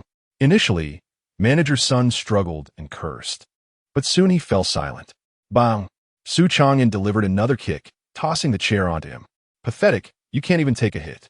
He casually returned to a chair, glancing at the astonished Mao Yunsheng, and smiled amiably. What are you looking at? Sit down. By the way, where was I? Mao Yunsheng did not sit. His legs trembled with fear. He was on the brink of collapse, having heard of Su Changan's notorious reputation, but never anticipated such madness, beating someone to a pulp. He now felt that merely leaving his presence alive yesterday was an extraordinary stroke of luck. Su Changan pondered for a moment and then said, "Right, I recall now. We were discussing the matter of you damaging my factory, Mao Yunsheng. How do you plan to explain this to me?" Mao Yunsheng's lips twitched as he sat on the chair, gritting his teeth before feigning calmness. "Su Changan, your behavior is quite irrational. After all these years, I never thought you would still resort to violence like back in the capital. Yes, I did send someone to smash your factory, but that was in retaliation for your actions against me yesterday. Besides, even if you hadn't touched me yesterday, do you really think that given our family's relationship, I will let you off easily?" He continued, "Su Changan, you're not a fool. I know you've hidden in Anhai City. Our family, along with all the prominent families you offended in the capital, are aware of your presence here. Do you think they will spare you? Instead of wasting time trying to show off your strength here, perhaps you should consider how to protect yourself and your girlfriend." Su Changan looked up at him. "Are you threatening me?" Mao Yunsheng, with a self-satisfied expression, proclaimed, "Indeed, I am threatening you, Su Changan. You cannot contend with us. Before the day concludes, your troubles will come cascading down upon you, and your enemies will arrive one after another. In due time, both you and your girlfriend shall meet your demise. You are akin to a grasshopper in autumn, unable to leap for much longer." Suddenly, Su Changan let out a cold laugh, delivering a shocking retort. "Do you remember how your elder brother met his end?" Mao Yunsheng's expression froze instantly. Years ago, your brother, Mao Yunfei, stood before me, boasting in a manner reminiscent of your own, with that same arrogant demeanor. Then I snapped his neck, shattered his limbs, and disposed of them in your grandfather's study, ultimately leading to your grandfather's heart failure and demise as well. Su Changan, I share this with you not out of malice, but to convey that regardless of whether it is your brother, your grandfather, or any member of your family, or even others from the capital, I harbor no fear. I was unafraid in the past, and I am even less so now. Have you considered the fate that awaits you when you, like your brother, come to threaten me? Crack. Chapter 66. You are unworthy suddenly. Su Changan struck, swiftly closing the distance to Mao Yunsheng, seizing him by the throat and lifting him effortlessly, pinning him against the wall. Cough, cough. Why are all you members of the Mao family so foolish? Do you truly believe you stand atop the world? You're nothing more than toads gazing at the sky. I once wondered why you imbeciles could never tolerate my presence, always seeking to eliminate me. But now, upon seeing you, I finally comprehend. My stature is too imposing for your narrow minds to accommodate. Or perhaps, you are simply envious of my superiority, my prowess. Alas, I am inherently exceptional, while you are merely a pack of wretched curs destined to wallow in filth. Are you enraged? Your expression mirrors that of your deceased brother in his final moments. Oh, and your grandfather too. He wore the same countenance when his heart failed him. Are you nearing your end as well? How pitiable your fortitude is. It appears you are all cut from the same cloth, exhibiting similar foolishness. Mao Yunsheng thought desperately. I beg you, in my life, how does one describe his current state of mind? One could say it feels akin to being stabbed repeatedly.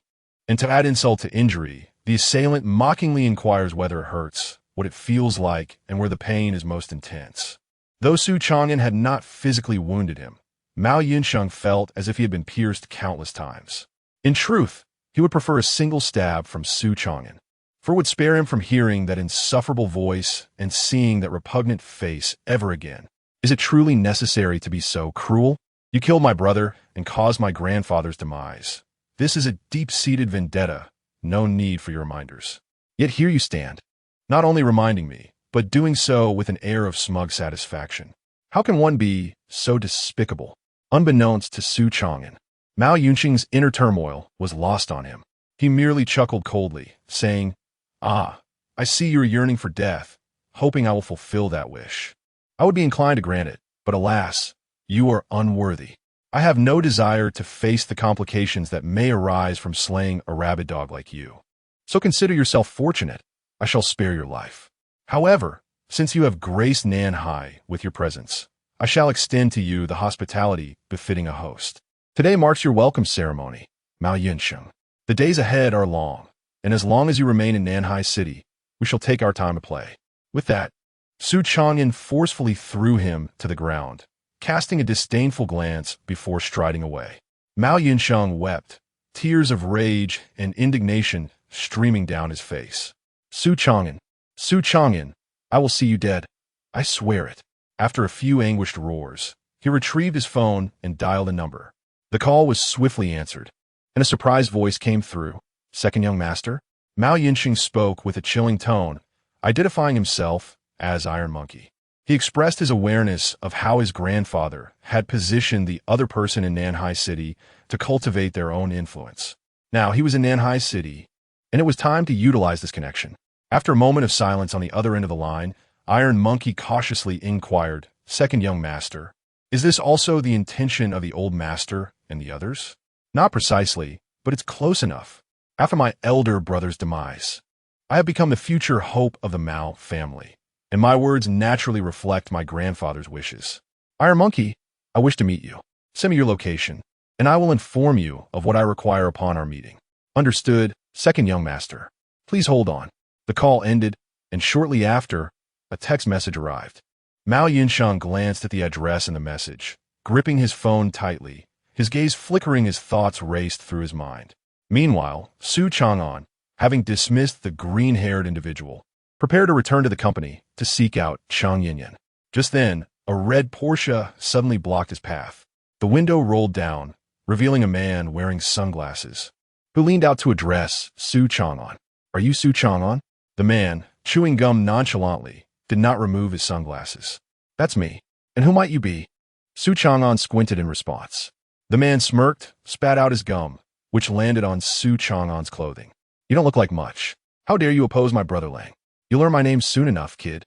Just remember, be cautious while walking alone at night or else. No need to wait for that. What do you mean? Before the man could react, Su Changan charged forward, shattering the Porsche's window with a punch. He then slapped the man's face and forcefully yanked open the car door, dragging him out. Thud! The man struggled and cursed. Do you know who I am? I am. Bang, bang, bang. Su Changan did not allow him a moment to speak, delivering a flurry of kicks to his face. Grabbing his collar, he hoisted him up and landed a punch to his abdomen. Kook, kook.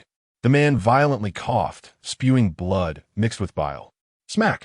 Su Changan slapped the sunglasses off his face, then removed the gum stuck to his own clothes and shoved it back into the man's mouth. Here you go. Bang! Su Changan landed another punch, causing the man to cry out in pain as he fell to the ground, unable to rise for some time. I will kill you. You will die, just wait. The man yelled like a rabid dog. Su Changan ignored his frenzied shouts, merely scoffing in disdain. You should save your strength to end yourself. Truly a fool unaware of his own mortality. This is merely a small lesson. Should there be a next time? Your fate will be much like that of your current predicament. Bang! Su Changan lifted his foot and delivered a forceful kick to the door of the Porsche, causing it to sway precariously before crashing to the ground with a resounding thud. The man was left utterly astonished, his expression one of disbelief, as he gaped speechlessly. With his hands tucked into his pockets, Su Changan turned and departed. 15 minutes later, he returned to Shui Ren culture. Upon his arrival, the employees greeted him with deference and respect, and Su Changan dismissively waved his hand before seeking out Chang Yinyan. As he pushed open the door, he found Chang Yinyan seated there, her face etched with concern as she gazed at the documents on her desk, seemingly troubled by something. Su Changan inquired with genuine concern. Little Yinyan, what troubles you? Is there something weighing on your mind? Chapter 67. Envying what one has while gazing at what one does not. Chang Yinyan appeared to have just noticed Su Changan's entrance. With a resigned shake of her head, she remarked, It's nothing much, just fretting over the details of the opening ceremony. Didn't you mention wanting to make a grand affair of it? Su Changan chuckled as he settled into a chair. So that's it. Naturally, we must host a splendid event. The inauguration of a new company is all about auspicious beginnings. Do not concern yourself with it. Leave it to me. I will invite some prominent friends to grace the occasion and arrange for reporters to be present, ensuring that our company's name resonates throughout Nanhai City within a single day. Chung Yin rolled her eyes, knowing he was being vain. We are serious about conducting business and earning profits, not chasing after hollow accolades. We need not make such a grand spectacle. By the way, where have you been? Why the delay in your return? I was attending to some personal matters. Rest assured, they are all legitimate affairs, nothing frivolous. Even if you were to indulge in frivolities, you need not inform me. I couldn't care less. Chung Yin's words bore a hint of contradiction. If Su Changan were indeed to engage in reckless escapades, she would be the first to feel heartbroken. Suddenly, an idea struck her, and she slapped her forehead. Oh dear, how could I forget something so important? Intrigued, Su Changan inquired, what have you forgotten? Do you recall my best friend I mentioned yesterday? I promised to pick her up. Su Changan's lips twitched. If memory serves me right, she indicated that she would be returning yesterday, correct? By the time you head to the airport now, it's no longer merely a delay. It's a missed opportunity. Chung Yin replied exasperatedly, of course, I'm aware. But there were some unfortunate incidents yesterday that caused me to forget.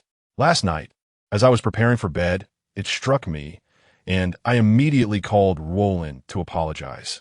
To my surprise, she informed me that she hadn't returned yesterday after all. She forgot to inform me and has rescheduled her flight for today.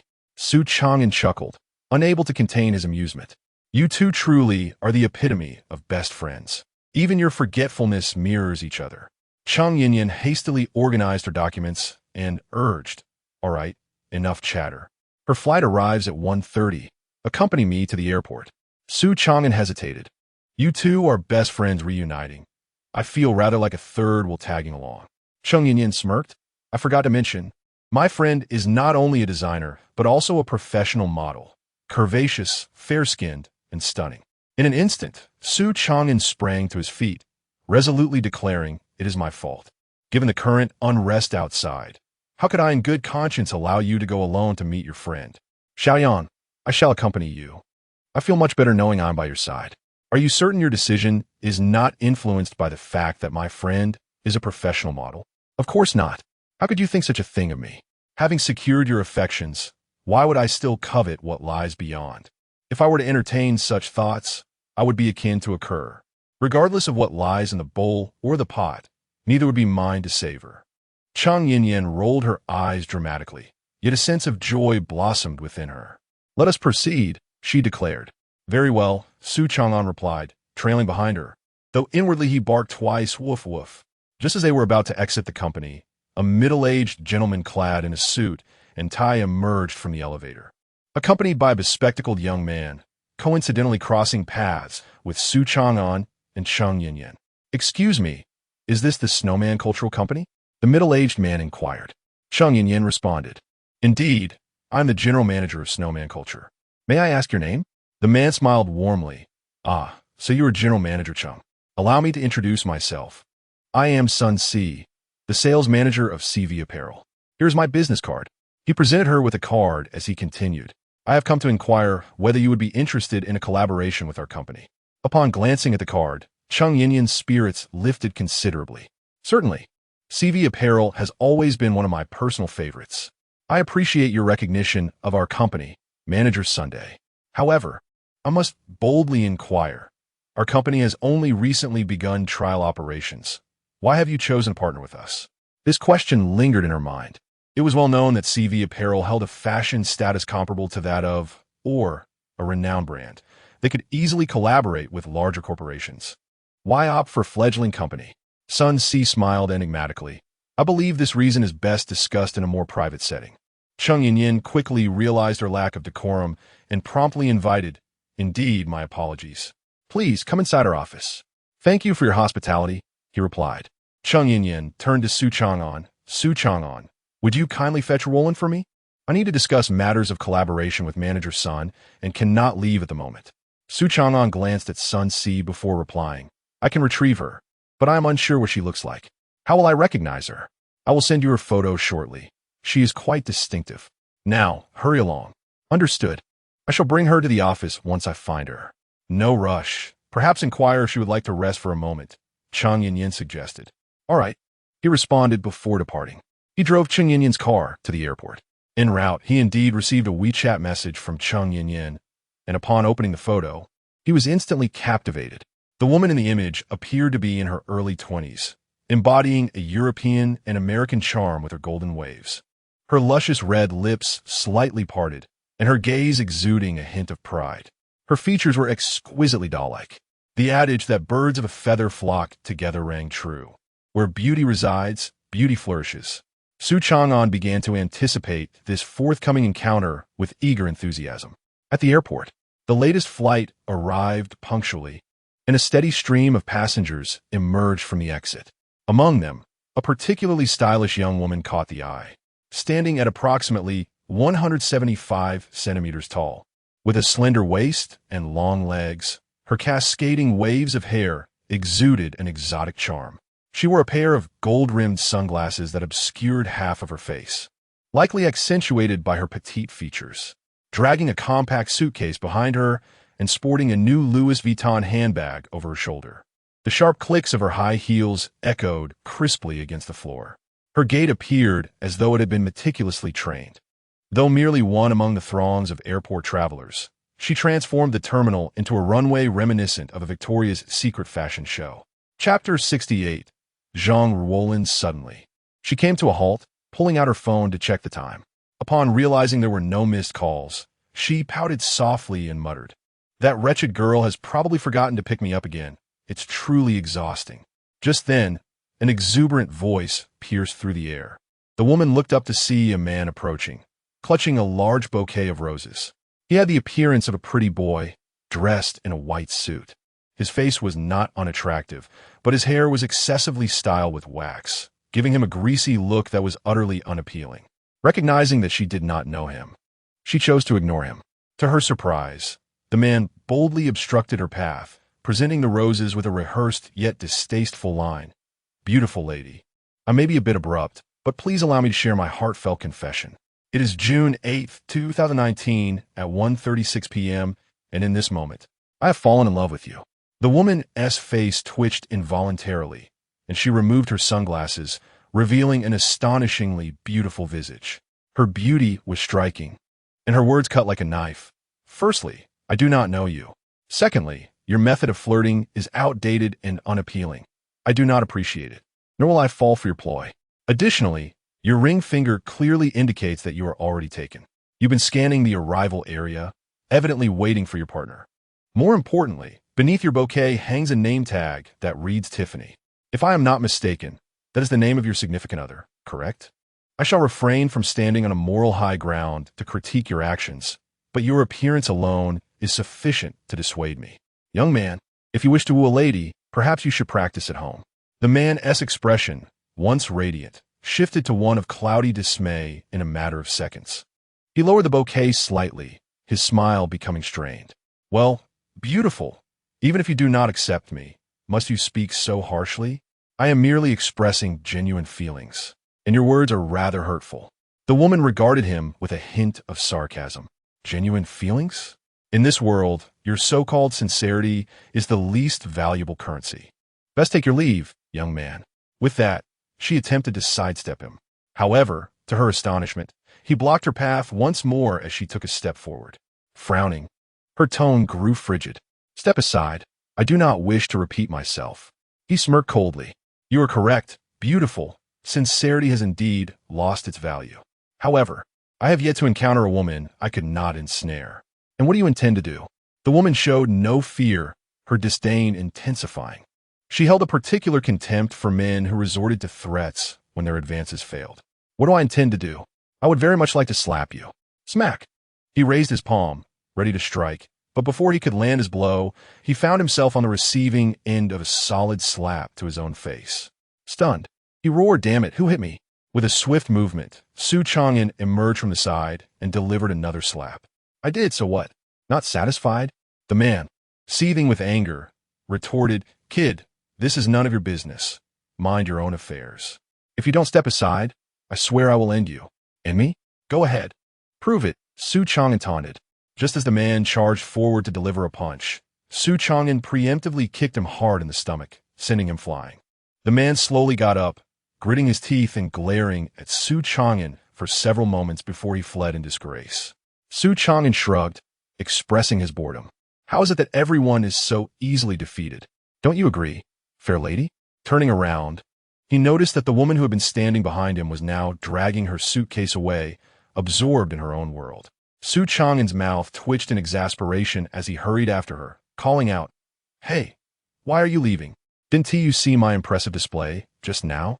She glanced at him with indifference and replied, "You and that guy are both unsavory characters. It's 2019, and here you are playing the hero. If you're trying to flirt, save your breath. You might be slightly better looking than him, but I can tell you're not a good person. Don't embarrass yourself."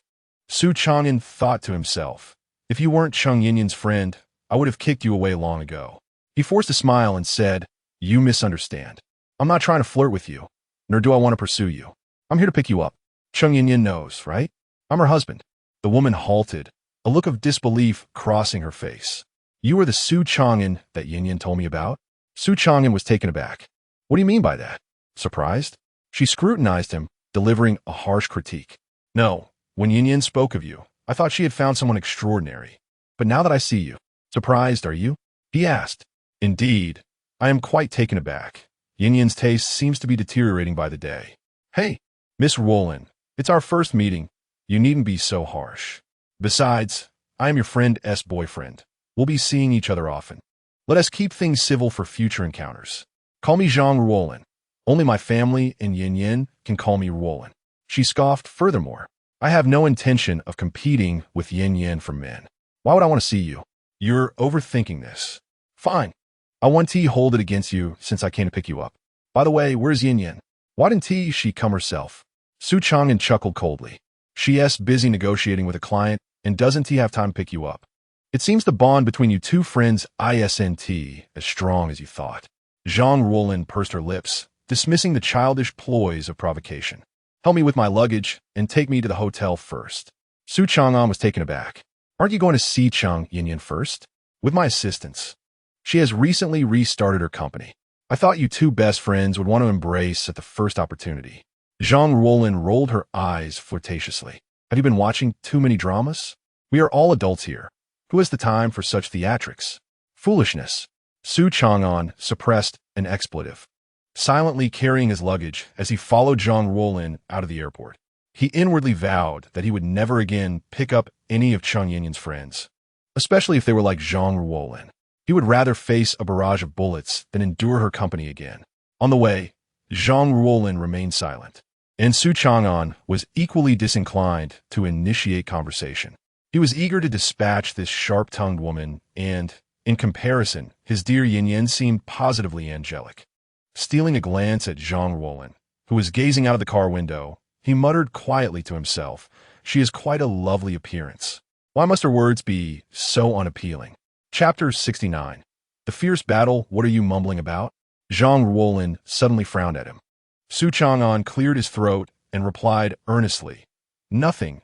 You continue to admire the scenery. We will arrive in about 10 minutes. Jean Roland responded with a simple "oh," and then, unexpectedly, she said, "Yin mentioned your relationship to me. She praised you a bit, saying that although you are somewhat frivolous, you treat her quite well." Su Changan was taken aback that Chung Yinyan would speak well of him in private, and he felt a bit elated. "Of course, she is my wife. I must treat her well. My tenderness is reserved solely for her." Jean Roland twitched her mouth. "Could you not be so cheesy? By the way, are you and Yin living together now?" "Yes, why? I plan to stay in the country for a month or two, and I intend to live with Yin." Su Changan immediately laughed. "Great. We can all live together." Jean Roland retorted, "What are you thinking? I meant that Yin and I will live together, and you should move out." Su Changan immediately became displeased. "No way. It took me a long time to cultivate feelings with little Yin. How could I possibly move out? If it comes to that, I could rent an apartment near my place for you, so we can all be neighbors and look out for one another. Why not? Anyway, I want to live with Yin. Besides, I'm here to help you. Is this how you treat your guests? Not my concern. It was little Yin who invited you here. As long as she treats you well, that is all that matters to me." Didn't you just say at the airport that you don't plan to compete for a man with her? There's no need for us to see each other every day. Su Changan smiled, revealing a set of pearly whites. What a joke. It took considerable effort for Chung Yin to change her attitude towards me a little. If I move out now, wouldn't that be a waste of all my efforts? Zhang Ruolin remarked irritably. You are truly quite petty, lacking any sense of chivalry. I won't discuss this with you any longer. I will talk to Yin when I see her. Do as you wish. After this retort, Su Changan chose to remain silent. He realized that Zhang Ruolin was indeed a thorny rose. Anyone who drew closer would inevitably get pricked, no matter how beautiful she was. It was best to keep a respectful distance.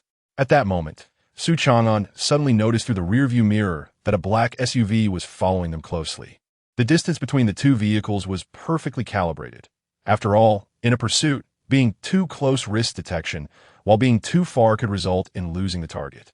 The SUV maintained an ideal distance.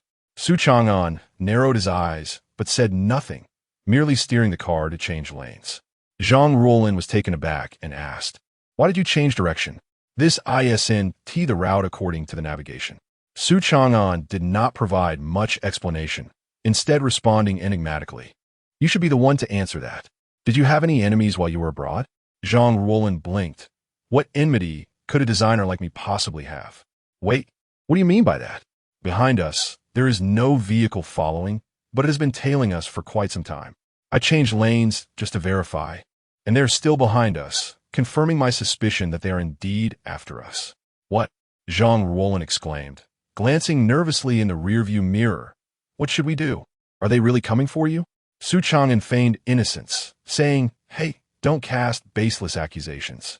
I hardly have any enemies. It's certainly you they are after. They must have tracked you down from abroad. Nonsense. That's not at all. Be quiet. Keep your voice down. Su Changan brusquely interrupted her, glanced again in the mirror, and said gravely, Hold on tight. They're about to make their move.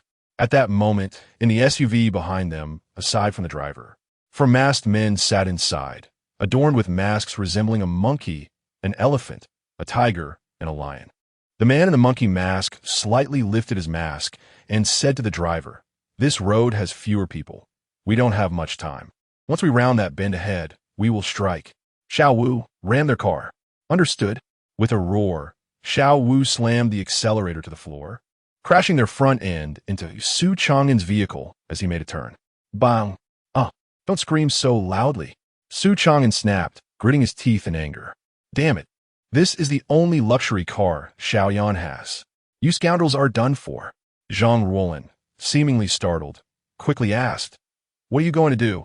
Su Changan surveyed the narrow path ahead, noting the cornfields on either side. With a sudden idea, he said, Ms. Zhang, when I count to 3, you jump out of the car. The cornfields will cushion your fall. Zhang Ruolin, taken aback, incredulously replied, Are you crazy? What about you? What do you plan to do? Me? Of course, I will deal with these pests. Remember, I will slow down. As soon as I count to 3, you jump. Otherwise, you will have to bear the consequences. Goodness, you are utterly insane. As the vehicle entered the narrow path, Su Changan kindly unbuckled Zhang Ruolin's seatbelt, then slowed down and shouted, Jump. At that moment, Zhang Ruolin disregarded everything else, gritted her teeth, flung open the car door, and leaped into the cornfield. Bang! She tumbled several times in the cornfield before finally coming to a stop, painfully lying on the ground, unable to move. Simultaneously, Su Changan abruptly turned the steering wheel, causing the car to spin in place, flooring the accelerator as he charged straight toward the SUV. Xiao shouted, Boss, this guy's lost his mind. What should we do? The man in the monkey mask gritted his teeth and declared, Ram him. We are all born of the same mother. Who the hell is afraid of whom? Xiao Wu felt as though his worldview was crumbling, hesitantly uttering, But boss. But your mother, you chatter too much. Yusti.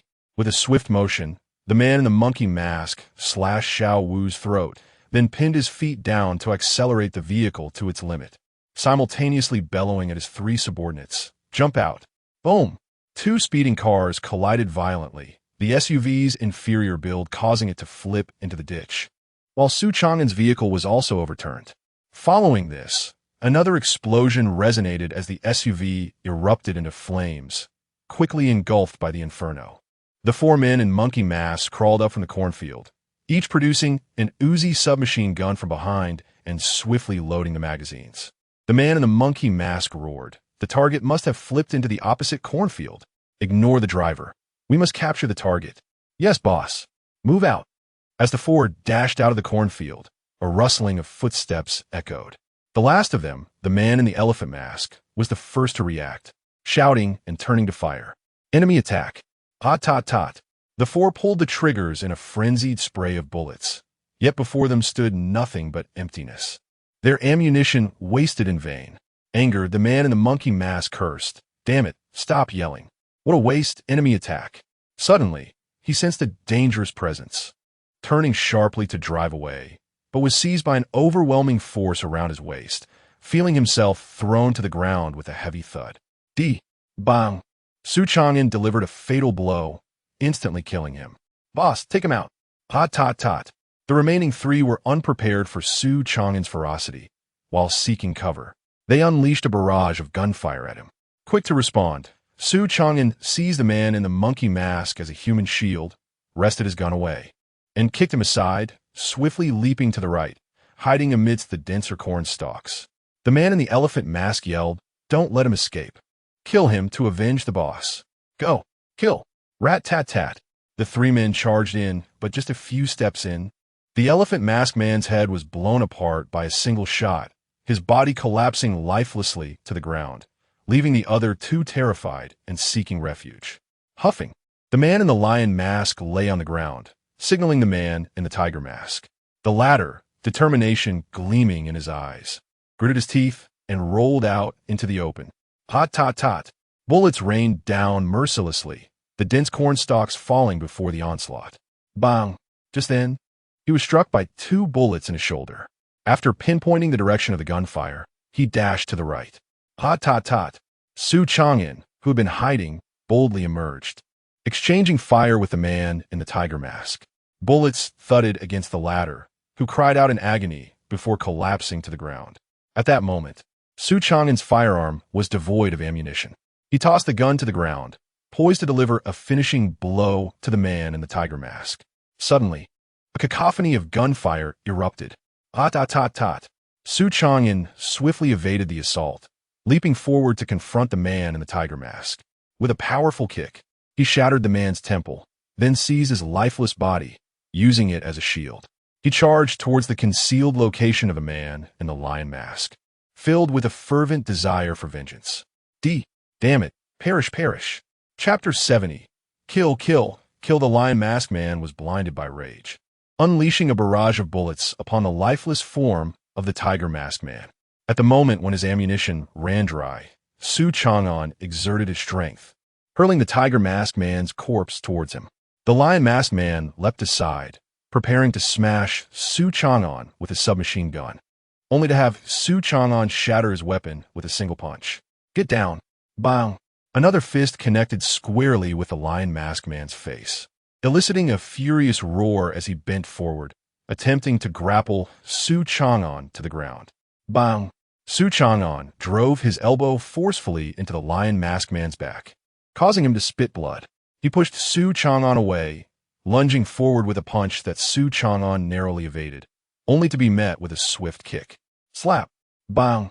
Su Changan seized his leg with one hand and landed a punch at the base of his thigh, yanking forcefully and dislocating his leg. Thud. Su Changan slammed him onto the ground, pressing his foot against the lion mask man's neck, demanding, "Who sent you? Why are you here to kill me?" Struggling to breathe underfoot, the lion mask man's gaze remained resolute as he slowly uttered, You shall not extract a single word from me." "I anticipated you would respond thus," Su Changan retorted with a cold chuckle. "So I have alternative methods to deal with you." What? Meanwhile, Zhang Ruolin emitted a muffled groan, gradually awakening to a body aching all over. She cautiously sat up to inspect her injuries, discovering her shins scraped and bleeding, with her elbows similarly marred. Gritting her teeth, she recalled the moment of jumping from the vehicle, muttering, "That bastard Su Changan, truly a madman among madmen. How could he treat me this way?" I must ensure Yin abandons him. Abandon whom? Su Changan's voice chimed as he approached, a medical kit in hand, a teasing smile gracing his face. Surely you don't mean to abandon me? After all, I saved your life, Miss Zhang. You should be grateful, not ungrateful. Feigning ignorance of his sarcasm, Zhang Ruolin retorted, Humph, I suppose I should thank you. If it weren't for you, I wouldn't have experienced such thrilling events. Akin to a Hollywood blockbuster, nearly meeting my demise. Su Changan chuckled, far from a Hollywood film, and please don't be angry with me. Had I not compelled you to jump from the vehicle, the situation would have escalated, and you would have become a liability. I speak only the truth. Well then, I am curious, she challenged. Without me as a burden, did you ultimately resolve this predicament? What those in the vehicle? They're all taken care of. A band of killers, murderers. One must eradicate such threats. Su Changan's words were delivered with a nonchalance, as if recounting a trivial matter. Zhang Ruolin's eyes widened in astonishment. Are you implying that you killed them? Does Yin know you were a killer? Su Changan rolled his eyes, remarking that what he did was self-defense. If he did not eliminate them, they would surely eliminate him. Furthermore, Yin had long been aware of his prowess. So it was only you who was making a fuss. Zhang Ruolin felt as though her worldview had shattered. Is this truly making a fuss? This is clearly a normal reaction, right? Am I expected to maintain a composed demeanor? However, Su Changan's words began to perplex Zhang Ruolin. If what he claimed was accurate, then Yin had already witnessed this side of him. Yet, it seemed illogical. Based on her understanding of Yin, she did not strike her as the rebellious type. How could she possibly choose Su Changan as her partner? While she was pondering this, Su Changan had already crouched down and gently touched Zhang Ruolin's knee. Slap! Zhang Ruolin instinctively slapped him, exclaiming in indignation, What are you doing? Are you being a rogue? Su Changan wore an expression of bemusement as he explained. Where did your thoughts wander? Can't you see the first aid kit in my hand? I merely wish to check your wound and bandage it. Otherwise, showing up to Yin in this state would surely frighten her.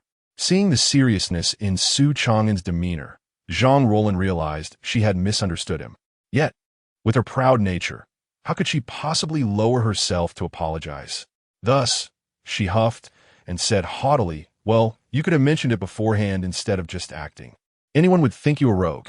Is this my fault? It's your mind that's impure. Besides, didn't you live abroad? Why are your thoughts so conservative? That's illogical.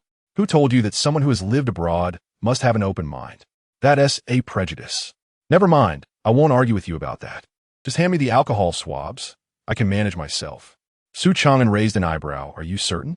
Zhang Ruolin retorted, Of course I'm certain. You are Yan's boyfriend, and I must maintain a distance.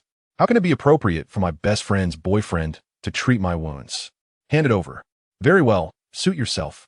Su Changan handed her the first aid kit, and indeed, Zhang Ruolin opened it herself and began to tend to her wound. Su Changan joked, Your movements seem quite practiced.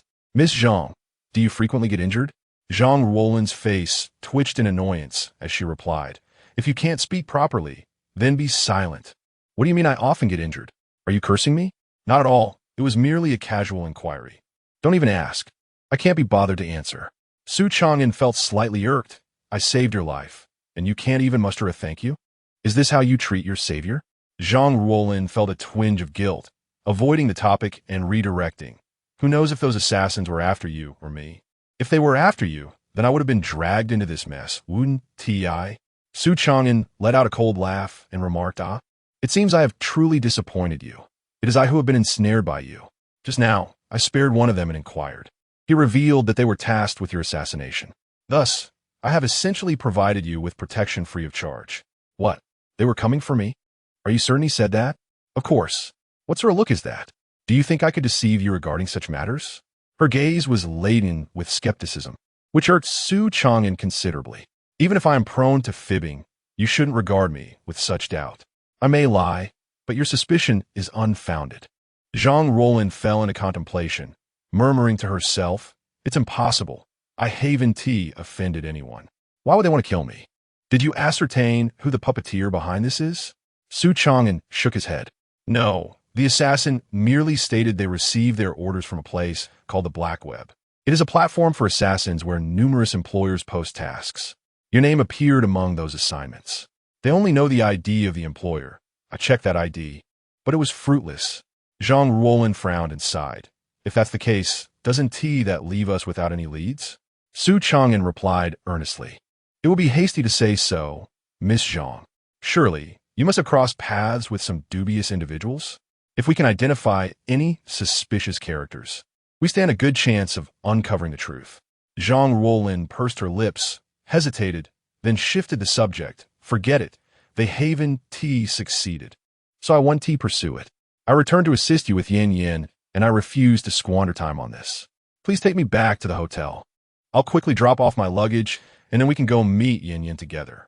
Su Changan was no fool. He could discern that she was concealing something. It was not his concern, and he felt no inclination to press her further. At that moment, Cheng Yin Yan's call came through. He answered the phone. Hello. Little Yin Yin, have you missed me? Cheng Yan Yan Bluffety Chastaist. No, narcissist. Have you picked up Ruolin? Why are you taking so long to return? Su Changan glanced at Zhang Ruolin, standing beside him, and chuckled. She's right here with me. Let her speak to you directly. All right. Chapter 71. The meeting. Su Changan handed the phone to Zhang Ruolin, who took it and immediately began chatting with Cheng Yin Yan. Once these two women started their conversation, it became an unstoppable flow of words. Ultimately, it was Zhang Ruolin who ended the call, concerned that if they continued, night would fall upon them. Here is your phone back, Su Changan said, taking it and smiling knowingly. I thought you might share our encounter with the assassin with Xiaoyan.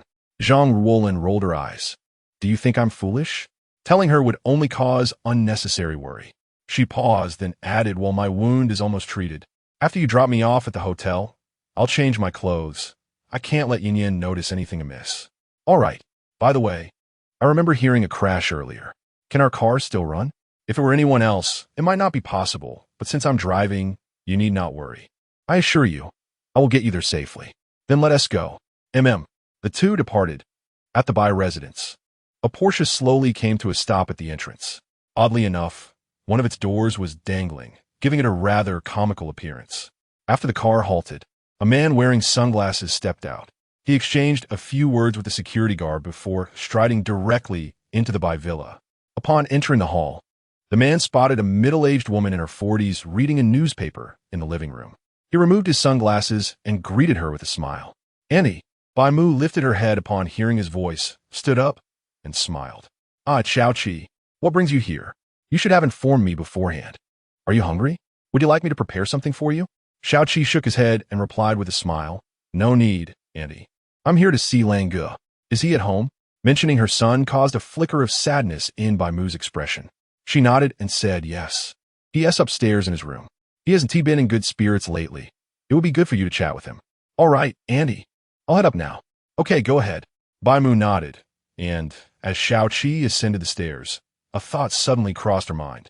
She frowned, wondering why Xiao Qi's face looked as though it had been struck. Had he gotten into trouble again? On the second floor? Xiao Qi approached a bedroom door and knocked. A voice from within called, "Come in." He pushed the door open and entered, finding Bai Lang lying on the bed, staring at his phone with a gloomy expression. Lang Ge, Xiao Qi greeted, closing the door behind him. Bai Lang glanced up and said coolly, Xiao Qi, you're here. Sorry, but I might not be able to hang out with you. You know I've had some trouble, and given my current condition, I can't join you. Xiao Qi sat casually on the edge of the bed, smiling. I understand, Lang Ge. I actually came to discuss that matter. I met Su Changan today. You went to see Su Changan? Bai Lang exclaimed in surprise. And then? Xiao Qi pointed to the bruise on his face, gritting his teeth as he spoke. This is a mark left by that fool. Brother Lang, let me be frank with you. After that brat hit me, I immediately gathered my men. They are now stationed at the entrance of Su Changan's company, ready to ambush him. The moment he steps out, he will find himself with broken limbs. Rest assured, as your younger brother, I shall avenge you. Bai Lang, deeply touched, replied, Xiao Qi, you need not go to such lengths for me. Look at what that imbecile Su Changan has done to your face. I despise my own immobility. Otherwise, I would personally deal with him. Xiao Qi shook his head and said, It's nothing, Brother Lang. You have always been the best to me since childhood. Now that you are in trouble, I will certainly stand by your side.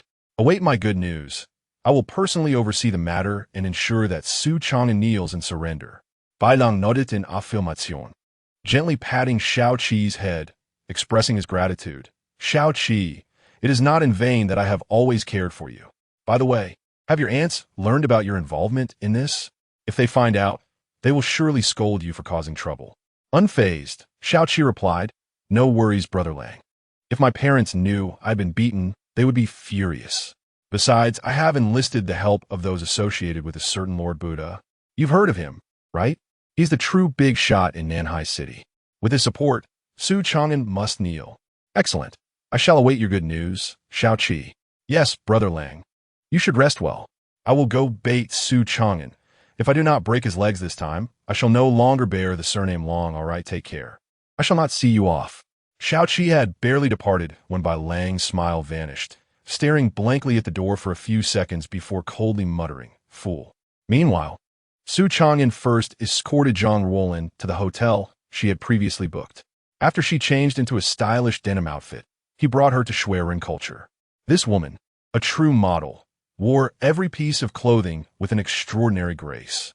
Soon, Zhang Ruolin met with Cheng Yinyan, and they embraced warmly. Cheng Yinyan, rarely showing such a radiant smile, exclaimed joyfully, Ruolin, I am so delighted to see you back. Now we can fight side by side. Zhang Ruolin playfully punched her lightly.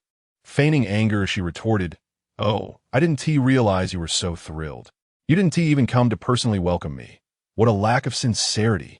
Chen Qianyan smiled apologetically. Ah, em sorry. Just as I was about to pick you up, a major client arrived, so I couldn't make it. But I did send Su Changan to fetch you. Su Changan was overwhelmed with gratitude. How delightful it is that you two have finally remembered my presence after embracing for such an eternity. Zhang Ruolin turned her gaze towards Su Changan, and with a disdainful glance, remarked him, Yin Yin, it seems your choice in men leaves much to be desired. Your taste has hardly improved. Su Changan, feeling discontented, retorted, Hey, Miss Zhang, how can you be so inconsiderate? I went through considerable effort to bring you back for your reunion with your sister, and yet you immediately speak ill of me upon seeing Xiaoyan. That is hardly kind of you. I am merely concerned for my sister's welfare. You understand nothing. Zhang Ruolin shot back, before taking Cheng Yinyan's hand and sitting down. She then got straight to the point, saying, Enough of the pleasantries, Yin Yin. Is everything you told me over the phone true? Your new company has not only secured the agency rights but has also partnered with DIO. Chapter 72. Who might you be? Cheng Yinyan spoke with a hint of pride, exclaiming, it's not just these two companies now. I recently finalized a deal with Manager Sun from CV. Their company is also eager to collaborate with us. Our company has now secured partnerships with 3 major brands. Even the typically composed Zhang Ruolin was taken aback, exclaiming, Wow, that is impressive. Yin Yin, you're truly remarkable. I underestimated you. Cheng Yinyan glanced at Su Changan and seriously remarked, Not all of this is my doing. Most of the credit goes to Su Changan. It's fair to say that without him, our company wouldn't be progressing so smoothly. Su Changan flashed a smug smile as if to say, Well, that is quite the compliment. I could use a few more. Zhang Ruolin didn't even spare Su Changan a glance, merely responding with a disinterested, Oh, yet still managing a hint of admiration, but I still think you're impressive. Could it be that Zhang Ruolin harbored feelings for Cheng Yinyan? Su Changan couldn't help but regard Zhang Ruolin with a jealous glare, sensing a potential rival. At that moment, Zhang Ruolin continued, To be honest, Yin Yin, I was somewhat worried before returning, but now I feel completely at ease. I'm ready to dive into work. I'm brimming with enthusiasm. Just tell me what you need me to do. I'm eager to get started. Cheng Yinyan chuckled.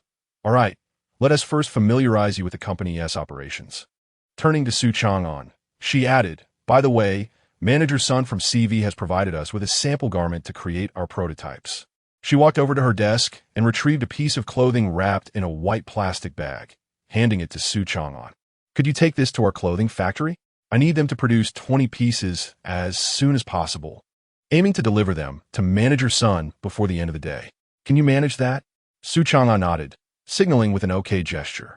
Leave it to me. I'll keep you updated. Be careful on the way, she cautioned. Understood. As soon as Su Changan departed, Zhang Ruolin boldly embraced Cheng Yin and teasingly inquired, "Sister, are you serious about this?" Cheng Yin raised an eyebrow, responding, "What do you mean? About Su Changan? Do you really like him? Why do you ask that?" Cheng Yin countered, "Don't forget, I'm a romance expert. I noticed the lack of chemistry between you and Su Changan during your exchange. Honestly, are you together out of obligation? You don't truly have feelings for him, do you?" Zhang Ruolin wore a knowing expression. Cheng Yin smiled enigmatically and posed a question of her own. "Ruolin, what do you think of Su Changan? Why do you ask?" Zhang Ruolin replied, intrigued. "If you were to inquire, I must confess that this individual does not strike me as virtuous. His smile carries an air of mischief, and he exudes an aura of mystery.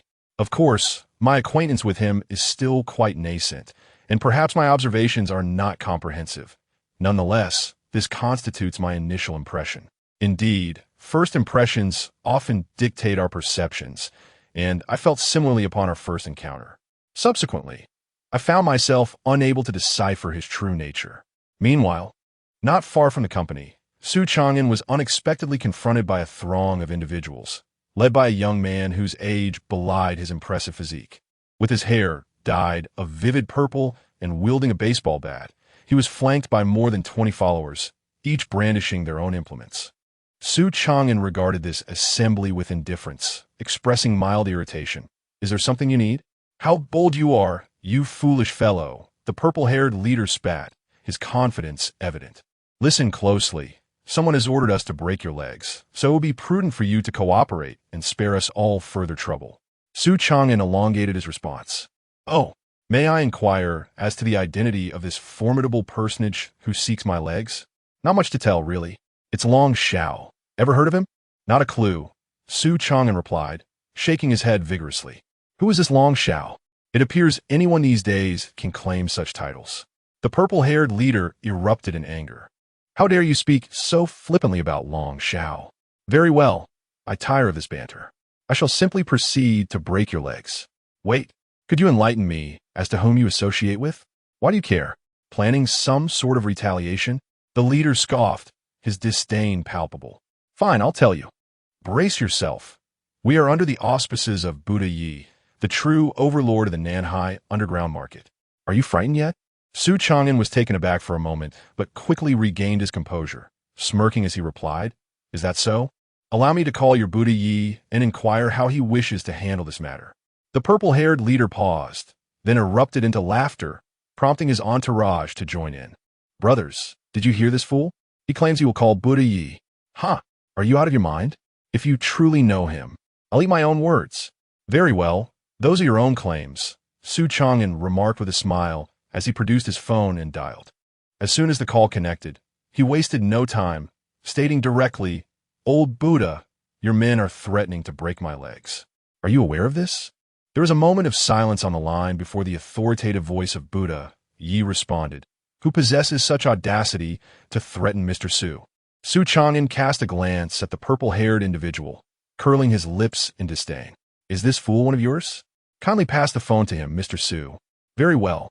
Su Changan waved at the purple-haired man. "Come, the Buddha wishes to speak with you." The purple-haired man scoffed, feigning indifference. "Go ahead and pretend." "Fine. I shall take this call. I am most curious to see how long you can maintain this charade." "Hello, is this the Buddha? I am your father. Do you recognize me?" "Ha ha, I am the smiling Buddha. And who might you be?" Thud. The purple-haired man fell to his knees in astonishment. He felt as though the heavens were playing a colossal prank on him. Initially, he had believed Su Changan was merely putting on an act, yet it was indeed true. Who was this individual, and how could he possibly be acquainted with someone as formidable as the Buddha? Thus, while Su Changan claimed to be calling the Buddha, the purple-haired man had been waiting, eager to witness the spectacle. Little did he expect that upon answering the phone, the authentic voice of the Buddha would resonate from the other end. Chapter 73. Dragon Chi in Truth, given his status. It was improbable that he would have the opportunity to meet the Buddha in person. He had, however, once had the fortune to attend a banquet hosted by the Buddha alongside his superior, where he caught a distant glimpse of the revered figure and heard his voice. Since then, he had etched the sound of the Buddha's voice in his memory. Thus, He was unequivocally certain that the individual on the other end of the line was indeed the Buddha himself. This was quite a predicament. He had unwittingly offended someone of immense stature. Zimao swallowed hard, trembling as he uttered, "Buddha, Buddha, greetings. I am affiliated with Brother Go. I once attended your banquet with him. Do you remember?" The Buddha paused momentarily before responding coldly. "Ah, so you are associated with the mad dog. I hear from Mr. Su that you are attempting to break his legs under my banner. Do you wish to break mine as well?" Zimao was on the verge of tears, fear gripping him. "Oh, Buddha, I would never dare. This is a misunderstanding. I was misled by others. I had no idea he was your friend. Had I known, even 1,000 lifetimes of courage would not have compelled me to provoke him." His words rang true. Had he known that Su Changan was a friend of the Buddha, why would he have ventured into such treacherous waters? Was he not merely inviting calamity upon himself? The Buddha's voice turned icy. "Now that you are aware he is my friend, I trust you know how to proceed without my guidance? Shall I call your superior, the mad dog?" No, please. Buddha, I was wrong. I truly recognize my mistake. Rest assured, I will apologize to Mr. Su forthwith. I will kneel and beg for forgiveness." You need not make promises to me. Just know that if I receive another call from Mr. Su, you and your family might as well prepare for a reunion in the underworld. With a final, menacing click, the call ended abruptly.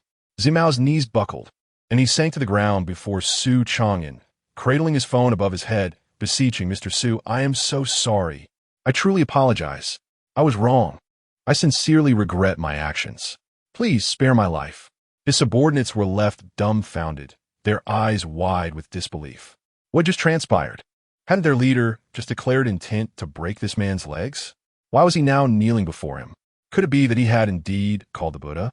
Seeing his subordinates' ignorance, Zimao nearly exploded with rage, shouting, "You fools! Hurry and kneel before Mr. Su. Are you waiting for me to break your legs, as well to make you kneel?" "Why, yes," they stammered, hastily dropping to their knees.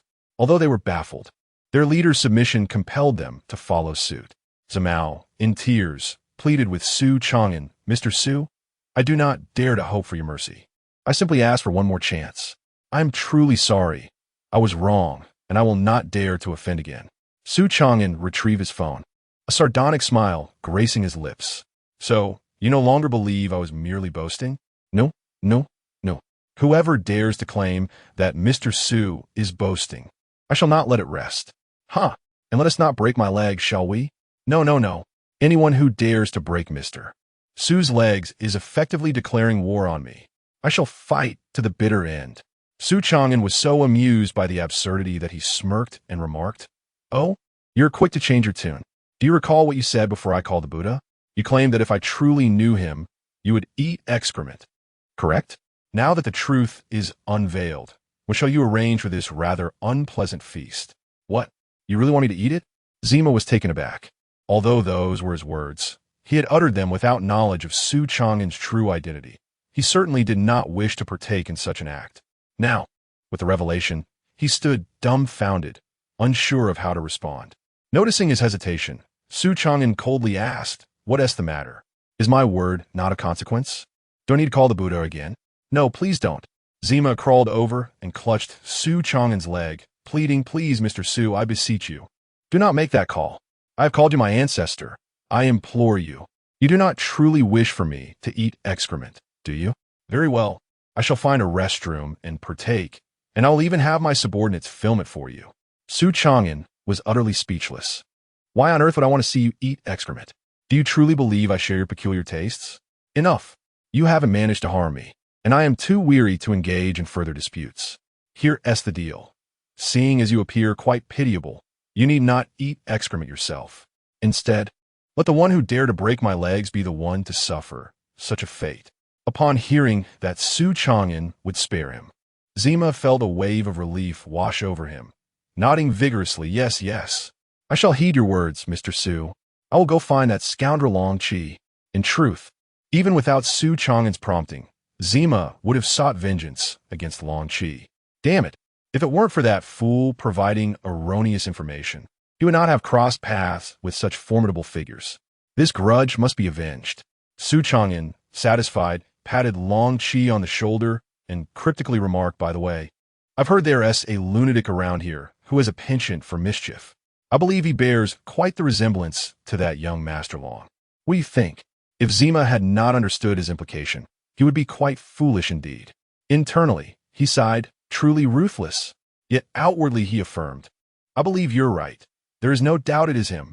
Well then, off you go. Yes, yes. What are you still doing standing there? Hurry and come with me. Yes, boss. Zima departed with his subordinates, while Su Changan made his way to the clothing factory. At that very moment within an Audi, Long Chi was engrossed in a video on his phone when suddenly the car door was wrenched open violently, startling him so much that his phone slipped from his grasp. What the hell? Who is it? Ah, Zima.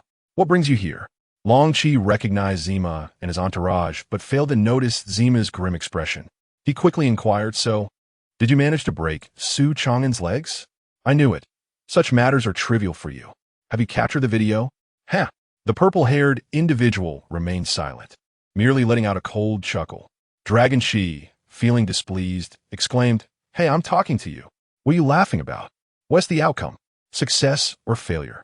The expression of the purple-haired individual suddenly turned furious as he swung his fist, striking Dragon Shi in the face, cursing vehemently. How dare you ask me? If it weren't for your foolishness, I wouldn't have nearly lost my life today.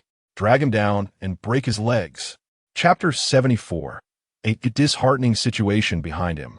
A subordinate approached, effortlessly dragging the defenseless figure of the purple-haired man from the vehicle and unceremoniously tossing him onto the ground. A group of individuals then surged forward, mercilessly assaulting him with wooden clubs. Long Chi, battered and bloody, continued to scream, Ah, purple hair, have you lost your mind? How dare you strike me? I'm a member of the Long family. You wait. I shall report you to Buddha. With a swift kick to his face, Purple Hair disdainfully retorted, Report to Buddha? You would only meet a more dreadful fate.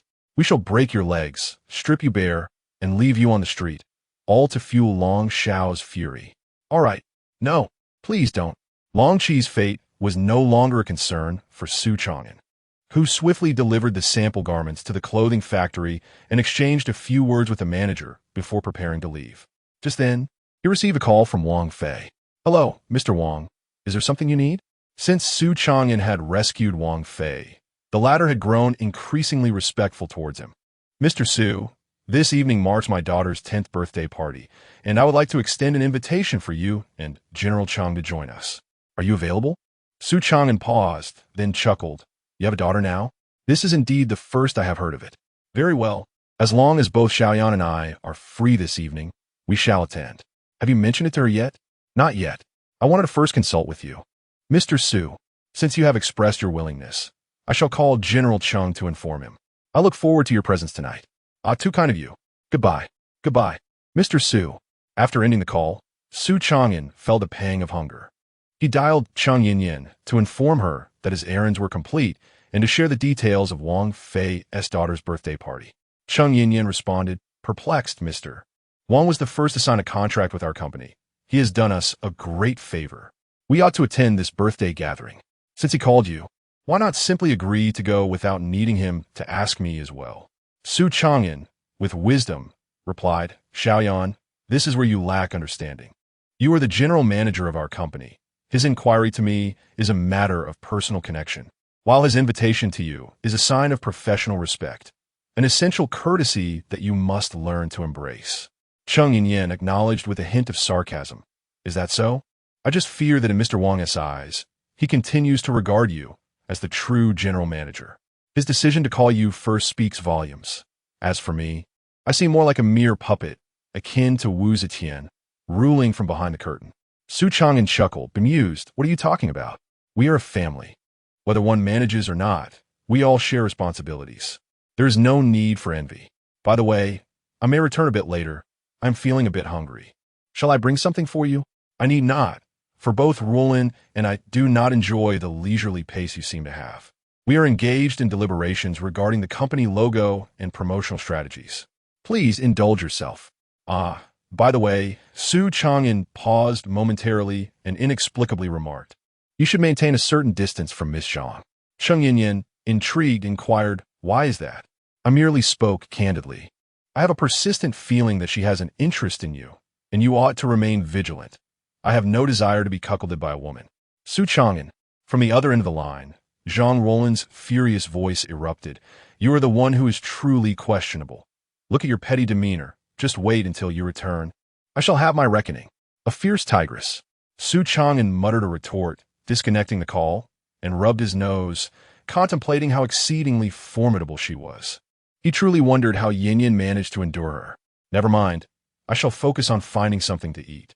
Thus, he made his way to a small eatery and casually ordered a few items. However, not long after he settled down to eat, his phone rang once more. Irritated, he took it out to discover it was Officer Shun Chi calling. Hello, Officer Shun. What is the matter? I am in the midst of a meal. Shun Chi succinctly replied, Where are you dining? I need to speak with you. What is it that you need? Speak. Su Changan's lips twitched as he relayed his location, and Shun Chi hung up without another word. He pouted, feeling perplexed. Creak. Shortly after his utterance, a black sedan pulled up in front of the eatery, and a casually dressed Shun Chi exited the vehicle and approached him. Su Changan, astounded, exclaimed, Officer Shun, you arrived remarkably swiftly. Did you come by rocket? Shun Chi rolled her eyes, unbothered, and sat down, getting straight to the point. I am nearby, Su Changan. I have matters to discuss with you. The butterfly has resurfaced, and we have managed to track her down. Su Changan gasped and replied with a smile. That is excellent news. You should apprehend her promptly. Why are you telling me this? Shun Chi's lips curled in a slight smile as she patiently elaborated. It is not as simple as you might think. Allow me to explain from the beginning. Remember how we obtained the photographs of the butterfly from Old Man Xian? Upon returning to the precinct, I had my team issue a wanted notice and offered a reward for any information regarding her whereabouts. The latest intel we received was anonymously provided. Su Changan nodded attentively, prompting her to continue. Shun Chi elaborated. According to eyewitness accounts, a man resembling the butterfly was spotted last night at the back door of a bar in the Financial Street area, accompanied by 2 women. I have instructed my team to keep watch around that bar, but I devised a plan B to draw her out. Su Changan glanced at her and astutely inquired, You cannot be suggesting that you intend to personally serve as the bait to lure out the butterfly, can you? If he dares to make a move against you, you would be able to capture him in the act, correct? Shun Chi nodded seriously and replied, Yes, that is precisely my intention. Given the inherent dangers of this task, I cannot allow my female colleagues at the precinct to put themselves at risk. Moreover, since this plan originated from me, it is only fitting that I take the lead. Su Changan gently tapped his fingers on the table, a cold smile playing on his lips as he said, Officer Shun, while your aspirations are lofty, reality often presents a stark contrast. Have you considered the safety concerns when proposing this plan? Firstly, you must recognize that the butterfly is a skilled assassin, notorious for his ruthlessness in carrying out his deeds. If the butterfly falls for your ruse, are you confident in your ability to handle him on your own? Do not speak of your colleagues being there for backup. Consider this. Despite the prolonged efforts of the police to apprehend the butterfly, he remains at large. What does this indicate? It suggests that his counter-surveillance skills are exceptionally advanced. If your colleagues are too close, they risk alerting him. If they are too distant, the situation becomes inherently unstable. Should you find yourself in peril, can you truly rely on your colleagues to provide timely assistance? Chapter 75. Stirring trouble at this moment, Shun Chi chuckled, her words laced with an enigmatic undertone. Indeed, you're not mistaken. The inherent instabilities were already within my considerations, which is why I devised an alternative approach that could be mutually beneficial. Su Changan responded with an intrigued "Oh," and inquired what approach. The approach is this. You shall accompany me in my endeavors. What? Sheni odesati rendered Su Changan momentarily speechless. What on earth is happening? How did this become my responsibility? With utmost seriousness, Shun Chi continued, Precisely, you will join me in this pursuit. First and foremost, you were initially a suspect in this case, and one of the deceased was associated with your company. Thus, you bear a responsibility. Secondly, your martial prowess is formidable, and if we combine our strengths, I am confident we can contend with the butterfly. Lastly, and most crucially, you lack the moral compass of a police officer. You appear far more villainous. Your presence alongside me will provide the perfect cover and will not raise the butterfly suspicions. Su Changan felt as if he had been ensnared in an unexpected predicament. He retorted, "While your reasoning holds merit, what does it have to do with me? You previously stated that once the butterfly is apprehended, I will no longer be a suspect. If I choose not to cooperate, you cannot compel me, can you?" "I cannot compel you," she replied, "but your conscience will haunt you, Su Changan. You have a girlfriend. Consider this. If the victim were your beloved, would you still feel so at ease? Of course, I do not wish misfortune upon your girlfriend. It is merely an unfortunate analogy. If it displeases you, I apologize. Yet I sincerely hope you will assist me." Su Changan grimaced slightly.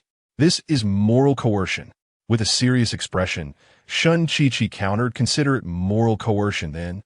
I, Shun Chi-Chi, seldom seek assistance from others. This time, I earnestly wish for your help, and in return, I shall owe you a favor. Perhaps I could treat you to a meal?" Su Changan scoffed. "A meal is unnecessary. I am not lacking in sustenance. However, if you insist on owing me a favor, may I propose an alternative request?" Shun Chi-Chi casually adjusted her coat, allowing Su Changan a glimpse of the firearm holstered at her waist. "That is acceptable, provided you are unafraid of the consequences." Su Changan's expression darkened, his demeanor reflecting disbelief. "I must ask, is this how you plead for assistance? To threaten me at the slightest disagreement? Do not expect my cooperation under such circumstances." Shun Chi-Chi smiled. "I merely speak candidly to set expectations and to caution you against making any unreasonable demands. Am I that kind of person?" Su Changan rolled his eyes, adopting a mock-serious expression. "You underestimate me.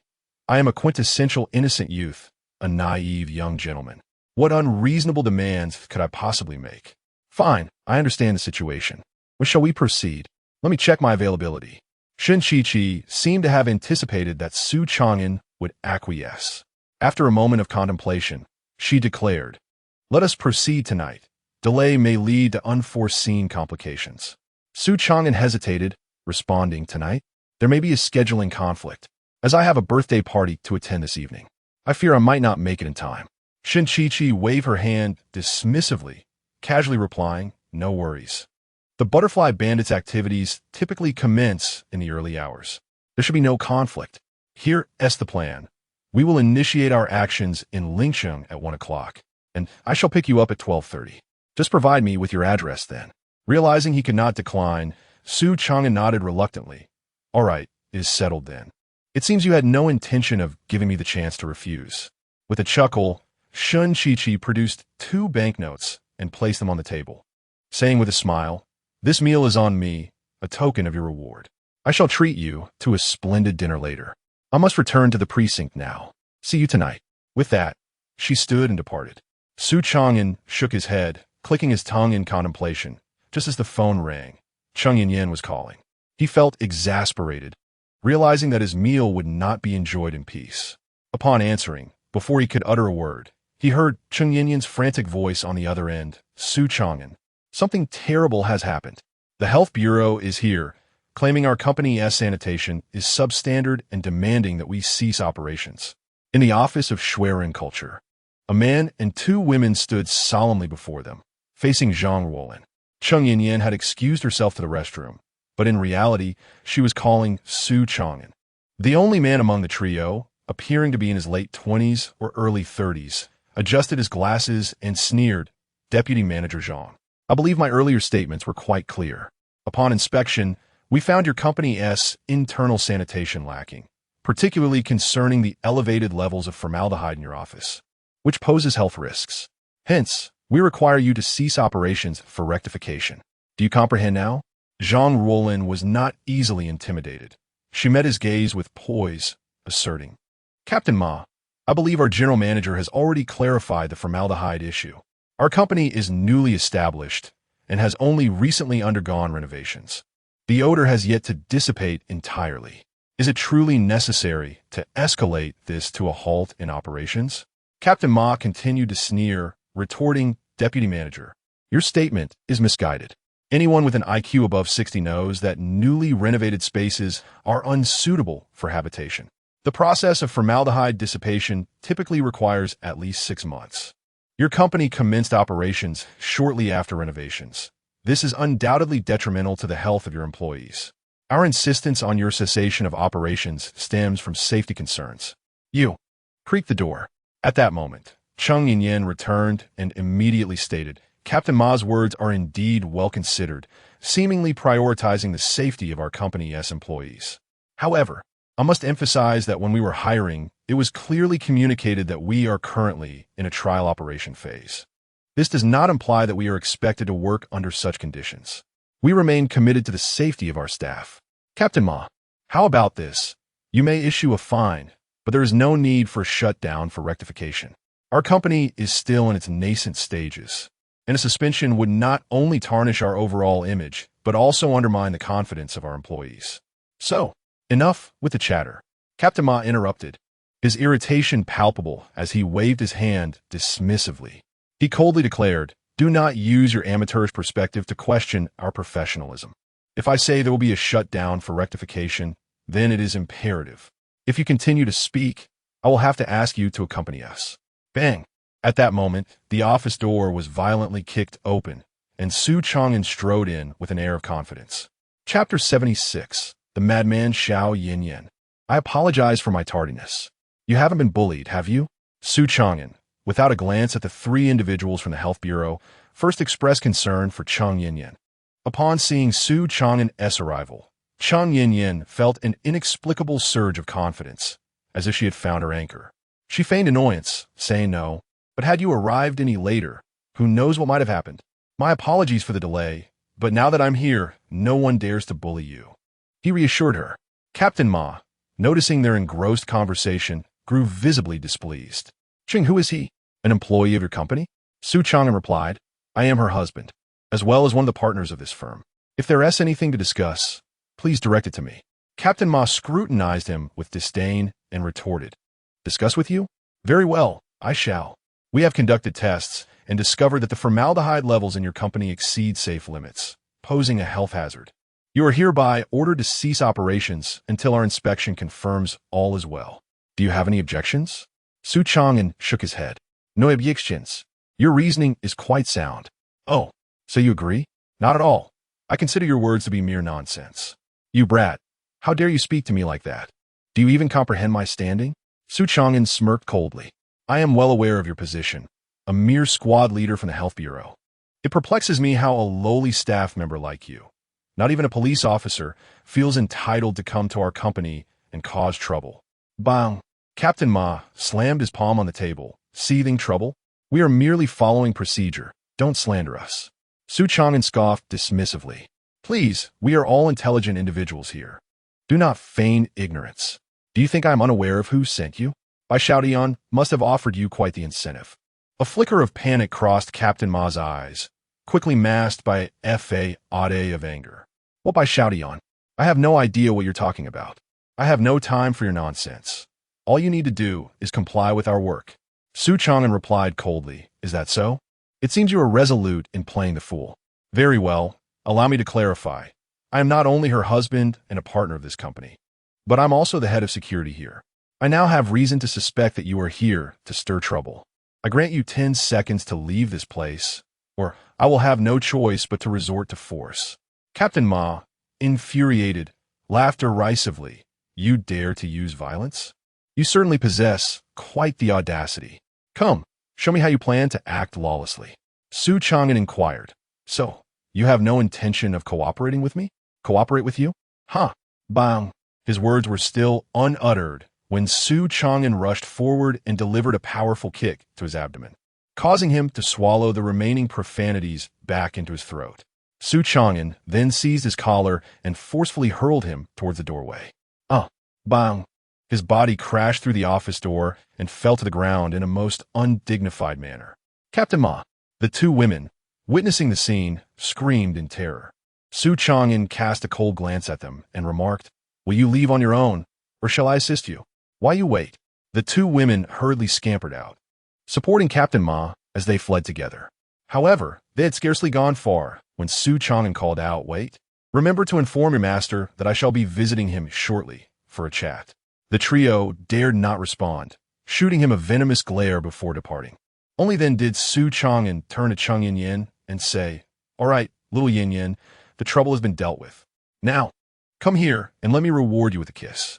Chung Yin refrained, her lips twitching in dismay. Zhang Ruolin, unable to tolerate the scene any longer, snapped, "Hey, Su Changan, is this truly your solution? Do you even comprehend what you're doing? Please think twice before resorting to violence. Your actions will only lead to greater trouble for Yin." Su Changan rolled his eyes and retorted, "They say large breasts indicate a lack of brains. Yours aren't even that large, yet your words are equally foolish. You bastard, I'm going to fight you." "All right, Ruolin, let him speak," Chung Yin interjected, casting a reproachful glance at Su Changan before holding Zhang Ruolin back. "I'm quite curious to hear Su Changan's plan." Zhang Ruolin bit her crimson lip, seething. "Fine. Let him talk. Once he's done, I'll make him pay." Chung Yin felt an overwhelming urge to turn and leave. It was one thing for Su Changan to be unreliable, but now even Zhang Ruolin seemed to have caught the same affliction. Su Changan got straight to the point. "All right, let me explain. Little Yin, you must have heard what I discussed with that captain earlier, right? To put it plainly, I have received credible information that the recent trouble from the Health Bureau are instigated by Xiao Tian from the Bai family. That SY had the confidence to throw them out. Their position was inherently untenable. Even if I did expel them, they wouldn't dare to confront us openly, resorting instead to petty tactics." Chung Yin gasped, a hint of a headache forming. So was Bai Lang's father behind this. I never would have guessed he would resort to such methods for revenge against us. Zhang Ruolin, somewhat bewildered, interjected, "What are you two talking about?"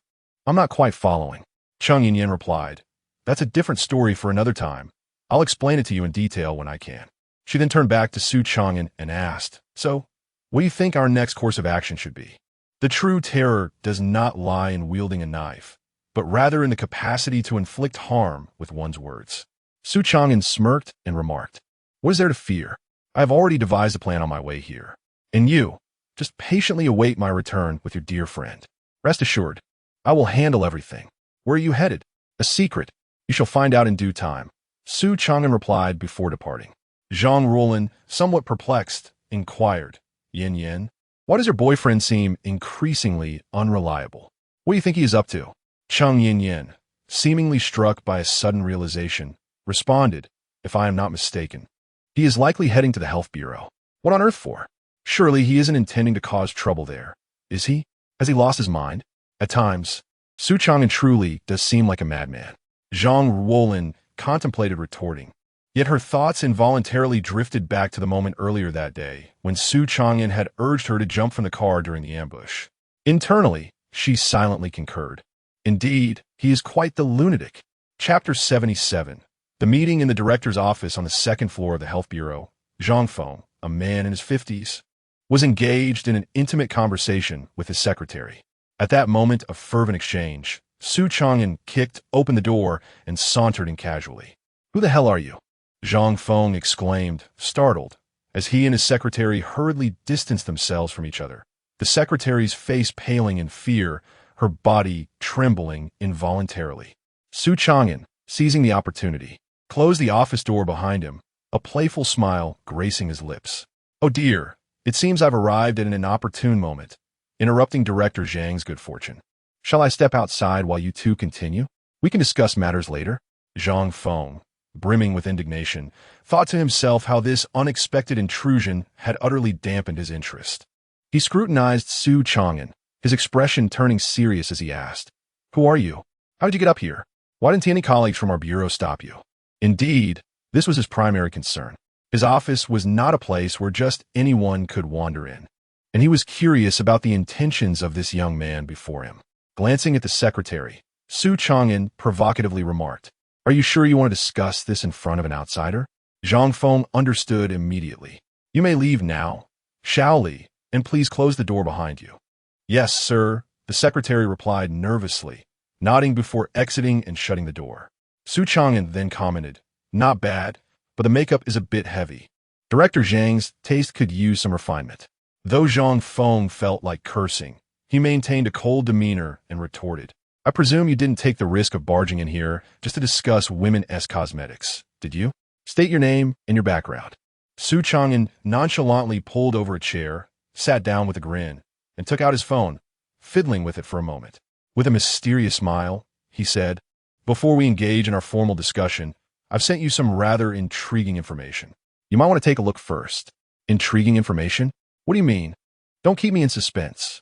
Zhang Feng replied, slightly irritated. Yet, he retrieved his phone and opened the message. As he read, a cold sweat broke out on his back, his body trembling uncontrollably. After several shaky attempts to steady himself, he cautiously inquired, "What do you mean by this? Are you threatening me?" Su Changan chuckled casually. "I wouldn't phrase it that way. It's more of a bargaining chip for our conversation. Let me not keep you in suspense any longer. My name is Su Changan. I believe you've heard of me." "You are Su Changan?" Zhang Feng instinctively exclaimed, only to realize his outburst and quickly covered his mouth. Su Changan smiled broadly. "Indeed, I am Su Changan, the husband of Cheng Yinyan, one of the owners of Schwerin Culture, and more importantly, the target of the troublemakers you dispatched today. In truth, there is no conflict between us. I understand that your actions are solely motivated by your desire to assist Bai Xiaotian, which is why you have targeted me. Given that your intentions are not to oppose me, I do not intend to hold this against you. However, I do require your assistance." Zhang Feng swallowed hard, gritting his teeth as he spoke. "Su Changan, do you realize what your behavior is called? If I were to report this." "Then report it," he scoffed. "In fact, I was just contemplating handing over this incriminating evidence to the authorities myself. Moreover, I intend to share this with your colleagues and your wife and children as well. However, that seems rather slow. Perhaps I should post it on Weibo instead. With the current speed of information dissemination on the internet, I believe the entire city of Nanhai will soon be aware of our situation." Bang! Zhang Feng slammed his fist onto the desk, his eyes nearly bulging as he lowered his voice and shouted, "What exactly do you want?" Su Changan suppressed a smile and replied deliberately, "That will depend on whether you are willing to cooperate with me." Thud! Zhang Feng slumped helplessly into his chair, realizing that he was utterly defeated this time. At the Bai group, Bai Xiaotian was, as usual, busy in his office dealing with various documents. He even took a moment to call his son to inquire about the situation at home. Knock, knock. At that moment, someone knocked on the door. He said, "Come in." With a creak, the secretary pushed the door open and entered, reporting, "Chairman, the front desk just called to inform me that a person named Su Changan has arrived and wishes to see you." The front desk staff initially intended to disregard him, but he insisted that once you were informed of his name, you would certainly agree to meet him. "Su Changan? What brings him here?" Bai Xiaotian expressed astonishment at this news. Logically, Su Changan should currently be entangled with Cheng Yinyan, so what could possibly compel him to seek out Bai Xiaotian? Could it be that he was frightened by my actions and now seeks to plead for mercy? Bai Xiaotian coldly commanded, "Let him in, regardless of the circumstances. I will see him first." The secretary hesitated, saying, "Chairman, the front desk informed me that Su Changan insists you go down to see him." "What? That insolent brat truly does not know his limits." "Chairman, please do not be angry. Should I call security?" "There's no need. If he wishes for me to meet him personally, then I shall. I am curious to see what kind of trouble he intends to stir up." After a moment of contemplation, Bai Xiaotian devised a plan and stood up, walking out with the secretary. Meanwhile, in the lobby on the first floor, Su Changan was engaging in light conversation with the receptionist. His smooth tongue and rather pleasant appearance had entertained the young woman, leaving her giggling uncontrollably. The receptionist laughed. "Hee hee. Handsome, were you serious just now? Are you certain our chairman will really come down to see you?" Su Changan confidently patted his chest and proclaimed, "Of course. How about this, dear lady? Let us make a wager. If your chairman does not come down, you shall grant me a kiss.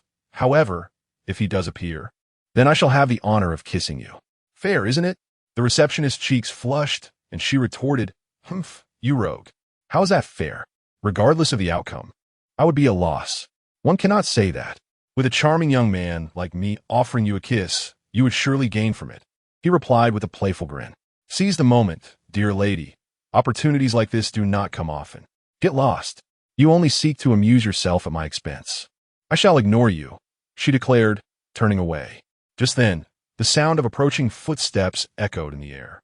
The receptionist's eyes widened in surprise as she beheld her chairman, Bai Xiaotian, striding towards them alongside his secretary. Su Changan noticing the arrival as well, smugly remarked to the receptionist, "See? I told you he would come down to meet me. You owe me a kiss now." Chairman, the receptionist stammered as Bai Xiaotian approached, quickly greeting him. Bai Xiaotian nodded, his gaze appraising Su Changan, who was equally scrutinizing him in return. Chapter 78. Confrontation after a lengthy pause. Bai Xiaotian spoke with a calm demeanor. "This must be our first meeting, Su Changan. However, I have heard much about your reputation. You appear significantly younger than I had anticipated." The man before him was none other than his adversary, the one who had broken his son's leg and seized one of his clothing factories. Though Bai Xiaotian harbored a deep desire to flay him alive, he understood the necessity of maintaining his composure in a public setting. Conversely, Su Changan had no intention of tempering his words. He unleashed his barbs with unrestrained sarcasm. "Indeed, but you are quite different from what I envisioned. To be frank, please don't take offense, but you bear no resemblance to your son, Bai Lang. Have you undergone a paternity test? It would be rather unfortunate if you were unknowingly raising another's child." Bai Xiaotian felt the veins on his forehead throb violently as his fists clenched. His breathing growing increasingly labored. He realized he had gravely misjudged the situation.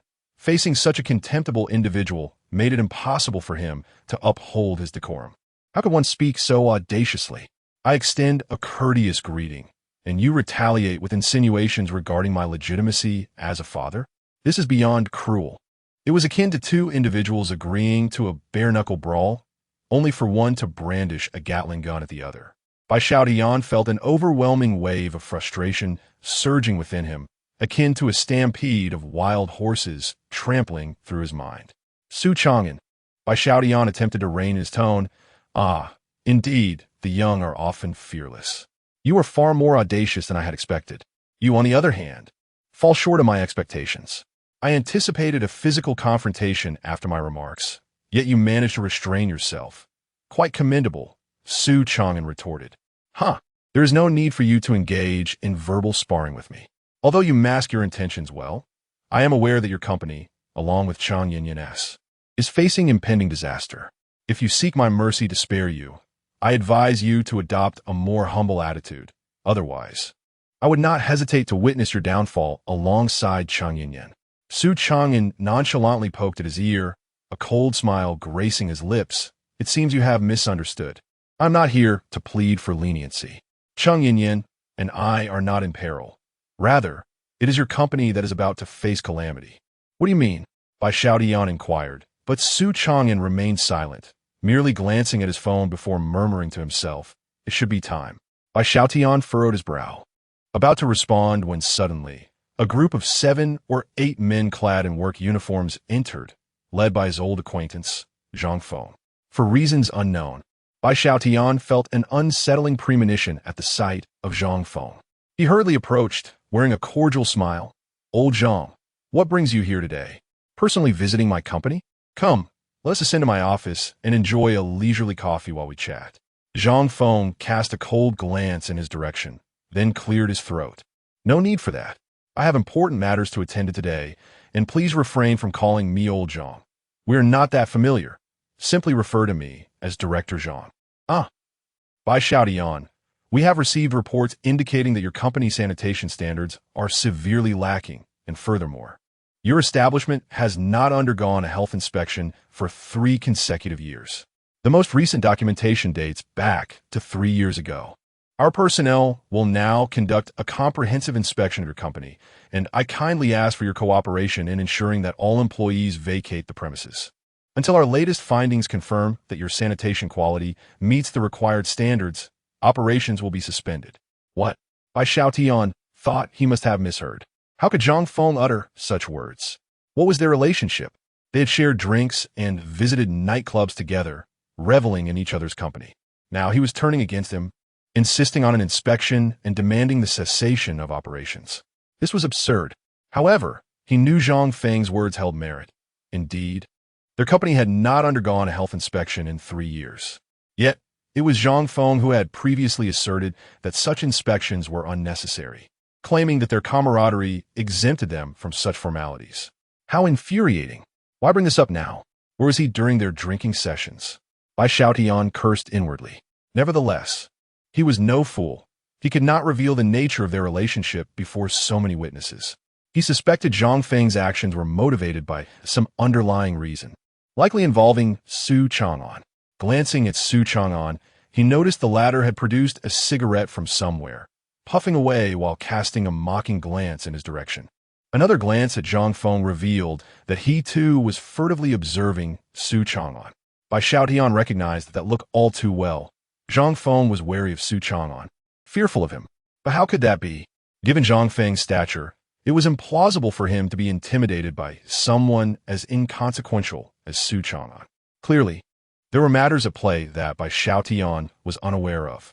With an awkward smile, he extended his hand and gently patted Zhang Feng on the shoulder, attempting to diffuse the tension. "Director Zhang, must we be so severe? Let us. Please do not touch me." Zhang Feng recoiled from his hand as if it were a plague. He then coldly stated, "We are currently enforcing the law. Do not obstruct our actions. Moreover, as the chairman of the Bai Group, this matter directly pertains to you, and you must accompany us for questioning. Rest assured, if the investigation reveals no wrongdoing, you will be released." "Understood." Two men stepped forward, one on either side, seizing Bai Xiaotian by the arms. Zhang Feng turned to the remaining individuals and instructed, "Prepare for the inspection and begin dispersing the staff." "Yes." Bai Xiaotian glanced back at Su Changan, only to find the latter recording a video on his phone. Upon noticing Bai Xiaotian's gaze, Su Changan switched off his phone and approached with a cheerful demeanor. With a hint of irony, he remarked, "The cycle of fate is indeed profound. Who can escape the clutches of heaven? It seems that the formidable President Bai has finally encountered such a day. How fortuitous that I am here to witness this grand spectacle. Fear not, President Bai. I shall undoubtedly disseminate your exploits online, allowing even more people to revere you. With your stature, this incident is bound to garner significant attention." Bai Xiaotian was on the verge of grinding his teeth into powder, and through clenched jaws, he spat out a fierce retort. "Su Changan, remember this. The tides of fortune turn." Su Changan scoffed, disdainfully spat on the ground, and hummed a tune as he sauntered away. Zhang Feng cast a sympathetic glance at Bai Xiaotian, sighed deeply, and gestured for the departure. Once Bai Xiaotian was escorted into the vehicle, Zhang Feng transformed his demeanor, exhaling a heavy sigh as if releasing a great burden. Chapter 79. Bai Xiaotian glared fiercely at him, articulating each word with intensity. "Zhang Feng, you had better provide me with an explanation." Zhang Feng, equally incensed, shot back, "Why are you shouting? Can you blame me for this? You've offended someone you shouldn't have, and now I'm caught up in your mess. I'm seething with anger, and you dare to direct it at me?" His outburst surprisingly calmed Bai Xiaotian, who gritted his teeth and replied, "Are you implying that Su Changan is that person you cannot offend? Huh. I'm genuinely curious about what leverage he holds over you to render you so submissive." Zhang Feng retorted dismissively, "That's none of your concern. Just come back with me to follow the protocol. Stay for half a day, and I'll release you. However, your company must also adhere to procedures. At least a 1 or 2 day suspension is necessary. We are all in the same boat, after all. I'm doing you a favor, so you must assist me in return." Bai Xiaotian, now considerably calmer, nodded, albeit with a hint of irritation. "I understand, but I cannot swallow this indignity. That's Su Changan. I vow to see him torn to shreds." Indeed, he deserved to be torn apart. That young man was ruthless. He knew that while he could not truly harm Zhang Feng, he could at least ensnare him in a momentary scandal, which seemed to be his true intention, to sully Zhang Feng's reputation without destroying him. Damn him. I shall see who ultimately meets their demise or disgrace. Su Changan did not disappoint himself. He promptly uploaded the video he had recorded, accompanied by a provocative title. Chairman Bai Xiaotian of the Bai Group is mired in crisis, with the company facing imminent closure. Is this not a case of self-inflicted retribution? Furthermore, he included several photographs of Health Bureau officials dispersing Bai Group employees, enhancing the credibility of the situation. In an instant, a tremendous uproar erupted on Weibo, with comments flooding in, some condemning, others defending. Regardless, Bai Xiaotian and his company had become the center of controversy. As a devoted Weibo user, Zhang Rolin was among the first to see this news. She immediately showed her phone to Cheng Yanyan, and both women were engulfed in shock. After several minutes, Zhang Ruolin weakly remarked, "Yin Yin, what on earth is Su Changan? How'd he manage this?" Chang Yin Yin, her lips twitching, propped her chin on her hand and countered Ruolin. "How can you be so certain that Su Changan is behind this?" Zhang Ruolin rolled her eyes and quipped, "Come on, stop pretending. You know it was Su Changan. Just the fact that you deduced his visit to the Health Bureau speaks volumes. Moreover, Bai Xiaotian bears a grudge against you. Even if I'm not intimately acquainted with Su Changan, I am aware of his vengeful nature. Thus, I am utterly convinced that he is 100% responsible for this." Chang Yin shook her head with a wry smile. "In truth, I actually hope he isn't the culprit. Why? Our company is currently inundated with tasks, and confronting Bai Xiaotian at this juncture is not in our favor. While one can easily evade direct threats, subtle ones are far more insidious. Who can assure us that Bai Xiaotian won't engage in further reckless actions? You need not worry about that. I believe that since Su Changan dares to act, he must have devised subsequent strategies."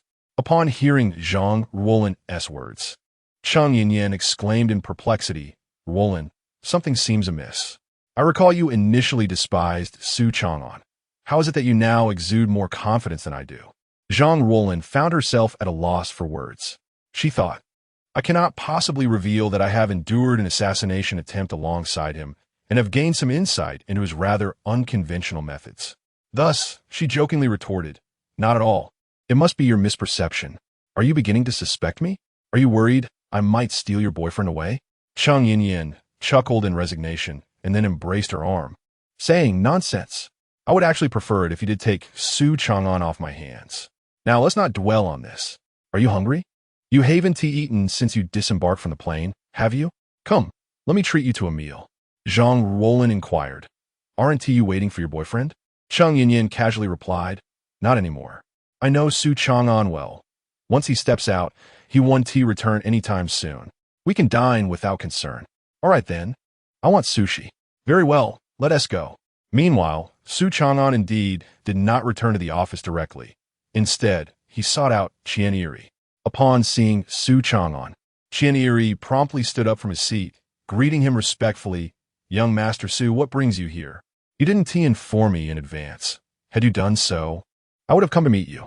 Su Changan waved his hand, smiling as he replied, "No need for such formalities. I am not one to fuss over appearances. I came to inquire if there have been any new developments regarding the listening device." Qian Eri shook his head, expressing his frustration. "I believe the device must have been discovered by Mu Tianya and his associates. After an initial faint sound of static, there's been no further communication. I am still awaiting news from Zhang Jiqiang." Su Changan pondered for a moment and remarked, "Is that so? It seems Mu Tianya's counter-surveillance skills are rather formidable. Qian, do you think Zhang Jiqiang may have been compromised while speaking with Feng Li?" Qian Eri considered this seriously before responding. "I cannot say for certain, but I believe the likelihood is low. Given Zhang Jiqiang's character, if he were truly exposed, he would inadvertently reveal something when he called me. I know him. He couldn't possibly maintain such composure." Su Changan stated, "Regardless, we must remain prepared for all outcomes. However, there is no need for haste. I have given Zhang Jiqiang a deadline of 7 days, and only one has elapsed. The critical information may still be forthcoming." "I understand, young Master Su." At this moment, Su Changan inquired once more, "By the way, Qian, having spent considerable time in Nanhai City, do you happen to know any exceptionally skilled computer experts? Ideally, a hacker, as I currently find myself with a dearth of available resources and believe it is imperative to expand my network." Qian pondered for a few moments before snapping his fingers with a resounding clap. "Su Xiao, to be candid, I do indeed know someone, a female, whom I refer to as CC. She is a student at Nanhai University. However, do not be deceived by her outward appearance as a university student. In reality, she is a member of a hacker forum and possesses a rather formidable alias, Queen. I believe she could fulfill your requirements." Su Xiao, instantly intrigued. Su Changan replied with a smile, "Is that so? Splendid. Do you happen to know her exact address? I would very much like to meet her." Chapter 80. Does he deserve it? Qian chuckled and said, "Haha, young Master Su, there is no need for you to trouble yourself. She and I share a good rapport, and I have assisted her in the past. If you wish to meet her, I can simply make a phone call to summon her." "Very well. Please call her over," Su Changan replied. "Certainly, young Master Su. Please wait a moment." Qian dialed the number in front of Su Changan and, once connected, directly stated his request. After a brief exchange, Qian expression shifted to one of concern. Upon ending the call, he turned to Su Changan with a hint of regret, saying, "Young Master Su, I sincerely apologize. There seems to be a complication. CC's school is holding an event today, and she is the president of the student council, so she is unable to leave. However, she mentioned that she can meet next time." Su Changan furrowed his brow. "Next time? I do not have the luxury of time to waste. I shall go to Nanhai University to find her myself and see if she meets my criteria. Once there, I can simply mention the name CC to locate her, correct?" "Yes, I'm unaware of her real name. Everyone who knows her addresses her in that manner," Qian confirmed. "If you truly wish to go, I can drive you." "There's no need. I can manage on my own. I shall take my leave now." "Oh, very well. I shall see you off." Qian accompanied Su Changan as he departed. After hailing a taxi and informing the driver of his destination, Su Changan closed his eyes to rest. At that moment, his phone rang. Upon checking, he saw it was a call from Yao Yao. Hesitating briefly, he answered, "Hello?" There was a prolonged silence on the other end, followed by a cool voice, "Changan, is that you?" The voice bore a resemblance to Yao Yao's, yet lacked her characteristic playfulness, instead possessing a chillier tone. Upon hearing that voice, Su Changan immediately recognized who it was. After a few silent seconds, he managed a wry smile. "Siener, why are you the one answering the phone? It seems you have already received Yao Yao." Yuan Siener felt a wave of emotion wash over her upon hearing that familiar voice, almost bringing her to tears. After such a long time, she finally had the opportunity to speak with Su Changan, who was now willing to engage with her. Yao Yao, noticing her sister's near tears, regarded her with disdain before silently exiting the room to grant them privacy. Yuan Siener took a deep breath and said, "Yes, I have brought her home. It was I who asked her to call you. I miss you so much. If I cannot hear your voice, I feel as though I might perish." Su Changan's lips twitched as he replied, "Siener, please do not say such things. I already have a girlfriend." "I know, Yao Yao told me." "Then why do you still?" "I do not mind. I can be the other woman." If anyone else had heard such words, they would likely be overwhelmed with joy. A woman, upon learning that you have a girlfriend, still willingly offers to be the other woman. What a remarkable and selfless love that would be. Ordinary women seldom achieve what she has, let alone the one known as the foremost fairy of the capital, Yuan Siener. It is essential to recognize that Yuan Siener possesses an extraordinary allure within the noble circles of the capital. The young scion's yearning for her companionship could easily form multiple groups. Regrettably, Yuan Siener always presents an air of aloofness, detached from the mundane world, rendering her an unattainable dream for those suitors. Only in the presence of Su Changan does she unveil her more feminine side. She harbors a profound love for Su Changan, one that is unabashed and unmasked, determined to proclaim to the world that she, Yuan Siener, belongs to him. This very devotion has led to Su Changan being labeled as the adversary of all men in the capital. Were words capable of inflicting harm, he would have been mercilessly torn apart by now. Yet, the audacity of this fellow is remarkable. Faced with a goddess coveted by many, he has repeatedly rejected her heartfelt confessions without divulging his true reasons. If you were one of Yuan Siener's suitors, would you not wish for his demise? Once again, Su Changan found himself flabbergasted by Yuan Siener's words. After a brief struggle to regain his composure, he weakly replied, Siener, I appreciate your affection, but as you know, I am already in a relationship. I cannot betray her trust." "That's all right," Siener reassured him. "If it bothers you, I can ensure she never finds out, never meets you. As long as I can see you, that is sufficient for me." Su Changan felt overwhelmed. "Xiania, please don't say that. It frightens me. What is it that you see in me? I can change." Yuan Siener's tone shifted to one of melancholy. "Changan, do you truly despise me so? Are you unwilling to grant me even the slightest chance? It's not that I dislike you. How can I convey this to you? I have someone I cherish, and she reciprocates my feelings. We share a happiness that cannot accommodate a third person. Do you understand? If it were merely casual conversation or rest, it would be one thing, but you insist on being intimate, which is quite alarming. Yuan Xian'er's stunning visage flushed with color, and she bit her luscious lips, her voice dripping with allure as she said, I see. So you do have feelings for me, don't you? Very well. Whenever you wish to share a bed with me, I shall be at your service. Flabbergasted, Su Changan felt as if he might choke on his own words. Hastily, he diverted the conversation. Let us not discuss this anymore. Tell me, why did you call me? Yuan Xian'er's smile faded as she adopted a serious demeanor. Changan, Yao Yao has informed me about your situation. I am aware that Mao Yunsheng has been troubling you. While you may not regard him as a threat, the next person I am about to mention requires your utmost caution. The members of the Gongsun family are already aware of the disturbances you've caused in Nanhai City, and I have received credible information that Gongsun Wudi will be arriving in the city shortly. I understand your aversion to my involvement in your affairs, so I shall refrain from meddling. However, I feel compelled to caution you to exercise utmost caution. Gongsun Wudi? A mere failure in my eyes. If he seeks to trouble me, let him come. My only concern is that he may not return unscathed. Changan, the situation is far more complex than you perceive. The Gongsun Wudi of today is not the same minor player you faced 5 years ago. I will compile a summary of his recent deeds and send it to you shortly. Once you peruse it, you will realize he has undergone a profound transformation. Some even dare to draw comparisons between him and the you of yesteryear. Compare himself to me? He hardly merits such a distinction. Su Changan scoffed disdainfully, then shifted the conversation, saying, Thank you, Xian'er. I appreciate your concern. Please send it to me when you are able.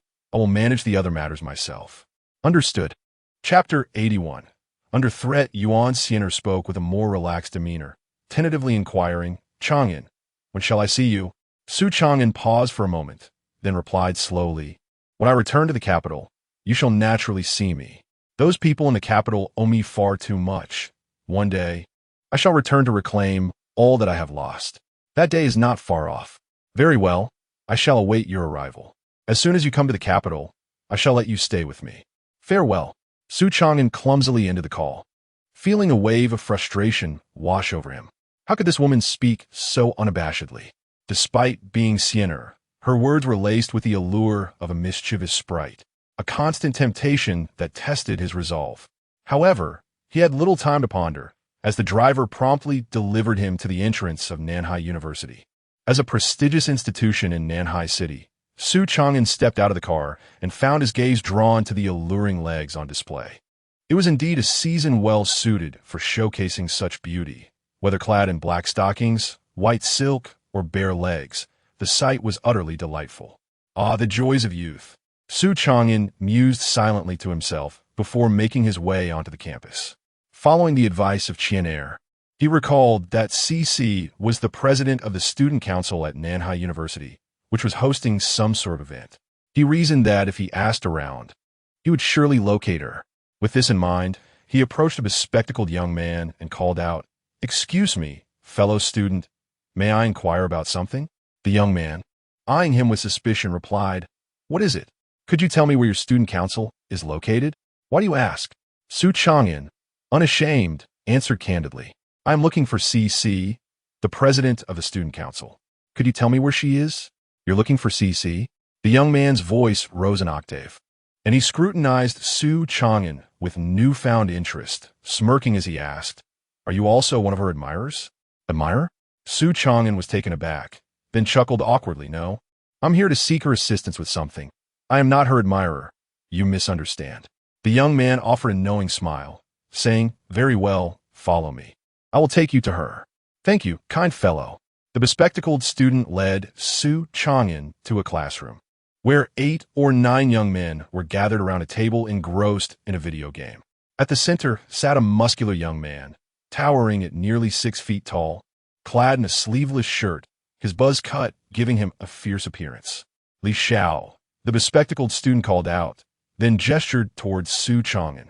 This fellow is here to see Sister CC. Apparently, he is one of her admirers. Bang! The moment those words left his lips, the muscular young man kicked the table, sending it crashing to the ground, and the classroom doors slammed shut with a resounding thud. He then approached Su Changan, flanked by the 8 other students, and coldly inquired, "What do you want with CC? I must caution you. She is my woman. Do not harbor any inappropriate thoughts about her, or I shall make you regret it." Su Changan chuckled, finding amusement in the bravado of university students. "You misunderstand, my friend. I have no ill intentions. I genuinely need to speak with her. By the way, are you truly her boyfriend? You appear rather unrefined, akin to an evolutionarily challenged gorilla. In light of this, it seems that your companion CC is not particularly attractive either. How dare you repeat that?" A voice snarled, filled with menace. "You are courting death by addressing Li Xiao in such a manner. Li Xiao, make your intentions clear. Which of his legs do you desire?" Before the muscular man could respond, his followers began to shout indignantly. The muscular man fixed a cold glare on Su Changan and threatened, "You possess quite the audacity. Not only do you dare to insult me, but you also speak ill of our CC. You must not be a student at our university, for otherwise you would recognize me. Allow me to introduce myself. I am Li Quan.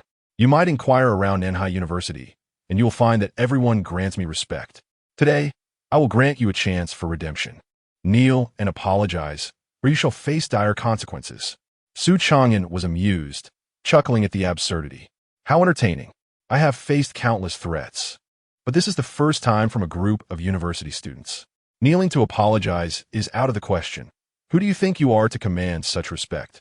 I have no time to waste with you juvenile delinquents. I must find someone. You cannot afford to waste my time."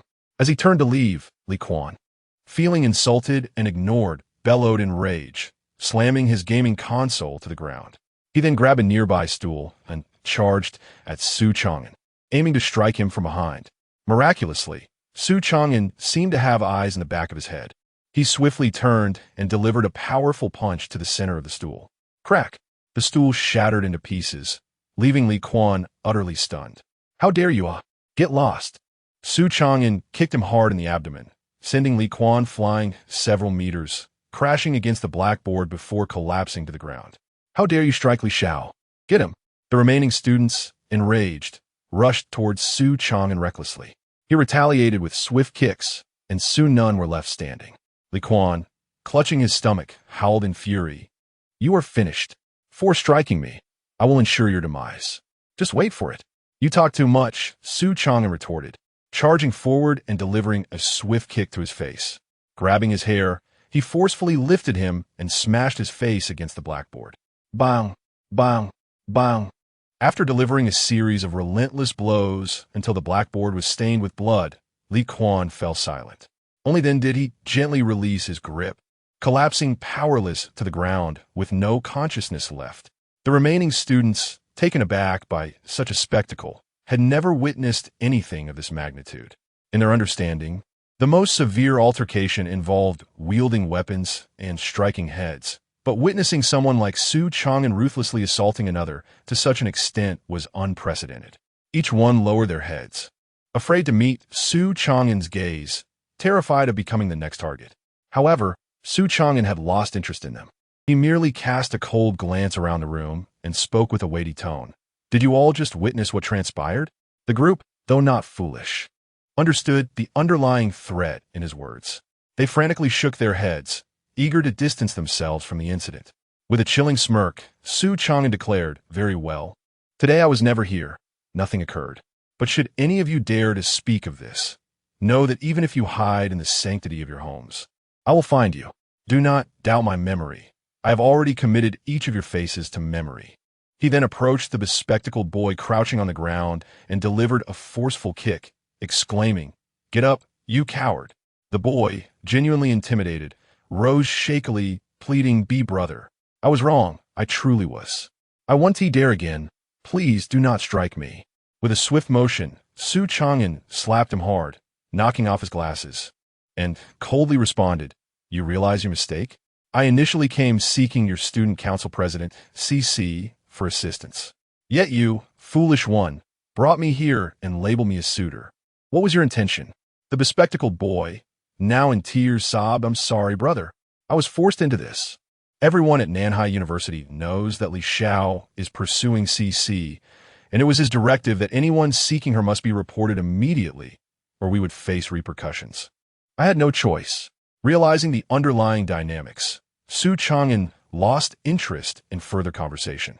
He kicked the boy once more and stated, "Enough of this chatter. I do not wish to harm you any longer.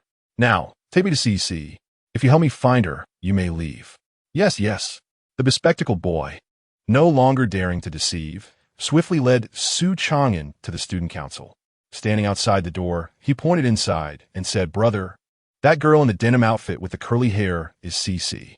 She has strict rules against allowing outsiders into the student council, so I won't be entering. Is that acceptable?" Chapter 82. I bet Su Changan glanced inside the student council office and observed 5 or 6 individuals gathered for a meeting, both male and female. At the center of this assembly sat CC, her hair reminiscent of instant noodles. She appeared to be in her early 20s, with a delicate, oval face and refined features. Her thin lips and doll-like visage, coupled with her clear, untainted gaze, suggested an innocence untouched by the world.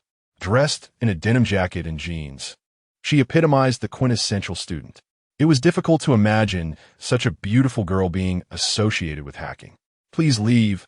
I can handle this myself." Su Changan waved off the bespectacled man, who expressed his gratitude before departing. Approaching the office door, Su Changan knocked gently and inquired, "May I ask if President CC of the Student Council is present?" The members turned towards the entrance, noticing an unfamiliar face. CC stood up, her tone cool as she asked, "I am." "Who are you?" With a smile, Su Changan replied, "I am Su Changan, introduced to you by Chien Air. Would it be convenient for you to step outside for a moment? You are the person Chien Air mentioned?" CC appeared somewhat surprised but stepped outside nonetheless, saying, "All right, let us head to the school playground." Very well. The two made their way to the playground and settled in a quiet spot. CC, direct and to the point, asked, "All right, what brings you to the school to seek me out?" With a grin, Su Changan responded, "I heard from Chien Air that you are a hacker." CC narrowed her eyes, a knowing smile playing on her lips. He truly divulged everything, it seems. "Let me guess. Your familiarity in addressing him as Chien Air indicates a friendship, yet he spoke of you with respect. If I am not mistaken, you must belong to some prominent family, and he is at your service?" Su Changan chuckled heartily. "You certainly possess a vivid imagination. I regret to inform you that you are mistaken. I am not of any noble lineage. The respect he shows me is warranted, though I cannot disclose the reasons. However, all I need from you is a simple confirmation. Are you a hacker? And if I am, what then? If I am not, what then?" Chichi retorted, presenting her business card. Su Changan produced a card of his own and handed it to her. "My girlfriend and I have recently embarked on a business venture together. Our company is in its infancy, and we intend to pursue online sales. Should you truly be a hacker, your collaboration would be most welcome." CC examined the card, then let out a cold laugh. "You are quite the peculiar one, coming to a school to recruit. Indeed, I am a hacker, but I'm still a student and cannot abandon my studies to work for your company. That is perfectly fine. You need not be present full-time. After all, hackers only require a computer, do they not?" "That is a valid point," CC replied with a smile, but then she declined. "However, I apologize, but I am not currently seeking employment." At this moment, Su Changan adopted a serious demeanor and stated, "Miss CC, I believe you have misunderstood. While I welcome your involvement, I am not merely inviting you to join our company. I am offering you an opportunity for an interview." CC was taken aback, retorting, "What do you mean? Do you doubt my abilities?" Su Changan spoke softly, not out of doubt, but rather, it seemed that Chien Air had overly praised you, declaring you the queen of the hacking realm. Such a title certainly holds merit, yet I remain curious about your true capabilities. CC appeared somewhat displeased, responding, "Oh, are you challenging me? Do you understand that in this world, any information I desire is within my grasp? If I so wished, I could incapacitate an entire city's network infrastructure with but a single computer." With a snap, Su Changan ignited a cigarette, taking a deep drag and exhaling a plume of smoke that obscured his visage, rendering CC momentarily bewildered. "Let us wager," he proposed. "Should you emerge victorious, I shall grant you one wish, be it wealth or otherwise. Conversely, if you lose, you will owe me a year of unpaid labor, not in the traditional sense, but merely assisting in the upkeep of my website, fending off cyber threats." Are you truly daring me again? Very well. State your terms, CC replied, intrigued. Su Changan produced his phone, entering a series of digits before presenting it to her. This is the IP address of my computer server. Capture it for at midnight tonight. If by this time tomorrow you can successfully duplicate all the files from my computer, you shall be deemed the victor. CC raised an eyebrow, her tone dripping with confidence. Are you certain you wish to compete in this manner? I offer you a chance to reconsider. This task would be child's play for me. Su Changan shrugged nonchalantly. That may have been true before you encountered me, but now you face the greatest challenge of your life. With a resounding clap, CC struck Su Changan's palm. Vexed yet resolute. You have successfully provoked me. Remember your words. By this time tomorrow, your computer shall be mine. With that, she sashayed away, her confidence palpable. Su Changan extinguished his cigarette, a smirk gracing his lips as he muttered to himself. Confidence is commendable, yet when it borders on arrogance, it becomes hubris. I hope CC does not lose her conviction after this encounter. He then departed. At a sushi and Japanese cuisine restaurant, Chung Yin sat across from Zhang Ruolin, indulging in their meal. Chung occasionally glanced at her phone, seeking the latest updates. Zhang was animatedly recounting her experiences with modeling, but couldn't help but comment, TSK, I always thought only men prioritized romance over friendship, but it seems you, Yin, are no different. How long has it been since you've seen Su Changan?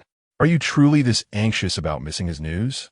Chung Yin blushed at the pointed remark, yet maintained her composure. Not at all. It's merely a company call I'm waiting for. How disingenuous. And that Su Changan is rather domineering.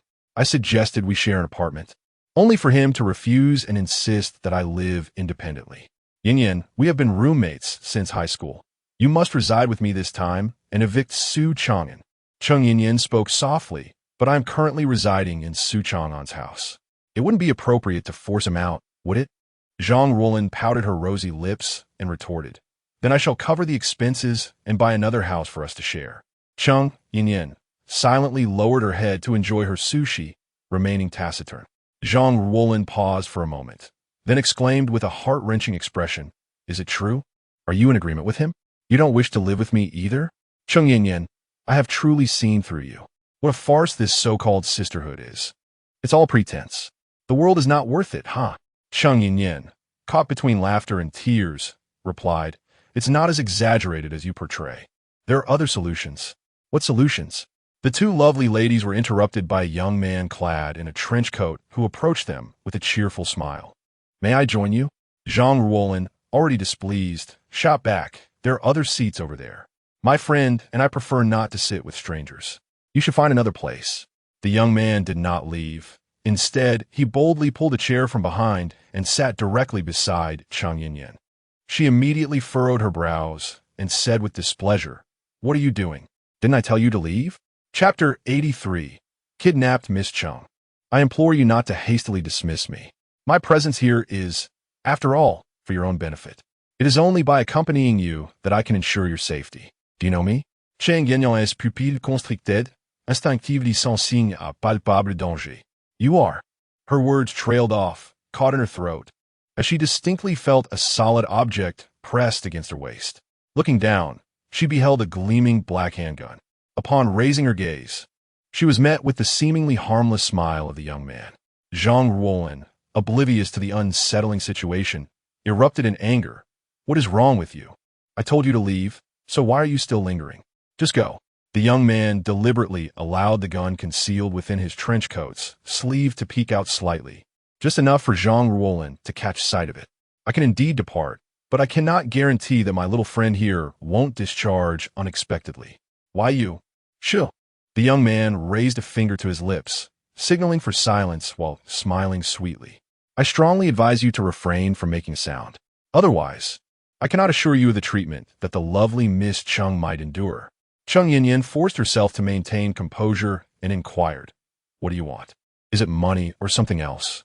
The young man chuckled softly. Do you truly believe I would take such a considerable risk merely for monetary gain? Regrettably, wealth holds little allure for me.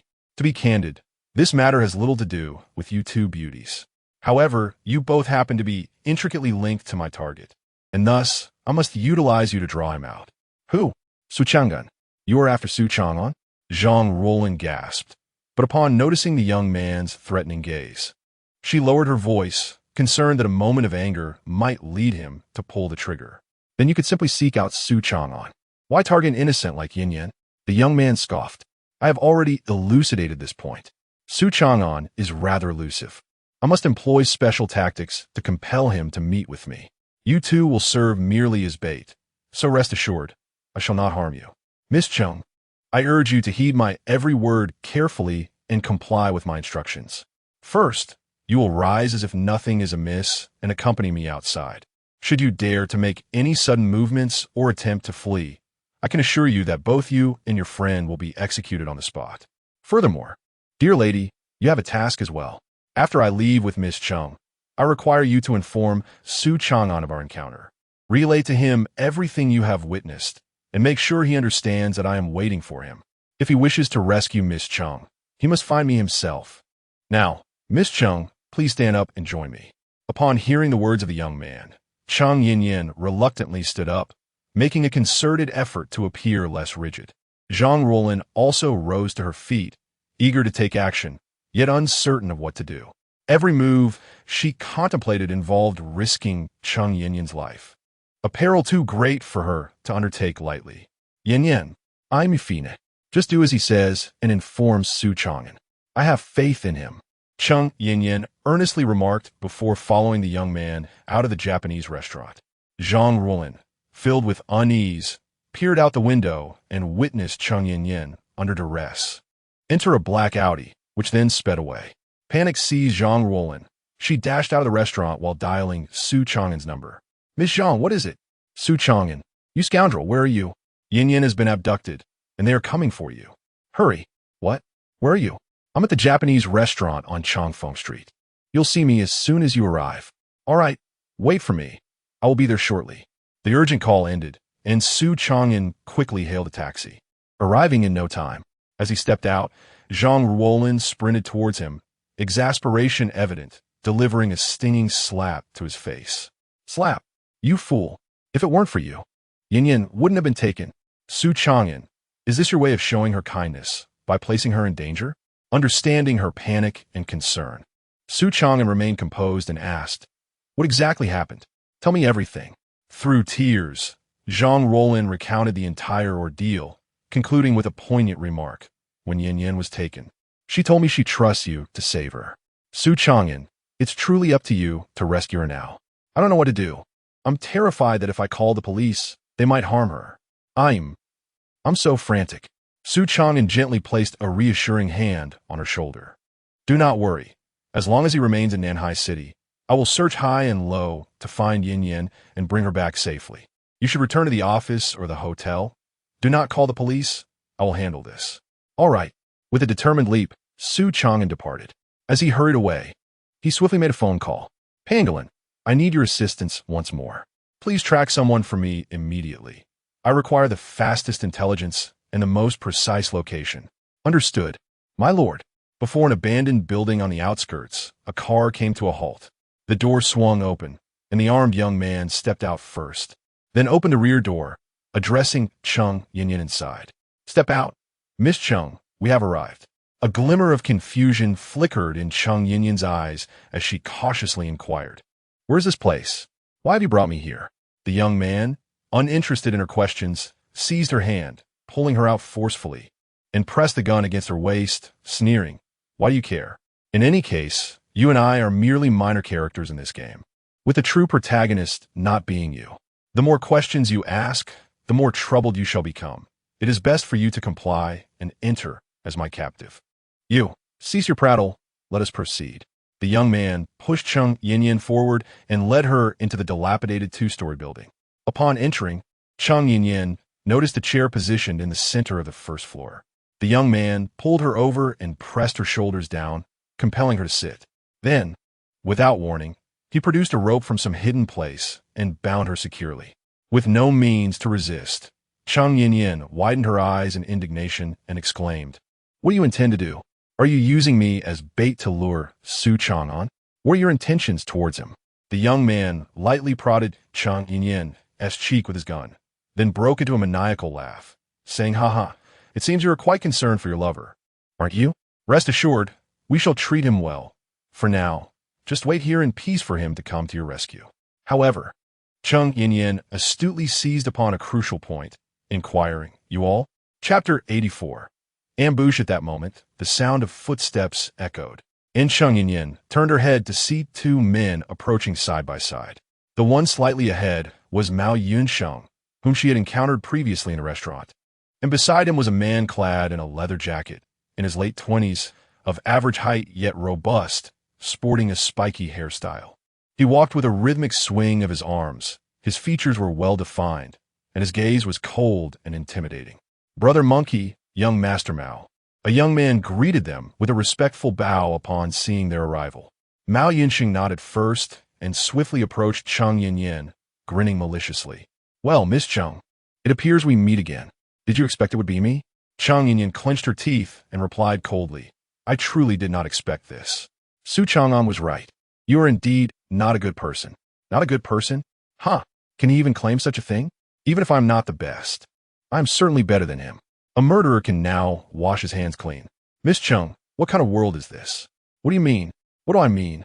With a swift motion, he struck Chung Yin across the face and shouted in a frenzy, "Damn it, what do you care about my meaning?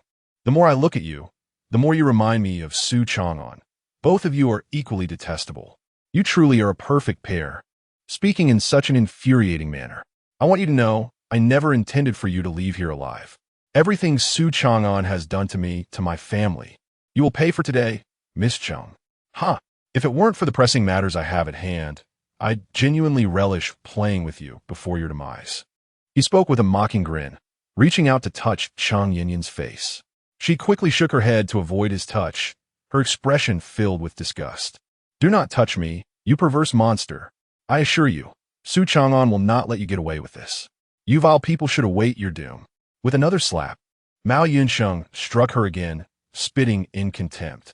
"How dare you be so oblivious to your impending fate, truly seeking death? Xiao Yi, Gaghe." "Yes, young Master Mao." The man named Xiao Yi produced a rag from his trench coat and silenced Chung Yin.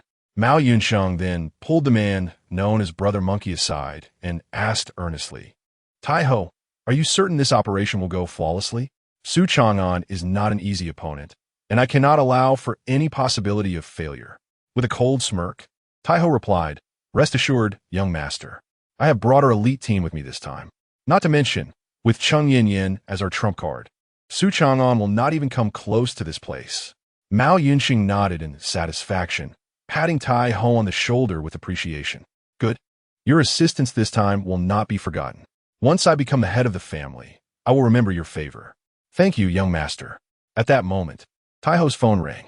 Upon answering, a sinister smile crept across his face as he uttered, "Has the person arrived? Initiate Plan A, but remember, leave one alive and bring them here." After uttering these words, he hung up and turned to Mao Yunsheng, saying, "Second young master, let us proceed upstairs. The view is more expansive there, perfect for observing the spectacle. Ah, and do ensure your subordinates bring Chung Yin up as well." Meanwhile, as Tai Ho and Mao Yunsheng were conspiring, Su Changan had arrived in the outskirts, having been directed by the pangolin.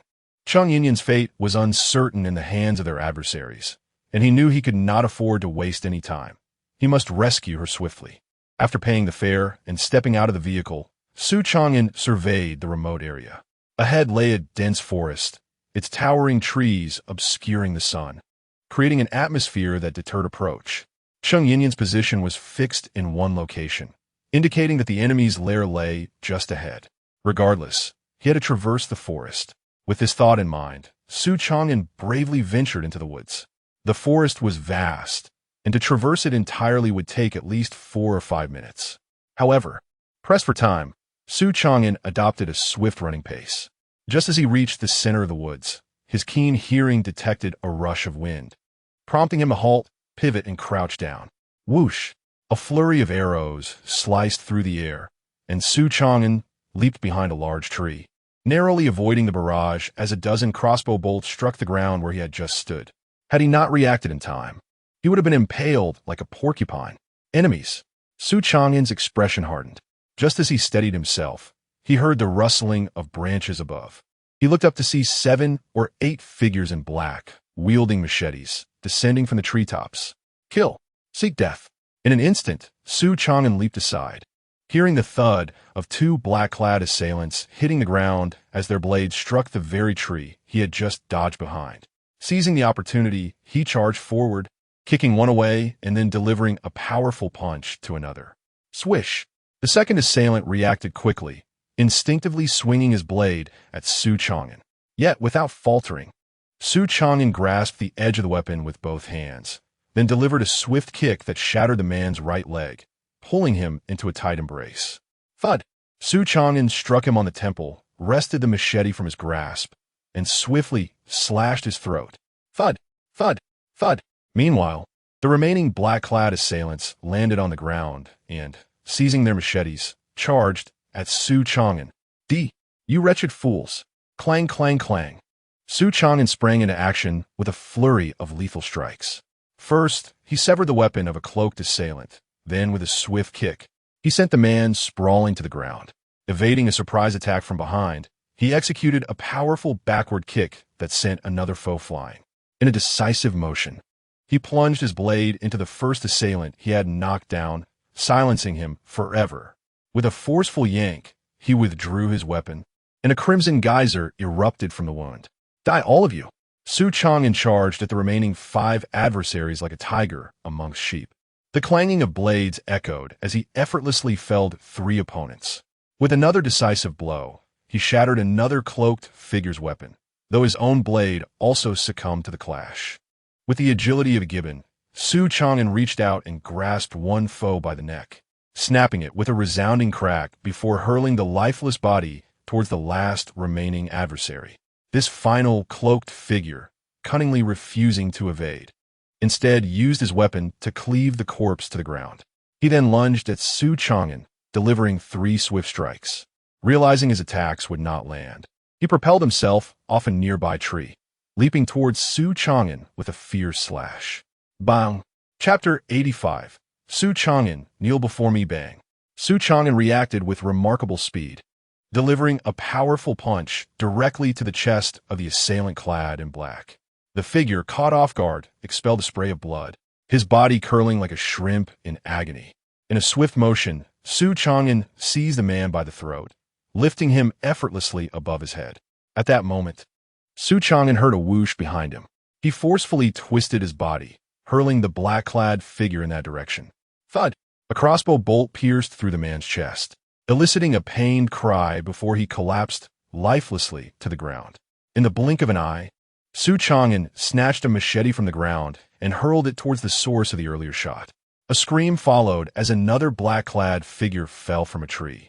The machete embedded in his chest, penetrating through to his back. He was beyond saving. Though it may take long to recount, the entire skirmish from the ambush to the counterattack unfolded in merely 2 or 3 minutes. Breathing heavily, Su Changan pressed onward. After about a minute, he finally broke through the forest and spotted an abandoned 2-story building not far ahead. If my instincts are correct, Chung Yin Yin is likely imprisoned within that very house. Hold on, little Yin Yin, I am coming to rescue you. Without a care for potential traps, he charged forward like a reckless youth, quickly reaching the open ground 100 meters before the building. Just as he was about to advance further, the sound of swift movements caught his attention. 3 strikingly attractive women in leather pants obstructed his path, each adorned with a pair of knuckle dusters but unarmed otherwise. Su Changan cast a cold glance at the trio before speaking. Are you accomplices of the kidnappers? Do you truly believe you can stand in my way? The woman at the center took a step forward, her voice devoid of any emotion. We have been ordered to eliminate you. Beyond that, we care not. If you wish to enter that building, you must defeat us. Su Changan shook his head, a hint of reluctance in his tone. I genuinely prefer not to harm women. I offer you a chance to leave. I can spare your lives. You should worry about yourself. The woman retorted sharply, leaping towards Su Changan with a punch. He noticed the other 2 women charging at him as well. Since you seek your demise, do not blame me. Bang! Su Changan's fist collided with the first woman's knuckle duster. She had expected to shatter his fingers, but was instead met with the realization that her own hand was injured. swelling rapidly from the impact.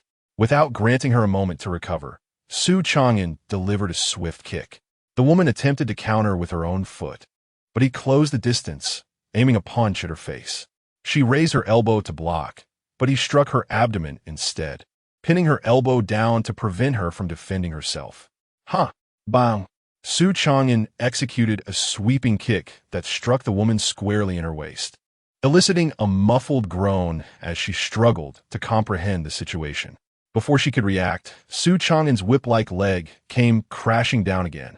Gritting her teeth, the woman retaliated with her fist, adorned with brass knuckles, aiming straight for Su Changan's leg. Bang! Crack! A cry of agony escaped her lips. It turned out that the brass knuckles had not inflicted any harm on Su Changan, but the sheer force of her kick had shattered the woman's fingers instead. Get lost! Bang! Su Changan launched another kick, just as two other women arrived.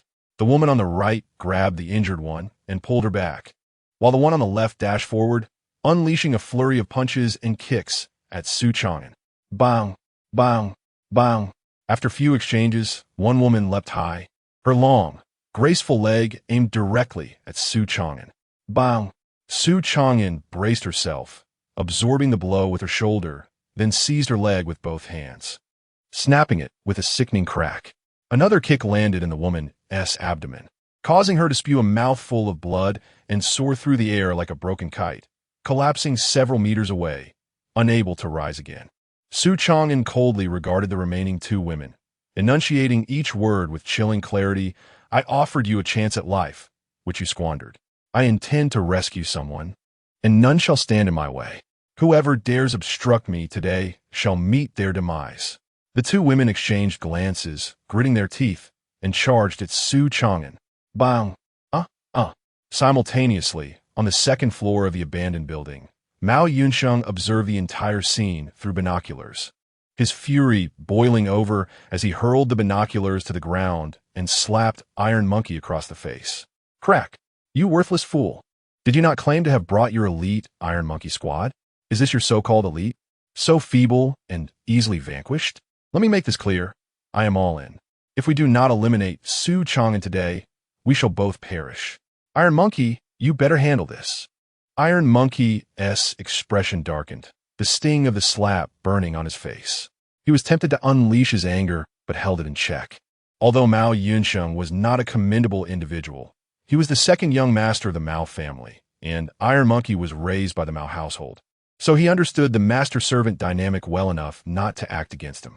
Suppressing his rage, Iron Monkey responded to Mao Yunsheng. Rest assured, second young master, I will not allow him to ruin your plans. Xiaoya, it's your turn to take the stage. Understood. Xiaoya flicked her coat and proceeded towards the staircase.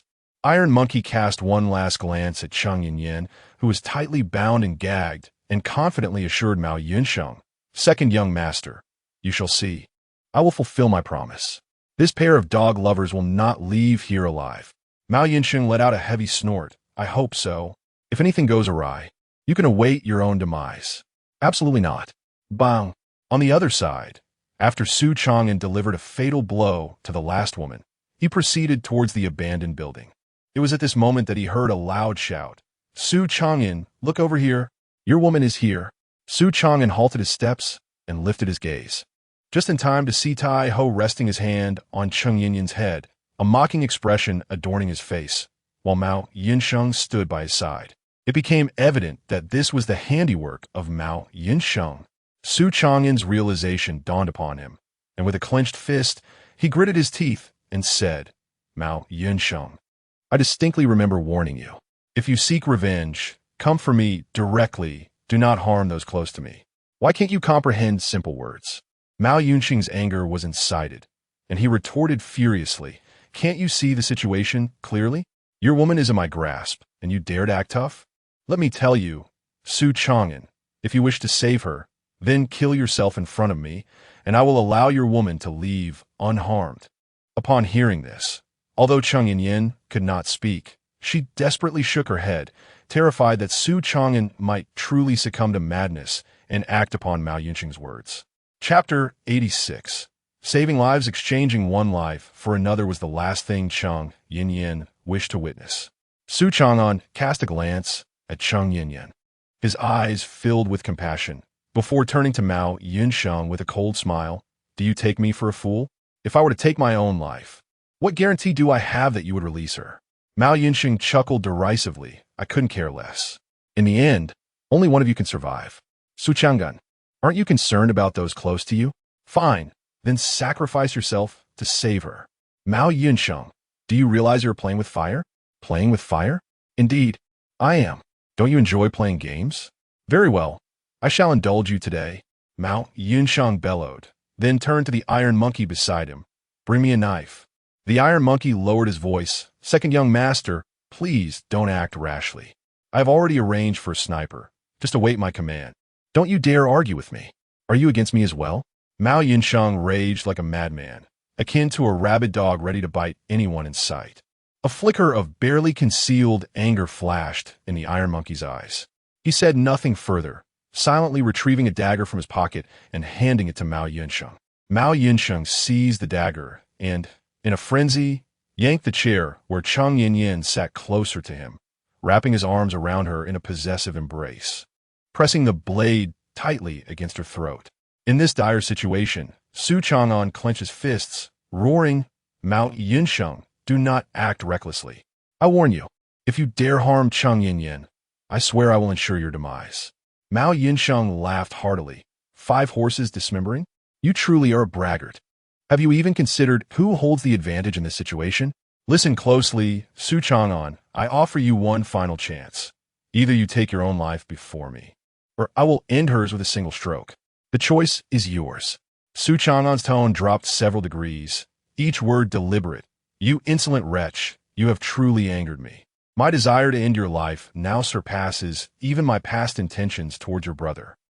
Su Changan, swear that neither you nor anyone involved in this matter will leave here alive. Mao Yunsheng spat dismissively. Stop evading my question. You haven't chosen yet. Choose. Will be your life or hers. Before Su Changan could respond, he noticed Cheng Yinyan subtly shaking her head, silently urging him not to act. She did not wish to trade Su Changan's life for her own. That would be far too selfish. Huh? Hesitating, are we? Is this what you call love? Su Changan, how hypocritical of you. Choose, coward. Make your selection. You bastard, fine. I choose. Bang. Just as the words left his lips, a gunshot rang out, and Su Changan's body tensed, moving with an almost imperceptible speed as he thrust his palm forward into the air. Bang! With a single strike, the air shattered, and the incoming bullet was deflected back, piercing through the sniper, Xiao Yi, who had been hiding on the first floor. His eyes widened in disbelief, unable to comprehend the manner of his demise. The sudden turn of events startled Mao Yunsheng, who was about to scream, but an inexplicable sense of dread enveloped him instantly. As he turned, he found Su Changan, who had previously been downstairs, standing right before him. Monster! Scum! D! With a resounding thud, Su Changan delivered a powerful kick to Mao Yunsheng's face, sending him reeling, blood splattering across his features.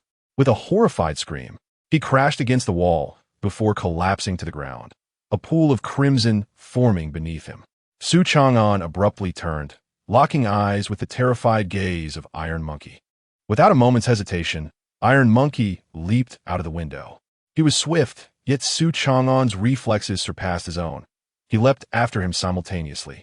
With a thud, Iron Monkey rolled upon landing and was about to rise when a large hand pressed down on his shoulder. A voice, reminiscent of the depths of hell, echoed. I warned you, all of you must die today. Damn it, you go die first. Iron Monkey, driven by instinctual fear of Su Changan, felt a surge of desperation as he attempted to shake off Su Changan's grip. He retaliated with a fierce side kick aimed at Su Changan's waist. Bam!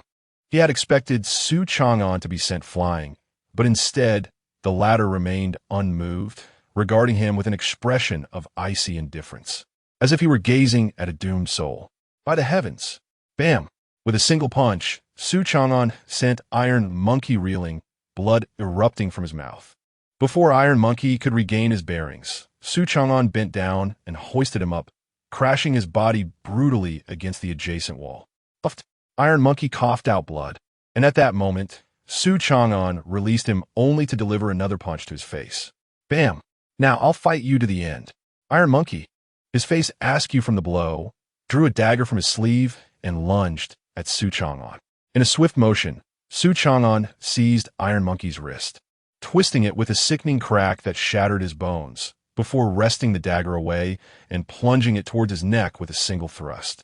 In a flurry, he stabbed Iron Monkey repeatedly in the abdomen. Puffed, puffed, puffed. Please don't kill me. I had no choice. Mao Yinsheng forced me. I'm just a pawn. Puffed. Without a shred of mercy, Su Changan drove the blade through Iron Monkey's neck, rendering him incapable of speech. Blood gushed forth, and Iron Monkey's feeble attempts to staunch the flow proved futile. With a thud, he fell to his knees, and shortly after, his head drooped as he succumbed to death. Su Changan cast the knife onto the ground before ascending to the second floor in search of Cheng Yinyan. A fleeting glance revealed that Mao Yunsheng remained in slumber. Yet he paid him no heed. Instead, he gently and cautiously removed the cloth that had been obstructing Cheng Yinyan's mouth. Woo-woo, Su Changan, you have finally arrived. I thought I was going to die. I was so terrified. Cheng Yinyan's sobs erupted, for she was, after all, merely a fragile woman. How could she possibly maintain her composure after enduring such an ordeal? I thought I was doomed, and I even feared you might take my place in death. You have no idea how frightened I was. Woo-woo. Chapter 87. The hidden threat. Su Changan embraced her, gently patting her back as he spoke softly. Do not cry. It is all right. You need not fear, for I shall ensure that you never face such peril again. His heart was heavy with guilt for Cheng Yinyan, who had only recently become a part of his life and had already endured 2 kidnapping attempts. While she had not sustained physical harm, the psychological trauma was a burden not easily borne. With a sense of urgency, Su Changan swiftly untied the ropes binding her. As soon as Cheng Yinyan was liberated, she instinctively clung to him, tears streaming down her cheeks. He continued to console her, whispering, "It is over now. Please do not cry. Truly, everything is fine. The villains have been dealt with. I will take you back to find Zhang Ruolin. All right?"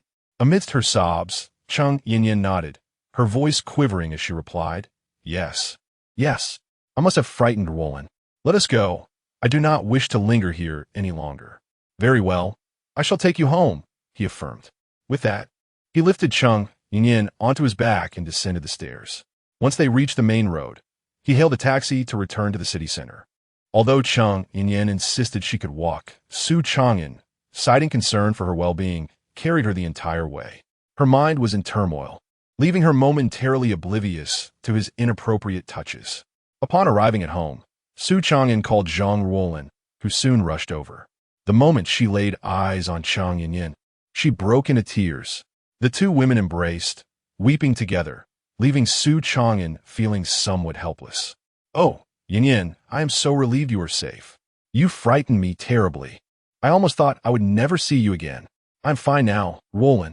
Su Changan saved me. I am truly unharmed," Cheng Yinyan reassured her. Zhang Ruolin cast a shy glance at Su Changan, her voice filled with embarrassment as she said, "Thank you, Su Changan. I am sorry for hitting you earlier. I was just so worried about Yinyan." Su Changan brushed off her apology with a smile, replying, "It is perfectly understandable. By the way, since you are here, please stay with Yinyan for now. There is no need to go to the office at this moment. Just inform the staff with a quick call. The end of the workday is not far off, and I can handle any issues that arise at the company. Yinyan, you have just escaped a dangerous situation. Take this time to rest." This time, Cheng Yinyan did not protest. She nodded and then inquired, "What about you? Will you be going out?" Su Changan smiled earnestly, responding, "Yes, I must attend to some loose ends from the earlier confrontation. Otherwise, I might be mistaken for a criminal. Do not worry about me. You both stay here and wait for my return. Please, take care of yourself," Cheng Yinyan urged. "Do not fret. I will be fine." With those words, Su Changan departed. Zhang Ruolin, puzzled, turned to Cheng Yinyan and asked, "Yinyan, what on earth happened? Where did that villain take you?" With a sigh, Cheng Yinyan began to recount the events that had transpired. "It is nearly as such.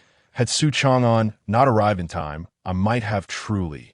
Her tone bore a hint of jest. Zhang Ruolin, however, remained silent, lost in contemplation. Meanwhile, Su Changan, making his way directly to the abandoned building where he had encountered Chang Yinyan earlier.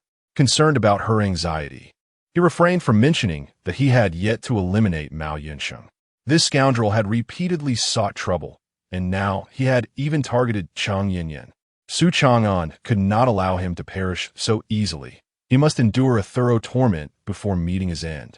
Yet upon his arrival, he discovered that both the corpses in the woods and that of the iron monkey beneath the building had vanished, all traces of blood meticulously cleaned, as if nothing had transpired. Moreover, Mao Yinsheng was nowhere to be found. What on earth is happening? Could it be that Mao Yinsheng's accomplices were present during my confrontation with them? Su Changan was deeply perplexed. This situation was indeed suspicious. Firstly, if there were indeed accomplices present, why did they not intervene while he was rescuing someone? Conversely, if they were not present, who could have spirited Mao Yinsheng away? The time from when he took Chang Yinyan back to when he returned was no more than 15 minutes. To clean up the bodies and blood in such a short span was not something ordinary individuals could achieve. It at least indicated that those who concealed themselves were remarkably skilled. Lost in thought, Su Changan mused that overt enemies were easier to deal with. Yet those lurking in the shadows posed a greater challenge. Who could they be? No matter how diligently he searched, he could not uncover a single clue, which left him feeling utterly disheartened.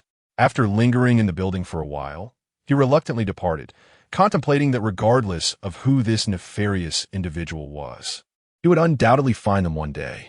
As for Mao Yinsheng, let this fool linger a while longer.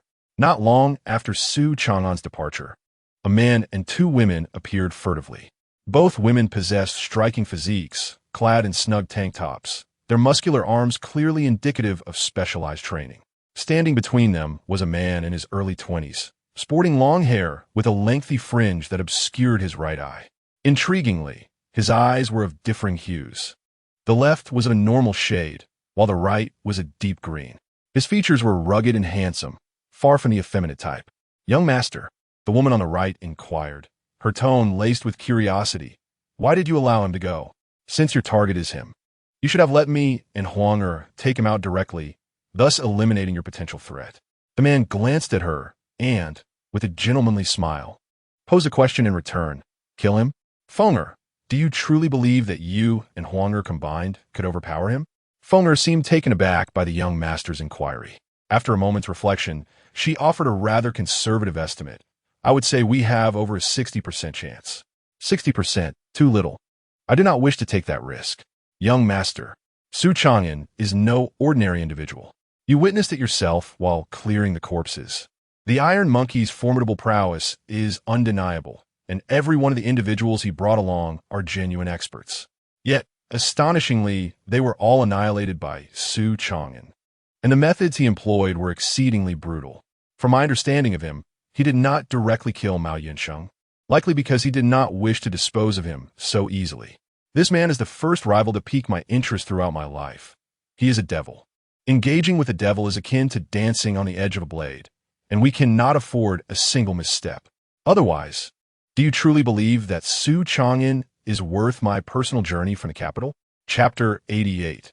Another incident, the two members of the Phoenix remained silent, momentarily unsure of how to respond. After a long pause, Huang inquired, "Young master, what is your intention in involving us in this matter?" "That Mao Yinsheng is nothing but a worthless fool. You do not intend to assist him, do you?" The man scoffed dismissively and replied bluntly, "Assist him? Does he even deserve it? I am not aiding him. I am serving my own interests." Su Changan may not have been in Nanhai City for long, but he has certainly stirred up considerable trouble. It is said that all four of the city's prominent young masters have made enemies of him. Tell me, which of them would dare to decline my invitation for alliance? If the young master wishes to ally with them, it would indeed be their good fortune from a previous life, one of them remarked. Precisely. I can easily forge alliances.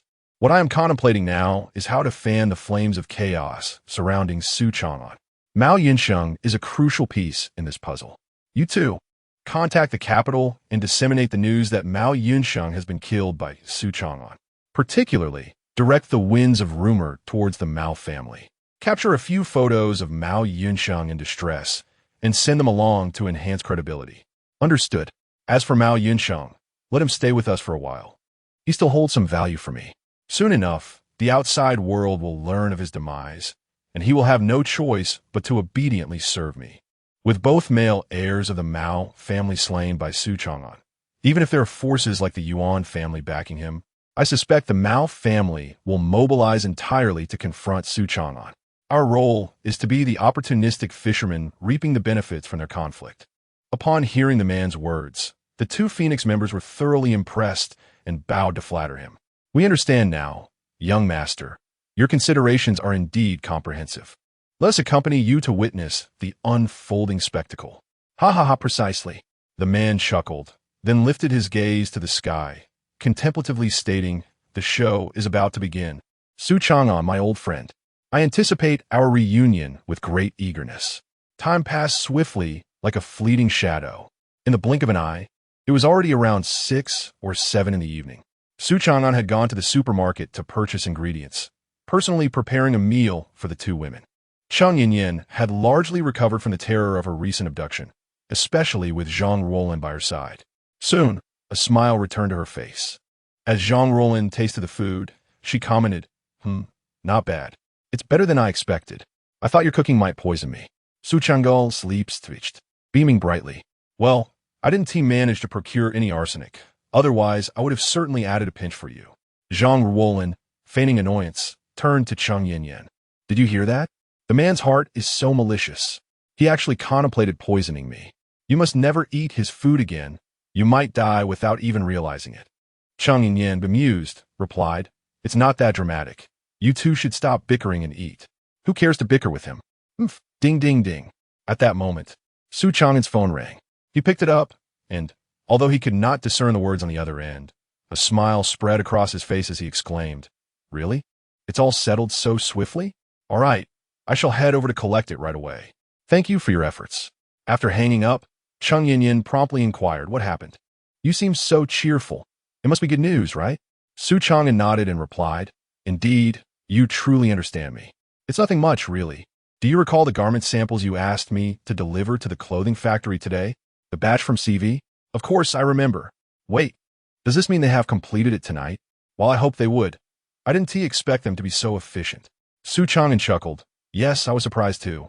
Manager Pan must have had them work overtime. Regardless, the task is accomplished. I'm heading to collect the garments. Would you like to accompany me? Before Cheng Yinyan could respond, Zhang Ruolin interjected. You can go by yourself. Yinyan should stay home and rest. I'll keep her company. If you don't return tonight, find a hotel to stay at. Su Changan looked bewildered. Miss Zhang, isn't this my home? Why do you sound like you own the place?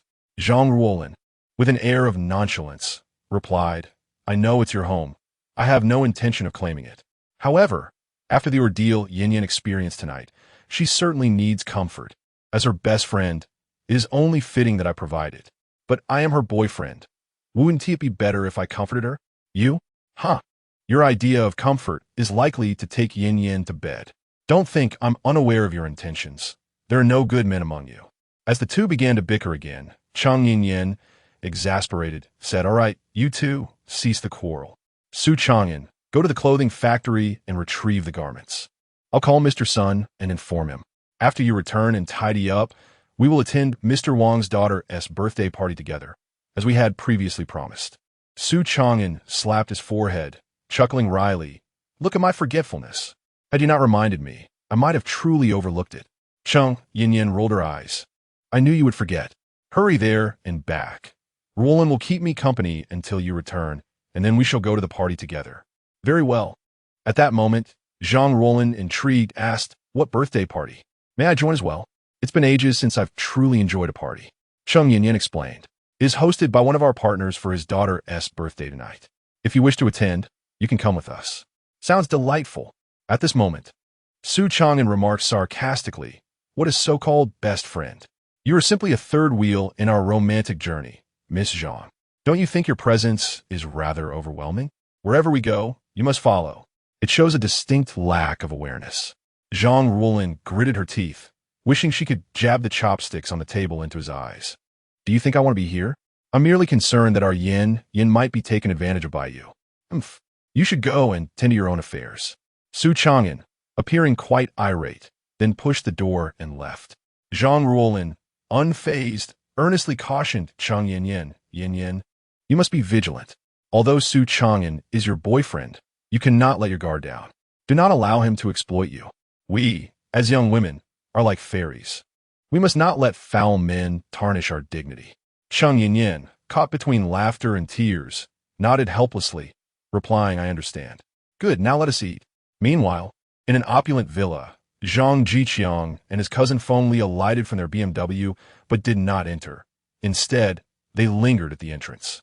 Soon, the sound of footsteps echoed, and they looked up to see a sharply dressed young man emerging from the villa's hall.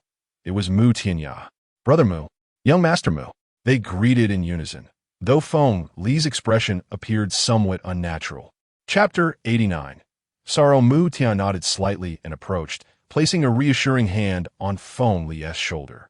With a serious demeanor, he stated, the matter is resolved. The bloodbat has agreed to assist us tonight. Just wait a moment. After tonight, Su Changan will no longer exist in Nanhai City. Feng Li forced a smile, feeling somewhat uneasy, and replied, I understand. Thank you, Brother Mu, for your hard work. By the way, what about Miao Miao? Mu Tianya seemed to have anticipated this question, casting a deep glance at him before speaking earnestly. I have instructed the maid to prepare a bath for Miss Jiang. She will emerge shortly. Feng Li, I realize this situation has placed you in a difficult position, but consider this a chance for you to regain your dignity. Do not let it weigh too heavily on your heart. To put it bluntly, there are plenty of women in the world. Try to let go. I understand your intentions, Brother Mu. I am not too troubled by this. I was mentally prepared the moment I agreed to your request. That is good to hear. I knew I could count on you, Mu Tianya replied with a smile. Now, go in and see Jiang Miao Miao. I have matters to attend to and shall take my leave. I want to keep you. All right, Brother Mu, take care. Not all. Once Mu Tianya departed, the expression on Feng Li's face gradually hardened. He clenched his fists tightly and muttered two words, scoundrel. Beside him, Zhang Jiqiang's expression shifted, and he cautiously inquired, Cousin, what about Mu Tianya? Slap.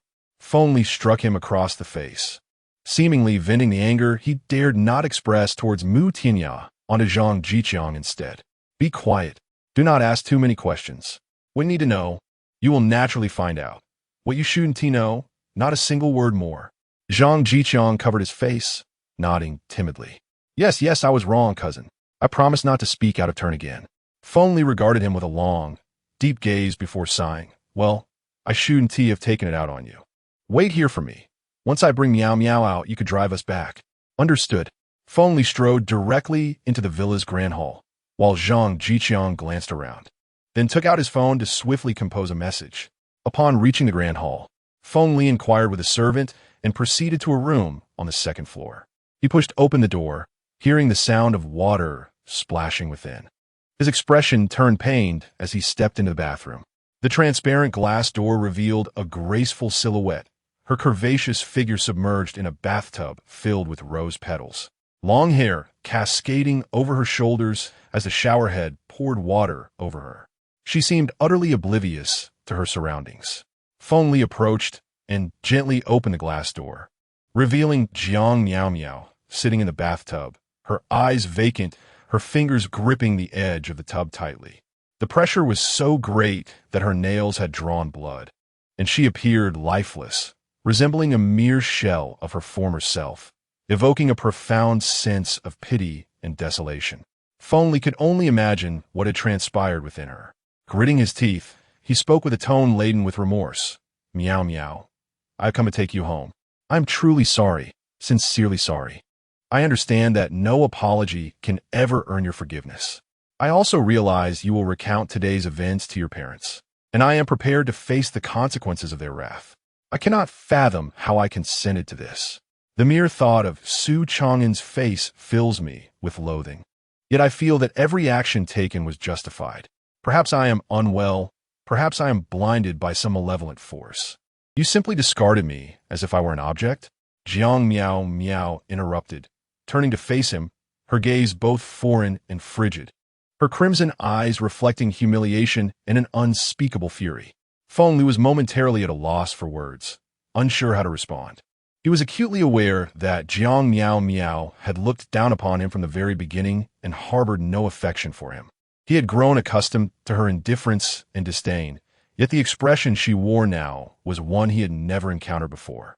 Her eyes seemed to have detached from the vitality of life and death, devoid of warmth, as if she gazed upon him as one would a corpse. Surely, she must loathe him deeply. Miao Miao, he began. From a moment my parents insisted I enter into a union with you as your fiancé, I displayed immense resistance. I knew that despite your impeccable fiancé before others, you were, at your core, a reckless scion. Being with you would never bring me happiness. However, I could not refuse my parents' wishes. What choice did I have? I forced myself to suppress such thoughts, to be with you, in your presence and before outsiders. You always appeared flawless, leaving no room for criticism. Yet, I conducted my own investigation, discovering that while you played the role of the ideal fiancé, you were simultaneously entangled in affairs elsewhere. Feng Li, your acting skills are indeed remarkable. You nearly deceived even me.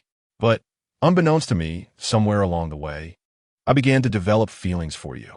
My indifference was merely a fiancé, a struggle within my heart to resist any affection. How could you possibly know the turmoil I face daily? To avoid falling for you, I too was performing a charade, yet you never noticed. Subsequently, the incident involving the race took place. It was during that event that I began to view you in a different light. Perhaps it was the overwhelming stimulation of that night, or perhaps something else, but in a haze, I found myself entwined with you. Since then, your visage has inexplicably occupied my thoughts, igniting a yearning to see you, yet compelling me to maintain my previous aloof demeanor, deliberately creating distance between us. I made a silent vow to myself. If you could treat me a little better henceforth, if you could cease your callous ways, I would relinquish my inner grievances and wholeheartedly embrace you. However, I never anticipated, as she spoke, a bittersweet smile, tinged with self-mockery and anguish, blossomed at the corners of her mouth. You would, for the sake of your so-called plans, regard me as an object to be transferred, allowing that beast to torment me for an entire night. Now, witnessing my current state, what are your thoughts? Do you still harbor affection for me? Do you still perceive me as pure and elegant? Feng Li's emotions were in turmoil, his body trembling, struggling to articulate his words. Miao Miao, I do not know. I am sorry. Indeed, you have wronged me. Jiang Miao Miao stood up from the bathtub, drying her body with a towel while refusing to spare Feng Li a glance. Take me away from here. I will not divulge what those beasts have done to me. But remember, Feng Li, we shall never meet again, and I implore you not to disturb me further. Miao Miao, please don't. Let's go. As Jiang Miao Miao picked up her clothes, intending to dress, she suddenly set them down again and walked outside, muttering to herself, this tainted body has lost its significance. Wearing clothes no longer matters. Chapter 90. The birthday banquet. With a thud, Feng Li finally succumbed, collapsing onto the ground as tears, akin to large beans, streamed down his cheeks. It appeared he had caught up with Jiang Miao Miao, only to lose her once more. Meanwhile, Su Changan, after collecting 20 garments from the clothing factory, hailed a taxi to the CV group. Sheng Yinyan had just informed him via phone that she had contacted Sun Si, the sales manager at CV. Fortunately, he was still working late at the office, allowing Su Changan to deliver the clothes directly. Glancing at the time, Su Changan noted that the birthday party was approaching, necessitating a swift resolution to his errands before returning to fetch Sheng Yinyan and the others. Upon arriving at CV Group, he entered the building with 2 large bags of clothing.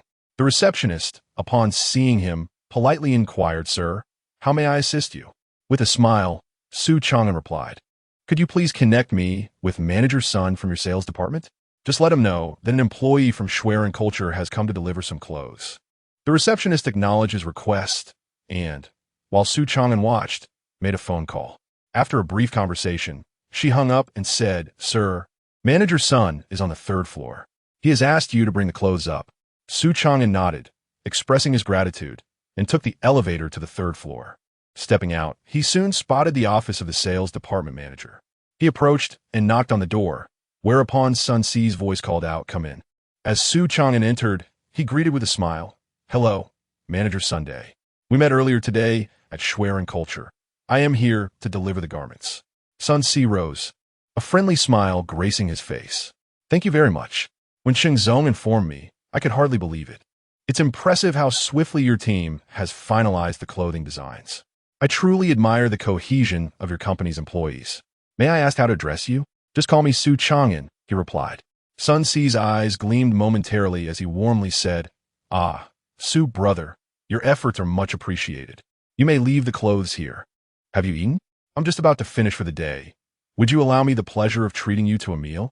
Su Changan set the garments down and shook his head. "Thank you for your kind offer, Manager Sun, but I have some matters to attend to. I must be on my way." "Oh, what a pity. I shan't see you off then." "Take care," Sun Si replied. "No need to see me off. Farewell." Su Changan responded. "All right," Sun Si said. Once Su Changan exited CV Group, a cold glint flickered in Sun Si's eyes. He approached the bags of clothing, then pulled out his phone to make a call. "Young master, the fish has taken a bait." "Excellent. Proceed as planned." "Understood." After leaving CV Group, Su Changan rented a BMW and drove back to the community to pick up Cheng Yin and the others. After all, they were heading to Wang Fei's daughter's birthday party that evening. It would be inappropriate for them to take taxi. Initially, there was no necessity to rent a car. Regrettably, the sole vehicle belonging to Cheng Yin encountered an unfortunate incident while picking up Zhang Roland today. Although it was not completely wrecked, it would still require several days for repairs. Thus, he had no choice but to rent a car. He waited outside the community for quite some time before finally catching sight of two radiant figures approaching, perhaps due to a lack of time to procure evening gowns. The two ladies did not overly adorn themselves. Cheng Yin wore a striking blue spaghetti strap dress that she had previously chosen with Su Changan at the mall. Her collarbone exquisitely accentuated, her hair loosely styled, and her legs bare, save for a pair of crystal high heels. Beside her walked Zhang Roland, a model whose figure epitomized elegance, clad in a V-neck dress that showcased her impressive décolletage, her physique perfectly balanced, with black fishnet stockings and knee-high black boots completing her ensemble. Each woman possessed her own unique charm, leaving Su Changan momentarily entranced. He rolled down the car window and whistled playfully, "Ladies, it's rather unsafe to walk alone at night. Shall I accompany you? As long as you keep me entertained." "It will be my pleasure." Zhang Ruolin was the first to notice him, striding over to gesture rudely at him. "You lecher, you are the most dangerous person around. How dare you say such things?" Cheng Yin, slightly baffled, inquired, "Su Changan, why are you driving this car? Don't you have your own?" Su Changan subtly fabricated a story. "Oh, your car suffered flat tire while I was picking up Miss Zhang. It's still not repaired. So I rented a rather impressive vehicle. It's more presentable this way." A flicker of disbelief crossed Cheng Yin's face as she remarked, "A flat tire?" Sensing her impending questions, Su Changan hastily urged, "Yes, there are a few other issues as well. It won't be fixed anytime soon. Now let's not waste time, please. Get in, or we shall be late." "All right, it's more important to get to the party," she replied. "Yin, you sit with me in the back." "Oh, all right." Cheng Yin, who initially intended to occupy the front seat, obediently joined Zhang Ruolin in the rear. Su Changan gritted his teeth, fuming inwardly. "I had planned to be a bit more intimate with Yin, but that Zhang Ruolin has thwarted my intentions. I must think of a way to send her away. Until this woman is gone, I shall find no peace." "Let's south hit the road," he commanded. "Understood," came the reply, as he pressed the accelerator and the vehicle sped away. At the Wang family mansion, although the birthday party for Wang Fei's daughter was not extravagant, it was nonetheless significant. As the owner of a trendy brand, Wang Fei had mingled in the commercial world for many years, amassing a plethora of acquaintances, both genuine and otherwise. The guests tonight were notably numerous, whether offering heartfelt congratulations or insincere pleasantries. Certainly, some attendees were not merely there to extend their good wishes. Such occasions were ideal for networking among prominent business figures, where, amidst convivial toasts, deals worth millions could potentially be brokered. "Mr. Wang, congratulations." "Mr. Wang, when will we have the pleasure of seeing your esteemed daughter? We have been here for quite some time, yet we have yet to catch a glimpse of her." "Huh, it has been ages since I last saw that little girl, sure. The last time was several years ago. I wonder if she has grown taller in the intervening years. Wang Fei navigated through the crowd, engaging effortlessly. Thank you all, dear friends, for your gracious presence this evening. Sure is upstairs, having her mother apply her makeup. This little girl, aware of the many guests eager to see her, is both shy and delighted, unwilling to emerge without looking her best. The others chuckled in good humor. At that moment, Wang Fei's phone chimed. He glanced at it, and an excited expression spread across his face. He addressed the gathering. My dear friends, I must apologize, but I have two distinguished guests arriving. I must go to welcome them. Please make yourselves comfortable, and I shall return shortly. With that, he made his way to the entrance, leaving the guests exchanging curious glances. They wondered who could possibly warrant such a personal reception from someone of Wang Fei's stature. Could they be members of an esteemed family? As these thoughts swirled, curiosity about the impending guest grew. Just as Wang Fei reached the entrance, a BMW pulled up, and soon, Su Changan and Cheng Yinyan alighted from a vehicle. Mr. Wang, congratulations. Su Changan beamed with a broad smile. Chapter 91. The Temptation. Wang Fei, taken aback, exclaimed, Ah, Mr. Su, your esteemed presence is a rare honor. I regret not having welcomed you properly and hope you will not take offense. With a smile, Su Changan replied, No offense taken. It's just that we arrived empty-handed, without gifts or red envelopes.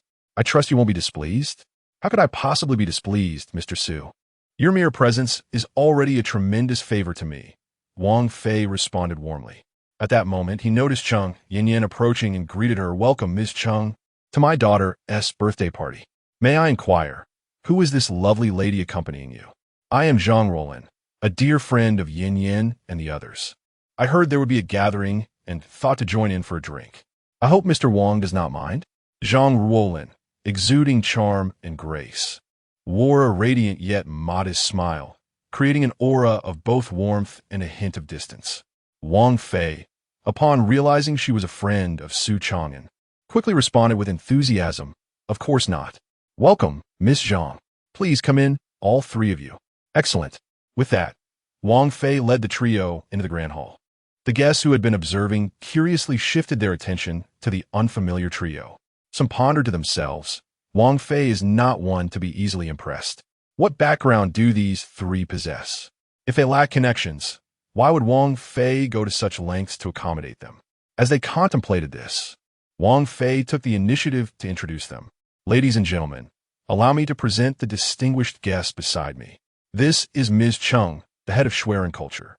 Although her company is in its nascent stages, I have already established a collaborative relationship with her. Henceforth, Schwerin Culture will be one of our agents at OR. He continued. Next to her is Mr. Su Changan, the general manager of Schwerin Culture, and beside him is Miss Zhang.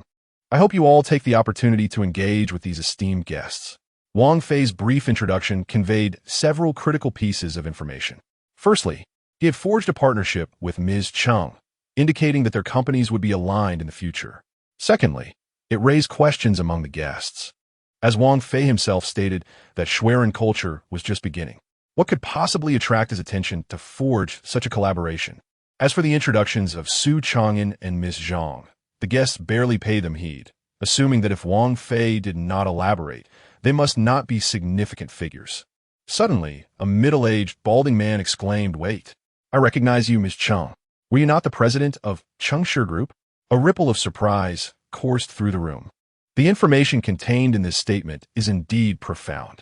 During this period, everyone has been following the news and is aware that Mr.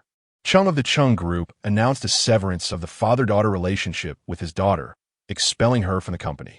Furthermore, it has come to light that the primary reason for Cheng Yinyan's ousting was her infidelity, having betrayed her fiancé, Bai Lang, for an illicit affair with another man. Upon encountering Cheng Yinyan in person, the onlookers were momentarily taken aback, seemingly unprepared for her presence. Wang Fei's expression appeared somewhat disconcerted. He quickly glanced at Su Changan, only to find his demeanor largely unchanged, which allowed him to breathe a sigh of relief. He was well aware of Su Changan's capabilities and his protective stance towards Cheng Yinyan. The incident of her being cast out was akin to reopening a wound, and the bald man, oblivious to the gravity of his words, was akin to pouring salt into it. Wang Fei genuinely feared that Su Changan might react unfavorably and lose his composure, but fortunately, it seemed he had managed to remain composed. At this moment, Cheng Yinyin spoke with dignified poise, affirming her identity. Indeed, I am Cheng Yinyin. I am aware that there has been much discourse regarding my reputation during this period. I do not wish to offer any explanations. I am currently running a company called Shuiren Culture alongside my boyfriend, Su Changan. As Mr. Wang mentioned, we are a newly established firm, yet we possess the confidence to excel. For those present who are interested in collaborating with us, we welcome in-depth discussions. If not, that is perfectly acceptable. Today is Mr. Wang's daughter's birthday party, and I suggest we shift our focus away from this topic. Behind her, Su Changan cast a proud glance at Cheng Yinyin, feeling a sense of pride in her newfound strength. Previously, she would have been deeply affected by such remarks, but now she appeared as steady as a rock, an admirable reflection of his own influence. The bald man, sensing the disruption he had caused, awkwardly chuckled and attempted to extricate himself from the situation, saying, "Ah, I merely heard rumors. I meant no offense. I hope Mr. Cheng does not take it amiss." "Not at all. Not at all," Cheng Yinyin replied. "I am not the focus of the evening. I simply hope we can redirect our attention." At this juncture, Su Changan also took the initiative to change the subject, addressing Mr. Wang. "We have been here for quite a while. Where is the guest of honor? Where is the cake? I arrived on an empty stomach, and Haven Tea even had a sip of water. This is rather unacceptable." Wang Fei, grateful for Su Changan's intervention, slapped his forehead in faux frustration and exclaimed, "Oh dear, how could I forget the main affair? Everyone, please take your seats.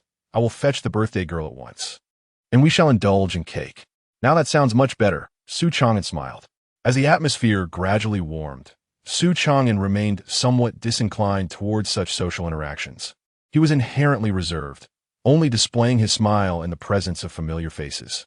He stepped outside the hall to indulge in a smoke, casting a glance at Cheng Yinyin, who was seated within, savoring cake and conversing amiably with Wang Fei's daughter.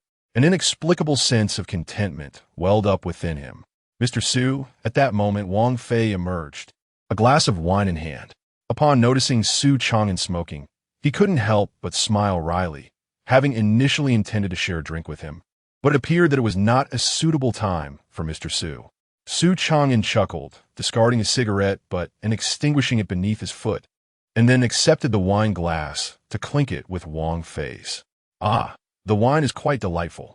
Haha, Mr. Su, I am still at a loss as to how to express my gratitude for your assistance last time. I shall not ramble on. If you have any requests in the future, do not hesitate to speak. I would willingly traverse mountains of blades or descend into cauldrons of boiling oil for you," Wang Fei declared earnestly. Su Changan held a favorable view of Wang Fei, smiling as he patted his shoulder. "Traversing mountains of blades or descending into cauldrons is unnecessary. Let's simply collaborate more in the future." "Absolutely," Wang Fei replied with a grin, then leaned in closer, lowering his voice. "Mr. Su, I have learned about the incident involving Bai Xiaotian. Is there any connection between this matter and you?" Chapter 92. The dim-witted bloodbat. Su Changan did not conceal his thoughts and nodded in acknowledgement. Wang Fei held him in even higher esteem, remarking that Mr. Su is indeed formidable. He had long harbored a grievance against Bai Xiaotian and had yearned for an opportunity to confront him. With Mr. Su's intervention, Bai Xiaotian was promptly dispatched to the detention center, a classic case of poetic justice. Su Changan casually replied, "It's nothing much. I am simply protective of my own. As long as others do not provoke those close to me, I can remain indifferent. However, should they cross that line, I will not hesitate to respond with force." "Ha! I truly admire your character, Mr. Su. Your passion and decisiveness are commendable. Flattery will get you nowhere, Wang. Let us not overdo it," Su Changan chuckled. At that moment, he suddenly felt an urge to relieve himself, excusing himself as he stepped out into the night. The evening air was thick, and as Su Changan walked against the wind, his slight frame seemed almost fragile, as if it could be swept away. After an indeterminate distance, he halted and addressed the stillness around him. "Come out. After shadowing me for so long, It's time for you to reveal yourself." The only response was the howling wind, devoid of any human presence. Su Changan furrowed his brow and spoke coldly. "Not coming out, are we? Very well. Then I shall force you to." With a sudden pivot, he struck the air behind him with a fierce punch. A resounding thud echoed as a figure stumbled from the shadows, blending seamlessly with the night due to their dark attire. The individual wore a mask, revealing only a pair of narrow, sinister eyes, and stood at a modest height of approximately 5'5", neither stout nor slender. Su Changan cast a cursory glance at the figure and sneered. "Have you decided to show yourself? I was under the impression you would continue hiding. Now, tell me, why have you been following me?" The stranger narrowed their eyes, their voice gravelly as they replied. "When did you first realize I was tailing you?" "Shortly after I arrived here. In truth, I was prepared to act at any moment. But your patience has been commendable. Had your intent to harm me disrupted the girl's birthday party, I would have found it quite unacceptable. Therefore, in light of your honesty, I am willing to grant you a swift demise." "A swift demise, you say? Huh." The figure erupted in a cacophony of laughter, akin to nails scraping against a chalkboard, shrill and jarring. "Do you even know who I am to speak so boldly?" "Of course I do. You are the 5th-ranked assassin on the leaderboard. The Bloodbat, correct?" With that name, the Bloodbat, as pupils dilated in shock, instinctively gasping. "How did you know?" Su Changan observed his reaction with keen interest, a cold smile gracing his lips as he said, "Not only do I know you are the Bloodbat, but I also understand that you were sent by Mu Tianya to eliminate me. Am I incorrect?" TSK, how pitiful you are, lurking in the shadows, hoping I wouldn't discover you. Yet here I am, fully aware of your true nature. Bloodbat, tell me, is there a more wretched assassin in this world than you?" The Bloodbat remained silent for a long moment before managing to utter a question through clenched teeth. "I am curious to know how you came by all this information. My movements are supposed to be the most clandestine. Logically, you should not have been able to uncover them." Su Changan's smile widened as he replied, "That is merely your perception of secrecy. If you truly wish to know, I can enlighten you. The answer is exceedingly simple. The one who hired you is the very person who has betrayed you." "Mu Tianya, are you insinuating that he has sold me out?" The Bloodbat exclaimed in astonishment, only to quickly dismiss the notion. "Do you take me for a fool? I was the one who hired myself to kill you, and I paid a substantial price for it. You would have to be insane to sell your information to me. You are indeed foolish, for right from the outset, our target has been you. I am in league with Mu Tianya. This entire scheme was orchestrated by us, with the sole aim of eliminating you. Otherwise, do you truly believe I would be so confident in confronting you? Have you never considered this? You despicable wretches." It was too late for words now. "I have made arrangements with an old acquaintance. He will lure you out, and I shall personally take your life. Bloodbat, it is time for you to depart." With that, Su Changan sprang towards the Bloodbat, delivering a powerful punch. The Bloodbat was still reeling from the shock of betrayal when, in the blink of an eye, Su Changan's fist was upon him. Reacting almost instinctively, he stepped back, then swung his right hand, sending an iron hook hurtling towards Su Changan. Clang! The iron hook was attached to a long chain, and, as it sliced through the air, it whistled ominously, aimed directly at Su Changan's head. "You two scoundrels think you can harm me? I shall first eliminate you before I deal with him." Boom!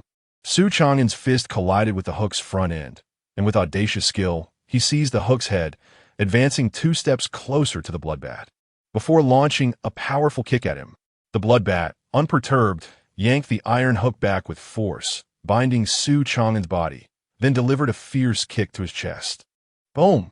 Su Changan spat out blood, his expression tinged with pain, yet he gritted his teeth and managed to free himself from the Bloodbat's iron hook. The two exchanged several more blows. Bang! Bang! Bang! "You brat, I shall surely kill you." The Bloodbat was now filled with murderous intent, discarding the iron hook, and without any visible manipulation, he produced 2 iron claws from his sleeves, aligning them with his hands, and charged towards Su Changan for the attack. After deftly evading several attacks, Su Changan landed a powerful punch to the abdomen of the Bloodbat. As the creature lunged at his face with a claw, Su Changan seized the opportunity, locking the bloodbat's right hand at an awkward angle before forcefully twisting its arm until it snapped. The bloodbat emitted a muffled grunt, retaliating with 2 swift strikes from its iron claws aimed at Su Changan's back. With a surge of strength, it lifted Su Changan and hurled him down towards the ground with tremendous force. With its unscathed right hand, it clawed at Su Changan's neck. But Su Changan ensnared its hand with his legs. Summoning all his strength, he flipped the creature onto the ground and mounted it, unleashing a flurry of brutal punches to its face. Bang! Bang! Bang! The bloodbat retaliated, using its knee to thrust Su Changan away before launching its iron claws at him. Whoosh! Whoosh! Clang! Thud! Su Changan managed to kick one aside, but was struck in the abdomen by another claw. Grimacing in pain, he roared in fury, charging toward the bloodbat and delivering a devastating punch. Boom! His fist sent the bloodbat flying, clutching its injured abdomen as it howled in desperation. Bloodbat, you cannot escape. After painstakingly devising this trap with Mu Tianya to eliminate you, how could we possibly allow you to slip away so easily? Chapter 93. The tragedy of laughter, the sound, and silhouette gradually faded away. Just moments later, the seemingly lifeless Su Changan, who had been kneeling on the ground, suddenly sprang to his feet with an energy akin to that of a rejuvenated spirit. He cast the iron claw from his abdomen onto the ground and wiped the blood from the corner of his mouth, revealing a sinister grin. Within a solitary villa, Mu Tianya, exhilarated, had just enjoyed a bath and now reclined on his bed, his phone resting beside him as he awaited the promising news from the bloodbat. After tonight, Su Changan would vanish from this world. You brought this fate upon yourself by opposing me. Suddenly, a gust of wind flung open his window, and a shadow as dark as the night itself crouched on the windowsill, its blood-red eyes fixed intently upon him. What the hell? Mu Tianya was startled and tumbled off the bed. Upon closer inspection, he let out a sigh of relief and, slightly exasperated, remarked, "Phew, Mr. Bloodbat. Why is it you? Next time, please knock before entering.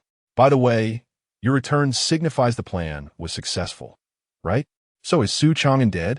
The bloodbat regarded him in silence. After a few moments, it slowly reached toward its waist. "Mr. Bloodbat, why do you not speak? Was it successful or not? Do you wish to know? I shall take you to see him now." "What? What are you doing? With a flash of cold light, blood erupted alongside a scream. Upon returning to the Wong family, the birthday party was nearing its conclusion. Su Changan joined in the revelry for a while before driving Chung Yin and the others home. However, on the way back, a disagreement arose regarding where Zhang Ruolin would spend the night. Zhang Ruolin, with utmost seriousness, declared, "It is not that I wish to be a third wheel, but since Su Changan has yet to pass my evaluation, I cannot confidently entrust Yin Yin to you. Therefore, I must stay with you for a time to supervise and protect Yin Yin." Su Changan, exasperated, could not help but retort, "Miss Zhang, do you know why there are so many breakups among couples? It's precisely because of meddling friends like you. Better to dismantle 10 temples than to disrupt a single marriage." Zhang Ruolin, wearing a dark expression, responded, "Why do I feel like I've become the villain in a drama? My intentions are purely good. Yin Yin, do you think what I said holds any truth?" Chung Yin Yin, unsure how to respond, simply wished for the two to cease their bickering. Thus, she interjected, "Ruolin, let us not argue with Su Changan anymore. How about this? Su Changan, let Ruolin share a room with me. It's been a long time since we've seen each other. We can catch up." Su Changan, with a look of wounded innocence, replied, "So, does this mean we cannot indulge in those playful games tonight?" "Indeed, wait a moment. When do we ever engage in such playful games?" Chung Yin Yin instinctively responded, only to realize something felt amiss. "It appears I have fallen into Su Changan's linguistic trap. She has never engaged in any playful games with him, yet he dares to speak such nonsense in front of Ruolin. I can imagine the peculiar look in Ruolin's eyes as she gazes at me." Su Changan chuckled and said, "I was merely joking. It is my dream, albeit one yet to be realized. However, I believe there will come a day when it will come to fruition, right, Xiaoyan? Well, since it is a dream, perhaps you should dwell on it in your slumber first. I doubt its realization is in your future." "You are quite heartless," he retorted with a playful huff. Focus on driving, will you? Regardless, Su Changan ultimately consented to let Zhang Ruolin share a room with Cheng Yin, despite his reluctance. Thus, they returned to the community, with Su Changan stopping by the supermarket to purchase some ready-to-eat meals for a late-night snack. Zhang Ruolin seemed genuinely excited, immediately diving into online shopping with Cheng Yin, clearly intending to buy numerous clothes for an extended stay. Su Changan smirked and, recalling something, asked, "By the way, Miss Zhang, I've never heard you mention your family. Are they abroad as well?" Zhang Ruolin's expression shifted slightly, and after a moment's contemplation, she replied, "They are in Huaxia, but not by the South Sea." Su Changan responded, "Oh, they must trust you quite a bit, considering you've returned to Huaxia without visiting them. Mind your own business," Zhang Ruolin retorted, her demeanor shifting like a cat whose tail has been stepped on. With an indignant huff, she entered Cheng Yin's room. Cheng Yin earnestly advised Su Changan, in the future, try not to mention her family in front of Ruolin. It is a sensitive subject, one I cannot even broach. Curiously, Su Changan inquired, "Why is that?" "It's complicated, and I can't explain it all right now. Just know that Ruolin's relationship with her parents is not particularly good. I'll check on her now. I want TB coming out to say goodnight." "All right." Once Cheng Yin stepped inside and closed the door, Su Changan, puzzled, returned to his room. He first called Qian Qian, is Zhang Jiqiang still with you? Qian respectfully replied, "He is still here. He hasn't dared to leave without your instructions. Would you like me to hand him the phone?" "Yes, I have something to discuss with him." "Certainly. Please hold." After a moment of static, Zhang Jiqiang's voice came through. "It's me, Zhang Jiqiang." His feelings were quite complex. He could not ascertain whether he should resent Su Changan or feel grateful towards him. To express gratitude seemed unreasonable, especially after that brutal beating and the forced consumption of poison, which had made him unwillingly act as Su Changan's lackey. However, it is not solely hatred that he harbors. Through the information subtly divulged by Master Qian, he has gleaned the formidable background and identity of Su Changan. A flicker of relief washes over him, grateful that Su Changan spared his life. His heart is a tumult of conflicting emotions. Su Changan nodded thoughtfully and earnestly remarked, "You performed admirably tonight. Had you not disclosed the intelligence to me in advance, I might have indeed fallen victim to the bloodbath.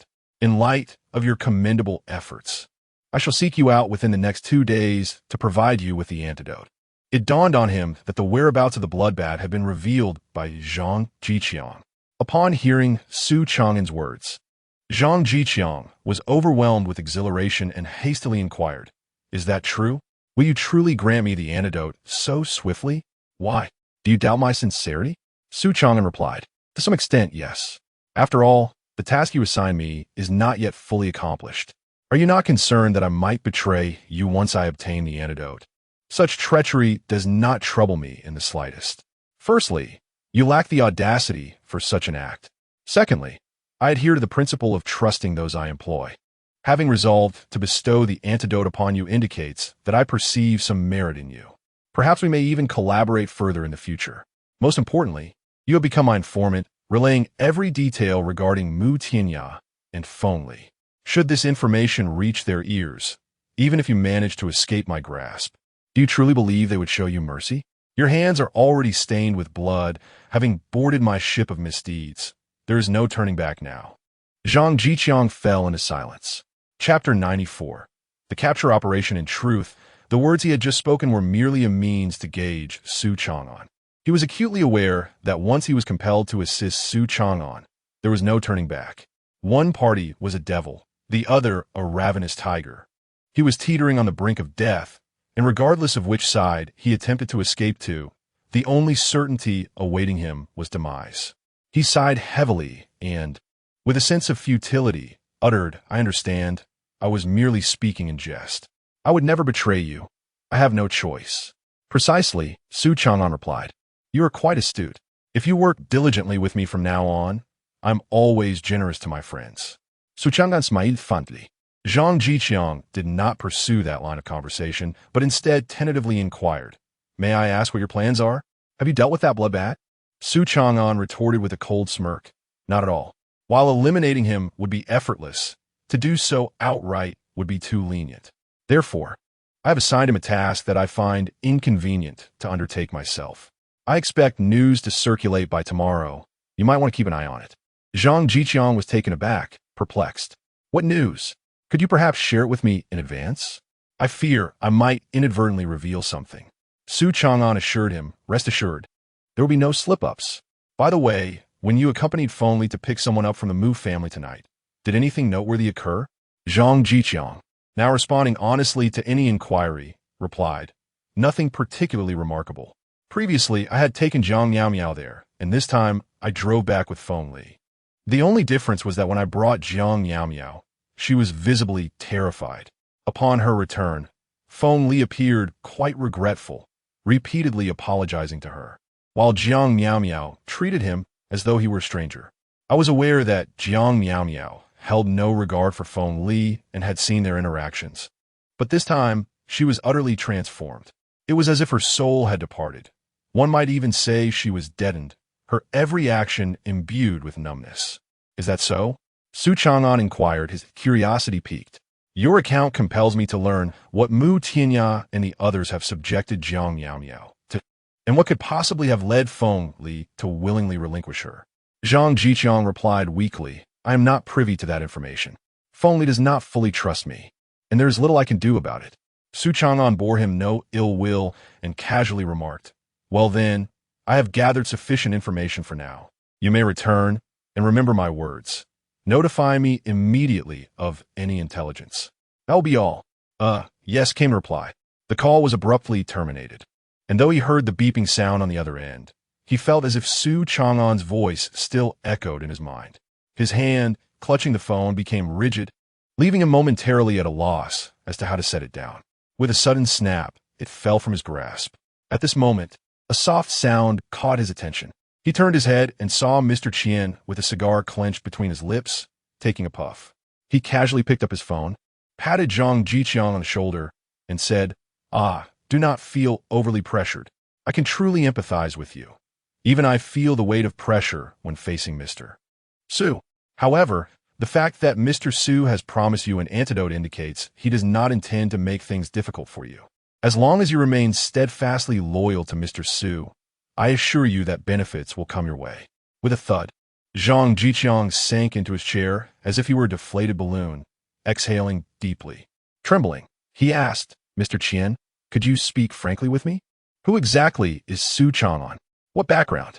Qian pondered, taking a deep drag from his cigar. "He seems akin to a devil from hell, tasked with eliminating all other devils in this world. Once all the other devils have vanished, he himself will become the greatest devil." Meanwhile, after ending a call, Su Changan prepared to channel his unusually turbulent vital energy for the day when he received a call from Shinchichi. "Su Changan, you should be off work by now, right? Let us meet at the food stall we visited yesterday. Remember, come alone and don't let anyone find out." Surprised at first, Su Changan soon grasped the situation. Had the plan been moved forward? It's inconvenient to discuss over the phone. We'll talk more when we meet." "All right. Give me a moment to get ready," he replied before hanging up. He donned a jacket, opened the back window, and leaped out, swiftly disappearing into the night. 15 minutes later, Su Changan met Shinchichi. She had arrived in her car, having dressed meticulously in a black skirt, her long, slender legs accentuated by flesh-colored stockings, exuding allure. With her naturally striking features enhanced by subtle makeup, she was a vision to behold. "What are you staring at? Keep ogling, and I might just poke your eyes out." Shinchichi noticed Su Changan's wandering gaze fixated on her legs. Instinctively, she squeezed her thighs together and, feeling a mix of embarrassment and annoyance, urged, "Get in the car. We need to talk." Su Changan opened the car door and slid into his seat with a mischievous grin. "I'm in now, don't worry. Today, the doors are welded shut. No one is getting out without some excitement." Shinchichi's face twitched in irritation, suppressing the urge to draw her weapon. She retrieved 2 folders from her bag and handed them to Su Changan before starting the engine. Curious, Su Changan glanced at the folders and asked, "What's this about?" "Tonight's operational plan," Shinchichi replied casually before continuing earnestly. "Let me explain. Our target location tonight is in the bar district. Since we're uncertain about which bar the butterfly will appear in, Our mission retains an element of unpredictability. Su Changan wore a puzzled expression, exclaiming, "Wait, if none of you can ascertain which bar he frequents, what good does it do for me to accompany you? There are at least a dozen or so establishments on the bar street. Are we truly expected to visit each one in search of him?" Shinchichi shot him an exasperated glance and replied earnestly, "We have indeed contemplated this very issue. The two of us are here primarily for tonight's operation. Our objective is to blend in seamlessly and perform as naturally as possible. We have already dispatched 2 teams of colleagues to surveil the area. The moment we identify any suspicious individuals, we shall act swiftly to apprehend them." Chapter 95.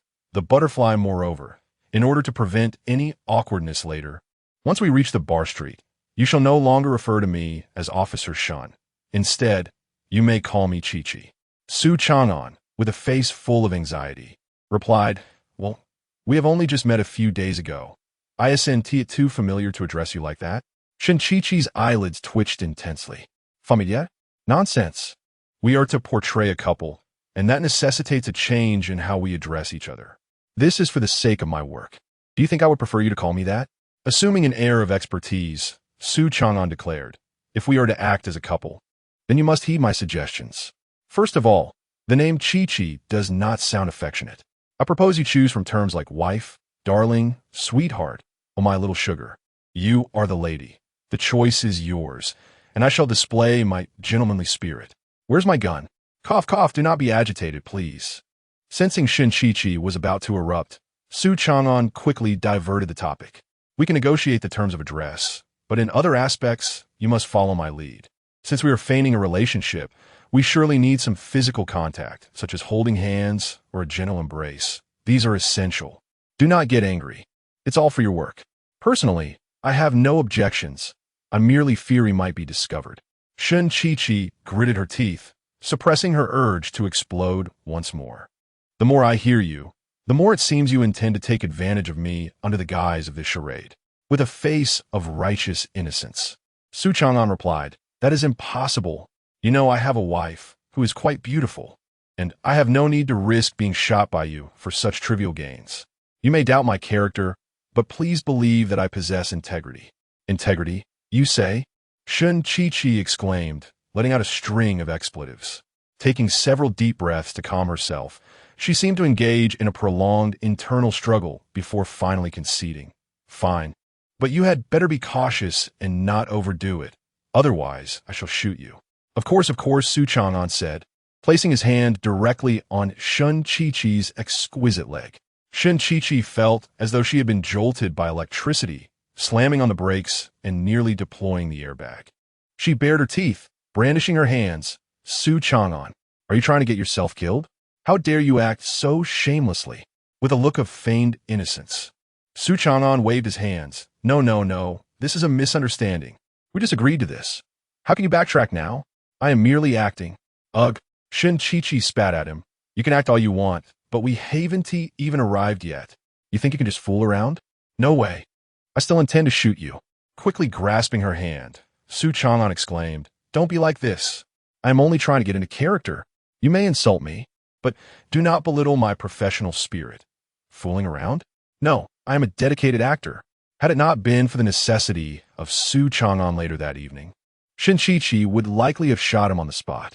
She had never encountered someone so unabashed. Truly, it confirmed an old adage. Those without shame are invincible in this world.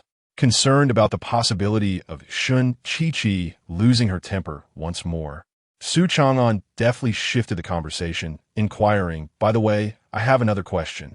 Wasn't it agreed upon to act at dawn? It is barely past 9. Why we commence so early?" Shin-Chi-Chi cast a penetrating glance at him, gritting her teeth as she replied, "Isn't it all because of you? I had to go against the consensus and request the chief's permission for you to assist me. My colleagues in the Major Crimes Unit believe I am toying with their lives, insisting that I involve you in this operation. Ultimately, I had no choice but to act preemptively, intending to capture the Butterfly before they could, both for my own sake and to uphold our criminal investigation team's honor." With a sharp slap on Su Changan's shoulder, she added earnestly, "I am placing all my hopes in you. Please do not let me down." Su Changan regarded her, feeling akin to Zhuge Liang entrusted with Liu Bei's legacy, uncertain if this Liu Shan would prove to be a feckless individual. Soon enough, they resumed their journey, and it wasn't long before they arrived at the bar street. This thoroughfare was a veritable paradise for the young, a haven for indulgence and rendezvous. The cacophony of bars lined the street, while vendors offered an array of delectable street food. At this hour, the nightlife was just beginning to awaken, and the number of young people out for dates and merriment was steadily increasing. As they prepared to disembark, Sun Qiqi handed Su Changan a Bluetooth earpiece, instructing him to wear it. This device would allow him to hear their team members, while also preventing the two from losing contact should they find themselves in pursuit. Su Changan, however, was captivated by the array of alluring young women gracing the streets. The warm weather had prompted many to showcase their figures, and he was momentarily dazzled by the sight of beautiful legs. Just then he felt a sharp pinch on his arm. Turning to investigate, he found Sun Qiqi clinging to his arm, a hint of jealousy evident on her face as she uttered menacing words. "How dare you look at others when you have me? Do you not fear I might just kill you?" Su Changan's lips curled into a playful smile as he embraced her, teasingly saying, "Ah, is our little Qiqi feeling jealous? Rest assured, the world may be captivating, but I still find your figure the most enchanting. My heart belongs to you, and you alone." Sun Qiqi's expression darkened, ready to retort, when Su Changan leaned in, his voice low enough for only them to hear. "I must say, Officer Shun, this is rather unprofessional of you. I understand you are focused on the mission, but in such a mixed crowd, if you do not act a bit more naturally, what if the butterfly blends in among them and we end up alarming her?" He knew that the matter of the butterfly was Sun Qiqi's greatest concern, and indeed, upon mentioning it, she seemed to regain her composure. She playfully punched his chest twice and feigned shyness as she said, "You rascal, you only say such things to win my favor, but I know your true thoughts." Su Changan burst into laughter, exclaiming, "How do you know? You are not a worm in my stomach. Come, let me take you out for some fun." Then Su Changan led her into a bar at random. The two settled at the counter, where Su Changan ordered 2 glasses of beer. Sun Qiqi, preoccupied with her task, had little inclination to drink and kept glancing around, hoping to catch a glimpse of the elusive butterfly. Su Changan, somewhat exasperated, remarked, "Little Qiqi, your behavior will only arouse suspicion, you know? Besides, that butterfly is quite astute. I highly doubt he would reveal his true identity in such a place. It would be wiser for you to calm down and wait patiently. After all, there is still plenty of time." Chapter 96. An unexpected encounter. Sun Qiqi gritted her teeth and pinched him sharply with her small hand, retorting with annoyance, "You think you can just watch? Regardless, we are tied together in this mission. If I fail, you'll be in trouble too." Su Changan chuckled helplessly, "Don't worry, I'll be here. Just follow my lead. Look here," she warned, "you can drink, but don't get drunk. If you do, I won't let it slide." "Are you joking? My nickname is the one who never falls after 1,000 cups. How could I possibly get drunk?" Su Changan rolled his eyes.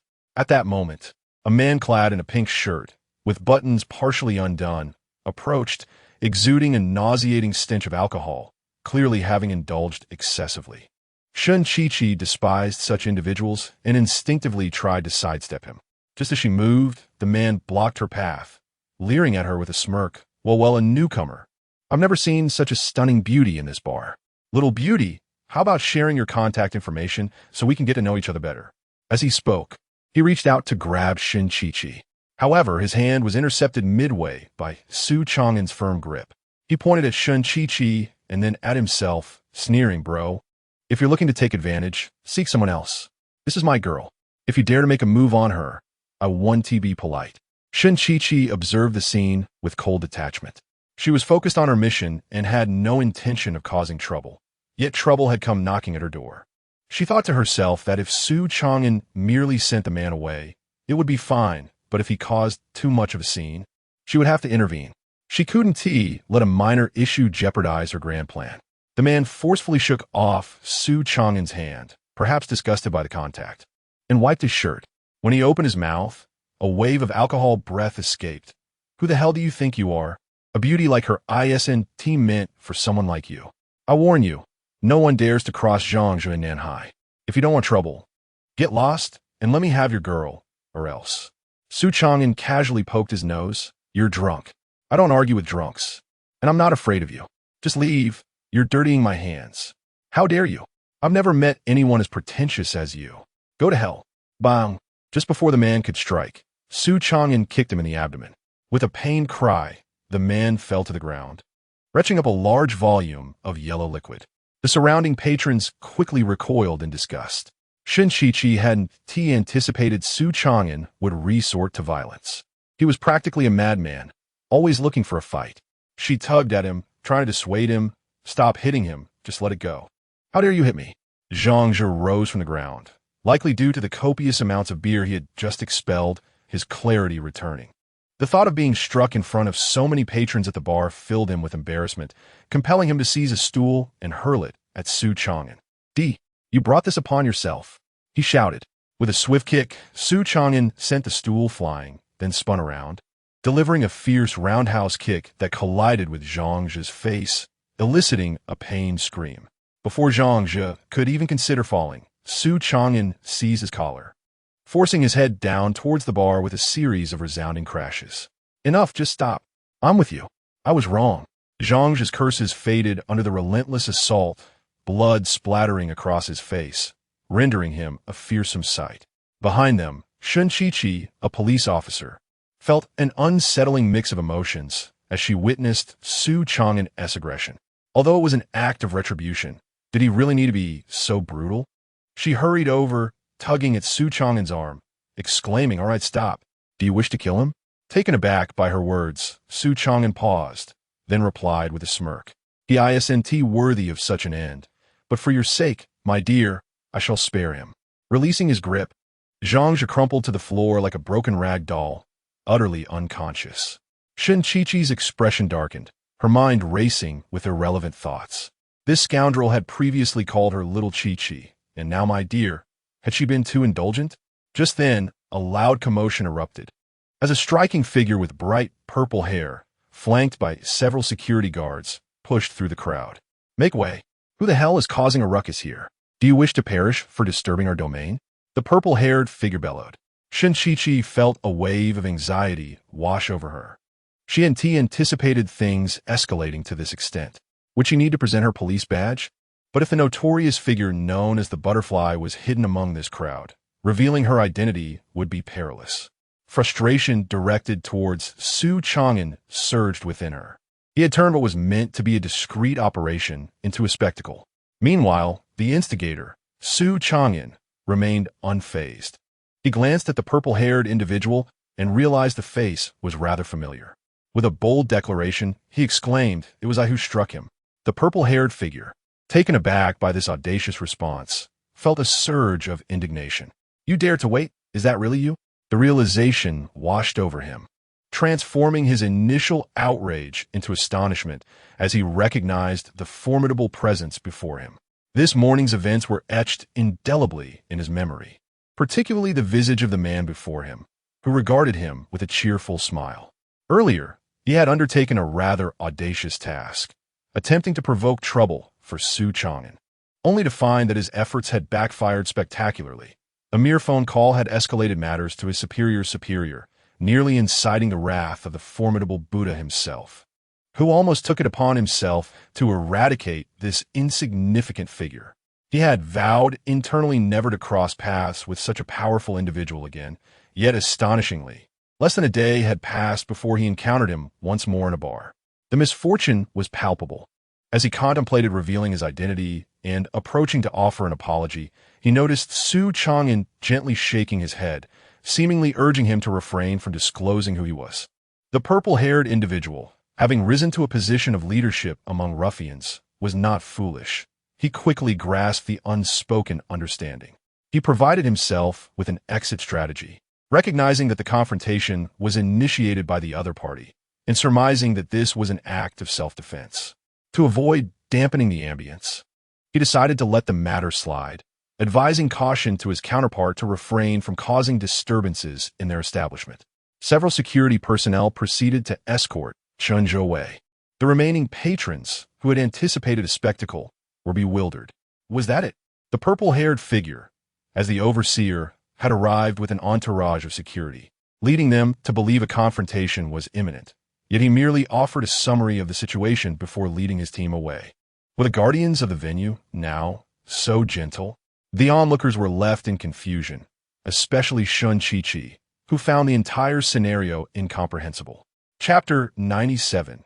The Revelation. Initially, she distinctly heard the violet-haired ruffian exclaim, "It's you," upon encountering Su Changan. Although it was merely a pair of simple words, for someone who had dedicated several years to the police force, she could glean a wealth of information from them. The most evident implication was that the violet-haired individual was acquainted with Su Changan. As for the rest, it appeared that only a direct inquiry to Su Changan would suffice. With this thought in mind, she approached Su Changan and began to ask Su Changan you. However, Su Changan seemed to anticipate her question and promptly interrupted. "Xiao Chi-Chi, let's discuss this later. I must use the restroom. I'm about to burst." With that, she slipped away. Shun Chi-Chi, infuriated, stomped her foot and exclaimed, "Hey, you coward! You're avoiding me again, you scoundrel! I shall see how long you can evade the matter." At that moment, Su Changan did not proceed to the restroom. Instead, she meandered around and fortuitously arrived at the back entrance of the bar, where she witnessed the violet-haired thugs tossing Chunja into a garbage bin. "Hey, whoa, who is that?" The violet-haired ruffian was startled, dropping the steel pipe he held to the ground. Turning to see Su Changan standing at the doorway, one of his underlings angrily shouted, "Damn, are you trying to scare us to death?" "Ah!" Bang! The violet-haired thug kicked him aside, furiously rebuking. "How dare you lay a hand on Mr. Su? Do you wish to die? Get lost, and don't obstruct our view." The underlings exchanged glances before hastily retreating. Anyone who could instill fear in their leader was certainly not someone they could afford to provoke. Regardless of their background, fleeing was the only option. The violet-haired ruffian also wished to escape, but he surmised that Su Changan had come specifically for him. To flee now would likely result in an even graver fate. Thus, he steeled himself and approached, forcing a grimace as he said, "Mr. Su, are you looking for me about something? Earlier, I refrained from disclosing your identity because I thought you preferred it that way. Did I misinterpret your intentions?"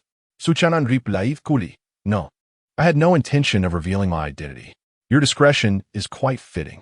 I seek your counsel regarding any peculiar occurrences you've noticed in this area, given your position here."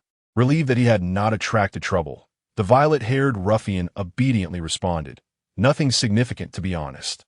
To speak frankly, bars like this are rife with all sorts of characters. With so many people, I've encountered my fair share of oddities. However, if we were to pinpoint something particularly strange, it would be that recently, there have been fewer individuals coming to the bar to collect corpses. It seems the drunken girls are leaving in groups, and the previous frantic corpse-collecting behavior has vanished. I wonder if that counts?"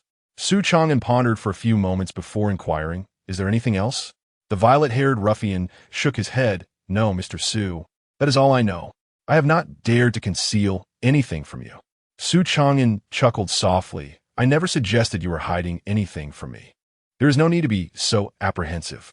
You may take your leave. Is it truly all right for me to go now? Do you wish to stay?" "No, no. I shall heed your words, Mr. Su. I will take my leave now." "Very well." Zimei departed swiftly. Su Changan remained rooted in place, lost in thought. Feeling a pressing urgency to relieve himself, he sought out a secluded alley for some privacy. At that moment, he heard a timid sob emanating from the adjacent alley, a soft sound, yet unmistakably audible. "Do not be afraid. It is merely one of my peculiar inclinations. Surely, you must realize how deeply I cherish you. For my sake, can you not accept this small quirk of mine? Oh, I'm not entirely averse, but this is outside, right by the bar's back entrance. Could we perhaps find a hotel instead? I can't shake the feeling that we might be seen." "What of it? If we are seen, would that not add to the thrill? Come, do not worry. It won't hurt. I have specifically tested it. The pain threshold is just within what one can bear, quite pleasurable. In fact, no, I beg you, let's change location, shall we? Your constant insistence on changing the venue only reveals your lack of affection for me. You truly do not love me. All your sweet words are mere fabrications." "I do not." At that instant, a faint sound of scuffle broke the tension. In the depths of the alley, A man wielding a black leather whip cornered a girl against the wall. He suddenly turned, his features contorting into a menacing grimace. An aura of menace radiating from him. Who goes there? Step forward. With the sound of footsteps echoing, Su Changan emerged from the alley's corner, a naive smile adorning his face. "Oh, I was just passing by. Please continue." From the snippets of conversation he had overheard, coupled with the sight of the whip in the man's hand, Su Changan, despite his simplicity, could surmise that this couple intended to engage in some thrilling escapade. He felt little inclination to witness such a scene and decided to leave. However, the man glanced at him with a glare of ire. "Did you hear everything?" Su Changan hesitated, fabricating a lie. "No, I heard nothing at all. I was merely passing through. Please, carry on with your business." With that, he turned to depart. Yet, as he pivoted, he caught another glimpse of the girl cornered against the wall. Her eyes glistened with tears, her demeanor timid, and her gaze bore a hint of desperation. Nevertheless, he acted as if he had seen nothing and walked away. Once Su Changan had distanced himself, the man flicked his whip again and forcefully grasped the girl's chin, speaking with brute dominance. "Do not be afraid, my dear. I have engaged in this with many before. They, too, were initially resistant and frightened. Yet, once they embraced the experience, each one found it exhilarating and left wanting more." Tears streamed down the girl's cheeks uncontrollably. Regret washed over her for having come out with this man. "Please, I truly cannot bear it out here. Let us find a hotel instead, shall we?" "No way." The man, enraged, tightened his grip on her chin, asserting, "What I say goes. You lack the authority to resist. Should you find it impossible to accept this calmly, I possess a method to assist you." "What method?" With a flourish, he produced a gleaming dagger from his pocket, a twisted smile adorning his face as he declared, "It's quite simple. If you were to perish, you would harbor no objections. Then we could indulge in whatever whims we desire."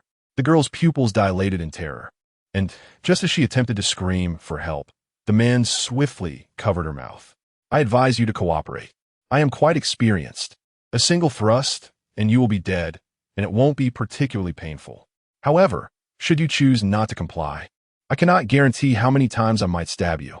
Would you prefer a swift death or one filled with agony? I understand your fear of death. Truly, there is nothing to dread.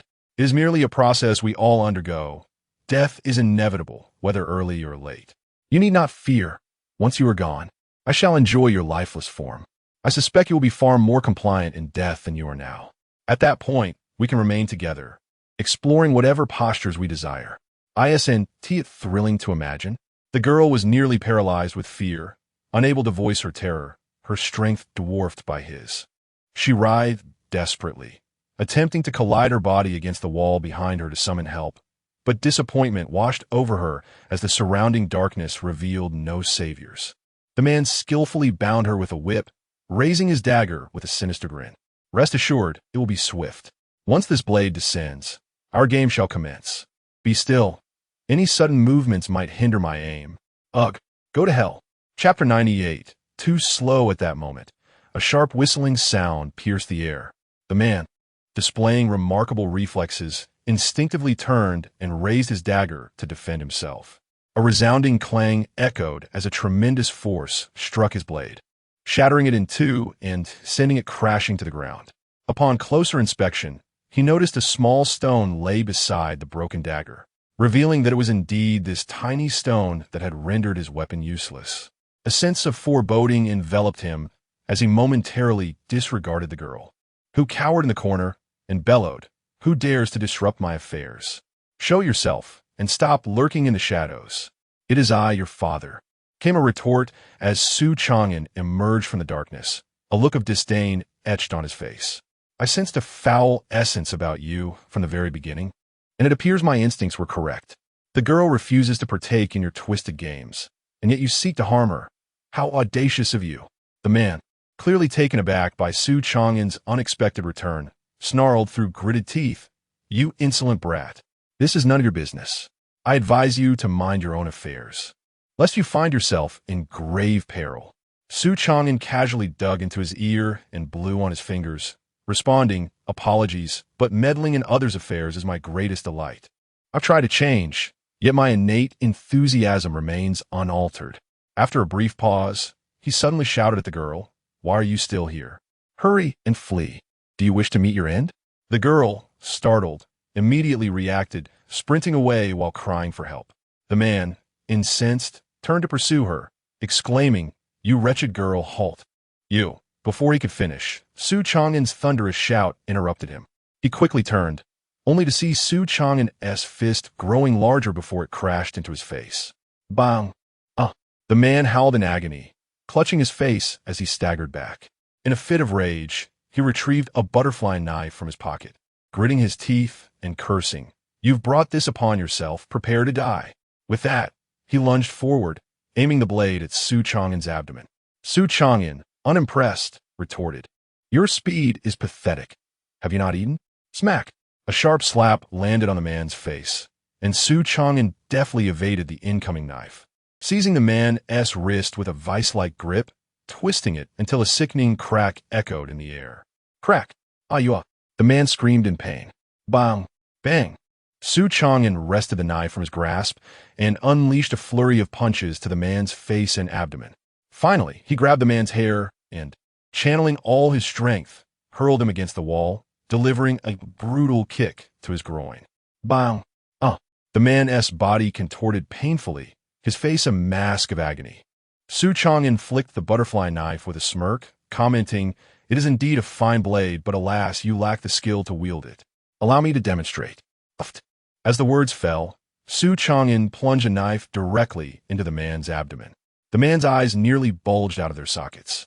He was bewildered by the surge of strength and, disregarding the agony in his belly, embraced Su Changan's body, subsequently driving an elbow into Su Changan's back. "I'll fight you," he declared naively. Bang! Instead of withdrawing the butterfly knife, Su Changan retaliated with a punch to the man's face, then forcefully extracted the knife to strike his shoulder once more. Following that, he delivered a devastating kick that shattered the man's knee, seizing his neck with one hand to hoist him up and throw him to the ground. Splash! Thud! Su Changan landed another kick to his temple, causing the man to lose consciousness instantly. Su Changan smirked, sheathed the knife into his pocket, then crouched down to search the man, discovering only a wallet containing a mere few dozen coins, devoid of any identification. At that moment, the Bluetooth headset in his ear flickered, followed by the irate voice of Shun Chi-Chi. "You bastard Su Changan, where have you been? Did you fall into a pit? Hurry back, we need to switch bars." Su Changan chuckled helplessly and replied nonchalantly, "No need to rush, little Chi-Chi. Come to the back door of this bar. There's an alley where I'll be waiting for you." "Why should I go there? I just stepped out to relieve myself and stumbled upon a fool attempting to assault a girl. She refused, and he threatened to kill her. Fortunately, I intervened in time. Although this man is not a butterfly, his methods are strikingly similar. I suspect a connection between them. Regardless, just come over." "What? Such a thing happened? Wait for me. I'm coming right away." "Hold on. Didn't you just say you were going to the restroom? How did you end up at the back door? Did you use the street?" That's not the point. Just hurry over." Su Changan wore a look of exasperation. Shin Chi-Chi could be astute at times, yet at others, she acted like a clueless puppy. How did she manage to join the police force with such naivety? Was it merely her looks? He internally scoffed, then crouched down to light a cigarette. Just then, he faintly heard footsteps approaching. Looking up, he saw a middle-aged man staggering toward him, clutching a briefcase under his arm. The man's face bore the weariness of sleepless nights, exuding an air of lethargy. Upon noticing Su Changan, his expression brightened momentarily, followed by a hint of embarrassment as he approached, retrieving a pack of cigarettes from his pocket. "Hello, brother. May I borrow a light? I lost my lighter, and it's quite uncomfortable when the craving hits." As he spoke, he offered Su Changan a cigarette. Su Changan accepted it, handed him the lighter, and smiled. "Here you go. I'm also an old smoker. I know the agony of wanting to smoke without a light. I can relate, haha." The middle-aged man chuckled softly, accepting the lighter to ignite his cigarette.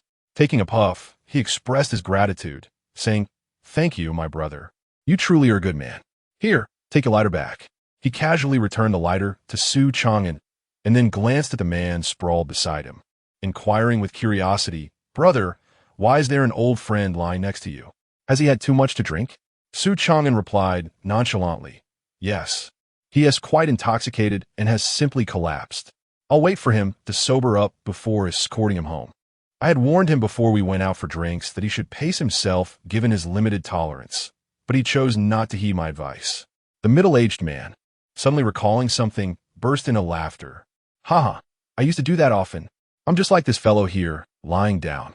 I've always believed that my friends who haven't severed ties with me are true companions. By the way, he continued, what brings you out alone at such a late hour? You don't seem to be out for leisure. Just finishing work? Yes. The company has been making us work overtime, Su Changan replied with a hint of frustration. Performance this month has been dismal, and it feels like I'm working myself to the bone. Oh, I see, the man responded.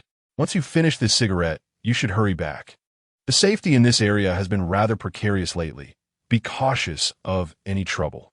The middle-aged man, visibly tense, asked, what do you mean? Do you know something? Su Changan casually touched his ear and replied in a hushed tone, actually, I do know a bit. Have you heard about the recent serial killer in Nanhai City?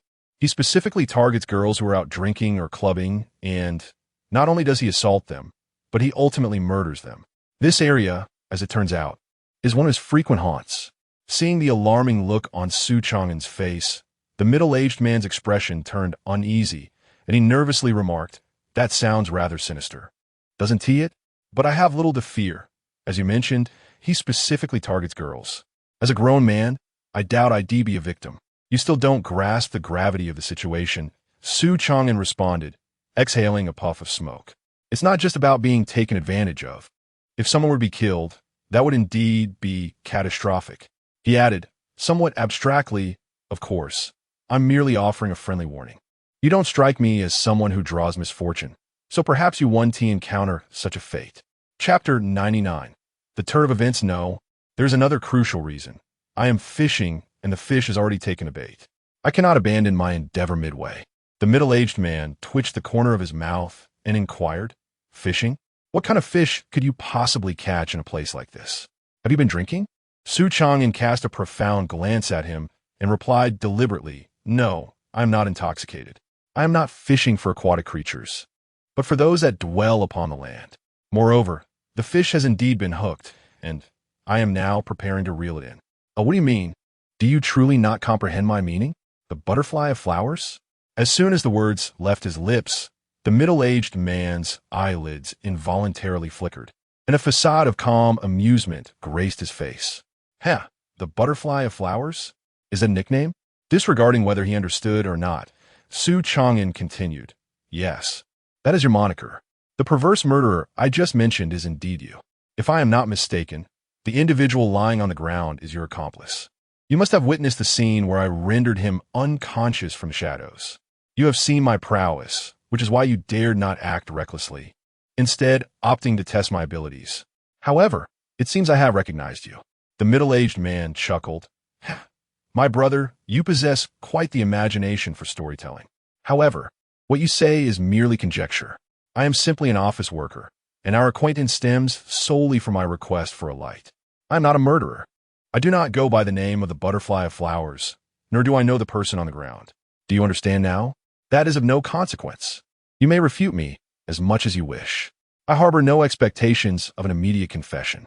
I have seen the general appearance of the butterfly of flowers, and you bear no resemblance to him. This is easily understood. As a murderer, you will be concerned about being recognized. Hence you disguise yourself whether in daily life or during your heinous acts. Just like now, your face is a fade. Although you have attempted to present yourself as an ordinary office worker, the distinctive traits of a killer have nonetheless betrayed you. What traits? Firstly, you feigned a swaying, drunken gait while walking, yet I detected no scent of alcohol on you. You have not consumed any liquor.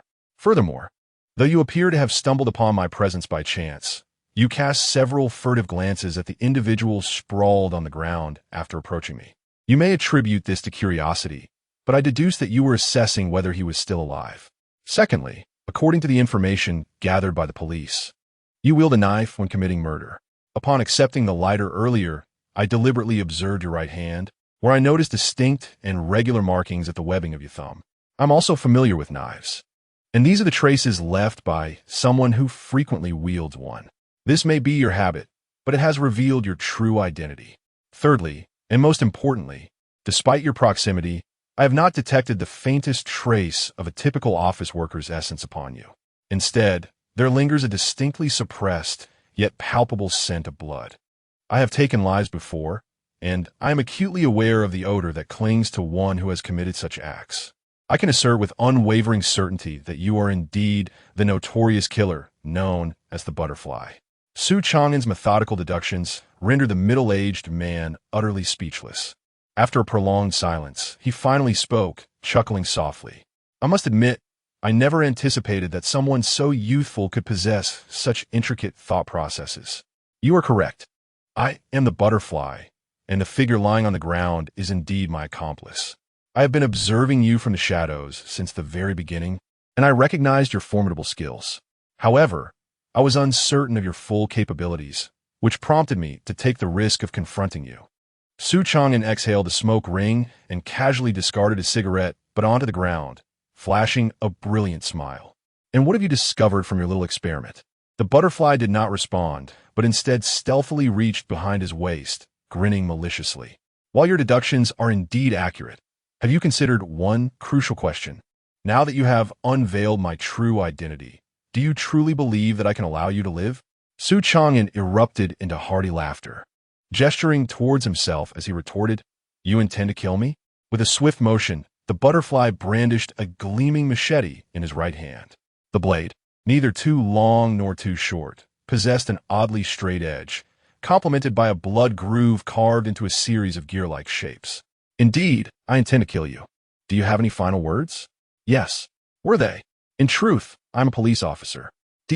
With that, the Butterfly lunged forward, striking at Su Changan with a swift slash. His speed was remarkable, yet Su Changan's reflexes surpassed his own. In less than a fraction of a second, Su Changan deftly retreated, effortlessly evading the assault. Boovish. The Butterfly, frustrated by his missed strike, charged at Su Changan, unleashing a flurry of swift slashes, all of which Su Changan adeptly dodged. Dismissing the notion of evasion, he retaliated with a powerful punch to the Butterfly's abdomen, swiftly following up with a sweeping kick aimed at his waist. The Butterfly, taken aback by Su Changan's audacity to counterattack, seized the opportunity to aim for Su Changan's leg with a deadly strike. However, he was woefully naive, for he had underestimated Su Changan's cunning. As the Butterfly's blade swung toward him, Su Changan deftly retracted his leg, only to elevate his left leg and launch a forceful collision into the Butterfly's midsection.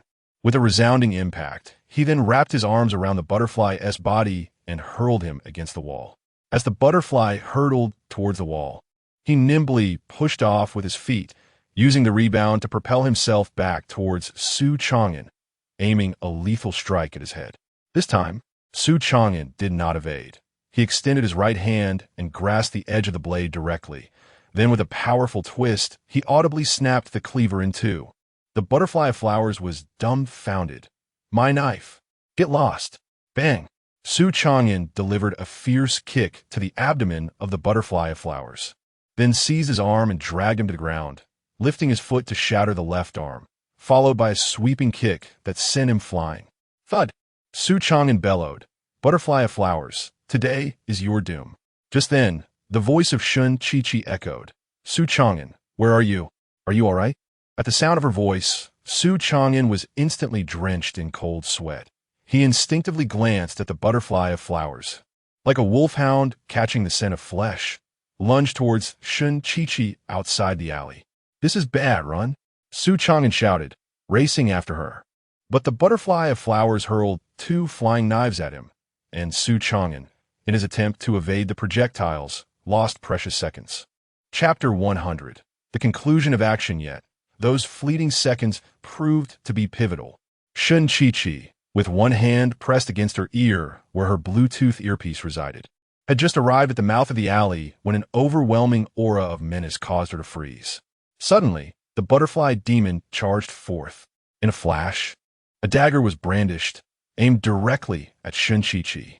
Reacting instinctively, she let out a startled cry and retreated 2 steps. However, the butterfly demon was relentless in his pursuit to end her life.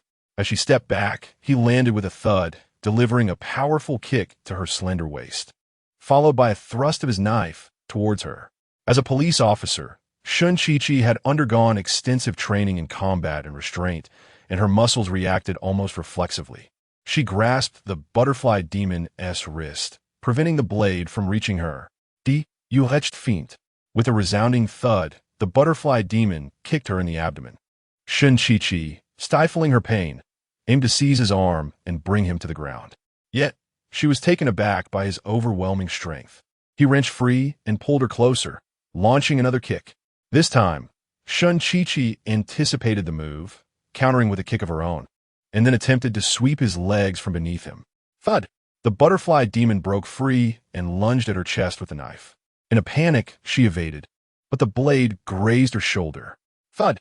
The butterfly demon delivered a fierce kick to her face, sending her sprawling. He charged again, intent on delivering the fatal thrust to the still recovering Sun Chi, when Su Changan arrived, kicking the demon's right arm with such force that it broke. Following this, he delivered a resounding slap that sent the assailant crashing to the ground.